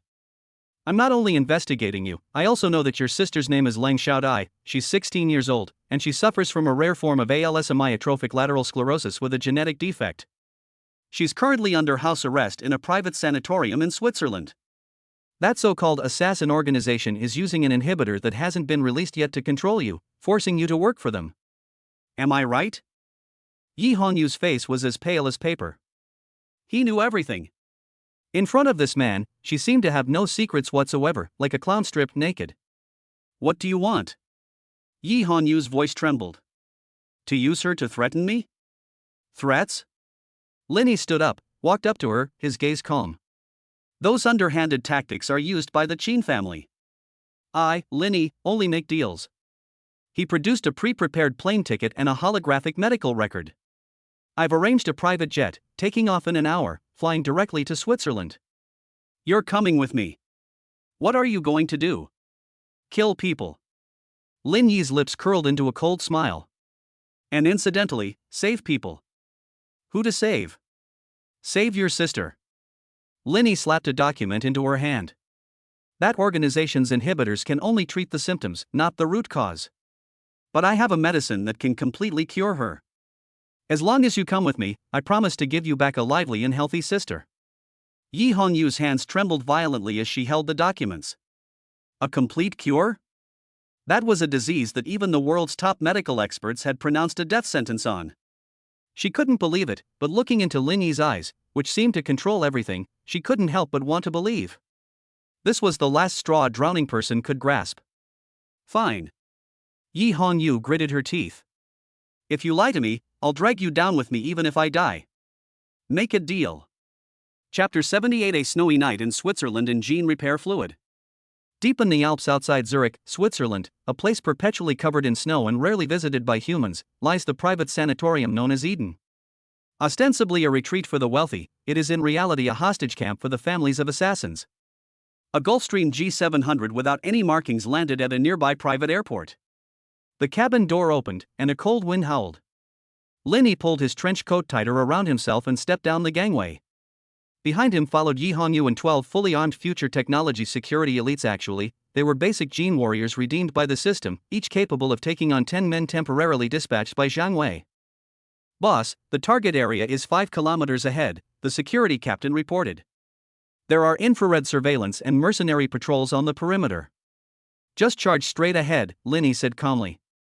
Tonight, I won't accept any obstacles. Yes. The convoy sped through the snow. As the gates of the sanatorium came into view, searchlights on the watchtowers instantly locked onto the convoy, and sirens blared through the night. Rat-a-tat-tat. Machine guns spat fire, bullets clanging against the armored off-road vehicles. Move it, Linny ordered over the walkie-talkie. The car doors opened, and 12 genetically enhanced warriors darted out like ghosts. Their speed was astonishing, leaving almost no trace in the snow. There was no talk, no stalemate. It was a one-sided rout. Ordinary mercenaries were like kindergarten children compared to these genetically enhanced warriors. In less than 10 minutes, the outer defensive line collapsed completely. Sitting in the car, Yi Hongyu watched the battle outside the window, her eyes filled with shock. These security personnel, each and every one of them, was no less skilled than her. They were even stronger in terms of power and explosiveness. Just how many terrifying trump cards did Linny still hold? The convoy rammed through the gate and stopped in front of the main building. Linny got out of the car and strode into the lobby with Yi Hongyu. Don't move, or I'll kill her. The sanatorium director, a bald white man, was pointing a gun at the head of a frail girl in a wheelchair. The girl was pale, skin and bones, with empty eyes, as if she had lost her soul. It was Lung Yuan's younger sister, Lung Xiaodai. Xiaodai. Yi Hongyu burst into tears upon seeing her younger sister. She wanted to rush over, but Linny stopped her. You're the person in charge here? Linny looked at the white man as if he were an ant. Do you know what happens to people who point guns at me? Fuck. Back off. Or I'll shoot, the person in charge roared hysterically. He knew the situation was hopeless and just wanted to take someone down with him. You can try. Lin Yi's words had barely left his lips when a muffled gunshot rang out. A bloody hole appeared between the in-chief's eyebrows. His eyes widened in disbelief as he slowly fell backward. In the shadows behind him, a genetically engineered warrior slowly holstered his silenced pistol. Ah! Lung Xiaodai screamed in fright. Yi Hongyu could no longer hold back and rushed over to hug her younger sister, sobbing uncontrollably, Xiaodai. Sister's here. Sister's too late. Linny walked over and looked at the two sisters who were crying in each other's arms. He took out an exquisite metal syringe from his pocket. Inside was a dark blue liquid, primary gene repair fluid, exchangeable in the system shop, worth 1 million experience points. Linny had emptied his savings for this moment. Move aside, Linny said to Yi Hongyu. Yi Hongyu raised her head, her face streaked with tears, her eyes filled with a mixture of fear and hope. This is. Saving her life is also the money for her life that I'm giving you in advance. Linny didn't explain further, but directly inserted the syringe into Lung Xiaodia's arm and slowly pushed the liquid in. 1 second, 2 seconds, a miracle happened. Lung Xiaodai, who had been so thin she looked like she might die at any moment, began to regain a sliver of color in her pale face. Her fingers, which had been immobilized by muscle atrophy, trembled slightly. Then, her rapid breathing became steady and strong, and her cloudy eyes regained their light. Sister! I don't hurt anymore. Lung Xiaodai said weakly, her voice soft but incredibly clear. it feels like there's a fire burning inside my body. It's so warm. Yi Hongyu was stunned. She was a medical student self-taught to care for her younger sister, so she knew exactly what this meant. This was a revival of life. This was a medical miracle. She turned around and looked at Lin Yi. Her gaze was complex. She didn't offer herself to him like a young girl would, nor did she immediately kneel and acknowledge him as her master. As a killer who lived on the edge, she was used to suspicion, used to the principle of equal exchange. This potion was too precious, so precious that she even suspected Lin Yi might have some bigger conspiracy, or perhaps he wanted to turn her into another form of slavery. Why? Yi Hongyu's voice was hoarse as she tightly protected her sister, like a wary mother wolf. You saved her, but what was the price? If you wanted to use her to control me, then you're no different from that organization. Lin Yi smiled as he looked at her grateful yet still sharp-tongued expression. This was the ghost he had his eye on. If she blindly fawned over him for a little favor, she wouldn't deserve to be the sharpest knife. The price? Lin Yi put away the syringe and said calmly, the price is that from today onwards, your life belongs to me. Not as a slave, but as my shield. You must use your abilities to protect me and those around me until I believe you have repaid this debt. Yi Hongyu remained silent for a long time. She looked at her younger sister, who was gradually regaining life in her arms, and then at the mysterious man before her. Finally, she took a deep breath, stood up, and bowed deeply to Lin Yi. This was a standard, traditional etiquette for people in the martial arts world. Fine. Yi Hongyu's voice was no longer cold, but carried a metallic hardness. Boss Lin, I acknowledge this debt. Until you say you've paid it off, anyone who wants to touch you will have to step over my dead body first. She didn't kneel, nor did she say I love you or I am yours. She positioned herself as a debtor.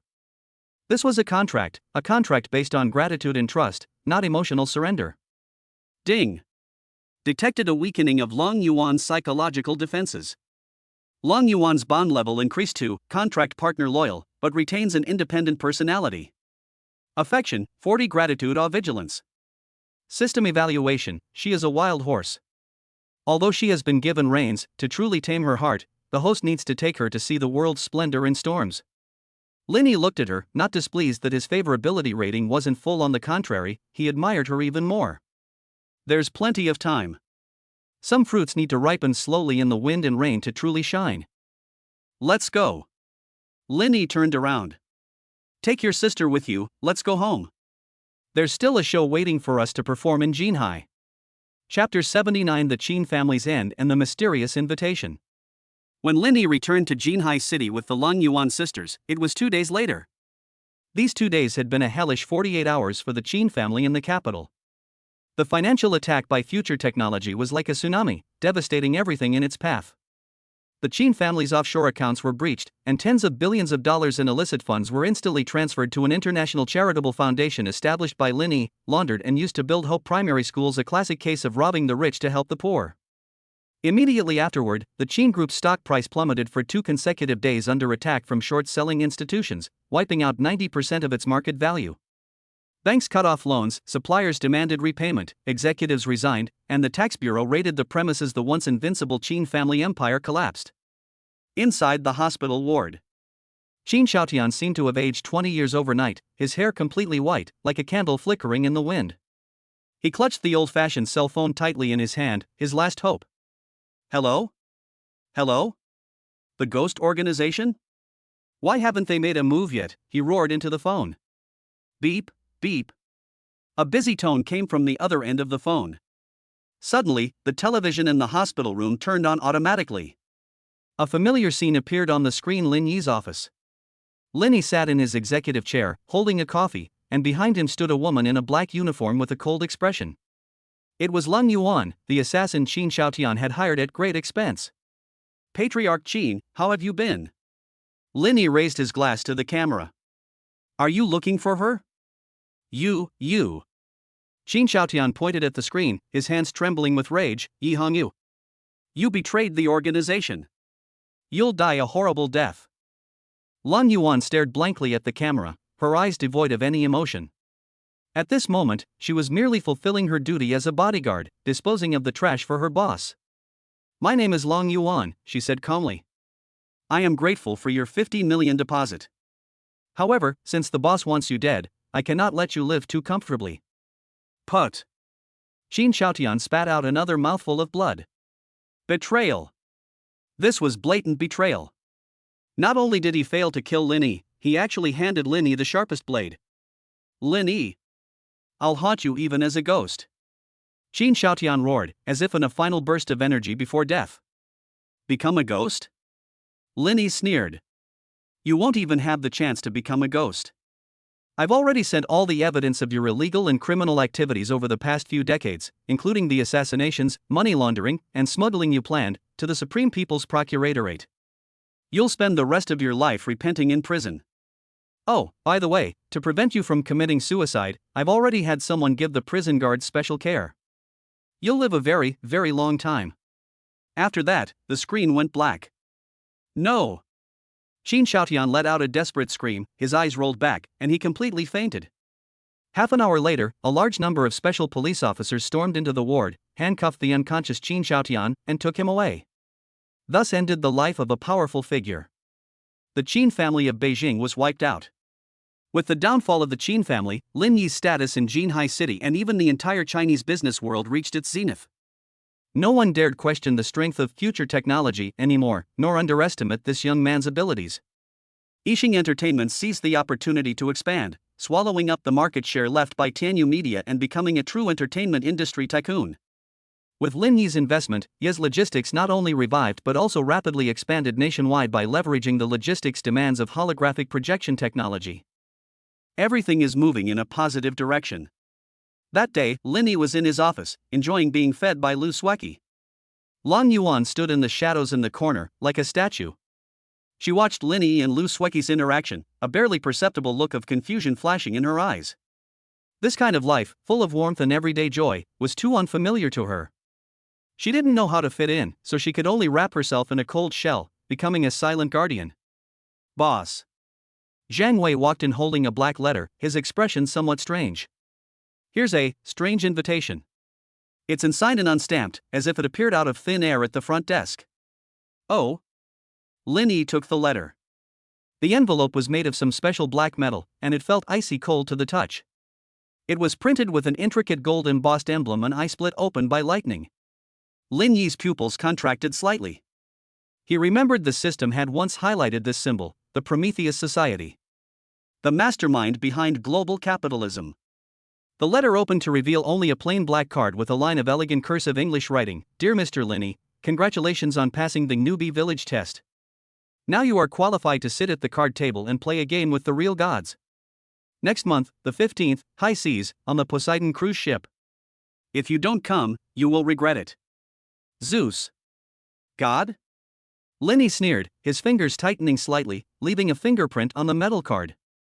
A bunch of rats hiding in the gutter, daring to call themselves gods?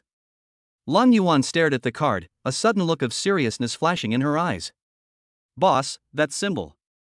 She couldn't help but say, I've seen it in my old organization. It's the legendary divine punishment mark. Anyone targeted by this organization never has a good ending. Oh? You know them? Lin Yi looked at Lang Yuan with great interest.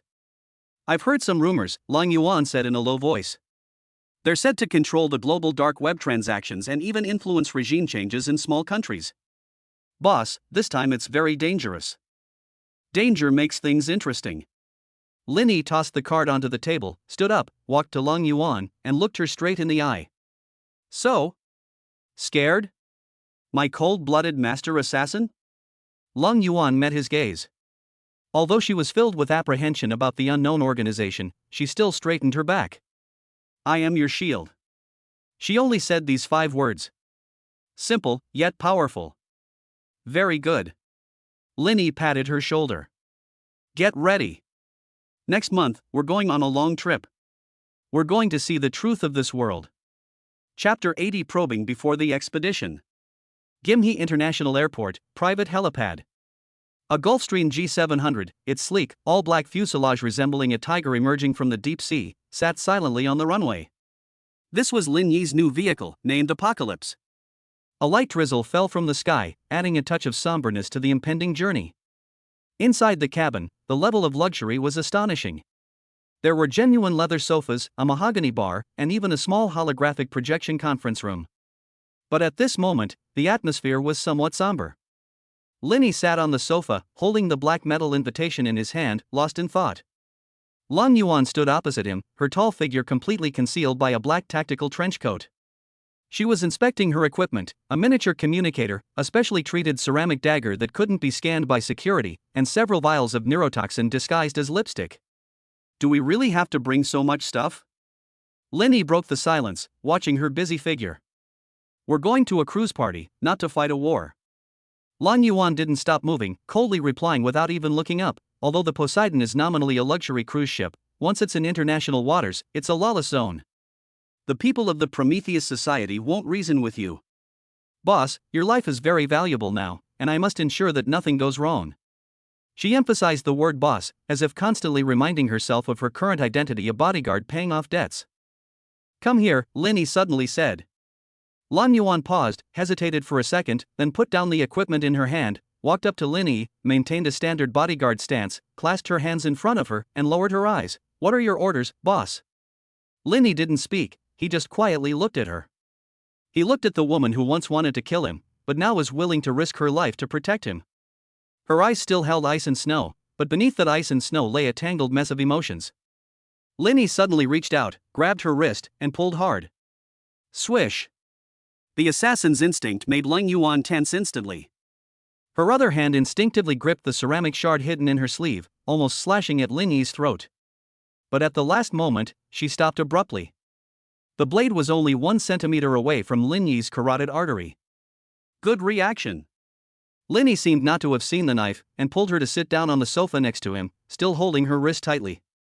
Lang Yuan froze, like a cat whose vital point had been pressed, her breathing rapid, a flicker of panic and anger in her eyes. Boss! Please don't joke like that. If I hadn't stopped, you'd be dead. You won't. Linny looked into her eyes, his tone resolute. Because you still need to save your sister. And because you can't bear to see me die. I just don't want to be in debt. Lang Yuan turned her head away, not daring to look directly into Linny's gaze, which seemed to see right through people. Her voice was cold and hard. $50 million, plus my sister's life. This debt is too heavy, so heavy that I have to treat you like an ancestor. But that doesn't mean you can just lay a hand on me. Touch me? Linny laughed, released her hand, and took out an exquisite velvet gift box from the box next to him. I just wanted you to try this. The gift box opens to reveal a dazzling ruby necklace, shaped like a drop of blood, alluring yet dangerous. Ocean Heart Crimson Edition, a product of the System Shop, with a built-in miniature force field shield generator capable of withstanding one fatal attack. This is Lang Yuan was stunned. On the cruise ship tonight, you're my date, not my bodyguard. Linny picked up the necklace, gesturing for her to turn around. Wearing a tactical trench coat to the dance floor? Are you afraid people 1T know you're an assassin? Lang Yuan bit her lip, hesitated for a moment, then slowly turned around, tossing her long hair behind her head to reveal her slender, fair neck. Linny's fingers touched her cold skin, and she couldn't help but tremble slightly.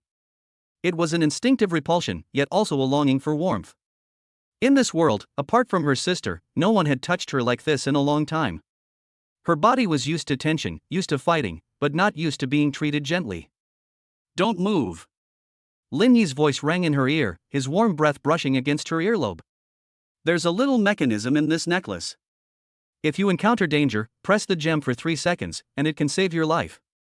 Remember, you are my shield, but if the shield breaks, I'll be heartbroken too. The word heartache was like a pebble thrown into the stagnant waters of Lang Yuan's heart, creating ripples. She lowered her head, looking at the blood-red gem on her chest, her fingers gently stroking it. Thank you, she whispered, barely audible. Just then, Linny's phone rang. It was a video call request. The contact name was Xiao Dai. Lang Yuan turned around abruptly, her eyes instantly shining with a tenderness that came from letting down all her guard. The video call connected. On the screen appeared Lang Xiaodia's face, still somewhat thin, but with a much rosier complexion. She was wearing her international school uniform, sitting in a bright classroom, with a group of laughing classmates in the background. Sister! Brother Lin! Lang Xiaodai waved excitedly, look! I had PA class today. I ran 800 meters and I wasn't out of breath at all. Xiao Dai. Lang Yuan leaned closer to the screen, her eyes instantly reddening, her voice becoming incredibly gentle. Run slowly, don't tire yourself out. Did you take your medicine on time? I've eaten. The doctors and teachers here are all so nice to me. Lang Xiaodai said with a grin. Brother Lin, thank you. My sister said you're taking her on a business trip? You have to take good care of her for me, okay? She always skips meals because of me and stays up all night. Linny smiled as he entered the frame, his arm naturally resting on the back of Lang Yuan's chair in a protective gesture. Don't worry, Xiao Dai. Your sister is now my personal bodyguard, and I'll take care of her just like I take care of you. Lin Yi. Lang Yuan glared at him, her cheeks slightly flushed, but she didn't push him away. She saw her sister smiling so happily and carefree on the screen. All of this was thanks to the man beside her. After the video call ended, Lang Yuan remained silent for a long time. She turned her head and looked at Linny, the coldness in her eyes melting away, replaced by a complex emotion, a hesitation of wanting to get closer yet fearing being hurt. Linny. For the first time, she called him by his full name, not boss. On this trip to the Poseidon, we might run into them. There are a few lunatics in the Prometheus Society, they. Shoo. Linny held up a finger to her lips. No matter who we meet, whether they're human or ghost, as long as I'm here, the sky won't fall. You just need to remember one thing. What? Wear the red dress I prepared for you. Tonight, I want you to outshine everyone. Looking at his confident yet arrogant face, Lang Yuan's unease miraculously subsided. She took a deep breath and nodded. Okay. But put the necklace and dress on my paycheck. Linny laughed heartily. Alright, I'll put it on your tab. I'll make you pay it back for the rest of your life. As Lang Yuan turned to change her clothes, she subconsciously touched the ruby around her neck. The cold touch brought a blurry image to her mind of fire, ruins, and a man wearing a golden mask. The man also seemed to have a similar red badge on his chest. Why do I feel this familiarity? She pressed her temples, forcibly suppressing the sudden, sharp pain. Chapter 81, Boarding the Poseidon and the Gods Taunt. High seas, coordinates N32, E145. The sea lay deep and dark under the night sky, and a colossal cruise ship, the Poseidon, resembling a floating city, rested silently on its surface. Completely black, without any superfluous lighting, it resembled a monstrous beast lurking in the abyss. Its deck was filled with private helicopters from around the world, and 2 escort ships even patrolled nearby. This is a lawless land. This is a den of iniquity and a gladiatorial arena for the world's top elites. The apocalypse landed smoothly on the tarmac. The hatch opened. Linny, arm in arm with Lang Yuan, who was dressed in a formal gown, stepped out. Just as Linny had requested, Lang Yuan wore a fiery red backless evening gown. The tight-fitting cut accentuated her breathtaking S-curve, and beneath the high slit, her long legs, bound with black gun straps hidden on her inner thighs, were faintly visible. She wore light makeup, but her aura, born from years of walking the line between life and death, gave her a deadly sense of danger amidst her beauty. It was the ultimate allure of a rose with thorns. Don't be nervous, smile, Linny whispered, we're here to have fun, not to kill people. Lang Yuan forced a smile, tightening her grip on Linny's arm. Something doesn't smell right here. As an assassin, she could detect a faint, almost imperceptible whiff of blood in the air. Someone had definitely just died on this ship, and more than one. The 2 men reached the entrance. 2 security personnel dressed in black suits and wearing full-face tactical helmets stopped them. They weren't carrying ordinary security scanners, but military-grade explosive detectors. Please show your invitation. A cold, synthesized voice came from inside the helmet. Linny took out the black metal card and handed it over. The security guard scanned her, and the indicator light on her helmet turned green, but he didn't let her through. Instead, he pointed at Lang Yuan and said, female companions need to be searched. That's the rule. Lang Yuan's eyes turned cold, and her hand already reached for the dagger beneath her skirt. A body search? For an assassin, the body is the last line of defense. Moreover, this so-called body search is often humiliating. Rules?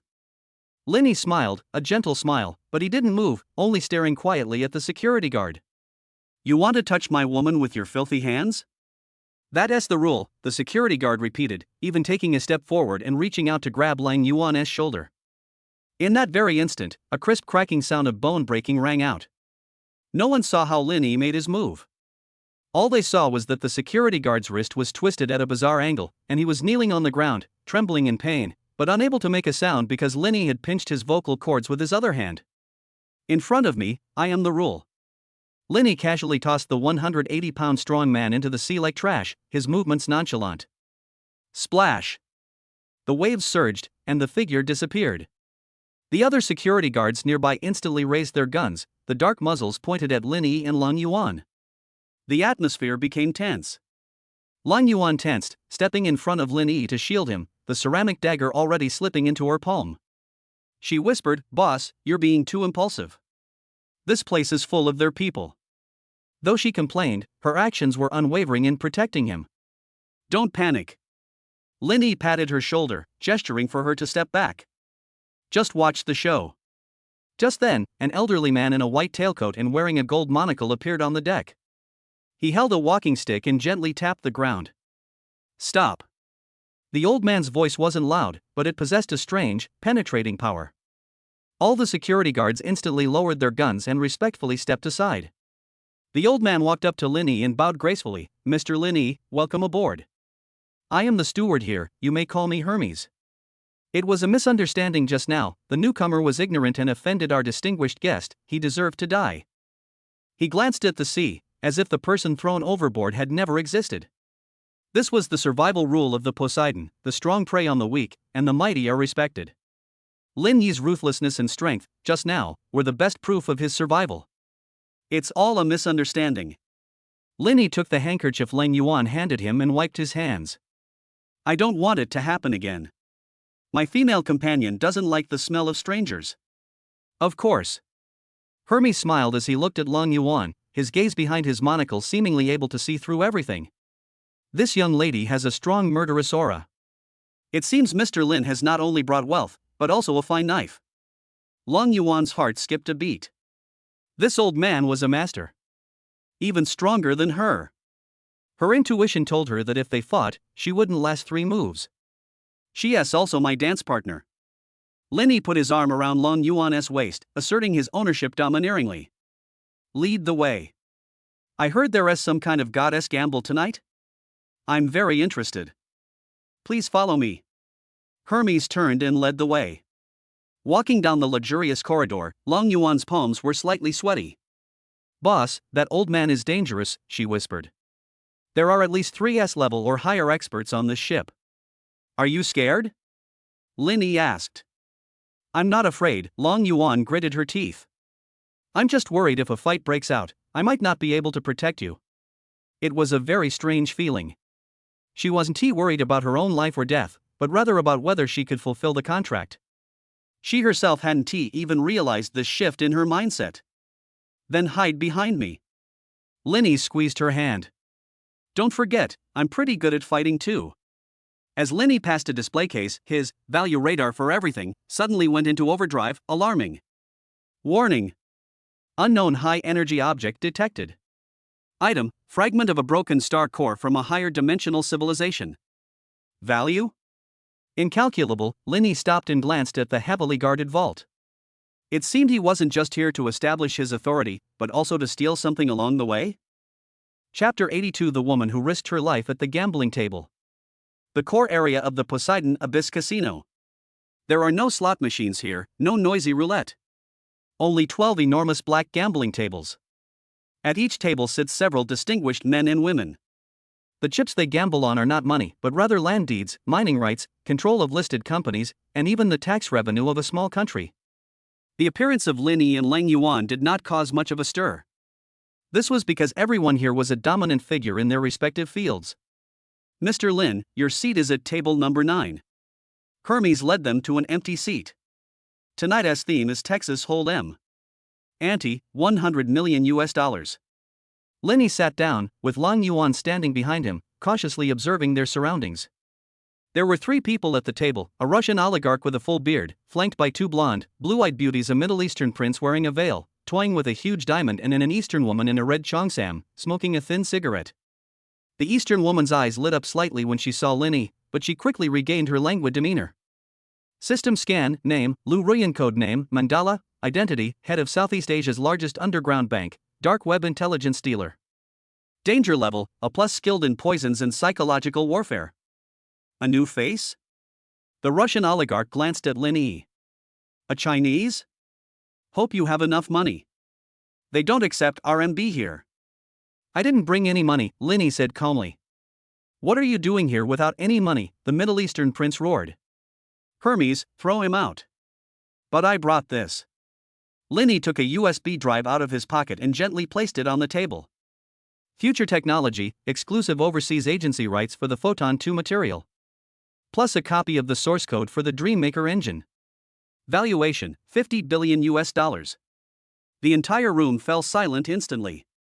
All eyes were fixed greedily on the small USB drive. Future technology.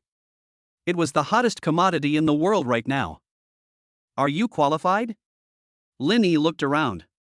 Enough. That's more than enough, the Russian oligarch laughed. Kid, you've got guts. Deal the cards. The game began. Lin Yi didn't use any X-ray vision although the system had it, he disdained to use it, but relied purely on psychological warfare and absolute perception. He could hear his opponent's heartbeats and see changes in their micro-expressions. After several rounds, the two sides had their wins and losses. But Lin Yi acted like a gambler who had lost everything, constantly raising the bet without any strategy. All in. In the final round, Lin Yi pushed out all his chips, even the USB drive. This round, I'm betting everything. The Russian oligarch and the Middle Eastern prince exchanged a glance and both folded. Lin Yi's aura was too insane they dared not follow. Only the woman in the cheongsam, Lu Ruyan, remained calmly smoking. Mr. Lin, your hand isn't good. Lu Ruyan exhaled a smoke ring. You only have a pair of kings. And I only need an ace to make a straight flush. Then do you dare to go with me? Lin Yi stared into her eyes. Lu Ruyan smiled, then suddenly made a startling move. She pulled a hairpin from her hair and placed it on the table. I'm out of money too. But I'll bet you this. It's control of 3 shipping routes in Southeast Asia, and all the intelligence I have about the Prometheus Society. And she pointed to herself, plus me. If I lose, tonight is yours. Lin Yi raised an eyebrow. This woman is playing pretty big games. Just then, Long Yuan, standing behind Lin Yi, suddenly moved. She wasn't trying to stop Lin Yi, but rather because she sensed a faint but palpable killing intent emanating from Lu Ruyan intended against Lin Yi. This woman intended to ambush Lin Yi with a poison needle hidden in her sleeve the moment the cards were dealt. Boss, watch out. Long Yuan suddenly bent down, placing one hand on Lin Yi's shoulder and the other hand concealingly flicking out a ceramic dagger, blocking between Lin Yi and Lu Ruyan. Her body was pressed tightly against Lin Yi's back, and Lin Yi could even feel her rapid heartbeat. Don't move.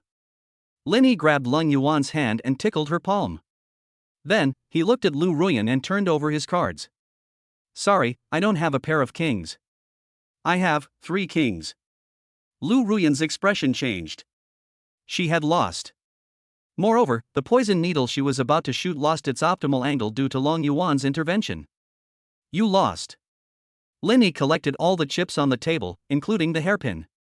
I want the intelligence, and I want the shipping route. As for you.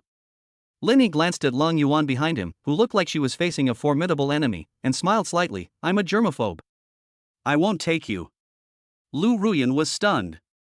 This was the first time she had ever been rejected, and in front of so many people. Humiliation. Utter humiliation.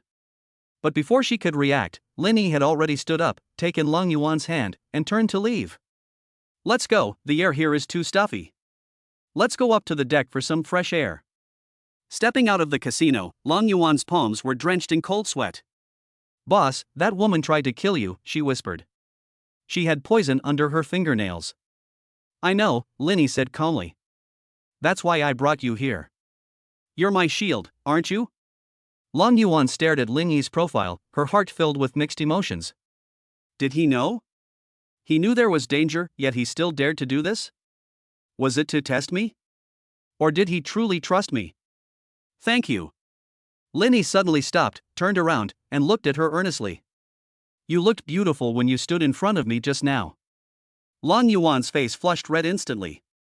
She hurriedly turned her head away, stammering, I just wanted to pay off my debt. Yes, yes, yes, I'll pay off the debt. Lin Yi took off his suit jacket and draped it over her shoulders. I'll pay off the debt slowly, no rush.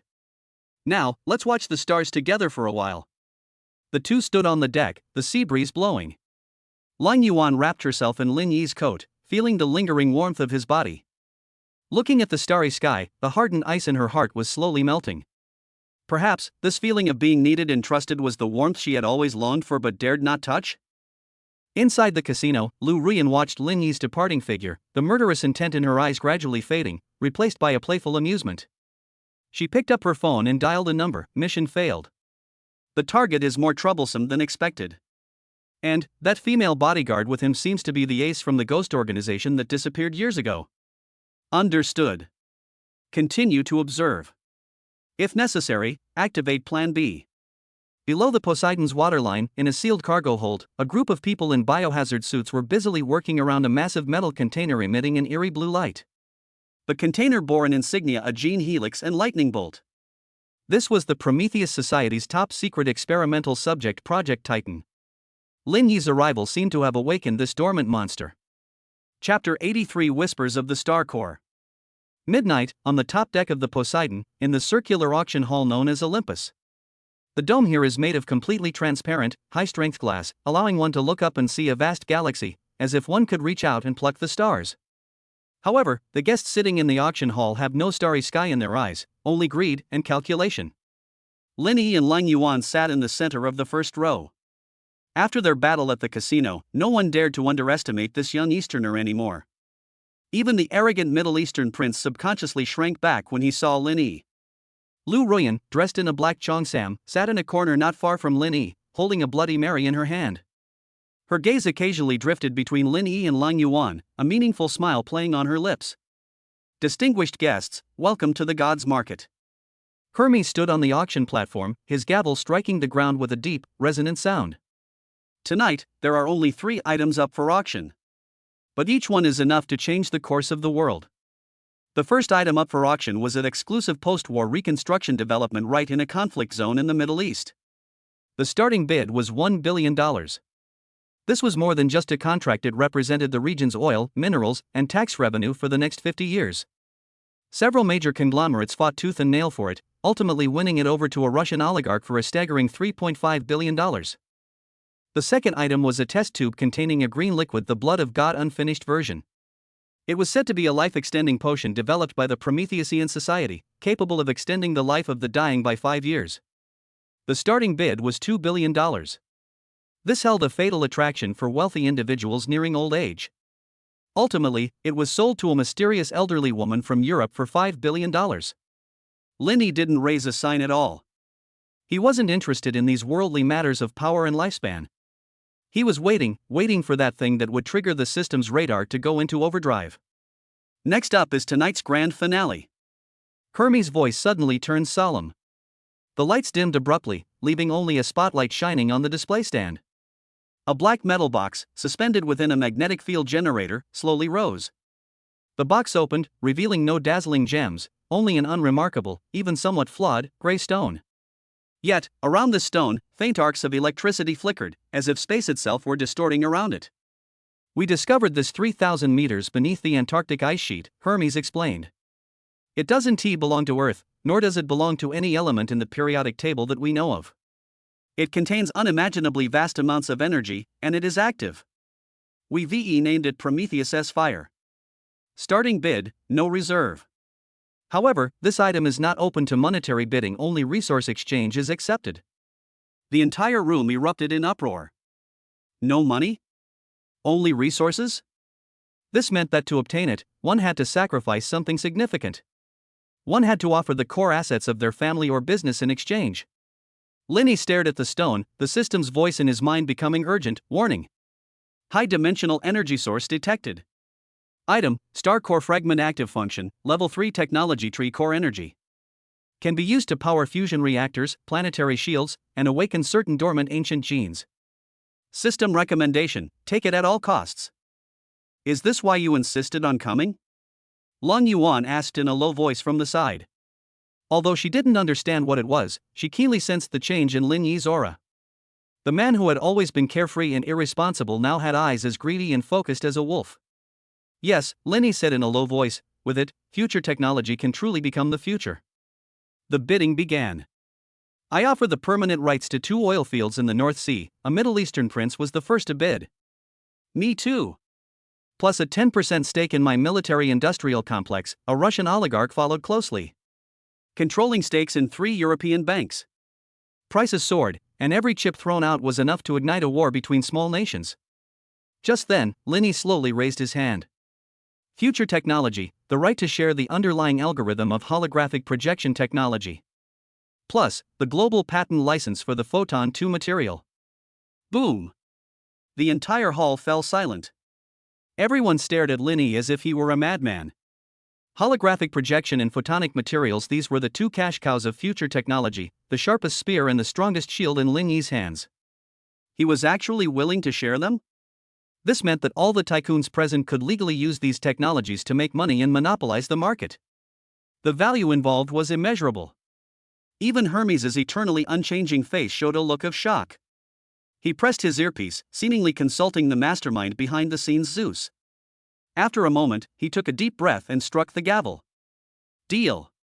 Congratulations, Mr. Lenny. Lenny stood up and straightened his suit. Crazy. Long Yuan looked at him, her brows furrowed. You gave away your entire fortune for a worthless rock? This isn't like you. Your assets? Lin Yi's lips curled into a sly smile as he leaned close to Long Yuan's ear. Fool, the core algorithm has already been iterated to version 3.0. What I gave them was a crippled version 1.0. As for patent licensing, by the time they've built their factory, my Photon 3 will already be on the market. At that point, they'll be working for me. This was the devastating impact of technological superiority. Long Yuan was stunned, then shook her head helplessly. You really are a shrewd businessman. Lenny walked onto the stage and reached for the metal box containing the star core fragment. The instant his fingertips touched the box, a sudden change occurred. Buzz. The once quiet gray stone suddenly erupted with a blinding blue light. A terrifying energy surge swept across the entire hall, causing all electronic devices to malfunction instantly, lights to shatter, and the entire auction hall to plunge into darkness. Immediately afterward, the floor beneath their feet began to shake violently, as if some colossal creature was awakening beneath the hull of a ship, letting out an angry roar. Warning! Warning! Stellar core energy resonance triggers chain reaction. The Titan experimental subject at the ship's hull has awakened. The seal has failed. The seal has failed. Roar! A non-human roar pierced through more than a dozen decks, clearly reaching everyone's ears. The sound was filled with savagery, hunger, and a bloodlust. What's going on? An earthquake? Is the ship sinking? The guests panicked, and screams filled the air. Lenny grabbed the metal box, stuffed it into his pocket system space, then quickly turned and rushed towards Long Yuan. Forget about the earthquake.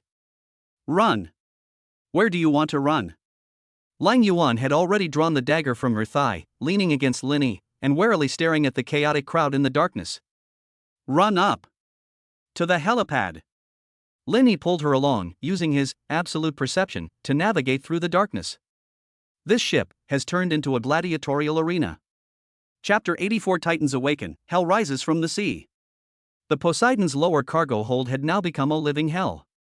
The massive metal tank bearing the lightning bolt symbol had been torn apart from the inside, its half-meter thick alloy steel plates curled up like paper. Green culture fluid spilled across the floor, and within that nauseating liquid stood a terrifying creature over 3 meters tall.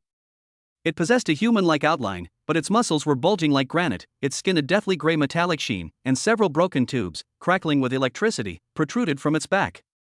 Most horrifying of all were its eyes, 2 burning blue flames, devoid of pupils, radiating only pure destructive lust. This is the Titan. The ultimate biological weapon created by the Prometheus Society using ancient genetic fragments combined with modern biotechnology. It was supposed to be transported to a secret base while dormant, but it was prematurely awakened due to the energy resonance of a star core fragment, and it went out of control. Stop it. Use liquid nitrogen, a researcher in a white lab coat shouted in terror. The surrounding security personnel frantically pulled the trigger, and a hail of bullets struck the Titan, but only sparks flew, not even grazing its skin. Titan moved. With a casual wave of its hand, the shouting researcher was swatted away like a fly, crashing into the wall and turning into a bloody pulp. Then, it opened its massive maw and let out a roar. It wasn't just sound waves, it also unleashed a high-frequency infrasound attack. Security personnel nearby instantly bled from all 7 orifices, collapsing to the ground in agony, convulsing. The carnage began to spread. The Titan wasn't just killing itself, a viral gas emanating from it was rapidly infecting the corpses. The dead security personnel staggered to their feet, their eyes rolled back, turning into mindless, tearing corpses. The top-floor auction hall. Chaos had spread here. Although the backup power was on, the dim emergency lighting only made the atmosphere more terrifying. The elevators had stopped working, and the stairwells were crowded with wealthy and powerful people trying to escape. Get out of the way. I'm a prince. Let me through. The Middle Eastern prince pushed through the crowd, his bodyguards firing warning shots. Get out of the way. My plane is up there, the Russian oligarch retorted. Just then, from the darkness below the stairs came the sound of rapid footsteps and a beast-like growl. Several blood-covered crew members rushed up, but before they could cry for help, they were pounced on by the shadows behind them. Ah! Help! Don't bite me! The screams were chilling. A zombie? Long Yuan's pupils shrank sharply. She had seen countless dead people, but this was the first time she had ever seen a dead person come back to life. They're not zombies, they're genetically mutated creatures, Lin Yi calmly analyzed. He pulled Lang Yuan along, avoiding the crowded stairwell, and instead turned and rushed towards the maintenance passage on the side. This way. Those things are very sensitive to sound and the smell of blood that's a dead end. The two had barely rushed into the maintenance passage when the hall behind them transformed into a slaughterhouse. Mutants surged into the crowd, biting anyone in sight. The wealthy gentry's bodyguards, though armed, were rendered helpless in the cramped and chaotic environment, and instead, in the ensuing panic, many accidentally injured others. The maintenance passage was narrow and dark, filled with various pipes and valves. Lin Yi walked ahead, his absolute perception fully activated, the map in his mind clearly showing the red dots enemies and green dots escape routes around him. Watch out above. Lin Yi suddenly turned around, grabbed Long Yuan, and rolled on the spot. Clang! A mutant crashed through the ventilation duct above them, landing right where they had just been standing. It was on all fours, its body covered in sores, green drool dripping from its mouth, and it roared as it lunged at the 2 people on the ground. You're asking for death. Long Yuan reacted with lightning speed. The instant she lay on the ground, her right leg shot up, and the steel knife hidden in her heel struck the mutant's chin with pinpoint accuracy. Thud! The steel knife pierced the mutant's brain. The mutant twitched once and then went still. Good legwork. Lin Yi praised, pulling her to her feet quickly. Don't linger. These are just grunts. The big guy is still down there. A big guy? Long Yuan wiped the blood and grime from her face as she ran. What the hell is that? You can think of it as a zombie version of the Hulk, Lin Yi said with a wry smile. The two climbed upwards along the maintenance tunnel.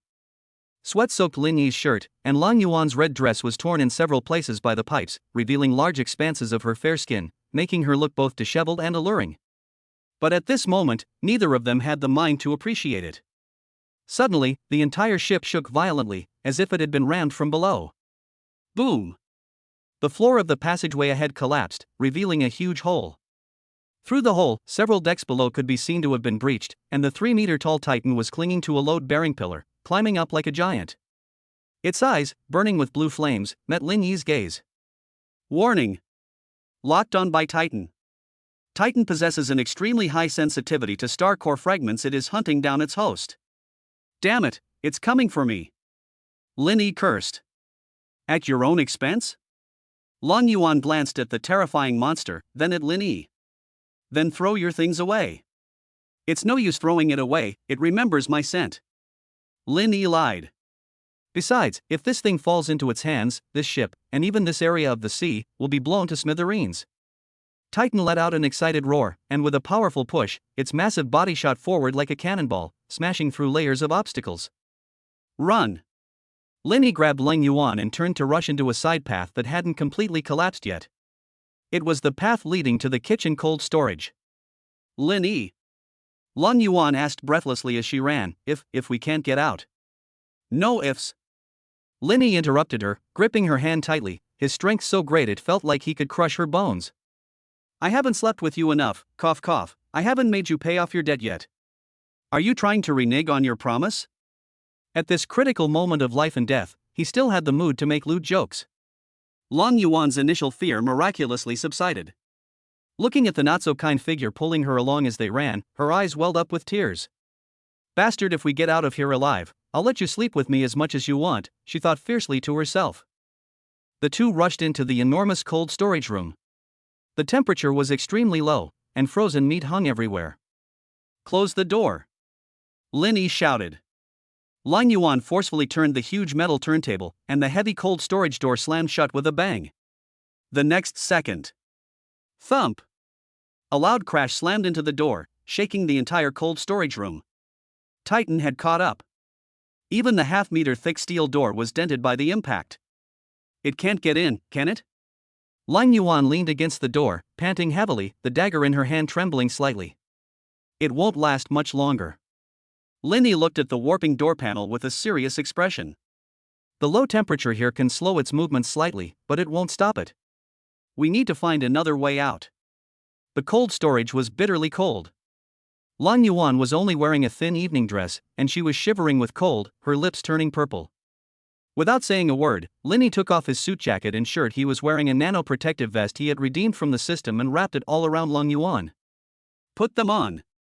Lang Yuan looked at Linny, who was only wearing a vest, and wanted to refuse. Shut up. If the bodyguard freezes to death, who will protect me? Linny domineeringly buttoned up her clothes, then pulled her into his arms, warming her with his body heat. Save your energy, we have a tough battle to fight later. In the freezing cold storage, at -20 degrees Celsius, amidst the frantic crashing of the monster outside, their bodies pressed tightly together. There was no romance, only the warmth of mutual dependence. Lang Yuan buried her head in Lingy's chest, listening to his steady, powerful heartbeat. At this moment, she was no longer an assassin, nor a debtor. She was simply a woman who had found security in this man's arms. Ding! Detected a significant emotional fluctuation in Lang Yuan. Affection level increased to 60. Shared fate. Significant feelings. Bond skill unlocked. Twin shadows. When the two fight together, their synergy increases by 200%, they share pain, and their combat power is stacked. Linny. Lang Yuan looked up, her eyes unfocused. Shoo! Linny suddenly covered her mouth, his eyes becoming extremely sharp. Don't make a sound. The door is about to break. Boom! The cold storage door finally gave way and was smashed open. From the cold mist, Titan's enormous figure walked in, its blue eyes flickering like will-o'-the-wisps in the darkness. It didn't pounce directly, but tilted its head, looking at the two little bugs huddled in the corner, and let out a low growl that sounded like mockery. A desperate situation. A truly desperate situation. Linny released Lang Yuan, slowly stood up, and took out a uniquely shaped high-frequency vibration blade from his system space. He had just urgently redeemed it in the shop for 50 million. Lang Yuan, can you still move? Lang Yuan also stood up. Although her body was still trembling, her eyes had regained their killer's coldness. She gripped her dagger tightly, stood beside Linny, and assumed an attack stance. Yes. All right. Linny took a deep breath, pointing the tip of his knife at Titan. Then let us give this big guy a pedicure. Chapter 85. Waltz in desperate circumstances. Inside the cold storage, a thick fog filled the air. With each step Titan took, the ground trembled. It wasn't in a hurry to kill its prey, seemingly enjoying the cat and mouse game. It casually grabbed half a frozen pork carcass and hurled it at the two men like a pebble. Scatter! Linny shouted, and the two rolled to the left and right in perfect unison. Bang! The frozen meat slammed against the wall, shattering into ice shards. Attack its lower body. It has an old injury on its knee. System scan results. Linny shouted, charging forward first. The high-frequency vibrating blade in his hand emitted a buzzing sound, leaving a trail of afterimages in the air, and slashed fiercely at Titan's left knee. Titan reacted with lightning speed, raising his leg to kick out. The kick carried the sound of wind and thunder. If it landed, Linny would be turned into mincemeat. But Linny didn't retreat. He forcefully twisted his waist in mid-air, using the techniques of a Grandmaster-level fighting technique, to narrowly avoid a direct confrontation. The blade left a deep, bone-revealing wound on Titan's rock-hard thigh. Dark purple blood gushed out, surprisingly corrosive, sizzling as it hit the ground.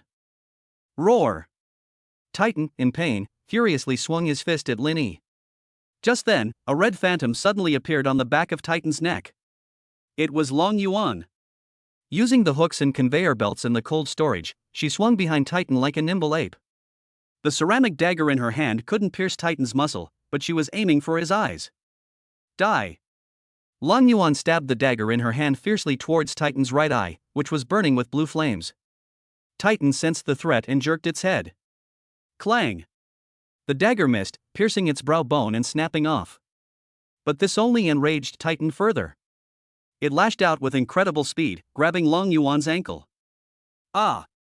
Long Yuan exclaimed in surprise as Titan swung her around like a rag doll and slammed her heavily to the ground. Long Yuan! Lin Yi's eyes widened in horror. If this blow landed squarely, Long Yuan would be dead for sure. At this critical moment, Lin Yi erupted. Instead of attacking, he threw away the vibrating blade in his hand, lunged forward, and used his back to catch Long Yuan as she was about to fall. Bang! A muffled thud. The two crashed heavily to the ground. Lin Yi was below, Long Yuan on top. The immense impact caused Lin Yi to cough up blood, feeling as if his internal organs had shifted. But one of his hands still tightly protected Long Yuan's head, while the other hand held her waist tightly. Cough cough, are you alright? Lin Yi spat out a mouthful of blood, looked at Long Yuan in his arms who was still in shock, and forced a smile. Long Yuan stared blankly at the man beneath her. For a moment, time seemed to stand still. He had saved her. Not with money, not with power, but with his life. In the world of assassins, this act was called foolishness. But in a woman's world, it was called love. Why did you save me? Tears welled up in Long Yuan's eyes. I'm the bodyguard, I'm the one who should die. I told you. I'd be heartbroken if the shield broke. Lin Yi wiped away her tears. Don't cry, you're not dead yet. The Titan gave them no time for sentimentality. It strode forward, raised its massive foot, and prepared to crush the two ants. Are we going to die together? Long Yuan closed her eyes and hugged Lin Yi tightly. If she could die in his arms, it seemed not so bad. Die? Not so easy. A glint of madness flashed in Lin Yi's eyes. He pulled out the metal box from his pocket, a fragment of a star core. System, can this thing be detonated? Warning. Detonating the star core fragments will create a miniature black hole. The host's survival rate is less than 1%. Option B, utilize the star core energy to overload the control chip within the Titan's body. Close proximity 0 meters required. Then let's go with option B. Lin Yi shoved Long Yuan away abruptly. Get away. Then, holding the star core, he charged forward instead of retreating, heading towards the Titan's descending giant foot. Lin Yi. No. Long Yuan screamed in despair. Lin Yi slid in, dodging the trampling, and crawled directly between Titan's legs. He saw the control center interface on Titan's abdomen, flashing red light. Take this nuclear energy super tonic. Lin Yi slammed the star core fragment hard onto the interface. Zzzzzzzzz. A terrifying electric current instantly swept across Titan's entire body. The high-dimensional energy of the star core clashed violently with the genetic energy within Titan's body. Titan let out a shrill scream, its body began to uncontrollably swell and twist, and blue flames spewed from its 7 orifices. Boom! A huge shockwave sent Lin Yi flying, crashing heavily into the wall and knocking him unconscious. He didn't know how much time had passed. Lin Yi felt a warm liquid fall on his face. He opened his eyes with difficulty and found himself lying in a narrow ventilation duct. Long Yuan was carrying him on her back, crawling laboriously in the darkness. Her hands and feet were blistered and covered in blood, but she didn't utter a sound, gritting her teeth and moving forward step by step. Put me down. Lin Yi said weakly. Shut up. Long Yuan's voice was trembling with tears, yet it was unusually fierce. If you dare to die, I'll throw you into the sea to feed the sharks. Lin Yi laughed. This woman was still being stubborn even now. Finally, a glimmer of light appeared ahead. It was the deck exit. Dawn was breaking. A sea breeze blew in, carrying the freshness of someone who had survived a catastrophe. The two men crawled out of the exit and collapsed on the deck. The Poseidon was now tilted 30 degrees and slowly sinking. In the distance, several helicopters were circling. Those were the rescue teams coming to pick them up.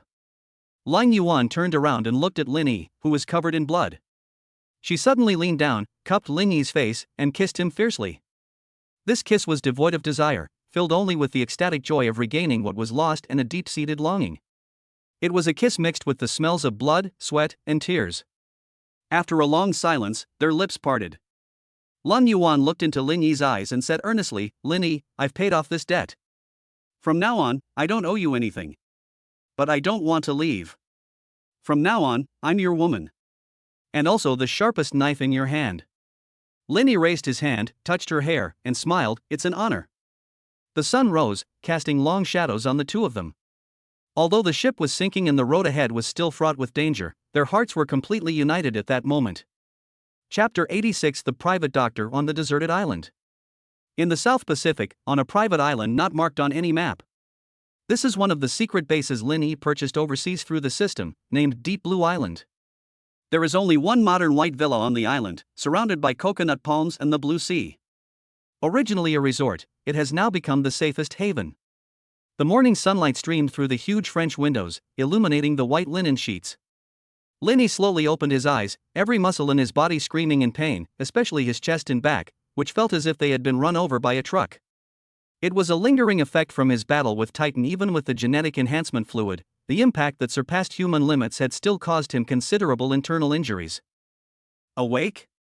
A cool voice, tinged with barely perceptible concern, rang in my ears. Lin Yi turned his head and saw Lang Yuan sitting on a chair by the bed. She had changed out of her blood-stained red evening gown and was wearing a simple white shirt and denim shorts. Her long hair was casually tied into a ponytail. She looked less like a killer and more like a refreshing older sister next door. However, her face was still pale, a sign of blood loss, and her arms were wrapped in thick bandages. "How long have I been asleep?" Lin Yi tried to sit up, but the movement aggravated his wound, and he couldn't help but hiss. "Don't move." Lang Yuan immediately stood up, reached out, and pressed down on his shoulder. Although the movement was forceful, the pressure was very gentle. "You've been asleep for 2 whole days and 2 nights.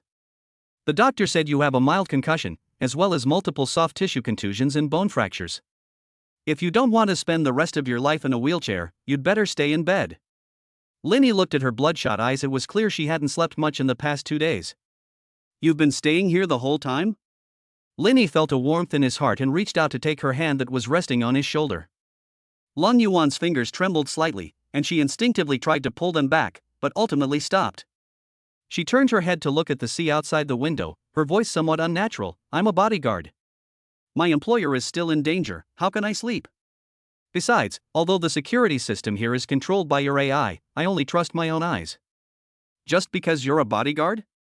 Lin Yi gently stroked the back of her hand, which still had a few small scratches left from the ventilation duct. "I remember on the ship, someone said that if he didn't owe any more debts, he wouldn't leave." Lang Yuan's face flushed instantly, a mixture of embarrassment and anger at having her secret exposed. That was a stopgap measure to encourage you to live," she retorted stubbornly. "If you died, who would pay my salary?"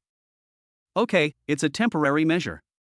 Lin Yi smiled, stopped teasing her, and pointed to the water glass on the bedside table. "I'm thirsty." Lang Yuan sighed, resignedly picked up the water glass, inserted a straw, and brought it to Lin Yi's lips.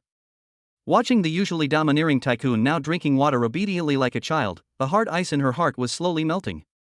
Over the next few days, Lang Yuan transformed into a full-time caregiver. Changing dressings, feeding him, even bathing him, she did it all herself, refusing the professional nurses originally assigned to the island. In her words, "Those nurses look at you strangely, I don't trust them." Lin Yi thoroughly enjoyed this. To have an S-class assassin serve him was a treatment unparalleled in the world. That evening, Lin Yi was finally allowed to get out of bed.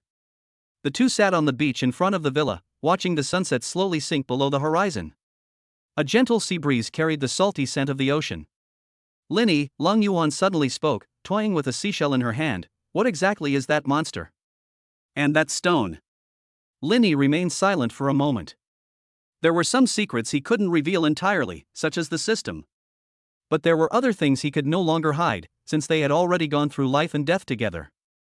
That monster was called Titan, a bioweapon created by the Prometheus Society. As for that stone, Linny took the metal box out of his pocket, actually from his system space. Although the energy of the star core fragment inside had been exhausted, turning it into a dusty piece of waste rock, it still exuded an ancient and mysterious aura. It's a key. Linny looked at the sea, his eyes deep. A key to unlocking the door to a new era. It's something that those tycoons dream of. So what are you planning to do now? Long Yuan looked at him. You destroyed their ship, killed their monsters, and stole their things. They'll hunt you down like mad dogs. Then let them come. Linny turned his head, looked at Long Yuan, and a confident smile appeared on his lips. Before, I was barefoot and not afraid of those wearing shoes. Now, I'm wearing steel combat boots. Anyone who dares to extend their claws, I'll chop them up. He reached out and put his arm around Long Yuan's shoulder, letting her lean against him. Besides, I have you now. 2 swords combined, invincible, aren't we? Long Yuan stiffened for a moment, then slowly relaxed and rested her head on his shoulder. She whispered, as long as you're here, I'll be here. The waves crashed against the beach, creating a resounding roar. On this secluded island, far from the hustle and bustle of the world, 2 hearts that had weathered life or death trials finally found true harmony. Not a contract, not a debt of gratitude, but a bond of mutual dependence. Ding! Long Yuan's favorability has increased to 85 by her life. System evaluation, she has already made you the most important person in her life. In her world, besides her sister, it's you. You have completely tamed this proud eagle. Chapter 87: Leap in the Energy Technology Tree. A week later, Lin Yi's injuries had basically healed. Although he appeared to have only recovered his health, under the dual effects of the system's gene repair fluid, and the residual radiation from the star core positive benign radiation, his physical abilities had surpassed human limits, reaching the level of a basic gene warrior. Upon returning to Jinhai City, Lin Yi immediately plunged into the underground core laboratory of future technology. Long Yuan, as his personal bodyguard, stood guard at the laboratory entrance every step of the way, and anyone who wanted to approach even Zhang Wei had to undergo her strict security check. In the center of the laboratory, the gray stellar core debris was placed in a high-precision analyzer. Although its energy was depleted, the remaining microstructure within it remained invaluable to Earth's technology. System, analyze the star core debris, Lin Yi ordered. Ding! Analysis begins, high-dimensional matter structure detected. Reverse engineering in progress, analysis progress, 1%, 50%, 100%. Congratulations, host. Successfully extracted the energy matrix logic contained within the star core. Level 3 Technology Tree Energy Branch unlocked. On the holographic screen in front of Lin Yi, a large section of the previously grayed out technology tree was instantly illuminated. It was a breathtakingly beautiful display, representing inexhaustible energy. Unlocked technology. Miniature cold fusion reactor primary. Description: a stable fusion device simulated using a star core structure. Only the size of a basketball, it can provide electricity for a medium-sized city for a year. Applications: completely solve the energy crisis with electric vehicles with unlimited range, flying cars, and even powered armor for individual soldiers. Cost: extremely high, requires rare isotopes. Wireless power transmission network plane level. Description: an upgraded version based on the Tesla coil principle, utilizing the ionosphere for lossless power transmission globally. Application: make wires a thing of the past, enabling wireless charging for all devices anytime, anywhere. High energy particle shield generator experimental. Description: defensive applications of stellar core energy. Can generate an energy field capable of withstanding conventional missile attacks. Note: the necklace I gave Long Yuan before was a toy version, this one is the military version. Lin Yi's breathing quickened as he gazed at these technologies. If holographic projection had merely revolutionized entertainment and communication, then energy technology was fundamentally altering human civilization. Oil, coal, natural gas, these old world giants would tremble before cold fusion. The Prometheus Society's control over the world was largely due to its control of the energy lifeline. And now, Lin Yi's task was to uproot them. System: exchange for the blueprints for the miniature cold nucleus fusion reactor and the accompanying isotope refining technology. Ding! 500,000 experience points consumed. Exchange successful. Data transferred. Lin Yi's brain was once again bombarded by an information storm. Half an hour later, he slowly opened his eyes, which gleamed with a blue light. Zhang Wei. Lin Yi pressed the intercom. "Boss, I'm here." Zhang Wei's voice was a little nervous, because his boss had been in seclusion for a day and a night. "Notify the legal department, the finance department, and general manager Yi." Lin Yi's voice was calm yet firm. "I'm going to establish a new company, Tianhua Energy. Also, in my name, send a top-secret letter to the National Energy Administration and the military. Say, I have something that will allow aircraft carriers to run for 100 years without refueling. Ask them if they're interested." Zhang Wei, standing outside the door, nearly dropped his phone, his hand trembling. "An aircraft carrier? Running for 100 years without refueling? Is the boss trying to fly?" Meanwhile, outside the laboratory, Long Yuan leaned against the wall, listening to Lin Yi's commands which she didn't quite understand but were clearly full of ambition. A slight smile played on her lips. She didn't understand fusion or the energy revolution. All she knew was that the man inside was doing something earth-shattering. And she would be his strongest shield, protecting him as he ascended to the highest throne. "Lin Yi," she murmured softly, toying with the dagger that had been replaced with one made of titanium alloy in her hand. "No matter where you go, I will go with you." Just then, her phone vibrated. It was an encrypted bounty from the dark web. Bounty target, Lin Yi. Bounty, $100 million. Posted by Prometheus Society. Acceptance status: all top 10 assassins on the global leaderboard have accepted the order. Lan Yuan stared at the screen, the gentleness in her eyes vanishing instantly, replaced by overwhelming killing intent. $100 million? Ha! Her fingers flew across the keyboard, hacking into the dark web forum and posting a pinned reply using her former account. "Ghost, anyone who dares to take the order is an enemy of Ghost. 1 comes, I kill 1. 2 come, I kill 2. After sending the message, she turned off her phone, gripped the dagger tightly again, and stood at the lab door like a guardian deity. A storm was brewing. But so what? Chapter 88: The Calm Before the Storm. Jinhai City, Tianhua Energy Preparatory Office, formerly Yixing Entertainment Building expansion. The atmosphere in Jinhai City has become unusually eerie these past few days. On the surface, Lin Yi is keeping a low profile, and only Yixing Entertainment is continuing to release new films as scheduled. But behind the scenes, the security level in the entire city of Jinhai has been raised to a wartime state. The streets are filled with many plainclothes tourists with sharp eyes. Checks at the airport, train station, and highway entrances are more stringent than ever before. All of this stemmed from the top-secret letter Lin Yi sent to the capital. Technical specifications for a miniature cold fusion reactor. This single PowerPoint presentation, spanning only a few dozen pages, kept several elderly people in Beijing up all night. The director of the Institute of Nuclear Physics at the Chinese Academy of Sciences was so excited upon seeing the document that he took 3 nitroglycerin pills. It's true. The theoretical logic is perfectly closed. The data parameters are accurate to 10 decimal places. If this is true, then China will directly skip the fossil fuel era and enter the interstellar era of unlimited energy. Therefore, a top-level order was issued: protect Lin Yi at all costs. Protect the technology. Even if we have to turn Jinhai City upside down, we cannot allow this technology to be lost. National Security Bureau official Chen personally led a team to future technology. Mr. Lin, from now on, your security level is upgraded to top grade. Chen looked at Lin Yi with awe in his eyes. Your security force will be taken over by the Dragon Fall Special Forces. Also, your female bodyguard, Long Yuan, although her identity is somewhat sensitive, considering your wishes, we have specially approved her to serve as your personal bodyguard, but she must be subject to our supervision. No problem. Lin Yi sat on the sofa, calm and collected. As long as it doesn't affect my life, you can do whatever you want. But I have one request. Please speak. I need to meet someone. Lin Yi pointed to the sky, someone who can make the final decision. This technology is too big for me to handle alone, and I don't want to monopolize it. I want to form a joint venture with the country. Old Chen took a deep breath and nodded solemnly. The leader has made arrangements. A special plane will pick you up and take you to Beijing in 3 days. Just then, the office door was pushed open. Su Wanqing and Yi Qingling walked in simultaneously.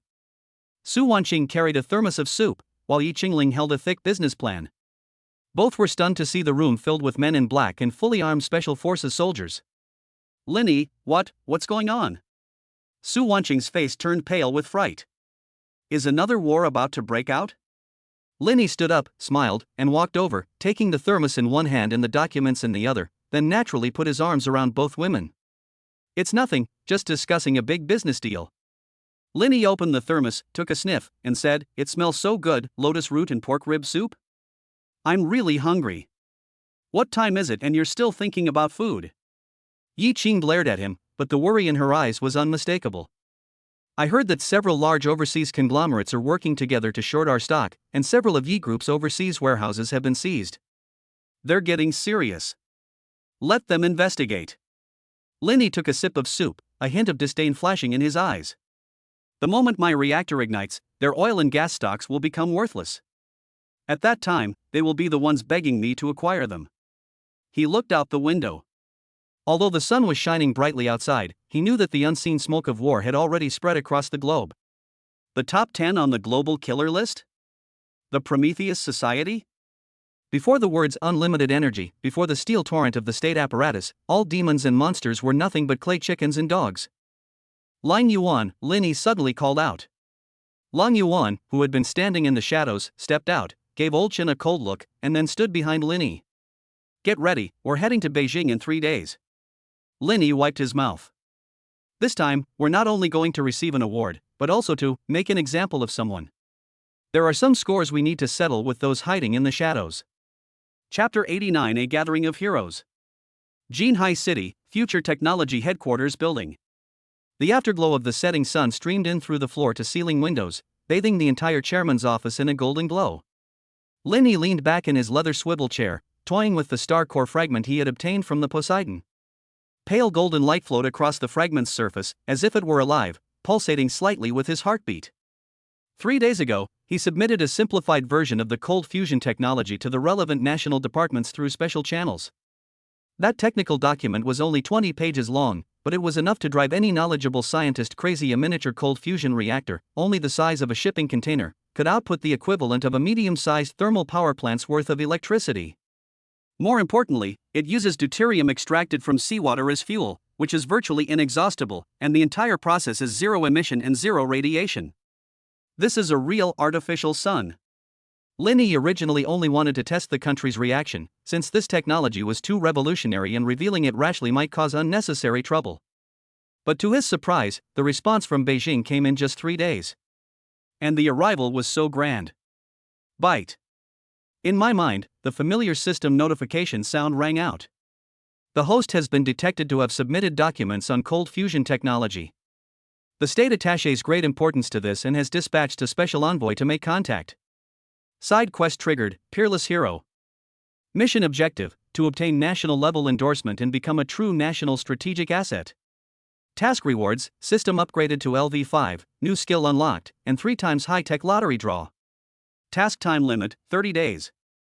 Friendly reminder: the host is about to enter a higher level of competition. Please be prepared. In that circle, money is merely the most basic entry ticket. Lin Yi's lips curled up slightly. Is he a peerless hero? Interesting. He put the star core fragment into his pocket, stood up and walked to the floor-to-ceiling window, looking down at the city of Jinhai below. He had completely taken control of this city. From the entertainment industry to the business world, from underground forces to overt conglomerates, no one dared to disrespect future technology. But that's not enough. The real battlefield is never in a single city or place. The Prometheus Society's bounty is still up on the dark web, and those international tycoons lurking in the shadows are watching him closely. Without state-level backing, he will forever remain just a wealthy businessman, vulnerable to being uprooted at any moment. With the support of the state, that's a completely different concept. Knock, knock, knock. The knocking interrupted Lin Yi's thoughts. Come in. The door opened, and Secretary Chen strode in, her usually composed face betraying her shock. President Lin, there's a group of people outside, they say they want to see you. Who is it? Soldiers. Xiao Chen swallowed hard. And judging by their demeanor, they're high-ranking. The person in charge said his surname was Zhao, and he's from the Dragon Group. Dragon Group. Lin Yi's pupils contracted slightly. Having navigated the Chinese business world for so long, he naturally knew what the Dragon Group was. It was one of China's most secretive special forces units, directly under the highest military authority, specializing in carrying out the highest-level security missions. In China, there are only a handful of people who can get the Dragon Group to mobilize. "Let them in," Linny said calmly, straightening his suit. A moment later, 3 men in plain clothes entered the office. Although they were in civilian clothes, Linny could tell their identities at a glance. Their upright posture was like a javelin. Their sharp eyes seemed to see through everything, and they possessed an aura that could only be cultivated by years of walking on the edge of life and death. These all silently proclaim that they are soldiers, and the elite of the elite. The leader was a middle-aged man around 40 years old, burly, with a resolute face and piercing, hawk-like eyes. He stepped forward and snapped to attention, giving a crisp military salute. "Mr. Linny, I am Zhao Gang, captain of the Dragon Group Special Operations Team. I am here on orders to escort you to Beijing." His voice was deep and powerful, with the crispness and decisiveness characteristic of soldiers. As he spoke, he took out a bright red envelope with gold lettering from his pocket and presented it with both hands. "This is an invitation, please take a look." Linny took the envelope, opened it, and read. Inside the envelope was only a card with strong, vigorous handwriting, clearly the work of a skilled calligrapher. The content was simple, consisting of only one line. "I eagerly await your arrival in the capital for a discussion." There was no signature or inscription. But the bright red stamp in the lower right corner of the card gives this seemingly ordinary invitation a tremendous weight. Linny recognized the seal. In the entire land of China, only one person can use this seal. He took a deep breath, carefully put the invitation away, and looked at Zhao Gang. "Captain Zhao, how much time do I need to prepare?" "We can depart at any time," Zhao Gang replied succinctly. "The special plane is already on standby at Jinhai International Airport, ready to be dispatched at your command." "Special plane?" "Yes, the state plane." Zhao Gang's expression was serious. "Mr. Lin, let me be frank. According to instructions from above, your security level has been raised to the vice-state level." "Vice-national level." These 4 words almost made Secretary Chen, who was standing next to him, bite her tongue. It's important to understand what a vice-national level position means within China's system. It's a position above the provincial and ministerial level but below the national level, and there are only a handful of such individuals nationwide. Linny, a young man in his early 20s, was actually given security treatment at the vice-national level? What this means is self-evident. "I understand." Linny nodded, his face showing little surprise. "Give me an hour, I need to arrange some things." "No problem," Zhao Gang nodded. "We'll wait downstairs." After the 3 men saluted, they turned and left. Linny stood alone by the window, watching their departing figures, a meaningful smile curving his lips. The wind picked up. He picked up his phone and started making calls one by one. The first call was to Su Wanqing. "Wanqing, I need to go to the capital. It may take some time." A gentle voice came from the other end of the phone. "I know, everyone at the company is talking about it today. Linny, no matter what happens, I'll be here waiting for you." "Okay, wait for me to come back." "Okay, I'll wait for you to come back." The second call was to Yi Qingling. "Qingling, I'm entrusting Jinhai's affairs to you while I'm away." Yi Qingling's voice remained as cold as ever, but carried a hint of barely perceptible concern. "I understand. Go ahead and do your job. I'll manage the company and Yes Group. Also, those projects are progressing as planned. Don't slow them down just because I'm not here." "Clear." The third call was to Long Yuan. "Long Yuan, I know." Long Yuan's voice was colder than usual. "I'm already downstairs." "What?" "Your safety is my responsibility. Wherever you go, I will follow." Linny paused for a second, then smiled. "Okay, let's go together then." After hanging up the phone, he took one last look at Jinhai City outside the window, then turned and walked towards the elevator. An hour later, a convoy of black vans drove out of the Future Technology Building and sped off toward Jinhai International Airport. In the back seat of the car in the middle of the convoy, Linny closed his eyes to rest, but his mind was racing. The capital city is the center of power in China, but also a place where all sorts of people mingle. Various powerful families and factions are deeply entrenched there, and any misstep could lead to utter ruin. But he wasn't afraid. Because he holds the power to change the world. Ding Host is about to enter a new map, the capital city. The power dynamics in the capital are complex and intertwined. The host is advised to exercise caution in his words and actions. But remember, the greatest confidence always comes from absolute strength. Lin Yi's lips curled slightly, and he silently thought. The system is right. When you are strong enough, all your schemes and tricks are nothing but clowns. Outside the car window, the sun had completely sunk below the horizon, and night had fallen. Meanwhile, on the other side of the night, the lights of countless homes in the capital were waiting for his arrival. A momentous occasion is about to unfold, and the grand curtain is about to rise. Chapter 90 Farewell to Jinhai. In the underground parking garage of the future technology building, several black vans were ready to go. As soon as Lin Yi stepped out of the elevator, he saw a familiar figure, a black bodysuit that perfectly accentuated her curves. Her cold face was like ice, and only the occasional glint in her eyes reminded him that she was a living, breathing person. Cold Kite. She stood beside the convoy, 2 daggers at her waist and a long black package on her back. Lin Yi knew that it contained her sniper rifle. You got here even faster than me. Lin Yi walked over, his tone slightly teasing. Lan Yuan looked at him expressionlessly. I've said it before, your safety is my responsibility. The capital city has the protection of the Dragon Group, and also the power of the nation. They can't protect you. Lan Yuan interrupted him, a hint of determination, even obsession, flashing in her clear, cold eyes. In this world, only I am willing to trade my life for yours in the most critical moment. Lin Yi fell silent. He knew that Lan Yuan's attitude towards him had subtly changed since the life or death battle on the Poseidon. The S-class female assassin who once wanted to kill him had now become a protector willing to die for him. This bond is heavier than anything else. Okay. Lin Yi nodded. Let's go together then. Lan Yuan's eyelashes trembled slightly, and something seemed to melt on her icy face. But in an instant, she returned to her usual expressionless demeanor. Just then, the sound of high heels clicking on the ground came from behind, followed by several familiar sounds. Lin Yi. Brother Yi. Brother Lin Yi. Lin Yi turned around and saw Su Wanqing, Yi Qingling, Lu Sueki, Jiang Ye, and Xia Duo walking quickly towards him. Su Wanqing wore a light blue dress, looking gentle and elegant, but her eyes were slightly red. Yi Qingling was still wearing her smart business suit, her aloof temperament making people afraid to look directly at her. Lu Sueki wore a white dress, looking as pure as a fairy who did not eat the food of this world. Jiang Ye wore a casual knit sweater, looking intellectual and mature. Xia Duo wore a pink sweatshirt, looking lively and cute. 5 stunningly beautiful women with distinct styles appeared together in the underground parking garage.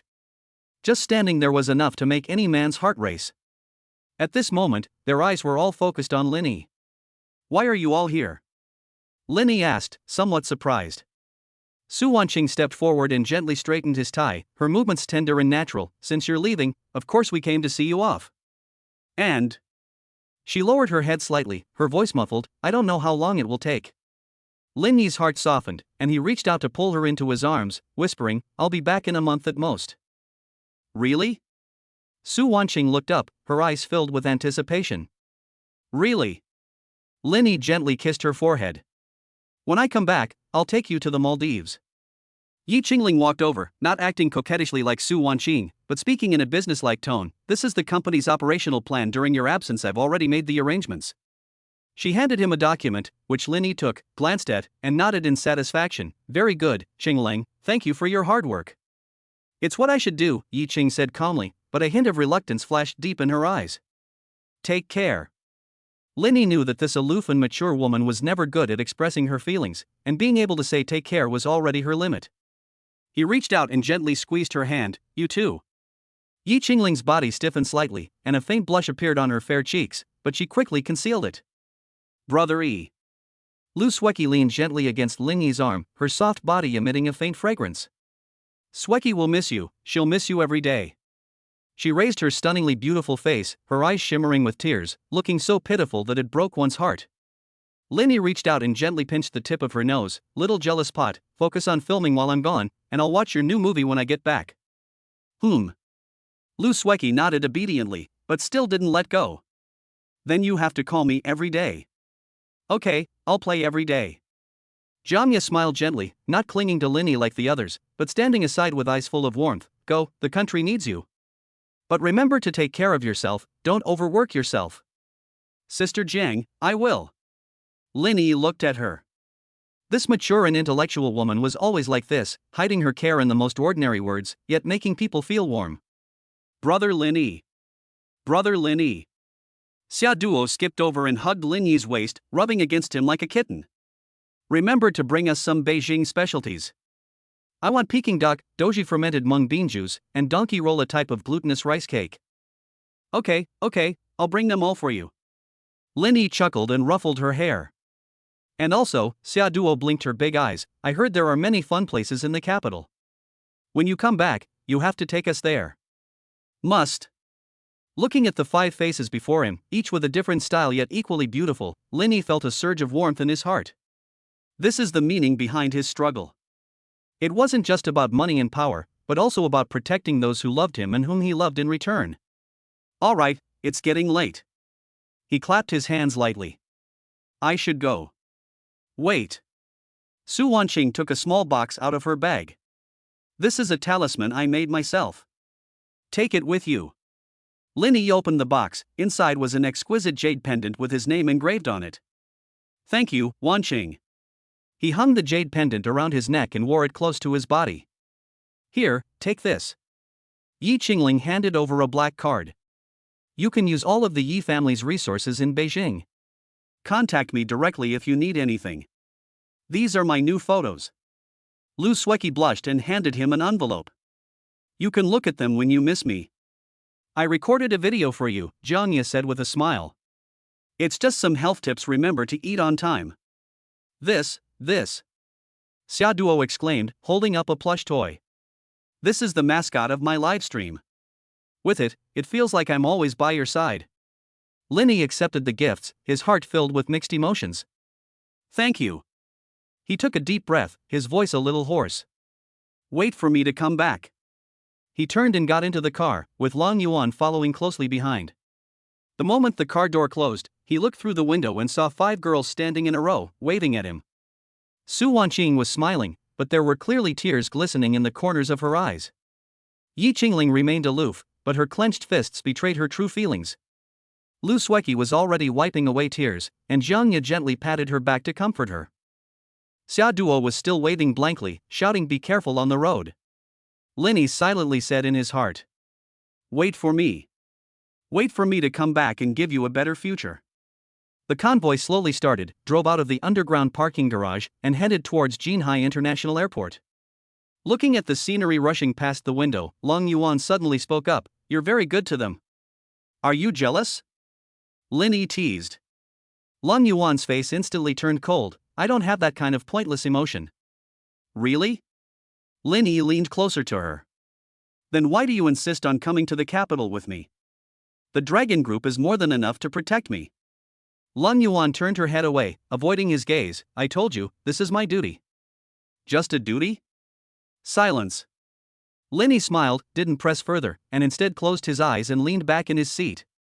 He knew that someone like Long Yuan needed time. But he has plenty of patience. The convoy sped through the night and soon arrived at the VIP channel of Jinhai International Airport.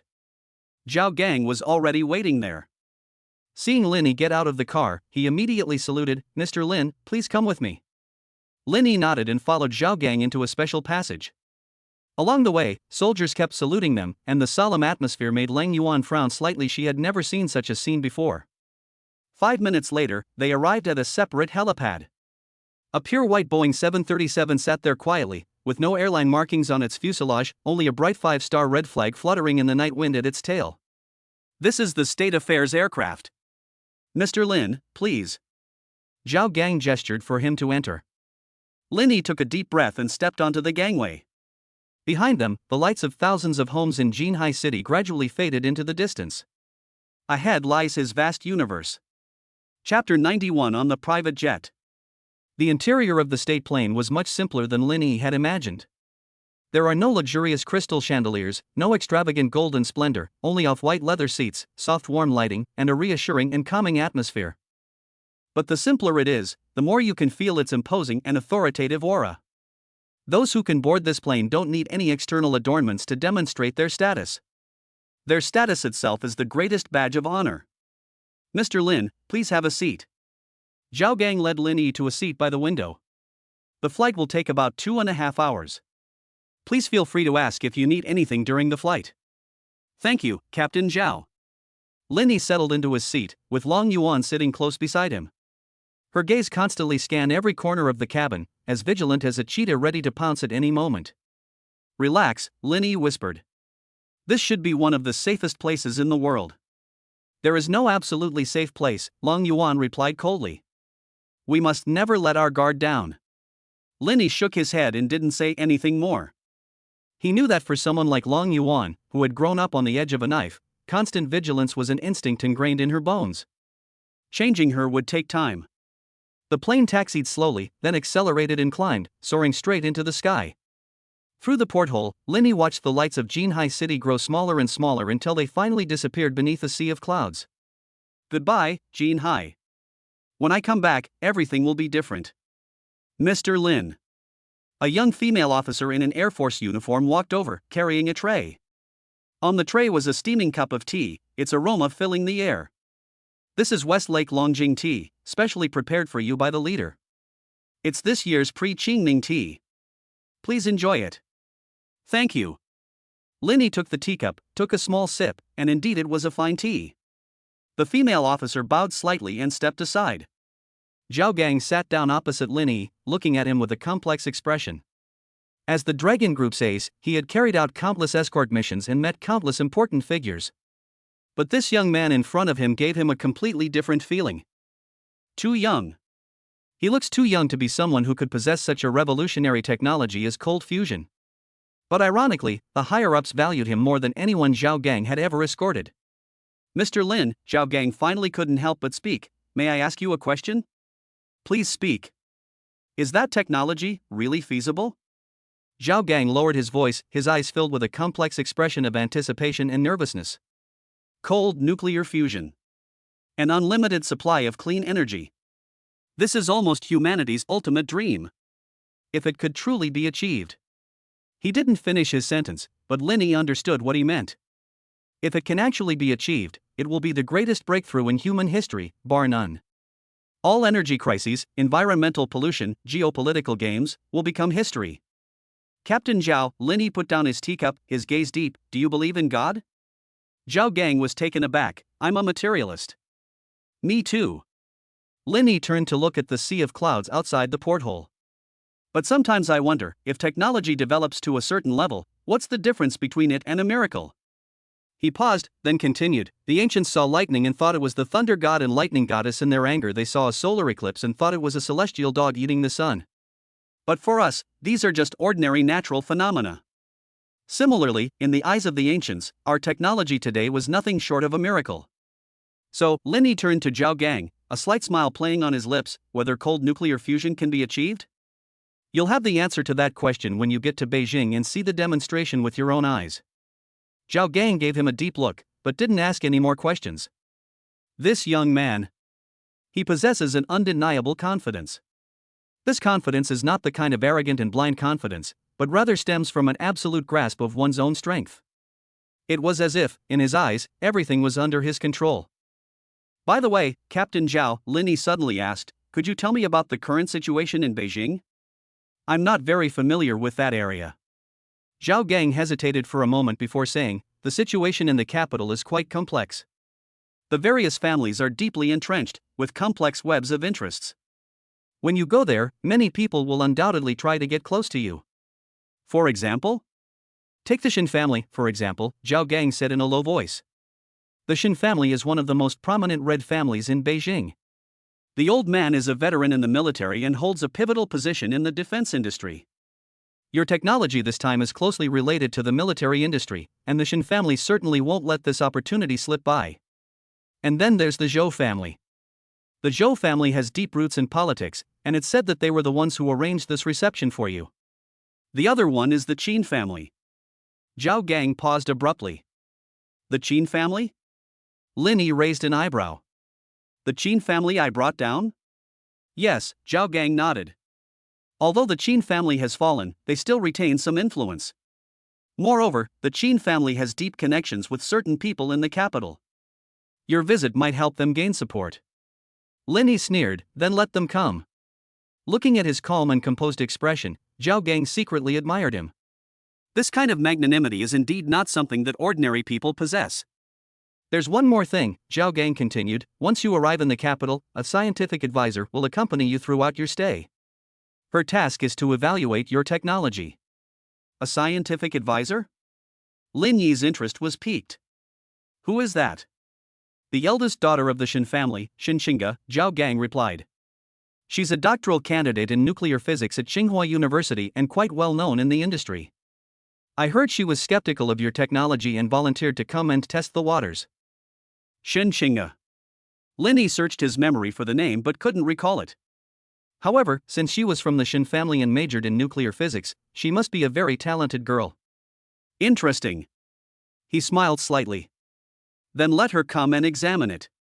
Outside the porthole, the bright moonlight illuminated the boundless sea of clouds. The plane flew smoothly at an altitude of 30,000 feet, speeding towards the heart of China, Beijing.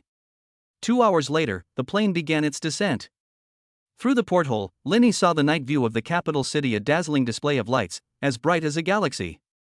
That was the most prosperous city in China, and also the place where power was most concentrated. Countless people are desperate to get in, but they can't even get close enough to touch the threshold. And he is about to step into this den of dragons and tigers as a national hero. Mr. Lin, Zhao Gang stood up. We've arrived. Lin Yi nodded, straightened his clothes, and walked towards the cabin door with Lang Yuan. The moment the cabin door opened, the night breeze from Beijing rushed in, carrying a hint of coolness. Below the gangway, a line of black Hongqi sedans was already neatly arranged, their headlights shining brightly. To Lin Yi's surprise, there was another person standing next to the gangway. A woman. She was about 24 or 25 years old, with neat short hair and wearing a navy blue business suit. Her face was delicate, and there was a hint of heroism between her brows, but her eyes were cold, as if she were scrutinizing something. Just as Lin Yi was sizing her up, the woman was also sizing him up. Their gazes met in the air, like two sharp swords clashing. Mr. Lin Yi, the woman spoke first, her voice cold and clear. I am Xinxinga, and I have been ordered to come and greet you. Although her tone was polite, her eyes clearly conveyed 4 words. Disdainful. Lin Yi's lips curled up slightly. It seems that this young lady from the Shen family isn't very friendly towards him. Interesting. Chapter 92, Cold Kite accompanying. Xinxinga's gaze was like a ruler, measuring Lin Yi from head to toe. Young, too young. This was her first impression. The man before me was indeed strikingly handsome, with sword-like eyebrows, bright eyes, deep-set features, a tall and slender figure, and wearing a well-tailored black suit, exuding an air of composure. But that's all. In Xinxinga's view, no matter how talented a young man in his early 20s is, it's impossible for him to master such a revolutionary technology as cold fusion. That's a problem that has puzzled physicists around the world for decades. How come a businessman solved a problem that many Nobel laureates have spent their entire lives trying to solve? So, she came. She wanted to see for herself whether Lin Yi was truly capable or just trying to attract attention. Mr. Lin, please. Xinxinga gestured for him to enter, her tone distant yet polite. The car is ready, I'll take you to the Daiao Yutai State Guest House. Thank you, Miss Shun. Lin Yi nodded, his tone gentle. But before that, could you please introduce yourself? I heard Captain Zhao mention your name on the plane, but I don't know much about you. Xinxinga frowned slightly, but still replied. Xinxinga is a doctoral candidate in nuclear physics at Tsinghua University, specializing in plasma physics and controlled fusion. I'm here as a scientific advisor to evaluate your technology. A PhD in nuclear physics? Lin Yi raised an eyebrow, showing interest. Then you must be very familiar with tokamak devices? Xinxinga was taken aback, not expecting him to bring up a professional topic, but he still nodded and said, Tokamak is currently the most mainstream magnetic confinement fusion device, and our country's East device is based on this principle. However, tokamak still has a long way to go before commercialization, and at least in my lifetime, I probably won't see it. Is that so? Lin Yi smiled, not refuting, but saying something meaningful. That's not necessarily true. Xinxinga's brows furrowed even more. Is this person mocking her? Just as the atmosphere was becoming somewhat awkward, a cold voice broke in. It's getting late, we should go. It's Lang Yuan. She had somehow walked up to Lin Yi's side, her cold eyes sweeping over Xinxinga, her tone carrying a hint of warning. Xinxinga's gaze fell on Lang Yuan, her pupils contracting slightly. As the eldest daughter of a military family, she had received various training from a young age and possessed an innate, keen sense of danger. The woman in black before her gave her an extremely dangerous feeling, like a drawn sword, ready to draw blood at any moment. "Who is this?" Xinxinga asked. "My personal bodyguard, Long Yuan," Lin Yi introduced. "She will be with me the whole time." Xinxinga glanced at Long Yuan, then at Lin Yi, a hint of doubt flashing through her mind. Why would a businessman need bodyguards of this caliber? Moreover, the way this woman named Long Yuan looked at Lin Yi seemed to go beyond just the relationship between bodyguard and employer. "Please." Xinxinga didn't ask any further questions and turned to walk towards the parking lot. Lin Yi and Long Yuan followed behind and got into a Hongqi sedan. The convoy started and headed towards the Diaoyutai State Guesthouse. Inside the car, Xinxinga sat in the passenger seat, observing the two people in the back seat through the rearview mirror. Lin Yi closed his eyes to rest, looking relaxed. Long Yuan, on the other hand, sat upright, her wary gaze constantly scanning the outside of the car window. "Mr. Lin," Xinxinga suddenly spoke up, "may I ask you a few professional questions?" Lin Yi opened his eyes. "Please speak." "Your technical documents mention that your cold fusion reactor uses a quantum tunneling enhancement mechanism. But as far as I know, the probability of achieving quantum tunneling at room temperature is almost zero. How did you solve this problem?" This question hits the nail on the head. Anyone who has studied physics knows that nuclear fusion requires temperatures of hundreds of millions of degrees because enough energy is needed to allow the atomic nuclei to overcome the Coulomb barrier and fuse together. The so-called cold fusion essentially means achieving this process under low temperature conditions. But the problem is that without enough energy, the atomic nucleus simply cannot overcome the Coulomb barrier. Unless Miss Shin is indeed a professional. Lin Yi opened his eyes, a slight smile on his lips. "The question you asked is indeed a core challenge of cold nuclear fusion. So how did you solve it?" Xinxinga pressed. "It's very simple." Lin Yi stretched out his finger and drew a circle in the air. "I used resonance-enhanced tunneling technology. By using an electromagnetic field of a specific frequency to resonate with the de Broglie waves of the atomic nucleus, the tunneling probability is greatly increased." Xinxinga's pupils contracted slightly. Resonance-enhanced tunneling?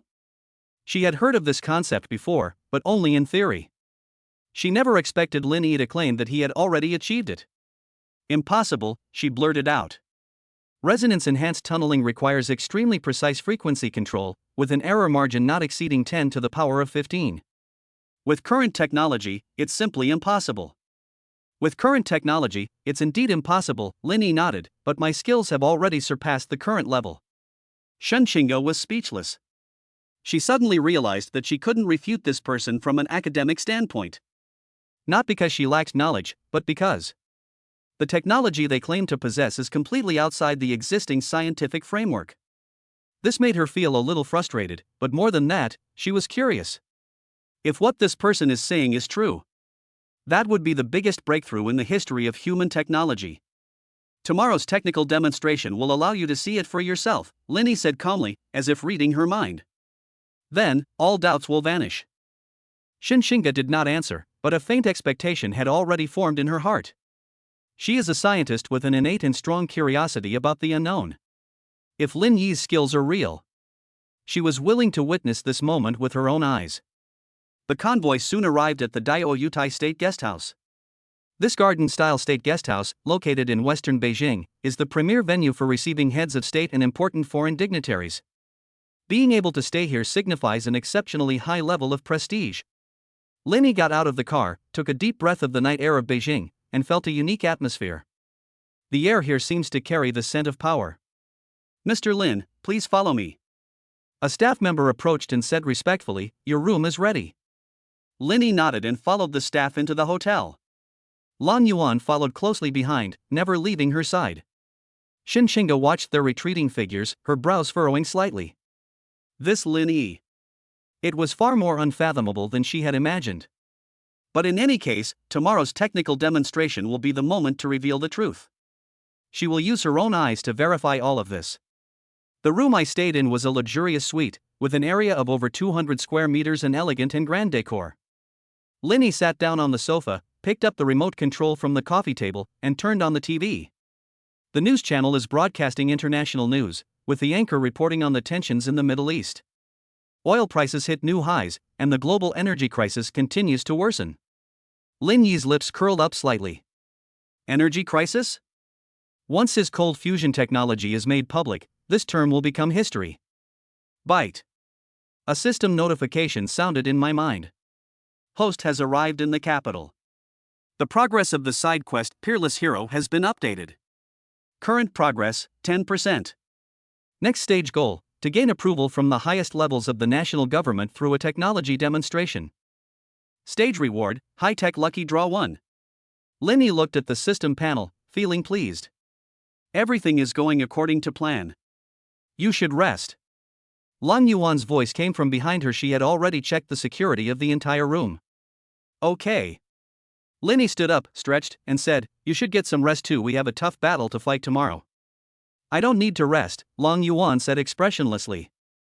"I'll be guarding outside." "Don't be so nervous." Linny walked up to her. "This is the Daiwo Yutai State Guest House. There are troops guarding it, so it's extremely safe. Come in and rest." Lang Yuan's body stiffened slightly. "Come in, to rest? Is there a problem? The room is so big, you can sleep on the sofa." Linny pointed to the sofa in the living room. "It's better than you standing outside in the cold wind." Lang Yuan remained silent for a moment, then finally nodded. After they finished washing up, Lang Yuan sat down on the sofa. She had thought she would be on guard all night, but for some reason, watching Linny walk into the bedroom, her heart suddenly calmed down. Wherever he is, that is the safest place. The moment this thought crossed her mind, a barely perceptible blush flashed across Lang Yuan's face. She quickly closed her eyes and forced herself to fall asleep. But his heart just couldn't calm down. Chapter 93 Night View of the Capital. As night deepened, the state guest house was enveloped in tranquility. But Linny was not sleepy. He stood in front of the floor-to-ceiling window, wearing a bathrobe, looking down at the night view of Beijing outside. Unlike the dazzling neon lights of Jinhai City, Beijing's night view exudes a calm and understated charm. The ancient buildings and modern skyscrapers complement each other, as if telling the story of the city's rich history. This is the heart of China, the center of power.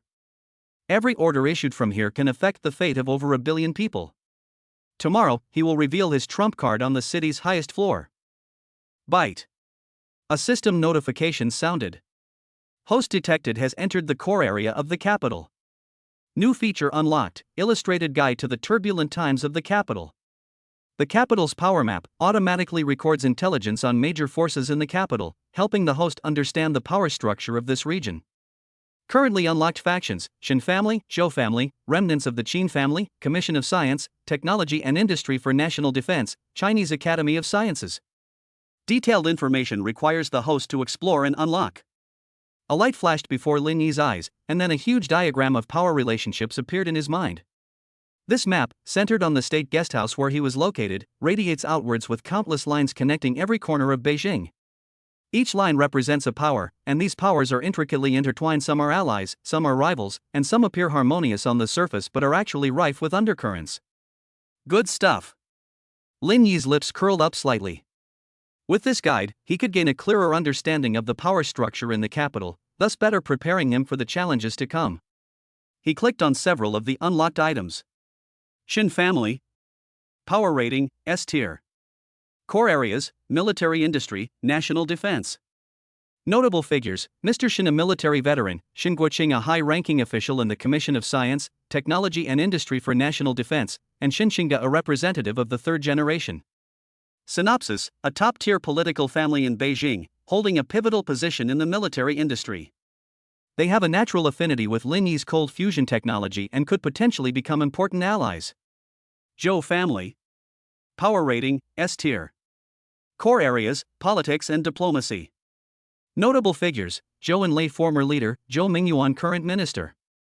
Synopsis: a politically powerful family with protégés and former officials all over the country. The Zhou family was behind the scenes orchestrating the reception of Lin Yi. The remnants of the Qin family. Power rating, C declining. Core area, business. Synopsis: once one of the four great families of Beijing, they were destroyed due to a conflict with Lin Yi. Currently, only some remnants remain, but they maintain secret connections with certain figures in Beijing and may be plotting revenge. After reviewing this intelligence, Lin Yi had a better understanding of the situation. The waters of the capital are deep, but as long as we handle things carefully, there shouldn't be any major problems. Moreover, the bargaining chips he holds are enough to make any force take him seriously. Knock, knock, knock. A knock came at the door. Linny frowned, glanced at the time. It was already 1 in the morning. Who? It's me, Long Yuan. Linny walked over and opened the door, seeing Long Yuan standing outside, dressed in black pajamas with her long hair draped over her shoulders. Dressed like this, she appeared less aloof and more gentle. What's wrong? Can't sleep? Long Yuan did not answer, but walked into the room and stood by the window. Moonlight streamed in through the window, illuminating her fair face and giving her a silvery glow. I have something I want to tell you. Her voice was soft, with a hint of hesitation that was barely perceptible. Linny sat down beside her. What did you say? Long Yuan was silent for a moment before slowly speaking. On the way to the capital, Captain Zhao said that your security level has been raised to deputy head of the Central Command. This means you've become one of the most important people in China. Long Yuan turned to look at him, her eyes filled with complex emotions. But do you know? The more important a person is, the easier it is for them to become a target for others. I know. The Prometheus Society won't let you get away with this. Long Yuan's tone turned heavy. Those people, their influence spans the globe, and they'll stop at nothing to stop them. Even with national protection, it's impossible to be completely safe.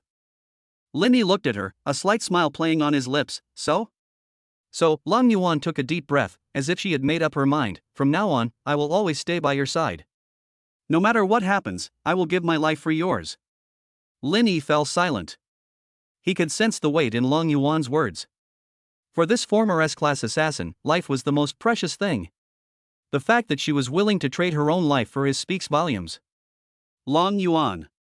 Linny reached out and gently took her hand. You don't need to risk your life. What I hope for is that we can both live together. Long Yuan's body trembled slightly. She lowered her head, looked at their clasped hands, and her eyes suddenly welled up with tears. From childhood, she was raised to be a killing machine. In her world, there were only tasks and goals, no emotions or warmth. But this man. He made her experience what it meant to be cared for the first time. She opened her mouth, wanting to say something, but the words turned into a sigh. No need to say anything, Linny gently pulled her into his arms. I understand. Long Yuan's body stiffened for a moment, but then softened and leaned against his chest. She could hear his strong heartbeat, each beat telling her this person is real, this warmth is real. The two stood quietly by the window, gazing at the moonlight outside. After a long silence, Linny said, It's getting late, you should go back and rest. There's a lot to do tomorrow. Long Yuan nodded, but did not leave immediately. She looked up, met Linny's eyes, and suddenly stood on tiptoe. A light kiss was placed on the corner of his mouth. Then, before Linny could react, she turned and ran out of the room, her face flushed, leaving behind a barely audible sentence. Good night. Linny stood there stunned for a long while before he came to his senses. He touched the corner of his mouth, unable to suppress the smile. Long Yuan, you ice queen, I never thought you'd be shy. He shook his head, walked back to the bedroom, and lay down on the bed. But that night, he tossed and turned, unable to fall asleep. All I could think of was Long Yuan's fleeting kiss and her ears turning bright red as she ran away. This woman. Linny sighed helplessly, she's really killing me. The next morning, sunlight streamed into the room through the gaps in the curtains. Linny got up early, washed up, and straightened his suit in front of the mirror. Today is the most important day for him since arriving in Beijing, a technical demonstration. If successful, he will receive the full support of the country and become a true national treasure. If it fails, no, it won't fail. Because the technology he possesses is truly cutting edge, a top-tier technology even recognized by extraterrestrial civilizations. Ding dong. The doorbell rang. Linny opened the door and saw Shinshinga standing outside. Compared to last night, her attitude seemed to have changed subtly. Although she was still indifferent, there was a hint of curiosity in her eyes. Mr. Lin, it's time to go, she said. The demonstration will be held in a top-secret laboratory in the western suburbs. Someone is already waiting for you. Okay. Lin Yi nodded. I'm ready. He walked out of the room, where Long Yuan was already waiting at the door. The two exchanged a glance, a blush flashing across Long Yuan's face before she regained her icy demeanor. Linny smiled knowingly, but didn't point it out. The three walked out of the state guesthouse and got into a Hongqi sedan that had been waiting for them. The convoy started and headed towards the western suburbs. Unbeknownst to Linny, as the car drove out of the state guesthouse, countless eyes were watching his every move. There were those who were expectant, those who were skeptical, those who were hostile, and those who were eyeing the opportunity covetously. The turmoil in the capital has only just begun. Chapter 94: Unexpected Visitor. The convoy drove through the streets of Beijing. Xinxinga sat in the passenger seat, occasionally glancing at Linny in the back seat through the rearview mirror. The conversation in the car last night had piqued her interest in this young man. Resonance-enhanced tunneling. This wasn't the first time she'd heard of this concept, but it had always remained theoretical. If Linny truly found a way to realize it, it would be a major breakthrough in the history of physics. But she remained cautious. In the scientific community, words alone are insufficient. Only first-hand data and experimental results serve as true evidence. Miss Shun, Lin Yi's voice interrupted her thoughts. Could you tell me about today's schedule? Xinxinga nodded and said, today's demonstration is divided into two parts. The morning session is a technical presentation, where you will explain your technical principles and implementation path to the experts present. The afternoon session is a practical demonstration, which will take place in the top-secret laboratory. Who are the experts attending the meeting? Academicians from the Chinese Academy of Sciences, technical advisors from the Commission of Science, Technology and Industry for National Defense, authorities in nuclear physics from major universities. Xinxinga paused, about 30 people in total. They are all top experts in the field of fusion in China. 30 people? Lin Yi nodded. It seems the country attaches great importance to this demonstration. Of course. Xinxinga's tone was somewhat complicated. If your technology is real, it will change the entire world order. The nation can't possibly ignore it. You still don't believe me? Lin Yi asked with a smile. Xinxinga didn't answer directly, only saying, I believe in evidence. I'll believe it once I see the experimental data with my own eyes. Lin Yi did not refute, but simply smiled slightly. He likes this attitude. As a scientist, Xinxinga maintains the necessary caution and skepticism, which is the foundation of scientific progress. The convoy soon arrived at its destination, a top-secret research base located in the western suburbs. From the outside, it looks like an ordinary forest, but after the convoy drove into a secluded passage, a modern complex of buildings came into view. At the main gate, dozens of armed soldiers stood ready, and security equipment was densely deployed. This is one of the nation's top-secret research bases, Xinxinga explained. The research conducted here is completely confidential from the outside world. Lin Yi nodded, got out of the car, and followed the staff through layers of security checks. The level of security checks far exceeded his expectations. In addition to routine identity verification and metal detection, there were also a series of procedures such as biometric scanning and psychological testing.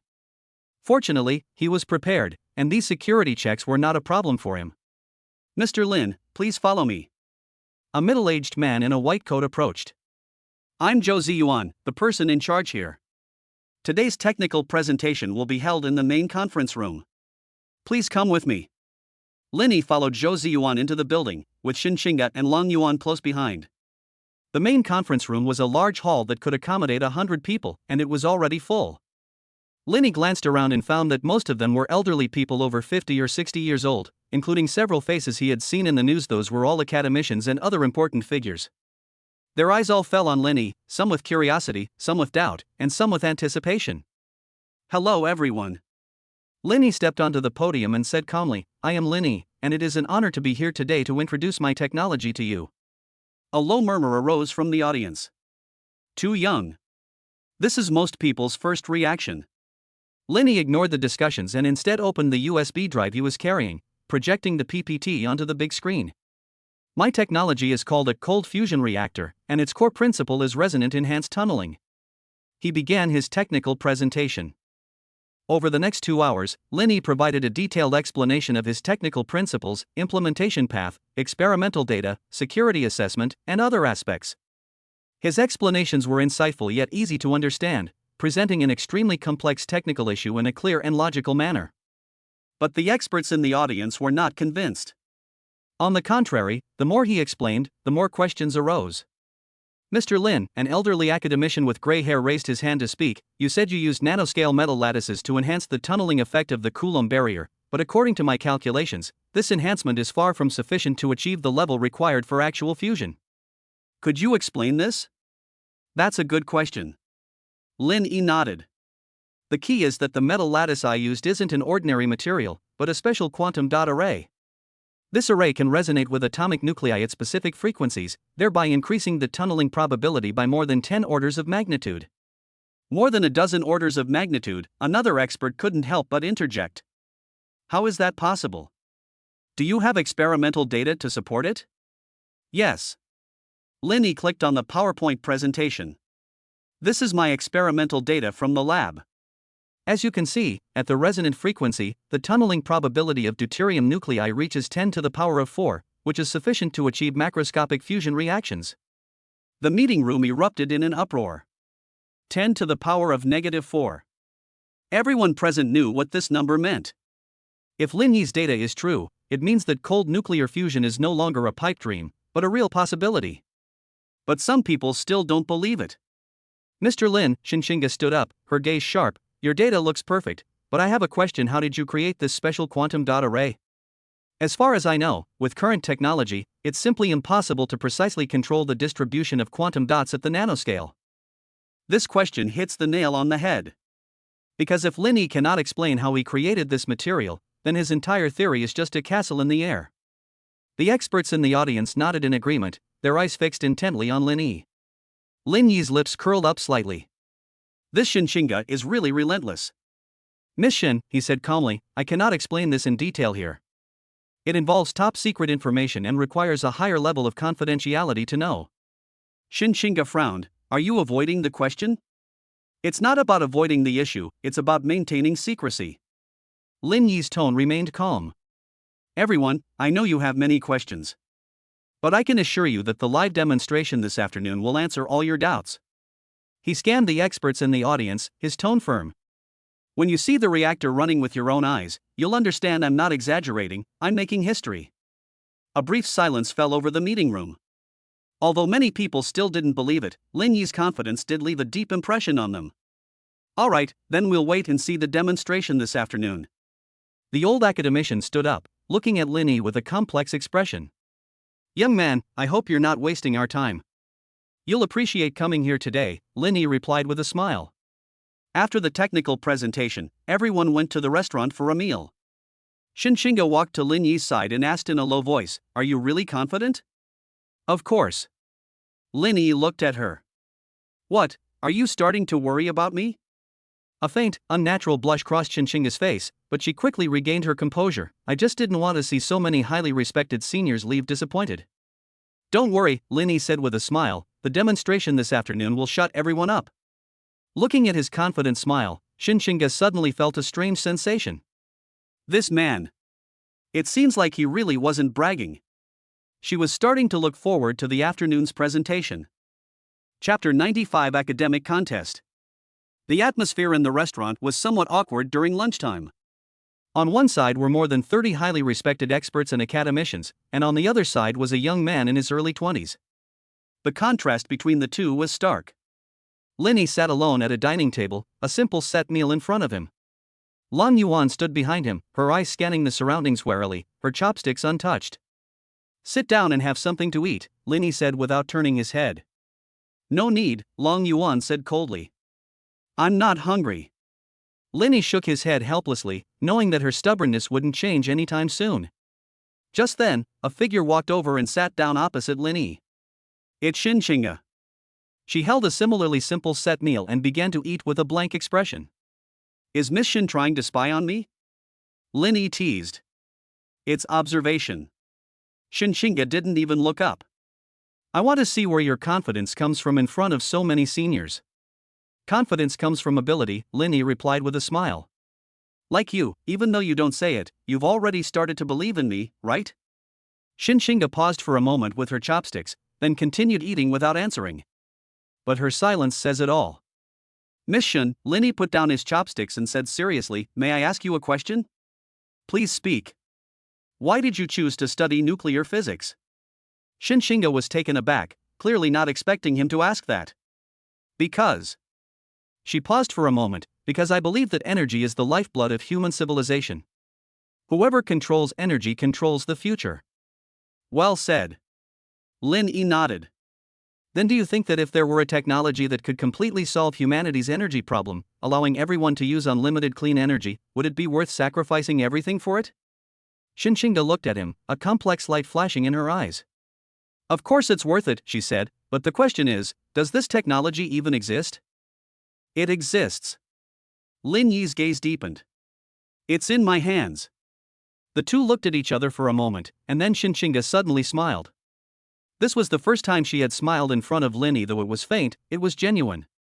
Alright, then I'll wait and see you create a miracle. After saying that, she stood up, picked up her tray, and left. Lin Yi watched her retreating figure, a slight smile playing on his lips. This woman. That's interesting. After lunch, the group headed to the top-secret laboratory. The laboratory was located on the third basement level, requiring multiple security checks to enter. The moment Lin Yi stepped into the laboratory, his pupils slightly contracted. The equipment here is world-class. Various instruments, some he could name and some he couldn't, were neatly arranged, worth at least billions. But what attracted his attention most was the cylindrical device in the center of the laboratory. That was the prototype of the cold nuclear fusion reactor that he submitted to the country. This is a prototype replicated based on your technical documents, Zhou Ziyuan explained. We built it strictly according to your design drawings, but it hasn't been able to start. Today, we need your personal intervention to ignite it. Lin Yi nodded and walked towards the reactor. He walked around the reactor, checking the various parameters, and then said, the problem lies in the control system. Your frequency modulation module uses a conventional algorithm, but my reactor requires a quantum correction algorithm. Quantum correction algorithm? Zhou Ziyuan frowned. We don't have the technological reserves in this area. It's okay, I'll do it. Lin Yi took out a small USB flash drive from his pocket and inserted it into the console interface. This contains the control program I wrote myself, he said. With it, the reactor can operate normally. The crowd gathered around, watching Lin Yi operate the control panel. His fingers flew across the keyboard, lines of code flashing across the screen, dazzling the onlookers. This code. Xinxinga leaned closer to the screen. What language is this? I've never seen it before. It's a programming language I designed myself, Lin Yi said without turning his head. Traditional programming languages cannot accurately describe the evolution of quantum states, so I created a new language specifically to handle this problem. Design your own programming language? Xinxinga's eyes widened. Although she majored in nuclear physics, she had also studied programming. She knew how much computer expertise was required to design a new programming language. And this person in front of me not only possesses top-notch technology in the field of nuclear physics, but can also design his own programming language? How many secrets does he still have? 10 minutes later, Lin Yi stopped what he was doing. All right. He straightened up. You can light the fire now. Everyone held their breath, watching Lin Yi press the start button. Buzz. A deep rumble came from inside the reactor, followed by a pale blue light shining through the reactor's observation window. The plasma has ignited. Zhou Ziyuan shouted excitedly. The temperature is rising, 10 million degrees, 50 million degrees, 100 million degrees. The nuclear fusion reaction has begun, another technician shouted. Energy output is steadily increasing, it has reached the design power. The laboratory erupted in cheers. It was a success. It really worked. Those experts and academicians who were initially skeptical were now dumbfounded, staring at the pale blue light, speechless. Cold fusion. It really happened. This is impossible. Xinxinga muttered to herself, nuclear fusion at room temperature really exists. Her eyes were a little moist. As a nuclear physicist, she understood the significance of this technology better than anyone else. This means that humanity has finally mastered the power of the sun. This means that energy issues will become a thing of the past. This means that a new era is about to begin. Lin Yi stood in front of the reactor, looking at the pale blue light, a slight smile appearing on his lips. This is just the beginning. When this technology is truly widely adopted, the whole world will tremble. Mr. Lin. The elderly academician walked over shakily, his voice trembling with excitement. How did you do that? This is simply a miracle. It's not a miracle, Linny said calmly, turning to face the crowd. It's just science. Science, another expert interjected, but this goes beyond the scope of science as we know it. What exactly are you? Everyone, Linny interrupted him, I know you have many questions. But now, please let me finish the following demonstration. He walked to the control panel and began adjusting the various parameters. Next, I will demonstrate the commercial potential of this technology. Under everyone's watchful eyes, Linny gradually increased the reactor's power. 1 times the design power, 2 times, 3 times, 10 times. The technicians' voices grew increasingly excited. The energy output remains consistently stable, with no abnormalities whatsoever. 10 times the design power. This means that this small reactor is already capable of producing the equivalent of electricity from a large thermal power plant. Its size is only that of a shipping container. This is insane. Zhou Ziyuan murmured, if this technology could be widely adopted. Yes. Lin Yi nodded. If this can be promoted, every city, every village, and even every building can have its own independent power source. There will be no need for power grids or cables anymore. Energy will be like air, ubiquitous and inexhaustible. He glanced around at the experts, his tone firm. This is the future I want to create. As Xinxinga watched his retreating figure, a feeling she had never experienced before welled up in her heart. This man. It is truly changing the world. And she was fortunate enough to become a witness. Chapter 96 Dinner Invitation. After the technology demonstration, the entire base was enveloped in a frenzied atmosphere. Those experts and academicians who were initially skeptical are now surrounding Linny like students surrounding a teacher, eager to reveal everything they know. Mr. Lin, how did you calculate your resonant frequency? How are your quantum dot arrays manufactured? What principle is your control system based on? Problems came flooding in, leaving Linny overwhelmed. Fortunately, he was prepared and answered all the technical details that could be made public, while cleverly avoiding the parts involving core secrets. 2 hours later, the questioning gradually subsided. Mr. Lin, the elderly academician said, grasping Linny's hand, his eyes brimming with tears of emotion, I've dedicated my entire life to nuclear physics, and I never imagined I'd live to see cold nuclear fusion become a reality. Thank you so much. Linny bowed slightly. You're too kind, sir. It's what I should do. No, the old academician shook his head. It wasn't something you were supposed to do, it was something you chose to do. You could have sold this technology to foreign countries and made astronomical sums of money. But you didn't. You chose to hand it over to the country. For that alone, you deserve everyone's respect. Linny did not answer, but simply smiled faintly. He certainly knew what handing over the technology to the state meant. But he also knew that only the nation could truly promote this technology to the whole world. Only a nation can stand up to those covetous international financial giants. After the demonstration, Linny was invited to rest in the base's VIP room. Lang Yuan remained by his side, never leaving his side, while Xinxinga sat on the sofa opposite him, looking at him with a complicated expression. What, is there another problem? Linny asked with a smile. Xinxinga was silent for a moment before saying, I want to apologize. Apologize? I was very rude to you before, Xinxinga said, lowering her head. I always thought you were just a businessman who made your fortune through luck, and that you couldn't possibly possess this level of technology. But today's demonstration made me realize I was wrong. It's all right, Linny waved his hand.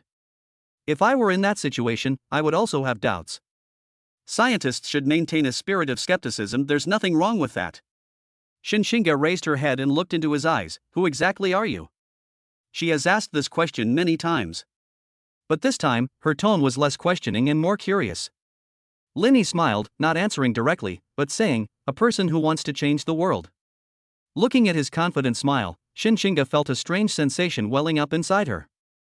This man. It's really special. Just then, there was a knock on the door. Come in. The door opened, and an officer walked in, respectfully saying, Mr. Lin, Vice Chairman Shin of the Commission of Science, Technology and Industry for National Defense invites you to his residence tonight for a welcome dinner. Deputy Director Shen? Linny turned to look at Xinxinga, whose face showed a hint of unease. Is Deputy Director Shin your father? Xinxinga nodded, yes, it's my father. He watched the live broadcast of the demonstration today and wants to meet you in person. I see. Linny stood up. Then I'll gladly accept. At 7 p.m., Linny arrived at the Shin residence on time. The Shin residence is located in a quiet courtyard within the second ring road of Beijing, with its blue bricks and gray tiles, exuding an antique charm. 2 guards stand solemnly at the entrance. Shin Xinga personally greeted them at the door, having changed into a light purple evening gown that softened her originally striking features. Mr. Lin, please. She gestured for him to enter. Linny nodded and followed her through the gate. The interior of the Shin residence is simply yet grandly decorated, exuding the atmosphere of a scholarly family. Several calligraphy and paintings by famous figures hang on the walls, their signatures indicating they are the work of masters from the Republican era. Miss Shin's collection is very tasteful, Linny remarked. These were all left by my grandfather, Shin Xinga said calmly. My grandfather was a scholar when he was young, and later joined the revolution, but his love for culture never changed. As they spoke, the two arrived at the reception room. The hall was already quite full of people, among whom the most eye-catching was a middle-aged man in his 50s. He was dressed in casual clothes, but the air of someone who had long held a high position made it clear at a glance that he was no ordinary person. This is Shin Xinga's father, Shen Guoqing, Deputy Director of the Commission of Science, Technology and Industry for National Defense. Besides him, there were several middle-aged men, who, judging from their attire, were likely relatives of the Shin family. One of them, a young man around 30 years old, stared at Linny with a sinister gaze, seemingly very unfriendly towards him. Mr. Lin, welcome, welcome. Shen Guoqing stood up and warmly shook Linny's hand. I've long admired your name. Meeting you today, I can confirm you are indeed a young hero. Deputy Director Shin, you flatter me, Linny said modestly. Come, have a seat. Shen Guoqing pulled Linny to sit down next to the head of the table. This is a welcome dinner for you, so please make yourself at home. Linny thanked him and sat down on the sofa. Lan Yuan stood behind him, her eyes scanning everyone present with wary intent. Mr. Lin, this is my nephew, Shen Mashuan, Shen Guoqing introduced, pointing to the young man with a sinister gaze. He's also involved in scientific research and is an associate professor at Tsinghua University. Shen Mashuan nodded coldly as a greeting, but the hostility in his eyes was almost undisguised. Linny didn't care about this and simply returned the greeting casually. He could guess the reason why Shen Mashuan was hostile to him, and was nothing more than jealousy. A young man in his early 20s suddenly gained the favor of the highest levels of government, overshadowing everyone else. For Shen Mashuan, a third-generation member of a privileged family who had been pampered since childhood, this disparity was unacceptable. But Linny didn't care. He's long been used to the many people who are jealous of him. The banquet began in a lively atmosphere. Shen Guoqing was clearly a good man. The conversation at the dinner table avoided sensitive politics and didn't pry too much into Linny's technical details. Instead, they talked about romantic topics, humanities, and history. This made Linny like him even more. But just as the atmosphere was getting along well, Shen Mashuan suddenly spoke. Mr. Lin, I heard your technical demonstration today was very successful? Linny put down his wineglass and said calmly, it's all right. Not bad? Shen Mashuan sneered. I heard that those academicians were completely fooled by you. I wonder what magic trick you used. These words shocked everyone in the room. This was so blunt it was practically pointing a finger at Linny and calling him a liar. Shen Guoqing's face immediately darkened. Mo Xian. Don't be rude. Second uncle, I meant no rudeness. Shen Mashuan stood up, his gaze fixed intently on Linny. I simply wanted to ask Mr. Lin a few academic questions. If he's really as capable as the rumors say, he shouldn't mind, right? All eyes were on Linny. Linny smiled slightly, his expression remaining unchanged. I wouldn't presume to ask your advice. Please, young Master Shen, feel free to ask me any questions. His tone was calm, showing neither anger nor backing down. This composure surprised Shen Mashuan. But he quickly regained his arrogant expression and asked. All right, then I won't stand on ceremony. Mr. Lin, how does your cold fusion reactor solve the plasma confinement problem? As far as I know, conventional magnetic confinement methods simply cannot maintain plasma stability at room temperature. That's a very good question. Everyone present was an expert, and they could tell at a glance that this was a tricky question. But Linny just smiled faintly. That's a good question. The answer is, I didn't use magnetic confinement. No magnetic confinement? Shen Mashuan was taken aback. Then what did you use? Ponton lattice confinement, Linny replied. By using sound waves of a specific frequency, periodic potential wells are formed inside the material, confining the plasma within a microscopic lattice. This method does not require high temperature and pressure. Stable confinement can be achieved at room temperature and pressure. Shen Moshwan's expression instantly became quite interesting. Phononic lattice confinement? He'd never even heard of this concept. You're talking nonsense. His voice trembled slightly. Pontons are a quantized description of lattice vibrations. How could they possibly be used to confine plasma? This doesn't conform to basic physics. It doesn't conform to the physical principles, Linny corrected. But physics is constantly evolving, isn't it? Just like 100 years ago, nobody believed in quantum mechanics. 50 years ago, nobody believed in string theory. Scientific progress often involves breaking down established beliefs. Shen Moshwan opened his mouth, wanting to refute, but found himself at a loss for words. Because he didn't understand what Linny was saying at all. His pride in his knowledge was like that of a primary school student meeting a university professor in front of this person. The gap is too big. Chapter 97: Drinking and Exchanging Greetings. The atmosphere in the reception room was somewhat tense. Shen Moshwan's face flushed red and then turned pale, clearly speechless at Lin Yi's answer. He's an associate professor at Tsinghua University and quite well known in academic circles. But today's conversation made him realize something profound. There are mountains beyond mountains, and people beyond people. This man, who looked even younger than him, had academic achievements that far exceeded his expectations. All right, this is a celebration banquet. Let's not talk about these dry academic issues, Shen Guoqing said, trying to smooth things over. Come on, Mr. Lin, let me toast you. Linny raised his glass and lightly clinked it against Shen Guoqing's. Deputy Director Shen, you're too kind. The two drank it all in one gulp. Seeing this, Shen Moshwan's expression turned even uglier. But as a son of an official, he knew when to advance and when to retreat. Since he had already lost the battle, continuing the argument would only make him look more humiliated.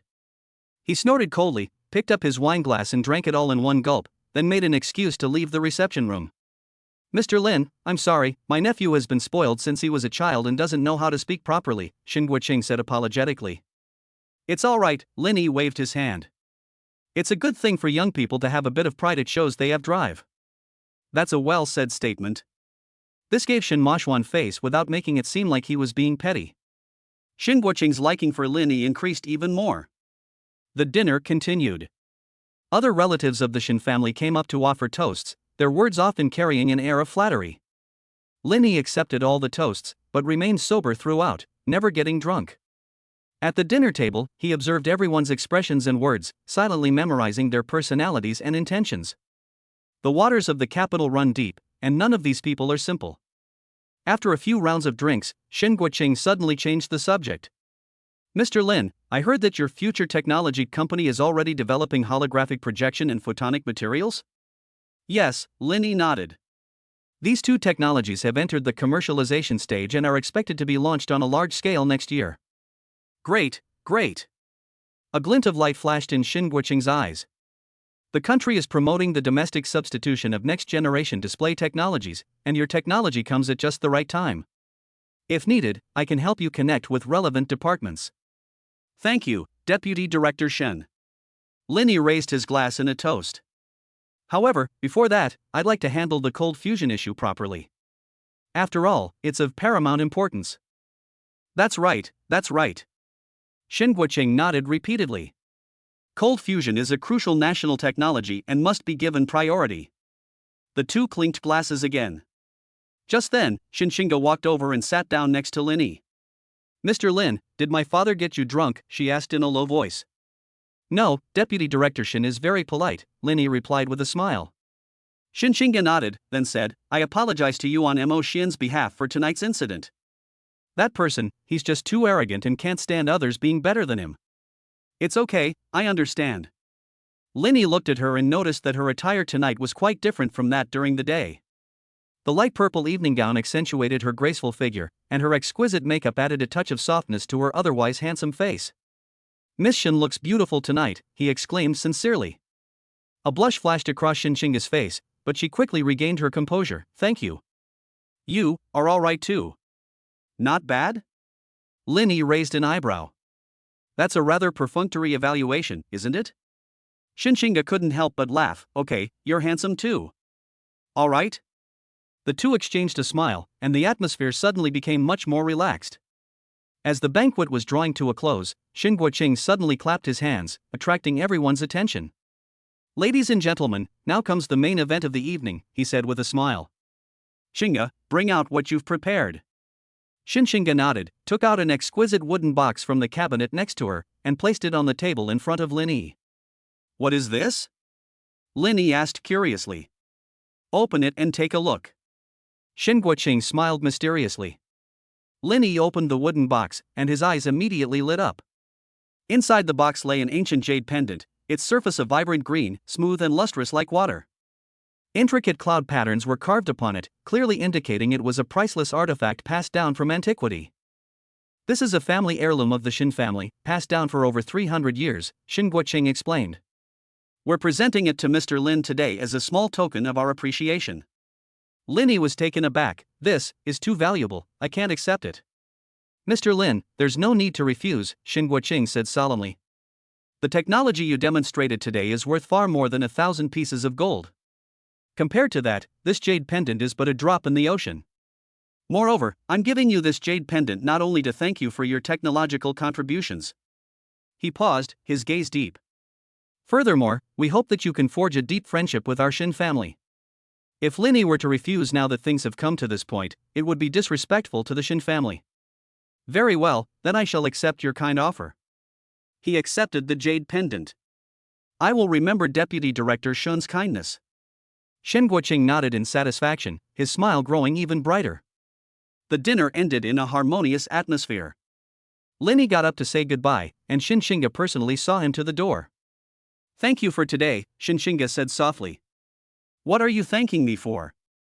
"Thank you for not holding it against Mo Xian." Shinshinga sighed. "He's always been a troublemaker since he was little, offending a lot of people." "But he's still my cousin, I understand," Lin Yi interrupted her. "Every family has its own problems." "You don't need to explain. I won't hold a grudge against you because of him."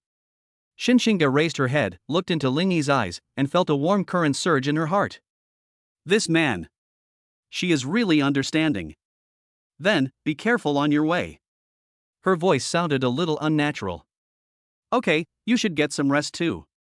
Lin Yi nodded to her, and then got into the car with Long Yuan.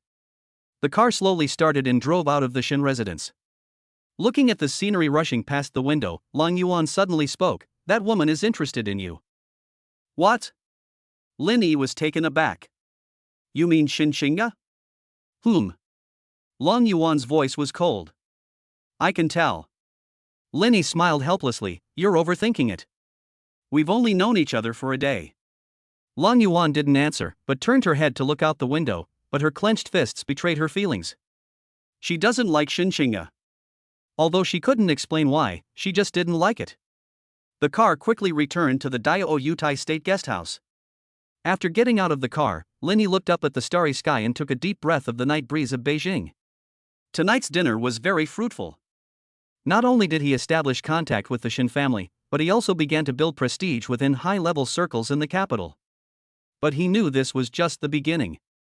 The real challenge is yet to come. The Prometheus Institute's bounty is still on the dark web, and those international tycoons won't just stand by and watch him spread cold fusion technology globally. A great battle is about to begin. Byte. A system notification sounded. "Congratulations, host, on completing the banquet social mission. Reward, charm +10, social skills +5. Current mission progress, peerless hero 25%. Note, the host's reputation in the capital is spreading rapidly, but it has also attracted the attention of some. Please proceed with caution." Lin Yi looked at the system panel, a slight smile playing on his lips. Bring it on. No matter who it is, he'll stick with them to the end. Chapter 98 Night Talk. As night deepened, the Dao Yutai State Guesthouse was enveloped in tranquility. After returning to his room, Lin Yi did not rest immediately. Instead, he sat by the window, gazing at the moonlight outside and lost in thought. Too much happened today, he needs time to process it all. The success of the technology demonstration meant that his plan could officially begin. Next, he needs to do 3 things. First, sign a formal cooperation agreement with the state to incorporate cold fusion technology into the national strategy. Second, establish Tianhua Energy Company as a vehicle for the commercialization of technology. Third, we will begin a global rollout, bringing this technology to the world and completely disrupting the existing energy landscape. Each of these three things is a huge undertaking, requiring a great deal of time and effort. But Lin Yi was confident he could accomplish it. Because he not only has the support of the system, but also the backing of the state. Knock, knock, knock. A gentle knock on the door interrupted his thoughts. Lin Yi frowned, glanced at the time. It was already 11 p.m. At this time, who would come looking for him? He walked to the door, looked outside through the peephole, and then opened the door. Standing outside the door was Xinxinga. She changed out of her evening gown and into casual sportswear, her long hair loosely draped over her shoulders. Miss Shen? Lin Yi was somewhat surprised. Is there something you need so late?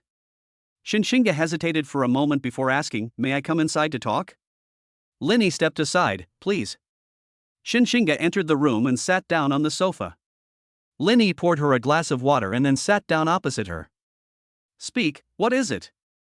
Xinxinga lowered her head, her fingers gripping the water glass tightly, as if she was organizing her thoughts. After a long while, she finally spoke. I want to apologize to you. An apology? Lin Yi raised an eyebrow. You already apologized once today. It's not about emotion, Xinxinga raised her head, her eyes filled with complex emotions. It's for myself. You yourself? Yes. Xinxinga took a deep breath. From the moment you arrived in the capital, I've been questioning you, testing you, and challenging you. Although I said it was to verify my skills, actually. She paused, her voice becoming somewhat low. Actually, it's because of jealousy. Lin Yi remained silent, listening quietly. I've been a so-called genius since I was a child, Xinxinga continued. I started learning chess at 5, became a junior chess champion at 7, finished high school at 10, entered Tsinghua University at 14, graduated with a master's degree at 20, and am currently pursuing a doctorate. Everyone says I'm a once-in-a-century genius, that I have a bright future, and that I'll definitely leave my mark on the history of science. I've always thought so too. But today, she looked at Lin Yi, her eyes filled with complex emotions. I realized I was wrong. Compared to you, my so-called genius is utterly insignificant. You are younger than me, but the knowledge you possess far surpasses what I've accumulated over decades. What you can do, I could never achieve even in a lifetime. This sense of loss makes me very upset. After Xinxinga finished speaking, she lowered her head, as if waiting for Lin Yi's response. A brief silence fell over the room. After a while, Lin Yi spoke. Miss Shen, do you know why you feel this sense of loss in my presence? Xinxinga looked up at him, puzzled. Because you've used me as a comparison point, Lin Yi said calmly. You think I'm better than you, so you're jealous of me and resentful of me. But the problem is, people are inherently different. You're a nuclear physics expert, the very best in your field.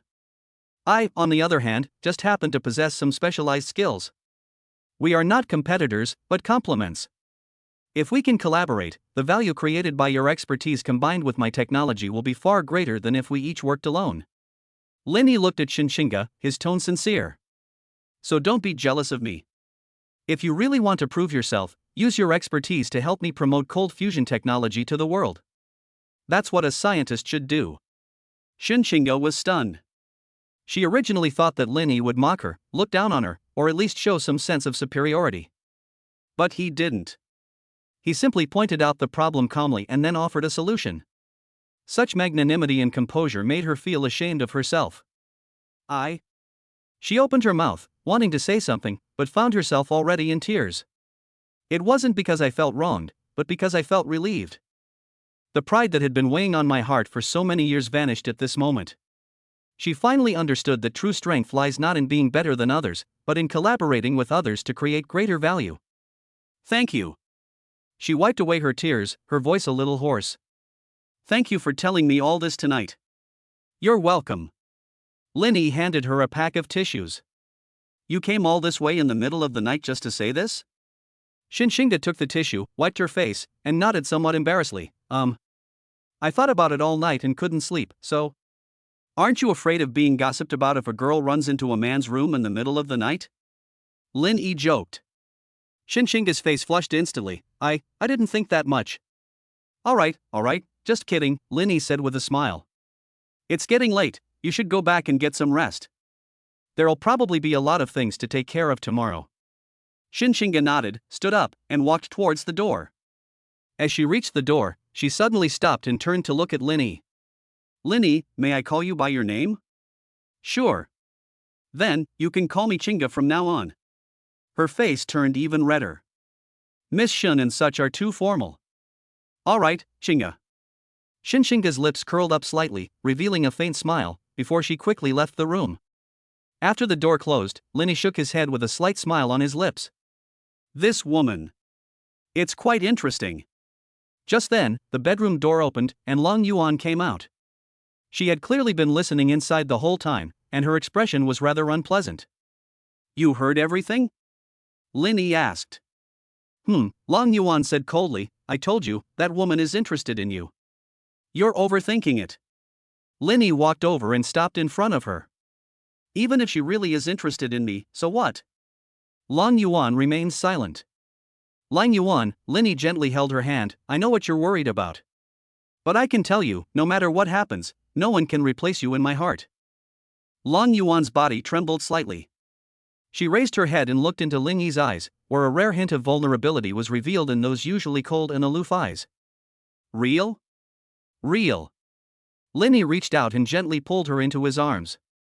Lang Yuan stiffened for a moment, but quickly softened and buried her face in his chest. She could hear his strong heartbeat, each beat telling her this person belonged to her. I believe you. Her voice was soft, with a slight, almost imperceptible tremor. Linny lowered his head and gently kissed the top of her head. Good night, Long Yuan. Good night. Linny. This was the first time Long Yuan had called him by his name directly. Although the voice was very soft, it warmed Ling Yi's heart. This ice queen is melting little by little. Outside the window, the bright moonlight bathed the entire room. The two figures embracing each other looked especially warm and loving under the moonlight. And so, the first night in the capital came to an end.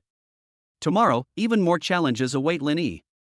But at this moment, he just wanted to enjoy this moment of peace. Because he knew that a storm was coming. Ding first unit departure completed. The host has successfully entered the core circle of the capital and gained the initial approval of the Shin family. Current mission progress, Peerless Hero 30%. Next phase task, Technical Cooperation Negotiations, to formally obtain national endorsement. System notification, a great storm is brewing, the curtain has risen. Are you ready, host? Linny looked at the system panel and a slight smile appeared on his lips. Ready. Come on, let the storm rage on. Chapter 99 Supreme Conference. The morning sunlight streamed through the gaps in the curtains of the state guesthouse, casting golden dappled patterns on the carpet. Linny woke up very early. Today is the most important day since he arrived in Beijing. He will enter the central government office to report on cold fusion technology to the highest levels of government. He knew perfectly well what this meant. If the report succeeds, he will gain the approval of the highest levels of government and become a true national asset.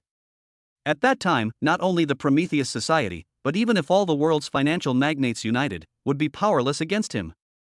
But what if it fails? No, it won't fail.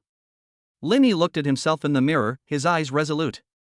He changed into a well-tailored dark suit, combed his hair meticulously, and looked both energetic and composed. Bite. A system notification sounded.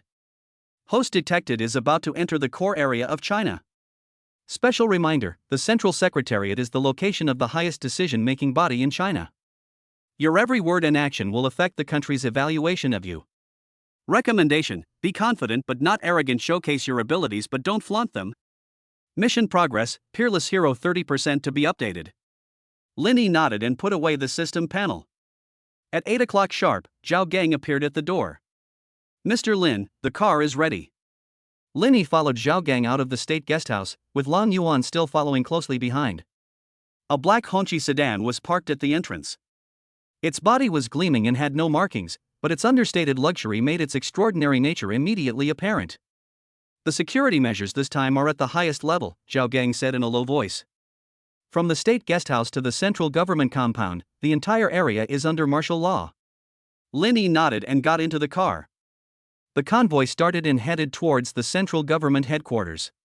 Along the way, Linny looked out the car window at the street scenes of Beijing. The streets of Chang'an were bustling with traffic in the early morning, and commuters hurried to work. Everything seemed so ordinary. But what they didn't know was that inside this unassuming black sedan sat a person who was about to change the world. 20 minutes later, the convoy arrived at the west gate of the central government office. The thick red walls, the imposing gate tower, and the heavily armed guards, everything silently proclaims the special status of this place. The car slowly drove in, and after going through layers of checks, it finally stopped in front of an ancient building. Mr. Lin, please follow me. A middle-aged man in plainclothes approached. The leaders are already waiting inside. Linny took a deep breath and followed him into the building. The conference room was small, but it was decorated in a solemn and elegant manner.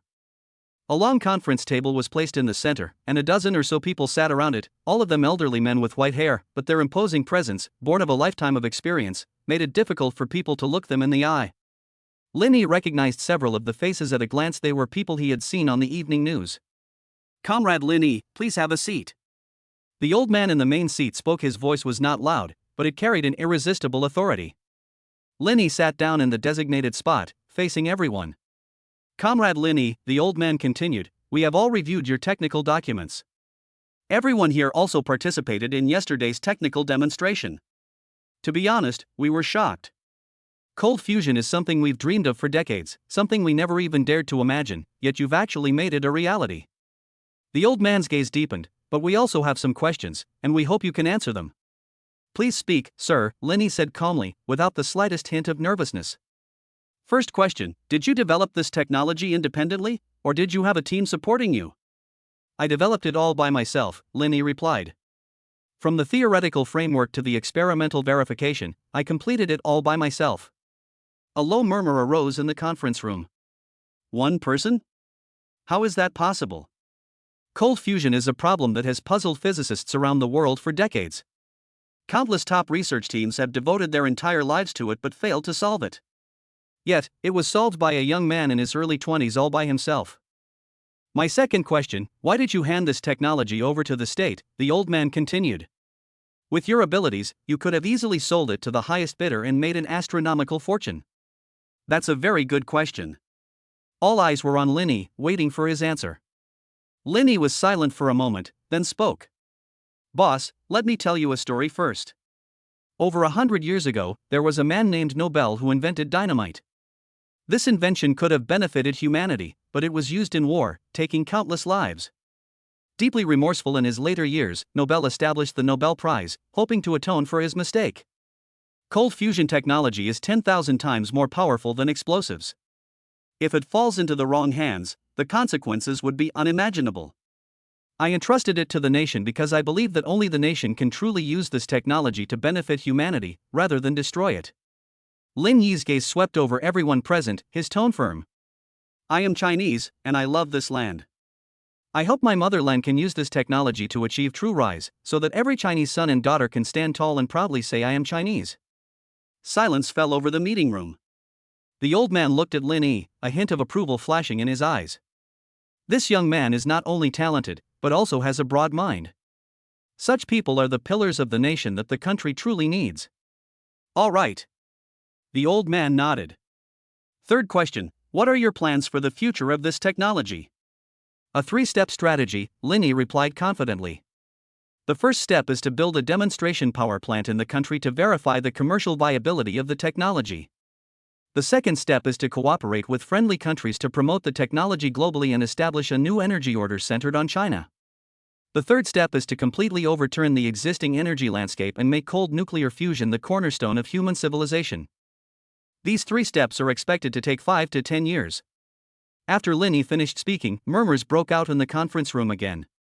But this time, the topic of discussion changed from questioning to admiration. This young man not only has technical skills, but also strategic vision. He has already planned out the next 10 years. Very good. The old man stood up, walked to Lin Yi, and said, Comrade Lin Yi, I am very satisfied with your answer. From today onwards, your cold fusion project will be designated as a top-level national strategic project, codenamed Project Skyfire. The government will provide you with all the resources you need, including funding, personnel, equipment, policies, whatever you need, we will provide. At the same time, the old man's tone turned serious. You yourself will be placed on the nation's highest level protection list. From today onwards, your security level is officially upgraded to that of the deputy head of the Central Command. Deputy Chief of Staff. Lin Yi's heartbeat quickened slightly. Although Zhao Gang had told him this news before, hearing it from him personally felt completely different. Thank you for your trust. Lin Yi stood up and bowed deeply. I will certainly live up to the country's expectations. The old man patted him on the shoulder and said earnestly, Young people, work hard. The future of the country depends on your generation. After the meeting, Lin Yi walked out of the conference room and let out a deep breath. It's done. He gained recognition from the highest levels of the state. From now on, he will embark on a new journey as a national strategic asset. Byte. A system notification sounded. Congratulations, host, on completing the critical milestone task, reporting to the Supreme Meeting. Mission progress, Peerless Hero 30% 50%. Reward, Reputation plus 10,000, Influence plus 50. Special reward, unlock hidden skill Aura of a Patriot passive. Aura of a national hero. When facing anyone, the host will automatically exude a convincing aura, greatly enhancing persuasiveness and leadership. Lin Yi looked at the system panel and a slight smile appeared on his lips. Does he possess the aura of a national hero? Interesting. He raised his head, looking at the red walls and green tiles of the central government building, and felt a surge of pride in his heart. This is just the beginning. The real show has only just begun. Chapter 100 Technical Demonstration Part 1. After the meeting at Zongnanhai, Lin Yi was taken to another location, a top-secret research base in the suburbs of Beijing. This place is different from the base he visited yesterday. It's larger, has more advanced facilities, and is much more secure. This is our country's highest-level scientific research base, codenamed Institute 9, the accompanying staff member explained. All core technologies related to national security are developed here. Lin Yi nodded and followed the staff into the base. Along the way, he saw countless pieces of equipment that caught his eye: supercomputers, particle accelerators, nuclear reactors, each one representing the pinnacle of technological achievement in the world today. But what truly interested him was the laboratory deep inside the base. This is a laboratory specially prepared for your Skyfire project, the staff member said. The equipment inside is all custom made according to the blueprints you provided, and you can start working at any time. Lin Yi walked into the laboratory, his eyes immediately lighting up. The laboratory covers an area of at least 2,000 square meters, with various instruments and equipment neatly arranged. In the very center is a huge cylindrical device, a full-scale prototype of the cold fusion reactor he designed. Unlike the miniature version demonstrated yesterday, this prototype has an output power of up to 1 million kilowatts, equivalent to the power generation capacity of a large thermal power plant. This is Tianhou 1, the staff member explained. We built it strictly according to your design drawings, but it cannot be ignited and operated yet. You will need to test it yourself. Lin Yi walked around Tianhou 1, carefully examining every detail. The construction quality is good, he nodded, but there are a few places that need modification. He pointed to an interface in the reactor. The material used here is wrong. My drawings indicate it should be silicon carbide composite material, but you're using ordinary stainless steel. The staff member was taken aback. We thought ordinary stainless steel would be fine. No, Lin Yi shook his head. Cold fusion reactions produce intense neutron radiation, which ordinary stainless steel cannot withstand. It must be replaced with silicon carbide composite material, otherwise, the entire reactor will be unusable in less than an hour. The staff member's expression changed. They really didn't notice this detail. If Lin Yi hadn't personally inspected it, the consequences would have been unimaginable. Arrange for someone to replace him immediately, the staff member said hastily. And here, Lin Yi pointed to another area. The cooling system design is flawed. You're using a single-loop cooling system, but you should be using a dual-loop system. With a single loop, if a malfunction occurs, the entire system will collapse. Understood, we'll revise immediately. Lin Yi pointed out 7 or 8 problems in a row, each of which was a key detail related to safety. The engineers present were sweating profusely. They were all top experts in the country, but in front of Lin Yi, they were like students who had just started learning. This young man's understanding of technology has far exceeded their cognitive scope. 2 hours later, all the problems were recorded and emergency modifications began. Mr. Lin, Shinshinga approached. She had been appointed as the scientific advisor for Project Skyfire today and was involved in the entire project's research and development. Your understanding of this reactor is truly astounding. I designed this myself, so of course I know about it, Linny replied with a smile. No, what I mean is, Shinshinga shook her head, you not only understand the design principles, but also every single engineering detail. I've never seen this kind of cross-disciplinary comprehensive ability in anyone else. Linny looked at her without explaining. Of course, he couldn't tell her that all this knowledge was given to him by the system.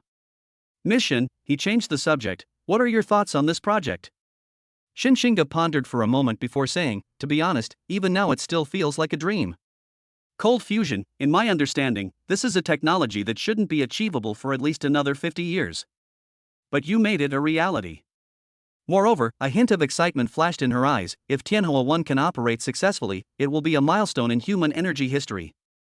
We will completely break free from our dependence on fossil fuels and enter a completely new era. You're right, Linny nodded, but this is only the first step.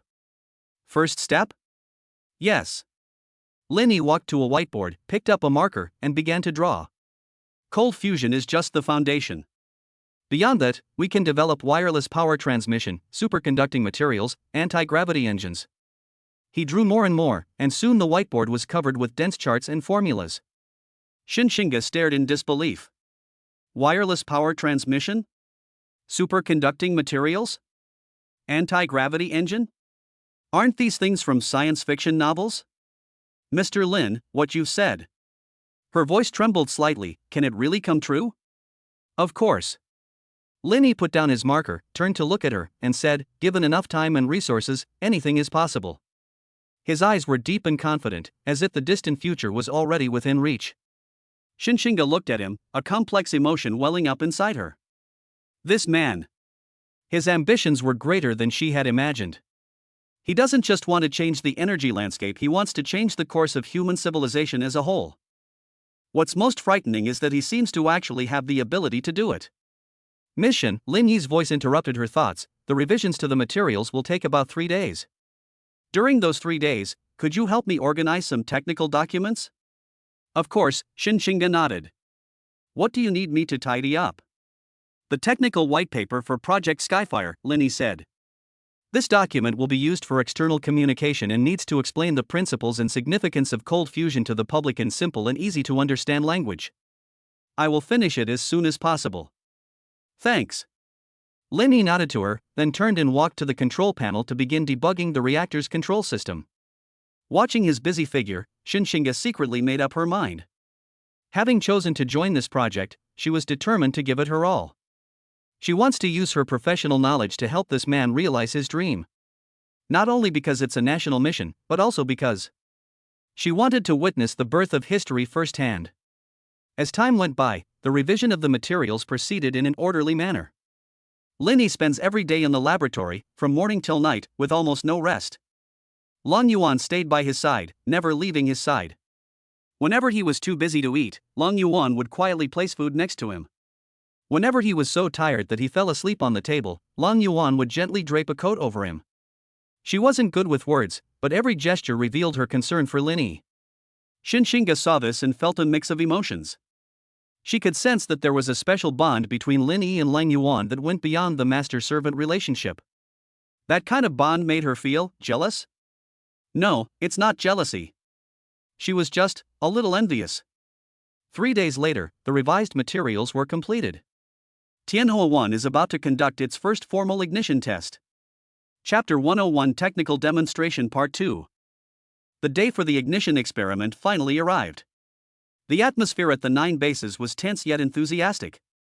All the researchers involved in the Tianhua project gathered in the control room, holding their breath as they watched the monitoring screens in front of them. On the screen, the Tianhua 1 reactor stands silently in the center of the laboratory, its huge cylinder radiating a cold metallic luster. Status reports for each system. Linny sat in front of the control panel, his voice steady. Cooling system is working properly. The constraint system is functioning normally.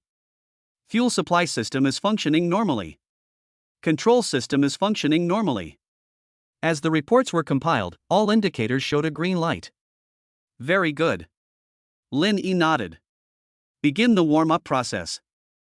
Following his command, the Tianhua 1 reactor began to operate. A deep hum emanated from the reactor, like a sleeping behemoth awakening.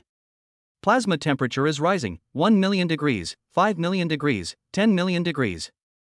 The technicians reported the data with increasing urgency. The confinement field is stable, and the plasma morphology is normal.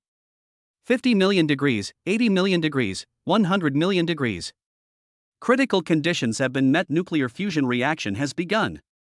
A cheer erupted in the control room. But Lin Yi's expression remained calm, his eyes fixed on the data curve on the screen. Now is the most crucial moment, he said in a deep voice. Everyone stay alert and monitor every parameter closely. The cheers abruptly stopped, and everyone tensed up again. Yes, successful ignition is only the first step. The real test is whether it can maintain stable operation.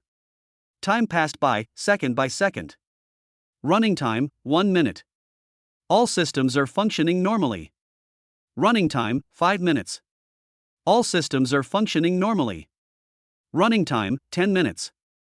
All systems are functioning normally. As time went on, everyone's hearts were in their throats. 10 minutes, 20 minutes, 30 minutes. 1 hour of operation, all systems functioning normally. Energy output is stable at 100% of design power. This time, the control room was in complete uproar. 1 hour. Tianhua 1 operated stably for a full hour. What does that mean? This means that cold fusion is no longer a toy in the laboratory, but a real energy technology that can be commercially operated. We did it! We did it! The researchers hugged each other, and some were even moved to tears. Many of them devoted their entire lives to pursuing this dream. And today, the dream has finally come true. Xinxinga stood in the crowd, looking at the stable energy output curve on the screen, her eyes also welling up with tears. As a nuclear physicist, she understood the weight of this achievement better than anyone else. This is one of the greatest technological breakthroughs in human history. And she was fortunate enough to become a witness and a participant. Mr. Lin. She turned to look at Linny, wanting to say something, but found herself speechless. Linny remained seated at the control panel, his expression calm as if nothing had happened. But his clenched fist betrayed his inner excitement. Keep running, he said. I need stable data for 24 hours. Yes. The experiment continued. Tianhua 1 is like a tame giant beast, steadily outputting surging energy. 24 hours later, when the last set of data was reported, the entire base was in an uproar. Running continuously for 24 hours with 0 failures, and energy output fluctuations less than 0.1%. Skyfire 1, the experiment was a complete success. At this moment, everyone knew. A new era has begun. That evening, the highest levels of government in the capital received the experiment report. The report contained only one simple sentence. Tianhua 1 ignited successfully, marking the official realization of controlled nuclear fusion. But these few words sent chills down the spines of everyone who saw them. Controlled nuclear fusion. A dream that humanity has pursued for nearly a century has finally been realized on the land of China. Convene an emergency meeting immediately. Notify all relevant department heads to study and deploy measures overnight. This is a top state secret. No one may disclose it before it is officially released. Orders were issued from the capital, and the entire national machinery began to operate at high speed. In the laboratory at the 9th base, Linny finally allowed himself to show a slight smile. Bite. A system notification sounded. Congratulations, host, on completing the milestone mission, Skyfire 1 ignition successful. Mission progress, Peerless Hero 50% 70%. Rewards, System Upgrade Card X1, High-Tech Lottery X3. Special reward, Unlock New Technology Quantum Communication Technology. Quantum communication technology, a faster-than-light communication technology based on the principle of quantum entanglement, which theoretically enables instantaneous communication over any distance and is completely resistant to eavesdropping. Linny looked at the system panel and was overjoyed. Quantum communication. This is an even more revolutionary technology than cold fusion. With it, he could establish a global secure communication network and completely eliminate the risk of being monitored. Mr. Lin, Xinxinga's voice interrupted his thoughts. The leaders want to see you. Now. Linny checked the time. It was already 2 a.m. Yes, Xinxinga nodded. The helicopter is already waiting outside. Linny put away the system panel and stood up. It seems the real show has only just begun. Chapter 102, Treatment of National Scholars. At 3 o'clock in the morning, Linny stepped into the central government office once again. Unlike last time, the lineup welcoming him this time was much grander. The corridor was lined with staff, and everyone looked at him with awe. "Mr. Lin, please." The staff member who was showing him the way led him to a larger conference room. The moment he pushed open the door, Lin Yi's pupils contracted slightly. There were even more people sitting in the conference room than last time. Besides that leader, there were several other faces he had seen in the news from the State Council, the military, the science and technology sector, almost encompassing the core decision-making level of China. "Comrade Lin Yi, please have a seat." The leader's voice remained calm, but his eyes held a hint of approval. Lin Yi sat down in the designated spot and waited for the next instructions. "Comrade Lin Yi," the leader began, "we have seen the report on your Tianhua 1 experiment. I must say, you've created a miracle. Running continuously for 24 hours without any failures, with stable energy output, this has fully met the standards for commercial operation. This means that China will become the first country in the world to master controlled nuclear fusion technology." His voice became excited. "Do you know what this means? It means we will completely break free from our dependence on imported energy. It means our industry and people's livelihoods will have unlimited access to cheap electricity. It means our national strength will achieve a qualitative leap. Comrade Lin Yi, you have rendered a great service to the country." The meeting room erupted in enthusiastic applause. Lin Yi stood up and bowed. "It's what I should do." "No," the leader waved his hand, "this isn't something should be done. This is something you chose to do. You could have sold the technology abroad and made astronomical fortunes, but you didn't. You chose to dedicate it to the country.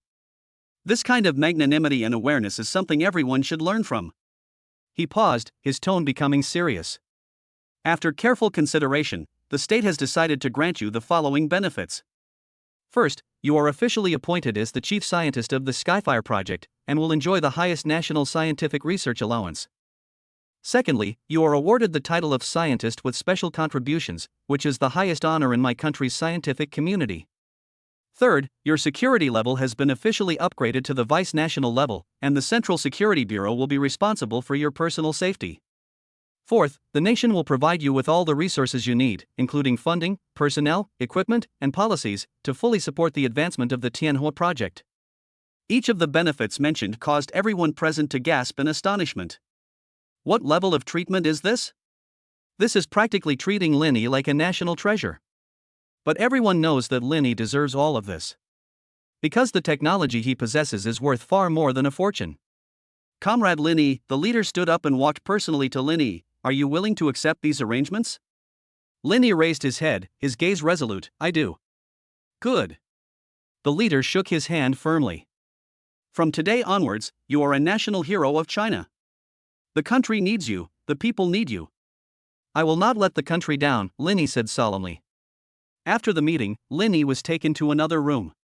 There was a set of exquisite documents in the room, which were his appointment letter and related credentials. "Mr. Lin, please sign to confirm," the staff member said respectfully. Lin Yi picked up the pen and signed his name on the appointment letter. From this moment on, he was no longer just a businessman, but a national hero of China. His fate was inextricably linked with that of the country. Byte. A system notification sounded. "Congratulations, host, on obtaining the national hero status. Mission progress, Peerless Hero 70% 90%. Remaining objective, to promote cold fusion technology globally and establish a new energy order centered on China. System notification, the host has received the highest level endorsement from the state. The road ahead will be smoother, but greater challenges will also lie ahead. Are you ready?" Lin Yi closed the appointment letter, a slight smile appearing on his lips. "Ready. Let's change the world." When I left the central government office, it was already dawn. Long Yuan and Xin Xinga were waiting at the door. When they saw Lin Yi come out, the two of them went to greet him at the same time. "How is it?" Xin Xinga asked anxiously. "Everything went smoothly," Lin Yi replied with a smile. "From today onwards, I am the chief scientist of the Skyfire project." "That's wonderful." A hint of surprise flashed in Xin Xinga's eyes, but she quickly regained her composure. "I mean, congratulations." Lan Yuan didn't speak, but stood silently beside Lin Yi, though her clenched fists loosened. She knew that Lin Yi had succeeded. This means he will receive the full protection of the state. This means that those who want to harm him will face the power of the entire nation. Let's go, Lin Yi stretched. Let's find somewhere to have breakfast. I'm starving after working all night. The three got into the car and drove towards the city. Outside the car window, the morning sun was rising above the horizon, bathing the entire capital city in a golden glow. A new day has begun. For Lin Yi, a new life has begun. Chapter 103 System Upgrade. Back at the Daio Yutai State Guesthouse, Lin Yi first went to the restaurant for breakfast, and then returned to his room to rest. He's been incredibly busy these past few days, working non-stop and feeling quite exhausted. Lying in bed, he opened the system panel. Current level, LV4. Experience points, 95,100,000. Available points, 58,000. Available items, System Upgrade Card X1, High-Tech Lottery X3. I'm 5,000 experience points away from leveling up, Lin Yi muttered to himself. But it doesn't matter, he still has a System Upgrade card. Use System Upgrade Card? Use. System Upgrade in progress. Upgrade complete. Congratulations, host, you have leveled up to LV5. LV5 rewards. 1. Increased base earnings, 10 yuan second, approximately 864,000 yuan per day. 2. Unlock new skill, Aura Suppression active. Aura Suppression releases powerful mental pressure, instilling fear, awe, or other emotions in the target. Highly effective on ordinary people, less effective on those with strong will. Cooldown, 24 hours. 3. Unlock new features, Tech Tree 2.0. Tech Tree 2.0, unlock more advanced technology options, including quantum computing, artificial intelligence, biotechnology, and more. 4. Overall attribute enhancement, strength plus 10, speed plus 10, intelligence plus 10, charisma plus 10, perception plus 10. Lin Yi looked at the system panel and was overjoyed. The rewards for LV5 were even more generous than he had imagined. Especially the Aura Suppression skill, which can be extremely useful at crucial moments. There are still 3 more chances to win this amazing prize using the high-tech features. Let's use them all together. Start the prize draw. Congratulations, host, you have acquired Nanomedical Robotics Technology. Nanomedical robots, programmable nanoscale robots capable of entering the human body to precisely repair damaged tissue and remove diseased cells, theoretically potentially curing any disease. Good stuff. Lin Yi's eyes lit up. Continue with the lucky draw.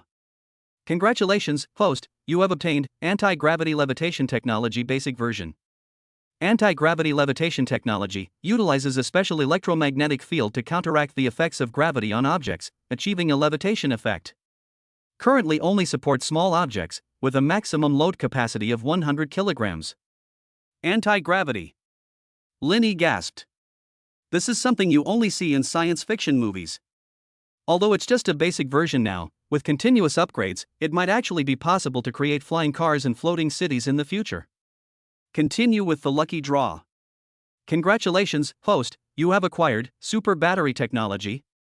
Super Battery, a new type of battery based on graphene and quantum dots, with an energy density 100 times that of traditional lithium batteries, a charging speed 1,000 times faster, and a lifespan of over 50 years.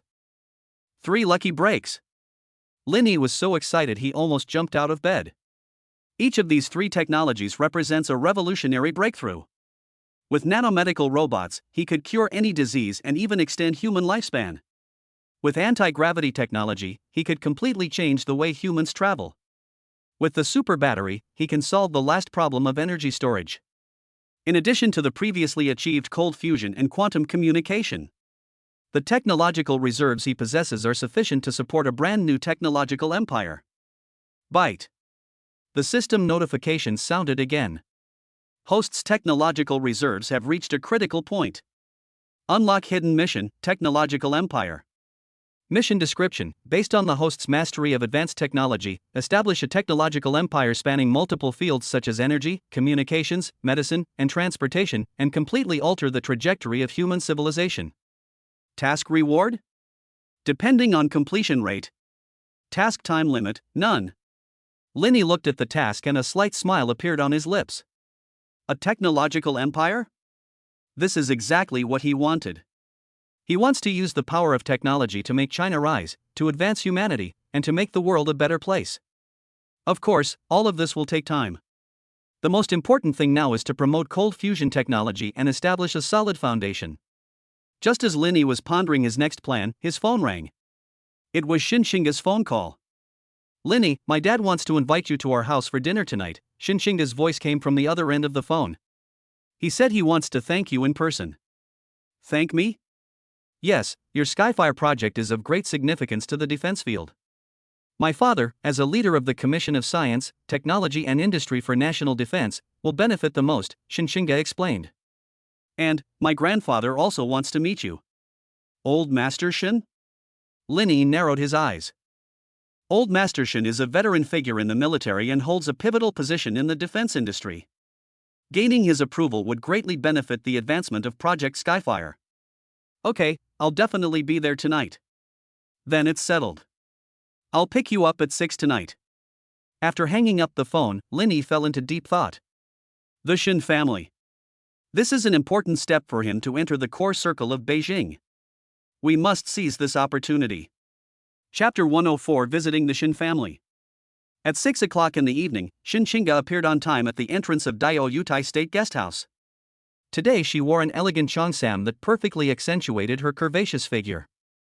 Her long, black hair was styled in a simple bun, revealing her fair and slender neck, making her look both dignified and beautiful. As Linny went downstairs, he couldn't help but glance at her a few more times. What, are you stunned? Shinshinga's lips curled up slightly, with a hint of teasing. Indeed, Linny readily admitted, Miss Shin looks very beautiful today. A blush flashed across Shinshinga's face, but she quickly regained her composure. Let's go, don't keep the elders waiting. The two got into the car, and Long Yuan continued to follow behind. There will be many elders present tonight, Shinshinga reminded her in the car. They are all my grandfather's old comrades in arms, so they might speak rather bluntly. Please don't mind. Don't worry, I know what I'm doing. The car soon arrived at the Shin residence. Unlike last time, the Shin residence was brightly lit tonight, clearly having been meticulously decorated. As Linny entered the gate, he saw several tables set up in the courtyard, surrounded by people. Why is it so lively today? He asked Shinshinga in a low voice.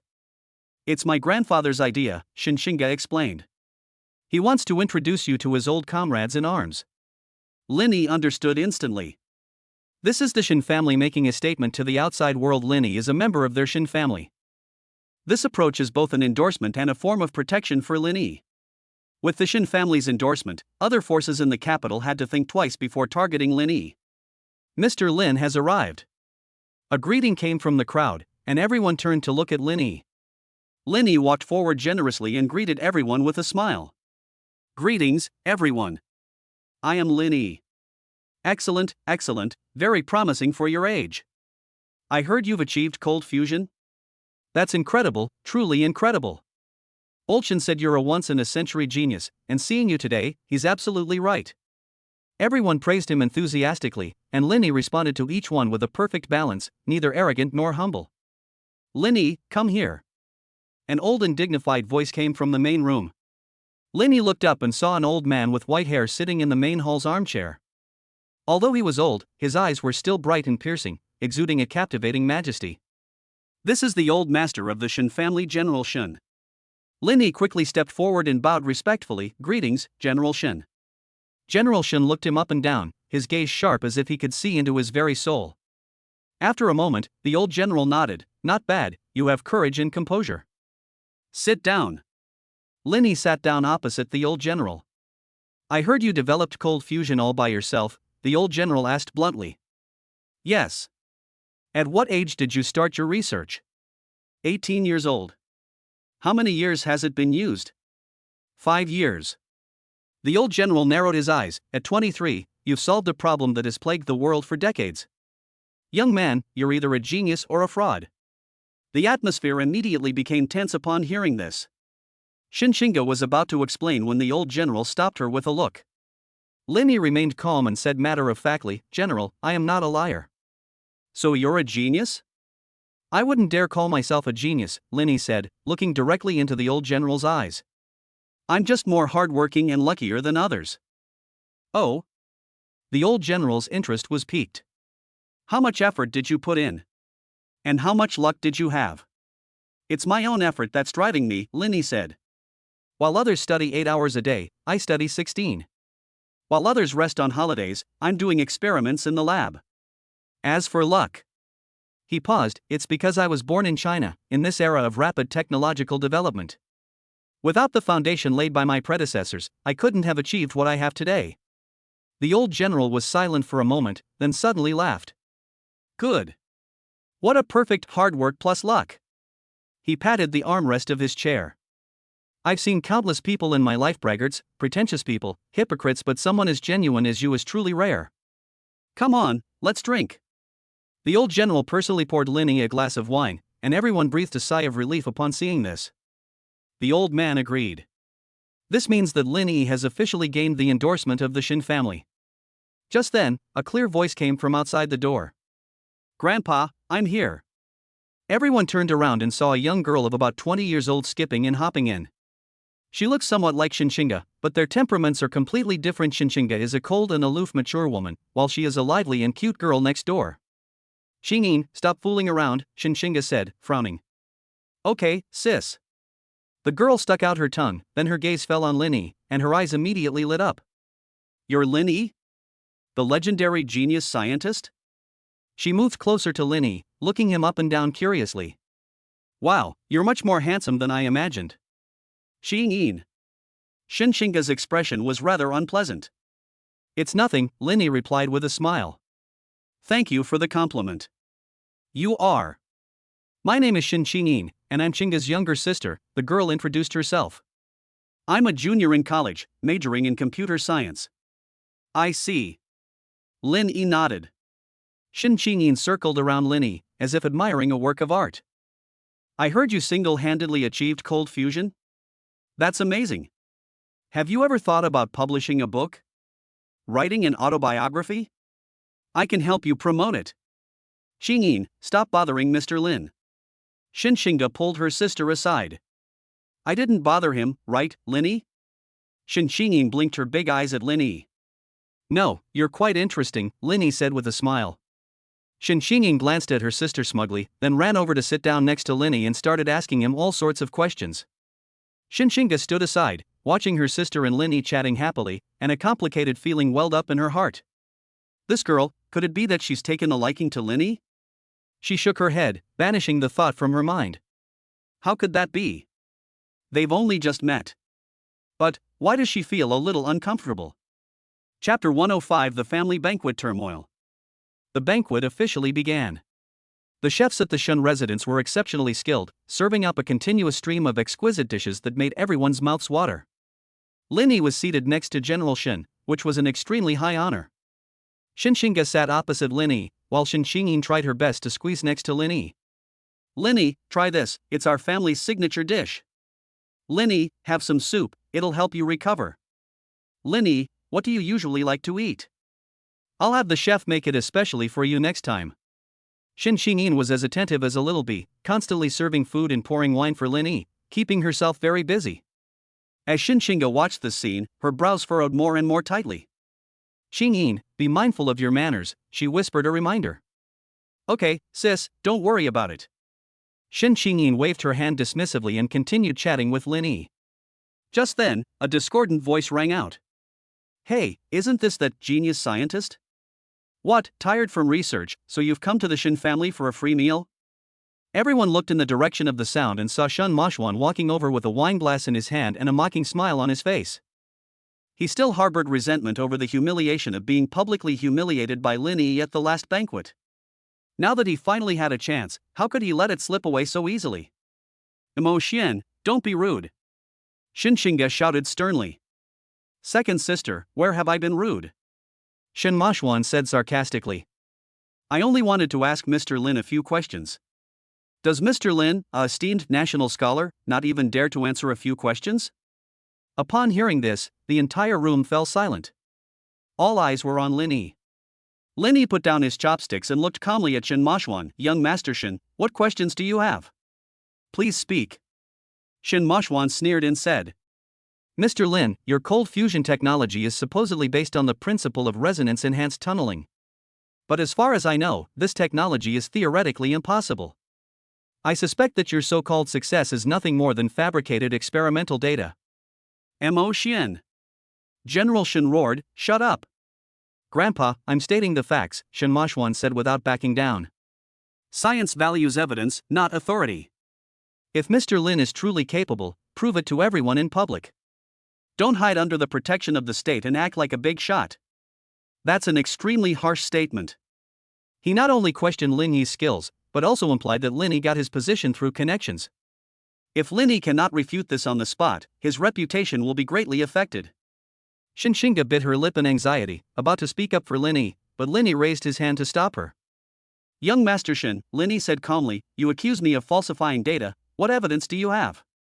Evidence? Shen Mashuan sneered, your technical principles simply don't make sense. That's the biggest evidence.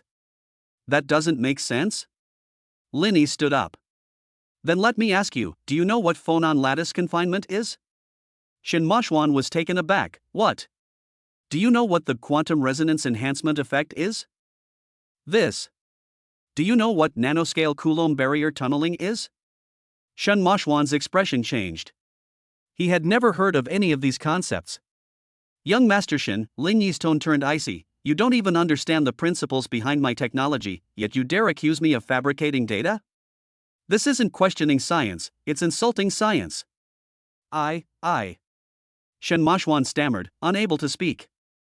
I'll ask you again, Lin Yi pressed. The experimental data from Tianhua 1 was verified by the country's most authoritative research institution. Are you questioning me, or are you questioning the entire country's research system? Shen Mashuan's face turned deathly pale instantly. He did want to embarrass Lin Yi, but he never expected it to escalate to the level of questioning the country. If this label is pinned on him, his political future will be completely ruined. I didn't mean that. He hurriedly explained. Then what do you mean? Lin Yi's gaze was like a knife. Young Master Shen, there's an attitude to scholarship.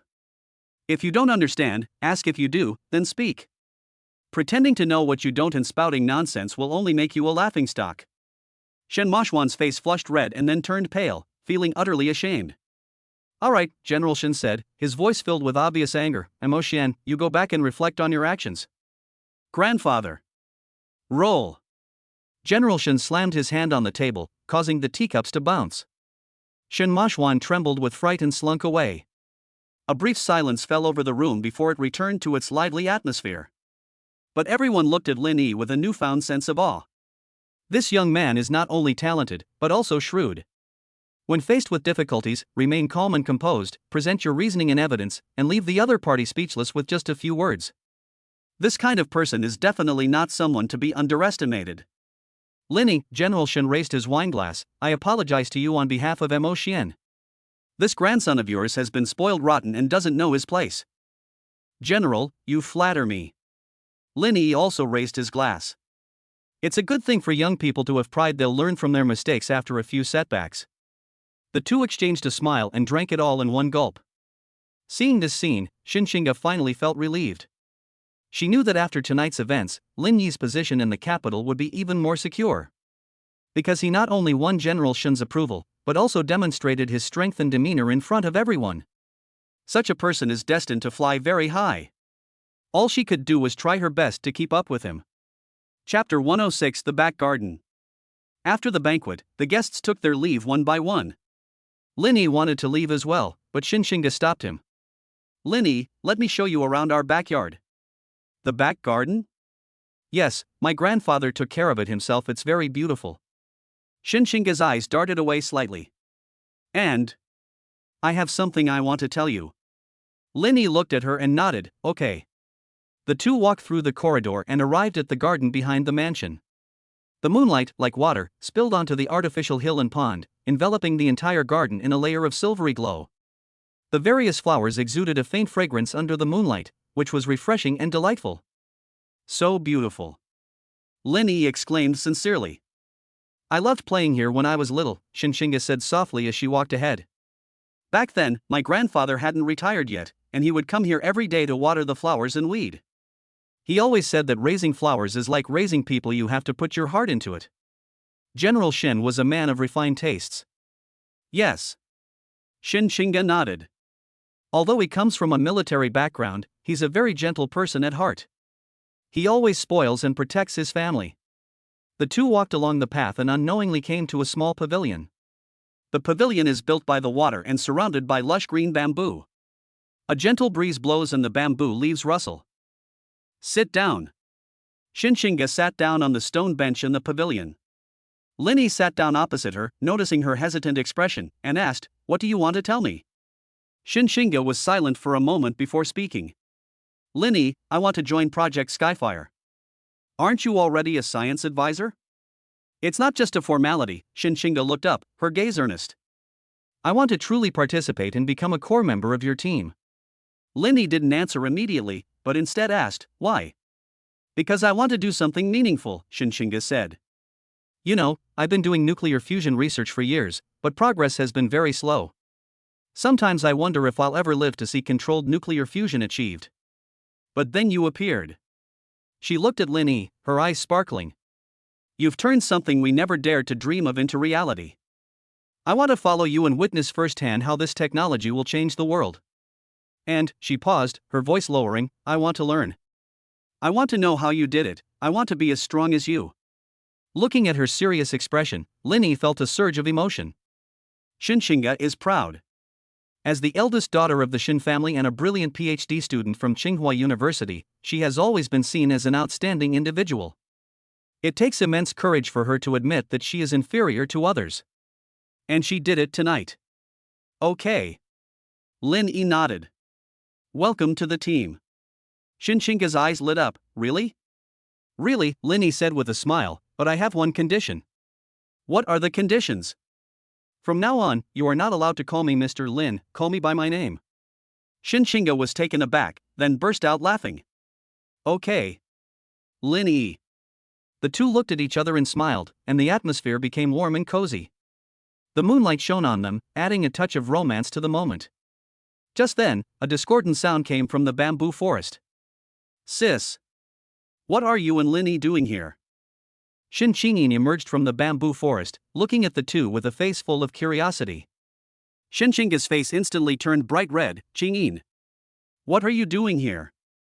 "I was looking for you." Shin Qingyin blinked. "Mom asked me to come and get you. She said she has something to discuss."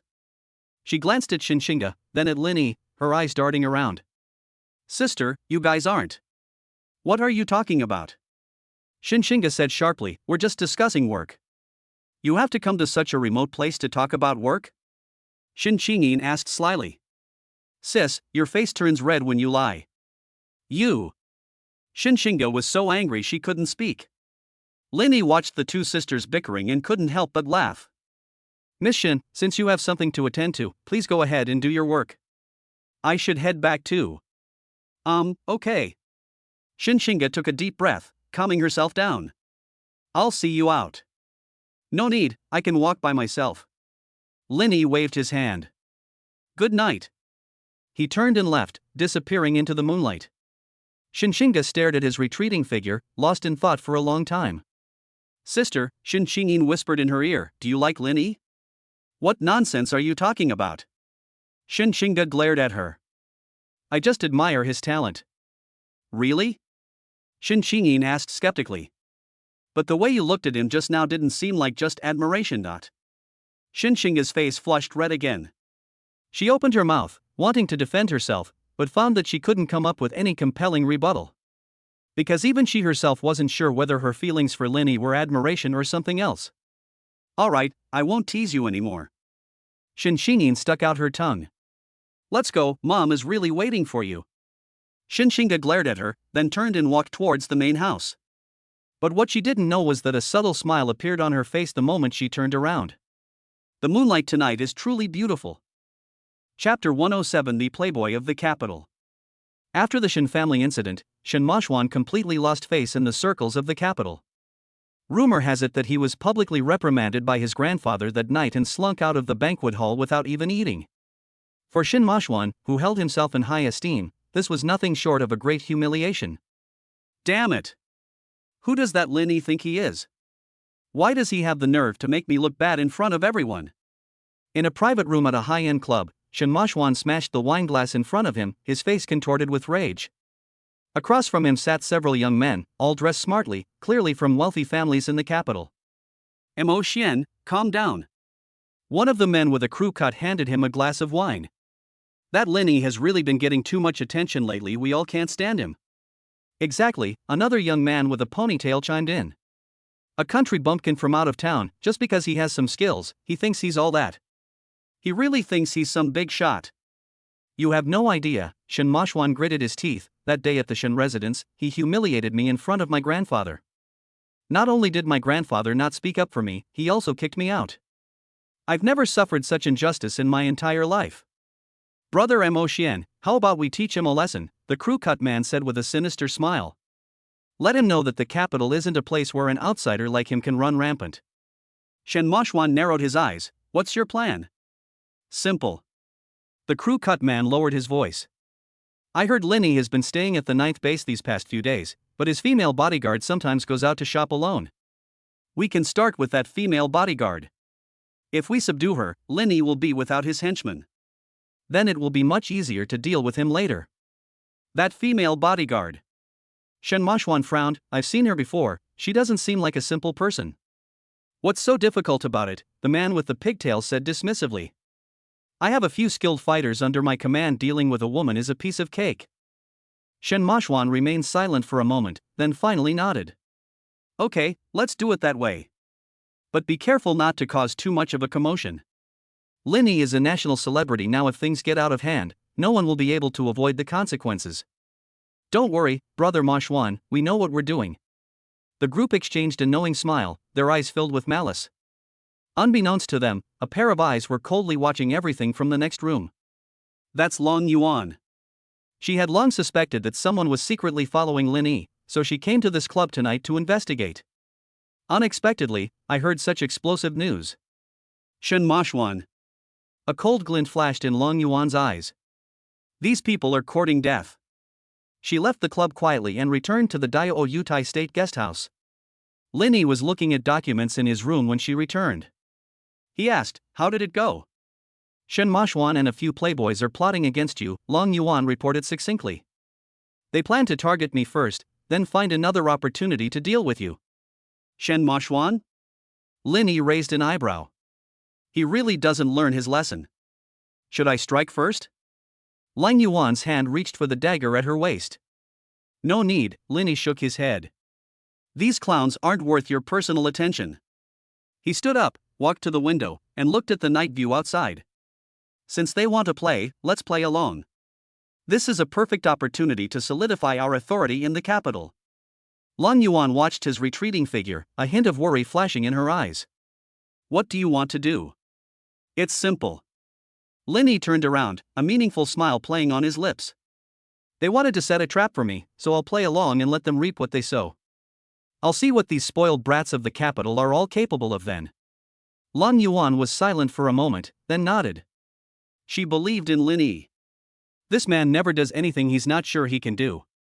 At the same time, Xinxinga also received word of the situation. What? Shen Mashwan is going to make a move against Linny? Her face instantly darkened. Yes, miss, the butler reported respectfully. Our people just sent word that the young master was plotting something with several playboys at the Heaven on Earth Club tonight. That idiot. Xinxinga trembled with anger. Grandpa just scolded him, and he's already forgotten. She picked up her phone, intending to notify Linny, but hesitated for a moment and then put it down. With Linny's abilities, he probably already noticed it. What she needs to do now is not to remind Linny, but to find a way to stop Shen Mashwan from continuing his self-destructive behavior.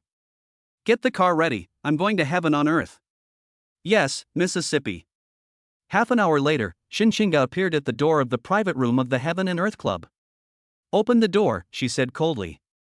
Upon seeing that it was Miss Shen, the waiter dared not stop her and quickly opened the door. Inside the private room, Shen Mashwan and several of his cronies were drinking and playing drinking games, creating a lively atmosphere. Second sister? Shen Mashwan's expression changed immediately upon seeing Xinxinga. Why are you here? Why am I here? Xinxinga sneered. If I didn't come, would you have disgraced the Shin family? I don't know what you're talking about, Shin Moshwan said, forcing himself to speak. You didn't know? Shin Shinga walked towards him step by step. I know everything about your plot against Lin Yi. Shin Moshwan, do you have a death wish? Upon hearing this, the faces of the several playboys in the private room all changed. How did the news get leaked so quickly? Second sister, don't believe everything you hear, Shin Moshwan said, trying to appear calm. We were just having drinks and chatting, nothing more. Smack! Shin Shinga slapped Shin Moshwan across the face. Shin Moshwan, listen to me clearly. Her voice was icy cold. Lin Yi is a government official, the chief scientist of the Skyfire project. If you dare touch him, you're going against the entire nation. Who do you think you are? A mere collateral branch of the Shin family, you dare to challenge the people of the nation? Shin Moshwan covered his face, unable to utter a single word. A hint of resentment flashed in his eyes, but fear was far more intense. He knew that Shin Shinga was right. Lin Yi's current status makes him someone he can no longer afford to offend. If they really make a move, even the Shin family won't be able to protect him. I know I was wrong. He lowered his head. You know you were wrong? Shin Shinga sneered. Tomorrow, you'll personally apologize to Lin Yi. If you don't, I'll tell Grandpa what happened tonight. Shin Moshwan's expression turned even uglier, but he still nodded in the end. Okay. I'll go. Shin Shinga looked at him, her eyes filled with disappointment. This cousin of mine is utterly hopeless. Chapter 108 Bar Conflict. Although Shin Shinga warned Shin Moshwan, she underestimated the ugliness of human nature. The next day, instead of apologizing to Lin Yi, Shin Moshwan intensified his plans for revenge. In his view, Shin Shinga's warning was an insult. What right did a woman have to tell him what to do? What angered him even more was that Shin Shinga was clearly on Lin Yi's side. This made him feel betrayed. So what if he's an outsider? Shin Moshwan thought viciously. I'll see how long he can be so arrogant without the Shin family's protection. That evening, Lin Yi received an invitation. The invitation was for him to attend a private party at Maze, one of the most famous bars in Beijing. The invitations were sent by the younger generation of several well-known families in Beijing. This is clearly a trap, Long Yuan said coldly after reading the invitation. I know, Lin Yi said, setting the invitation aside, but I've decided to go. Why? Because, Lin Yi stood up, a meaningful smile playing on his lips, I want to see what these spoiled brats of the capital really are capable of. Besides, some things need to be resolved sooner or later. Rather than letting them trip us up in the shadows, it's better to confront them head-on and solve the problem once and for all. Long Yuan was silent for a moment, then nodded. Okay, I'll go with you. At 9 p.m., Lin Yi and Long Yuan arrived at Maze Bar. This is one of the most upscale bars in Beijing, with luxurious decor and exorbitant prices. Only the extremely wealthy and powerful can afford to book a private room here. As soon as he entered, a waiter greeted him, Mr. Lin? Please follow me, the private room is ready. Lin Yi followed the waiter across the noisy dance floor to a luxurious private room on the second floor. Pushing open the door, I saw that the private room was already full of people. Shin Moshwan sat in the main seat, surrounded by the same group of playboys he had met before. Besides them were a dozen or so unfamiliar young men, all adorned with gold and silver, clearly indicating their powerful backgrounds. Mr. Lin, welcome, welcome. Shin Moshwan stood up, a fake smile plastered on his face. Please sit down, please sit down. It's my treat today, I'll make sure you're well taken care of. Lin Yi glanced around the private room, memorizing everyone's faces, and then sat down on the sofa. Long Yuan stood behind him, her eyes scanning the surroundings warily. Come, Mr. Lin, let me toast you. Shin Moshwan raised his glass. There was some misunderstanding before, and I'd like to take this opportunity to apologize. Lin Yi took the wine glass, but didn't drink it instead, he put it aside. Young Master Shin, please speak plainly. We are both intelligent people, there's no need to beat around the bush. Shin Moshwan's smile froze for a moment, then returned to normal. Mr. Lin is indeed a straightforward man. He put down his wine glass. All right, then I'll get straight to the point. Mr. Lin, you've been making quite a splash in Beijing lately, making us native Beijingers feel rather inferior. However, Beijing is a place with many rules and complexities. Some things can't be resolved simply by being capable. So, we'd like to be friends with you. If you need any help in the capital, please don't hesitate to ask. His words were eloquent and respectable, but the subtext was quite clear. If you're an outsider and want to make it in Beijing, you have to acknowledge us local bigwigs. Linny smiled. I appreciate young Master Shen's kindness. But there's one thing I need to correct. His gaze sharpened. I don't need to acknowledge anyone. In Beijing, I only respect the law and the rules. As long as I don't break the law, no one can tell me what to do. These words immediately created a tense atmosphere in the private room. Shen Moshuan's face darkened. Mr. Lin, what do you mean by that? What do you mean? Linny said calmly, it means exactly what it says.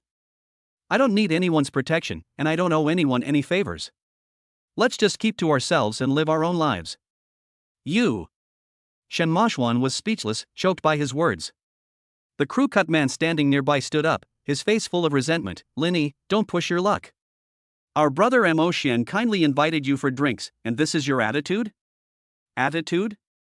Linny raised an eyebrow. You invited me here for drinks, do you think I don't know what you're up to? There are 32 people in this private room, 8 of whom are trained fighters, with weapons tucked into their belts. There are also more than a dozen people lying in ambush in the 2 adjacent private rooms. Shen Moshuan, are you trying to buy me a drink, or are you trying to intimidate me? Everyone's expression changed. Linny saw through all their arrangements. Since we've come this far, Shen Moshuan's pretense completely crumbled, revealing his jingning, meaning ferocious or hideous face. Linny, if you don't drink this glass of wine today, don't even think about leaving this room. With a wave of his hand, several burly men emerged from the corner and surrounded Linny and Long Yuan. Linny, I'll give you one more chance, Shen Moshuan said with a sinister smile. Kneel down and call me grandpa, and I'll let you go. Otherwise. Before he could finish speaking, he saw a dark shadow flash by. Immediately afterwards, the burly men in front of him fell down one after another like straws blown by the wind. What? Shen Moshuan's pupils shrank suddenly. He saw it. It was that female bodyguard who did it.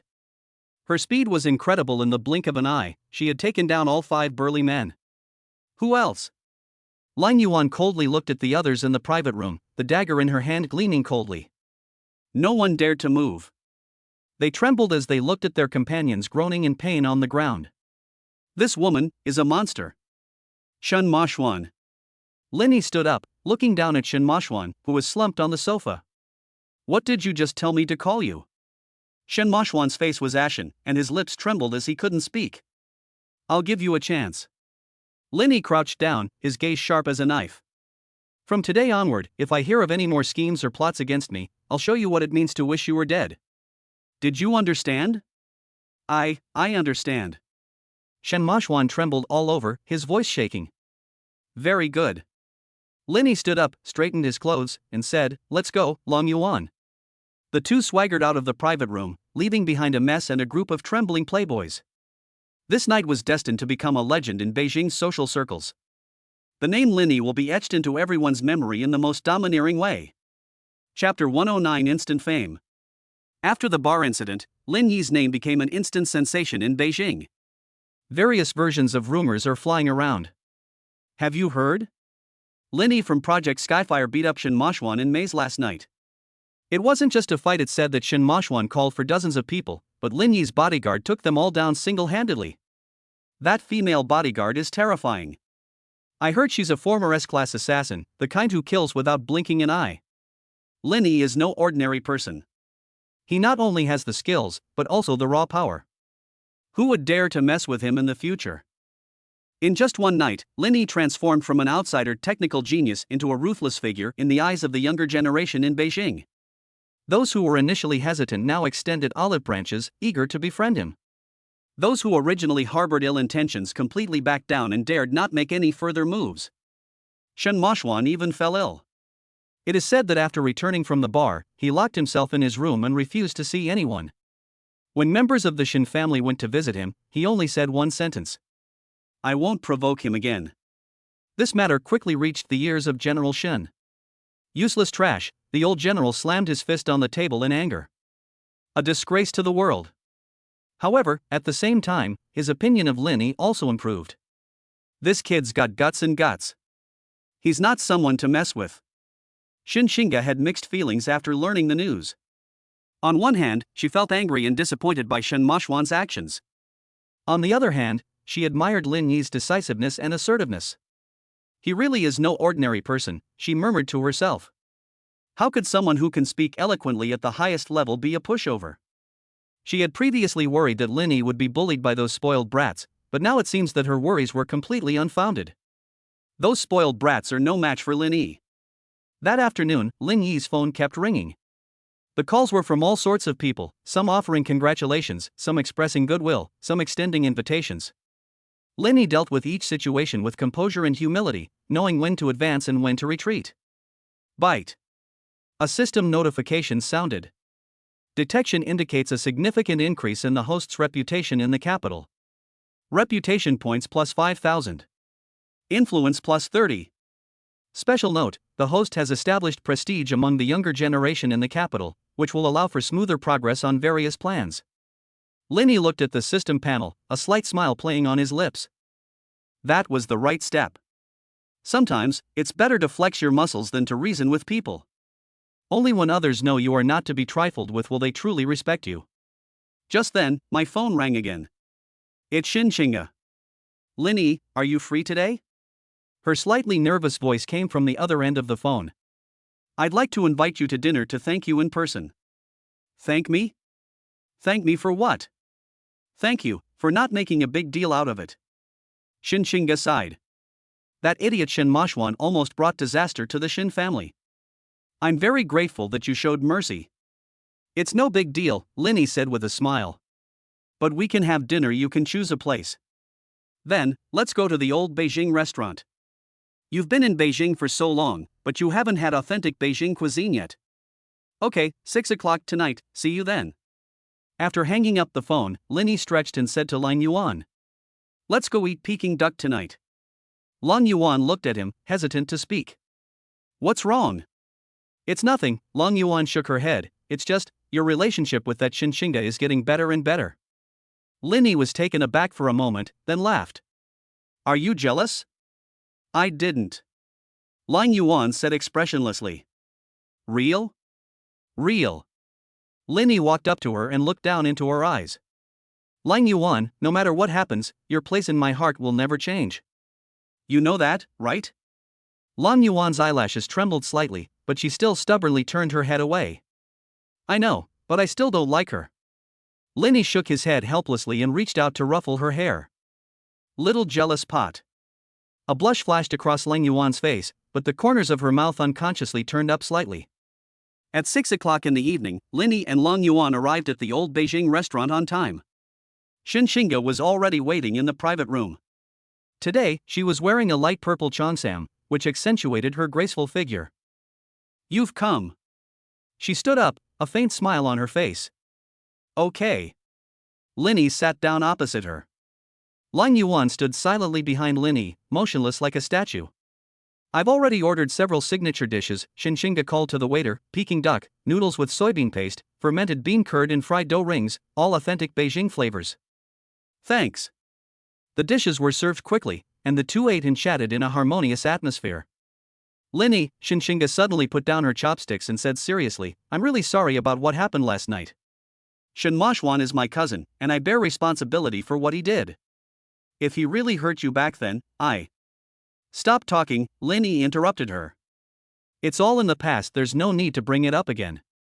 Besides, he said with a laugh, his few lackeys can't hurt me. Looking at his confident smile, Xinxinga felt a strange sensation welling up inside her. This man. No matter what difficulties they face, they can handle them calmly. This kind of demeanor both impressed her and made her somewhat tempted. Lin Yi, she mustered her courage and asked a question that had been nagging at her for a long time, do you have a girlfriend? Lin Yi was taken aback, not expecting her to ask this suddenly. Why are you suddenly asking this? Xinxinga blushed slightly, it's nothing, I was just curious. Lin Yi was silent for a moment, then answered honestly. Yes, and more than one. Xinxinga's expression froze. More than one? Yes. Lin Yi nodded. In Jinhai, there are a few girls I'm quite close to. I didn't want to lie to you, so I'm telling you in advance. Xinxinga lowered her head, seemingly lost in thought. A brief silence fell over the private room. After a long while, she finally raised her head, a bitter smile on her face. You really are honest. I just don't want you to misunderstand, Linny said earnestly. Shinshinga, you're a very outstanding girl and deserve the best relationship. If you have any feelings for me, I suggest you reconsider. Shinshinga looked at him, a complex light flashing in her eyes. Linny, she said softly, do you know? The more honest you are, the more I. She didn't finish speaking, but Linny understood what she meant. Both of them ate the meal somewhat absent-mindedly. But one thing is certain. The relationship between them has begun to undergo subtle changes. Chapter 110. A morning with Long Yuan. It was 5:30 in the morning, and the sky was not yet fully light. Linny woke up on time, a habit he had developed over many years. He got up quietly, pushed open the door to his room, and walked towards the hotel courtyard. The air was filled with the coolness of early autumn, and the chirping of birds came from afar, making people feel relaxed and happy. In the open space of the courtyard, a figure was already waiting. It's Long Yuan. She was wearing a black, tight-fitting workout outfit and was warming up. Hearing footsteps, she turned around. You're awake. Linny walked to her side and started warming up. Have you been waiting long? Half an hour. So early? I'm used to it, Long Yuan said calmly. Back when I was an assassin, I had to get up at 4 every day to train. Linny glanced at her but didn't say anything more. He knew that Long Yuan's past was filled with blood and tears. The battles in the dark, the brushes with death, were unimaginable to ordinary people. And now, she has chosen to protect him. He will always remember this trust and dedication. Come on, practice a set of boxing with me. Linny stretched his muscles. Good. The two faced off in the courtyard, and the atmosphere instantly became tense. Although it was just morning exercise, they were all very serious about it. I'm making my move. Linny was the first to act. His fist struck Long Yuan like a meteor, incredibly fast and with tremendous force. But the cold kite was faster. She dodged to the side, and at the same time struck Lin Yi's ribs with a palm. Linny managed to pull his arm back to block, but was still forced back 2 steps by the impact. Your reaction speed has improved again. A hint of surprise flashed in Long Yuan's eyes. Thanks to the system, Linny said with a smile, my attributes improved across the board during the last upgrade. Then let's do it again. The two continued to fight, each move powerful and forceful. From Tai Chi to Xingyi, from Bagua to Wing Chun, they wield all kinds of martial arts with ease, dazzling the eyes of the audience. Half an hour later, both of them were covered in sweat and stopped what they were doing. You've improved a lot. Long Yuan handed her a bottle of water. At your current level, dealing with ordinary fighting experts is more than enough. I still can't compare to you. Linny took the water and gulped down a large mouthful. Of course. Long Yuan rarely showed a hint of arrogance. I started training when I was 5 years old, and it's been 20 years now.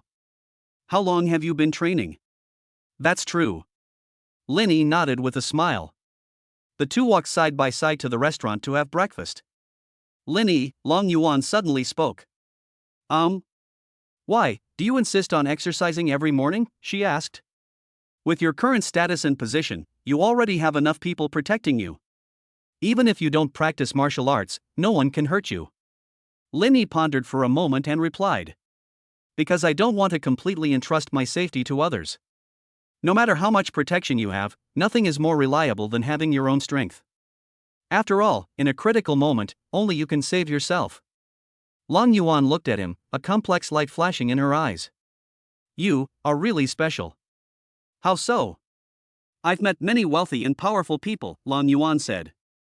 Most of them are addicted to pleasure, rely on bodyguards and protectors, yet are themselves weak and frail.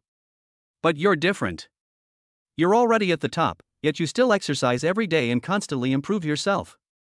I've never seen this kind of self-discipline and ambition in anyone else. Linny smiled and said, perhaps it's because I know that true strength isn't just about power and money, but also about physical strength and willpower. Only when you are strong enough can you truly control your own destiny. Long Yuan was silent for a moment, then nodded gently. I see. The two arrived at the restaurant and found a seat by the window. The waiter quickly served breakfast millet porridge, fried dough sticks, soy milk, steamed buns, all authentic Chinese breakfast items. Speaking of which, Linny said between bites, have you thought about the future? In the future? Long Yuan was taken aback. Yes, from now on. Lin Yi looked at her. You can't be a bodyguard forever, right? One day, you'll have your own life, your own family. Long Yuan fell silent. She had never thought about this question. In her life, there were only missions and survival, not future or family. I don't know. She lowered her head, her voice low. I don't know what I can do. I can't do anything except kill. Who said that? Lin Yi put down his chopsticks and looked at her seriously. You know a lot of things. Fighting, shooting, stealth, reconnaissance, these are all skills, just used in different ways. For example, you could work as a security consultant, designing security solutions for businesses or individuals. Or you could be a coach, training professional bodyguards and security personnel. Or, he paused, you could come with me and change the world together. Long Yuan raised her head and looked into Lin Yi's eyes. Following you, to change the world? Yes. Lin Yi nodded. I have a lot to do next, and I need all sorts of talented people. Your abilities will definitely come in very handy. And, his tone softened, I want you to always be by my side. Not as a bodyguard, but as a partner. Partner. This word, like a pebble thrown into a calm lake, stirred up ripples in Long Yuan's heart. She was raised as a tool from a young age, and no one ever treated her as a partner. Now, Lin Yi says he hopes she will become his partner. She opened her mouth, wanting to say something, but found her throat tightening. No need to rush to answer, Lin Yi said with a smile. Take your time to think it over, and tell me when you've made up your mind. Long Yuan nodded and lowered her head to continue eating her breakfast. But she already had the answer in her heart. No matter what happens, she will always stay with Lin Yi. Not because of the task, not because of the promise, but because of. She wanted it. Chapter 111 Xinxinga's Thoughts. The Xin family mansion, Xinxinga's boudoir. It was already 11 p.m., but Xinxinga was wide awake.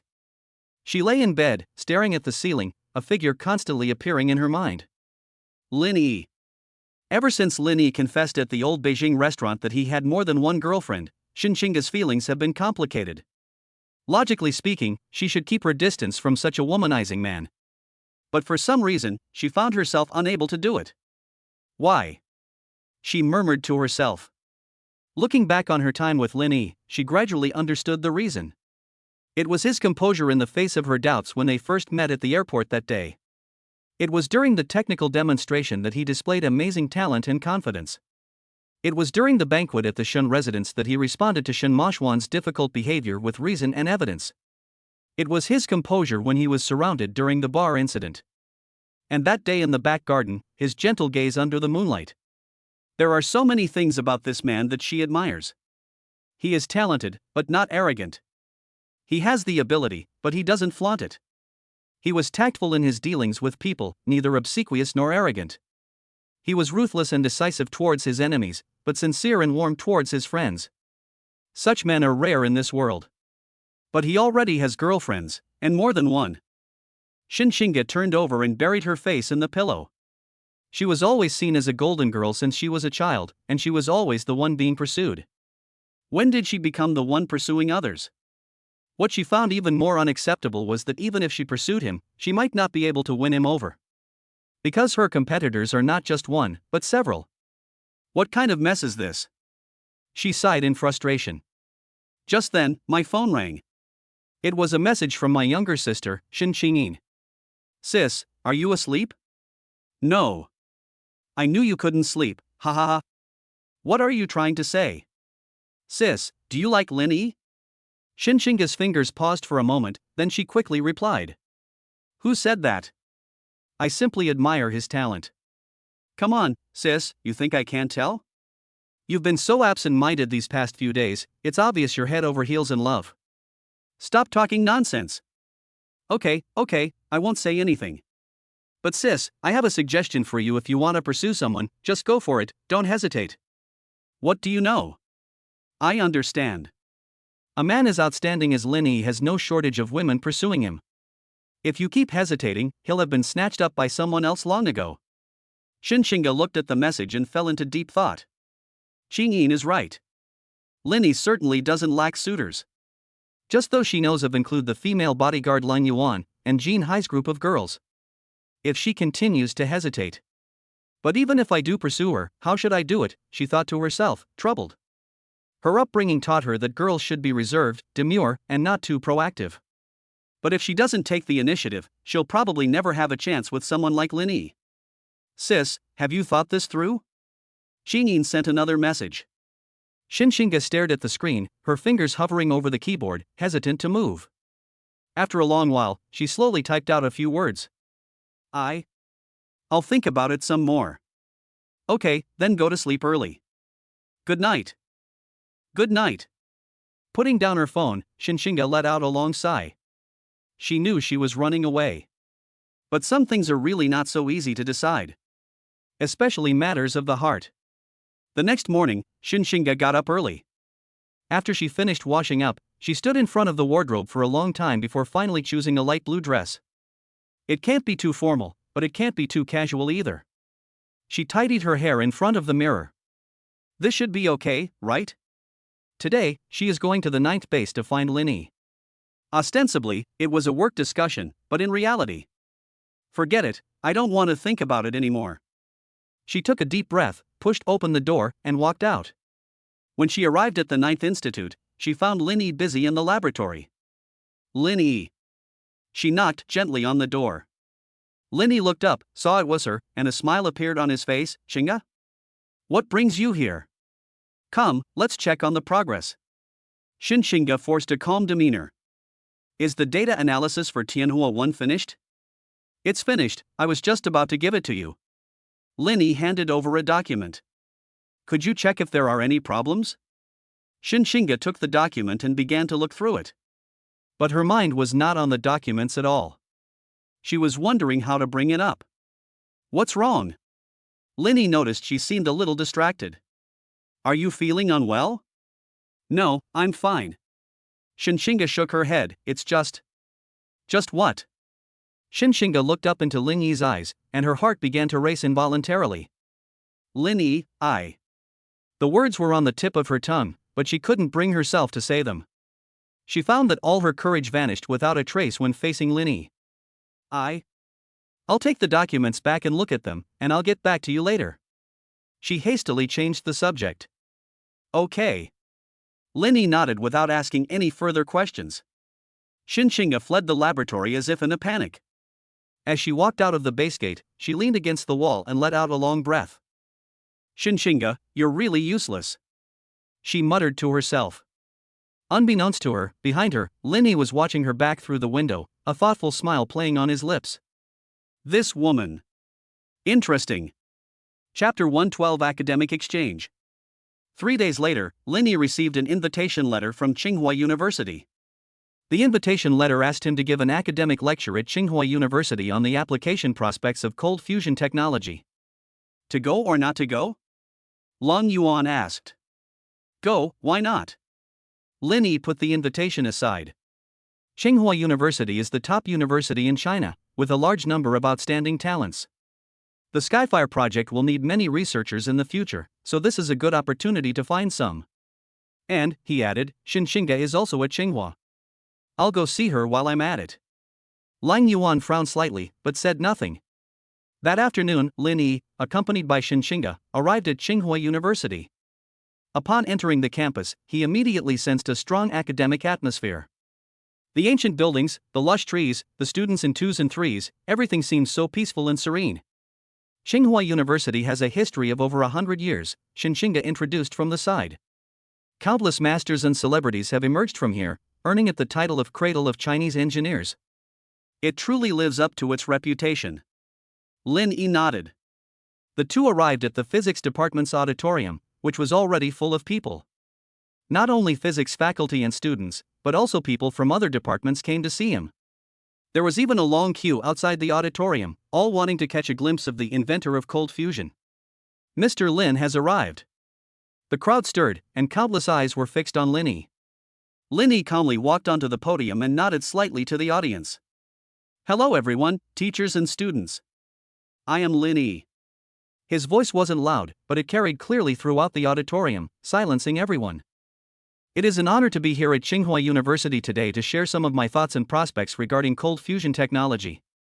Before we officially begin, I'd like to ask everyone a question. He paused, his gaze sweeping across the entire room. What do you think energy means for human civilization? A low murmur arose in the auditorium. One student raised their hand and answered, energy is the foundation of human civilization. Without energy, there would be no industry, no transportation, and no modern life. Well said, Linny nodded, but not comprehensive enough. He walked to the whiteboard and picked up a marker. Energy is not only the foundation of civilization, but also the ceiling for its development. Every major advancement in human history has been accompanied by an energy revolution. From firewood to coal, from coal to oil, each energy upgrade has brought about a leap in productivity. But oil and coal are both finite resources. It is estimated that global oil reserves will only last for another 50 years, and coal reserves for no more than 200 years.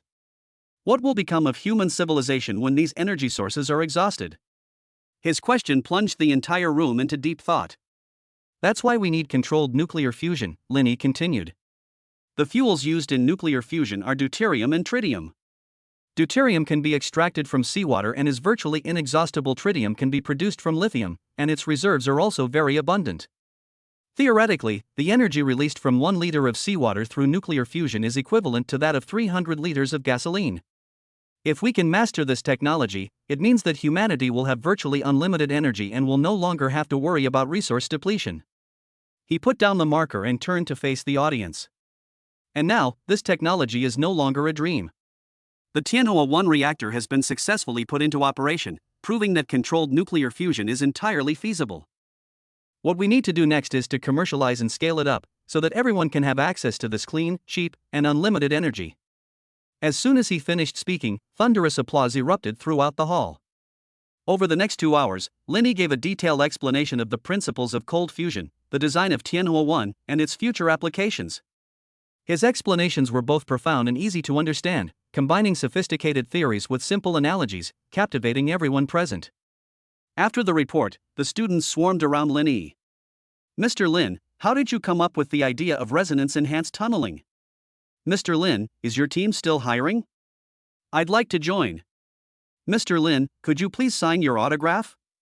Linny responded to each question patiently.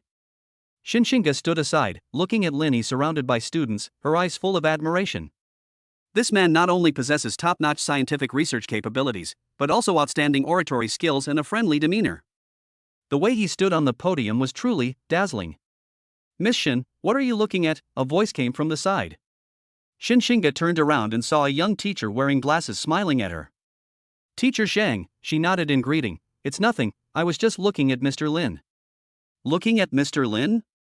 Teacher Zhang smiled meaningfully. Miss Shin, you seem quite interested in Mr. Lin. Shinshinga blushed slightly. I just admire his talent. Really? Teacher Zhang didn't press further, only saying, in any case, Mr. Lin is indeed a rare talent. If you have the opportunity to work with him, you must seize it. After saying that, he turned and left. Shinshinga watched his retreating figure, a complex mix of emotions welling up inside her. Make the most of it. She lowered her head and looked at the documents in her hand. On it were some technical annotations written by Lin Yi himself. She gently stroked the words and made a decision in her heart. Regardless of the outcome, she was determined to give it a try. Chapter 113: An Encounter in the Library. Tsinghua University Library is known as Asia's most beautiful library. Afternoon sunlight streamed through the huge floor-to-ceiling windows, casting dappled shadows on the dark wooden bookshelves. A faint scent of books filled the air, occasionally punctuated by the rustling of pages turning, creating a tranquil and beautiful atmosphere. Linny sat alone by the window, with a copy of Introduction to Quantum Field Theory open in front of him. Although the knowledge provided by the system far surpasses the technological level of this era, he still prefers to organize his thoughts in this traditional way. Moreover, reading in the library of this century-old prestigious university has a unique charm. This line of reasoning is quite interesting. Linny smiled slightly and wrote a few formulas on the edge of the book with a pencil. Just then, ahem! A soft cough came from the side. Linny looked up and saw Shinshinga standing on the other side of the bookshelf, holding several periodicals in her hand, looking somewhat unnatural. Dr. Shin? Linny was somewhat surprised. What are you doing here? A flicker of embarrassment crossed Xinshinga's face, but she quickly regained her usual indifferent expression. This is the Tsinghua University Library. I'm a doctoral student at Tsinghua. Why can't I be here? Oh, you're right. Linny smiled. Would you like to sit? He pointed to the empty seat opposite him. Xinshinga hesitated for a moment, but finally sat down opposite him. The two were separated by a long table and remained silent for a moment. Linny continued reading his book, while Xinshinga opened a copy of Frontiers in Nuclear Fusion Research, but her gaze would occasionally drift from the top of the page to the man opposite her who was engrossed in reading. Sunlight fell on his profile, outlining his distinct features. His eyes were as deep as the sea, seemingly containing boundless wisdom. Xinshinga noticed that her heart was beating faster. Linny, she couldn't help but say. What books are you reading? Linny showed her the book cover, An Introduction to Quantum Field Theory, written by Griffith. Xinshinga frowned slightly. I've read this book, it's an introductory textbook for undergraduate studies. It's probably too easy for you, isn't it? Simple things sometimes contain the most profound truths, Linny said meaningfully. Like the principle of nuclear fusion, it's not complicated in theory, the difficulty lies in its engineering implementation. Xinshinga nodded thoughtfully. Ever since she witnessed the successful ignition of Tianhua 1 in the laboratory that day, her opinion of Linny has undergone a complete transformation. This man is truly too mysterious. I have a question I'd like to ask you. Xinshinga hesitated for a moment before speaking. Please speak. I've studied the magnetic confinement optimization algorithm you mentioned in your technical report for a long time but still haven't fully understood it. Could you explain it to me? Linny put down his book and looked at her seriously. This question can't be explained in just a few words. If you're interested, I can explain it to you in detail. Then, let's find a quiet place. As soon as Xinshinga said it, she felt something was off. Isn't this a way of asking him out? No need, this is fine. Linny took a notebook and a pen out of his bag. Here, look. He started drawing on the paper. Xinshinga moved closer without thinking, and the distance between them instantly closed. Traditional magnetic confinement schemes use tokamak structures to create a toroidal magnetic field. Linny's voice was deep and magnetic, and with the help of clear diagrams, he explained a complex physics problem in a simple and easy-to-understand way. Xinshinga listened intently. She discovered that Linny possessed a unique charm when lecturing. Even dry academic content took on a special appeal when delivered by him. Therefore, by introducing a fourth-dimensional constraint parameter, we can improve the stability of the plasma by more than 10 times. I see. Xinshinga exclaimed in sudden realization. I was stuck on the third step of the mathematical derivation. It turns out the problem lay in setting the boundary conditions. Very smart. Linny nodded approvingly. Being able to understand so quickly shows that your foundation is very solid. Xinshinga blushed slightly. It's all right. She suddenly realized that the two of them were already a little too close. She could smell the faint masculine scent emanating from Linny, and her heart began to race. What's wrong? It's nothing. Xinshinga quickly sat up straight. I just suddenly remembered I have something to do. Seeing her obvious shyness, Linny couldn't help but laugh. Dr. Shin, you're blushing. Who's blushing? Xinshinga exclaimed, annoyed and embarrassed. It's the lighting. Okay, it's a lighting issue. Linny raised his hands in surrender. Just then. Shinga? A surprised voice came from not far away. Xinshinga looked in the direction of the sound, and her expression instantly turned somewhat strange. The newcomer was a girl wearing glasses, a simple white shirt and jeans, who looked quiet and refined. She was carrying a stack of books and was looking at them with a surprised expression. Meng Shiyao? Xinshinga stood up. What are you doing here? I've come to return the book. Meng Shiyao walked over, her gaze shifting between Linny and Xinshinga. And who is this? Her tone was clearly filled with curiosity. Xinshinga's heart skipped a beat. Meng Shiyao was her best friend at Tsinghua University, and also a well-known gossip queen in the physics department. If she were to see her alone with a man. This is Linny, the person in charge of Project Skyfire. Xinshinga tried her best to remain calm. Linny, this is my classmate Meng Shiyao. Hello. Linny nodded in greeting. Meng Shiyao's eyes lit up instantly. Lin Yi? The legendary Lin Yi? The Lin Yi who invented cold fusion? The Lin Yi who single-handedly changed the world's energy landscape? I guess so. Oh my god. Meng Shiryao exclaimed, then turned to look at Xinxinga, her eyes gleaming with gossip. Xinga, when did you become so close to Lin Dashan? Are you two on a date? We're discussing academic issues. Xinxinga quickly interrupted, it's just a normal academic exchange. Academic exchange? Meng Shiryao smiled meaningfully. Two people, huddled in a corner of the library, one talking and the other listening, so close they're practically touching. Is that what you call a normal academic exchange? Xinxinga's face turned even redder. Don't talk nonsense. I'm talking nonsense? Meng Shiryao adjusted her glasses. Xinga, we've been best friends for 4 years, don't I know you? You've always been indifferent to the opposite sex since we were little, but today you actually took the initiative to discuss academics with a man? That's because his skills are truly amazing. Oh, that's impressive technology.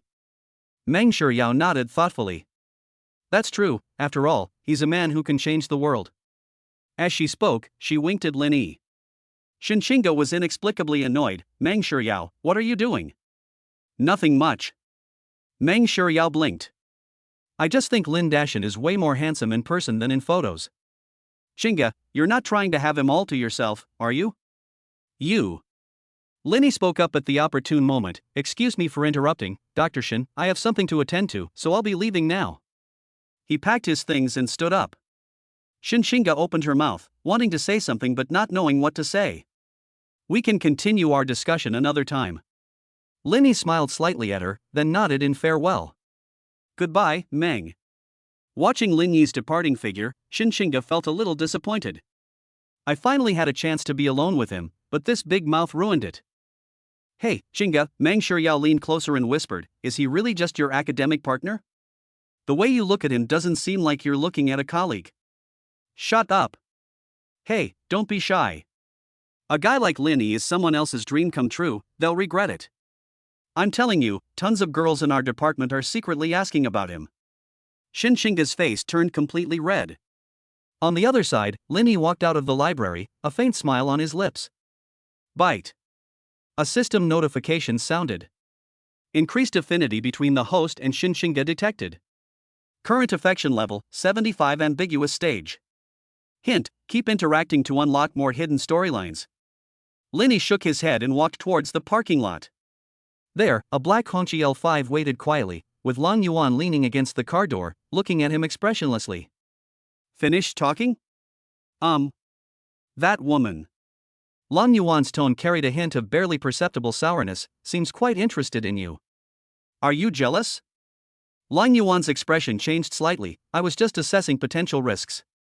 Lin Yi smiled and got into the car, not exposing her true feelings. The car slowly drove away from Tsinghua University campus and headed towards Daiyutai State Guesthouse. Today's chance encounter at the library was just a minor incident. The real curtain is about to rise. Tomorrow, he will attend a crucial meeting, the founding ceremony of Tianhua Energy. His energy empire is about to rise.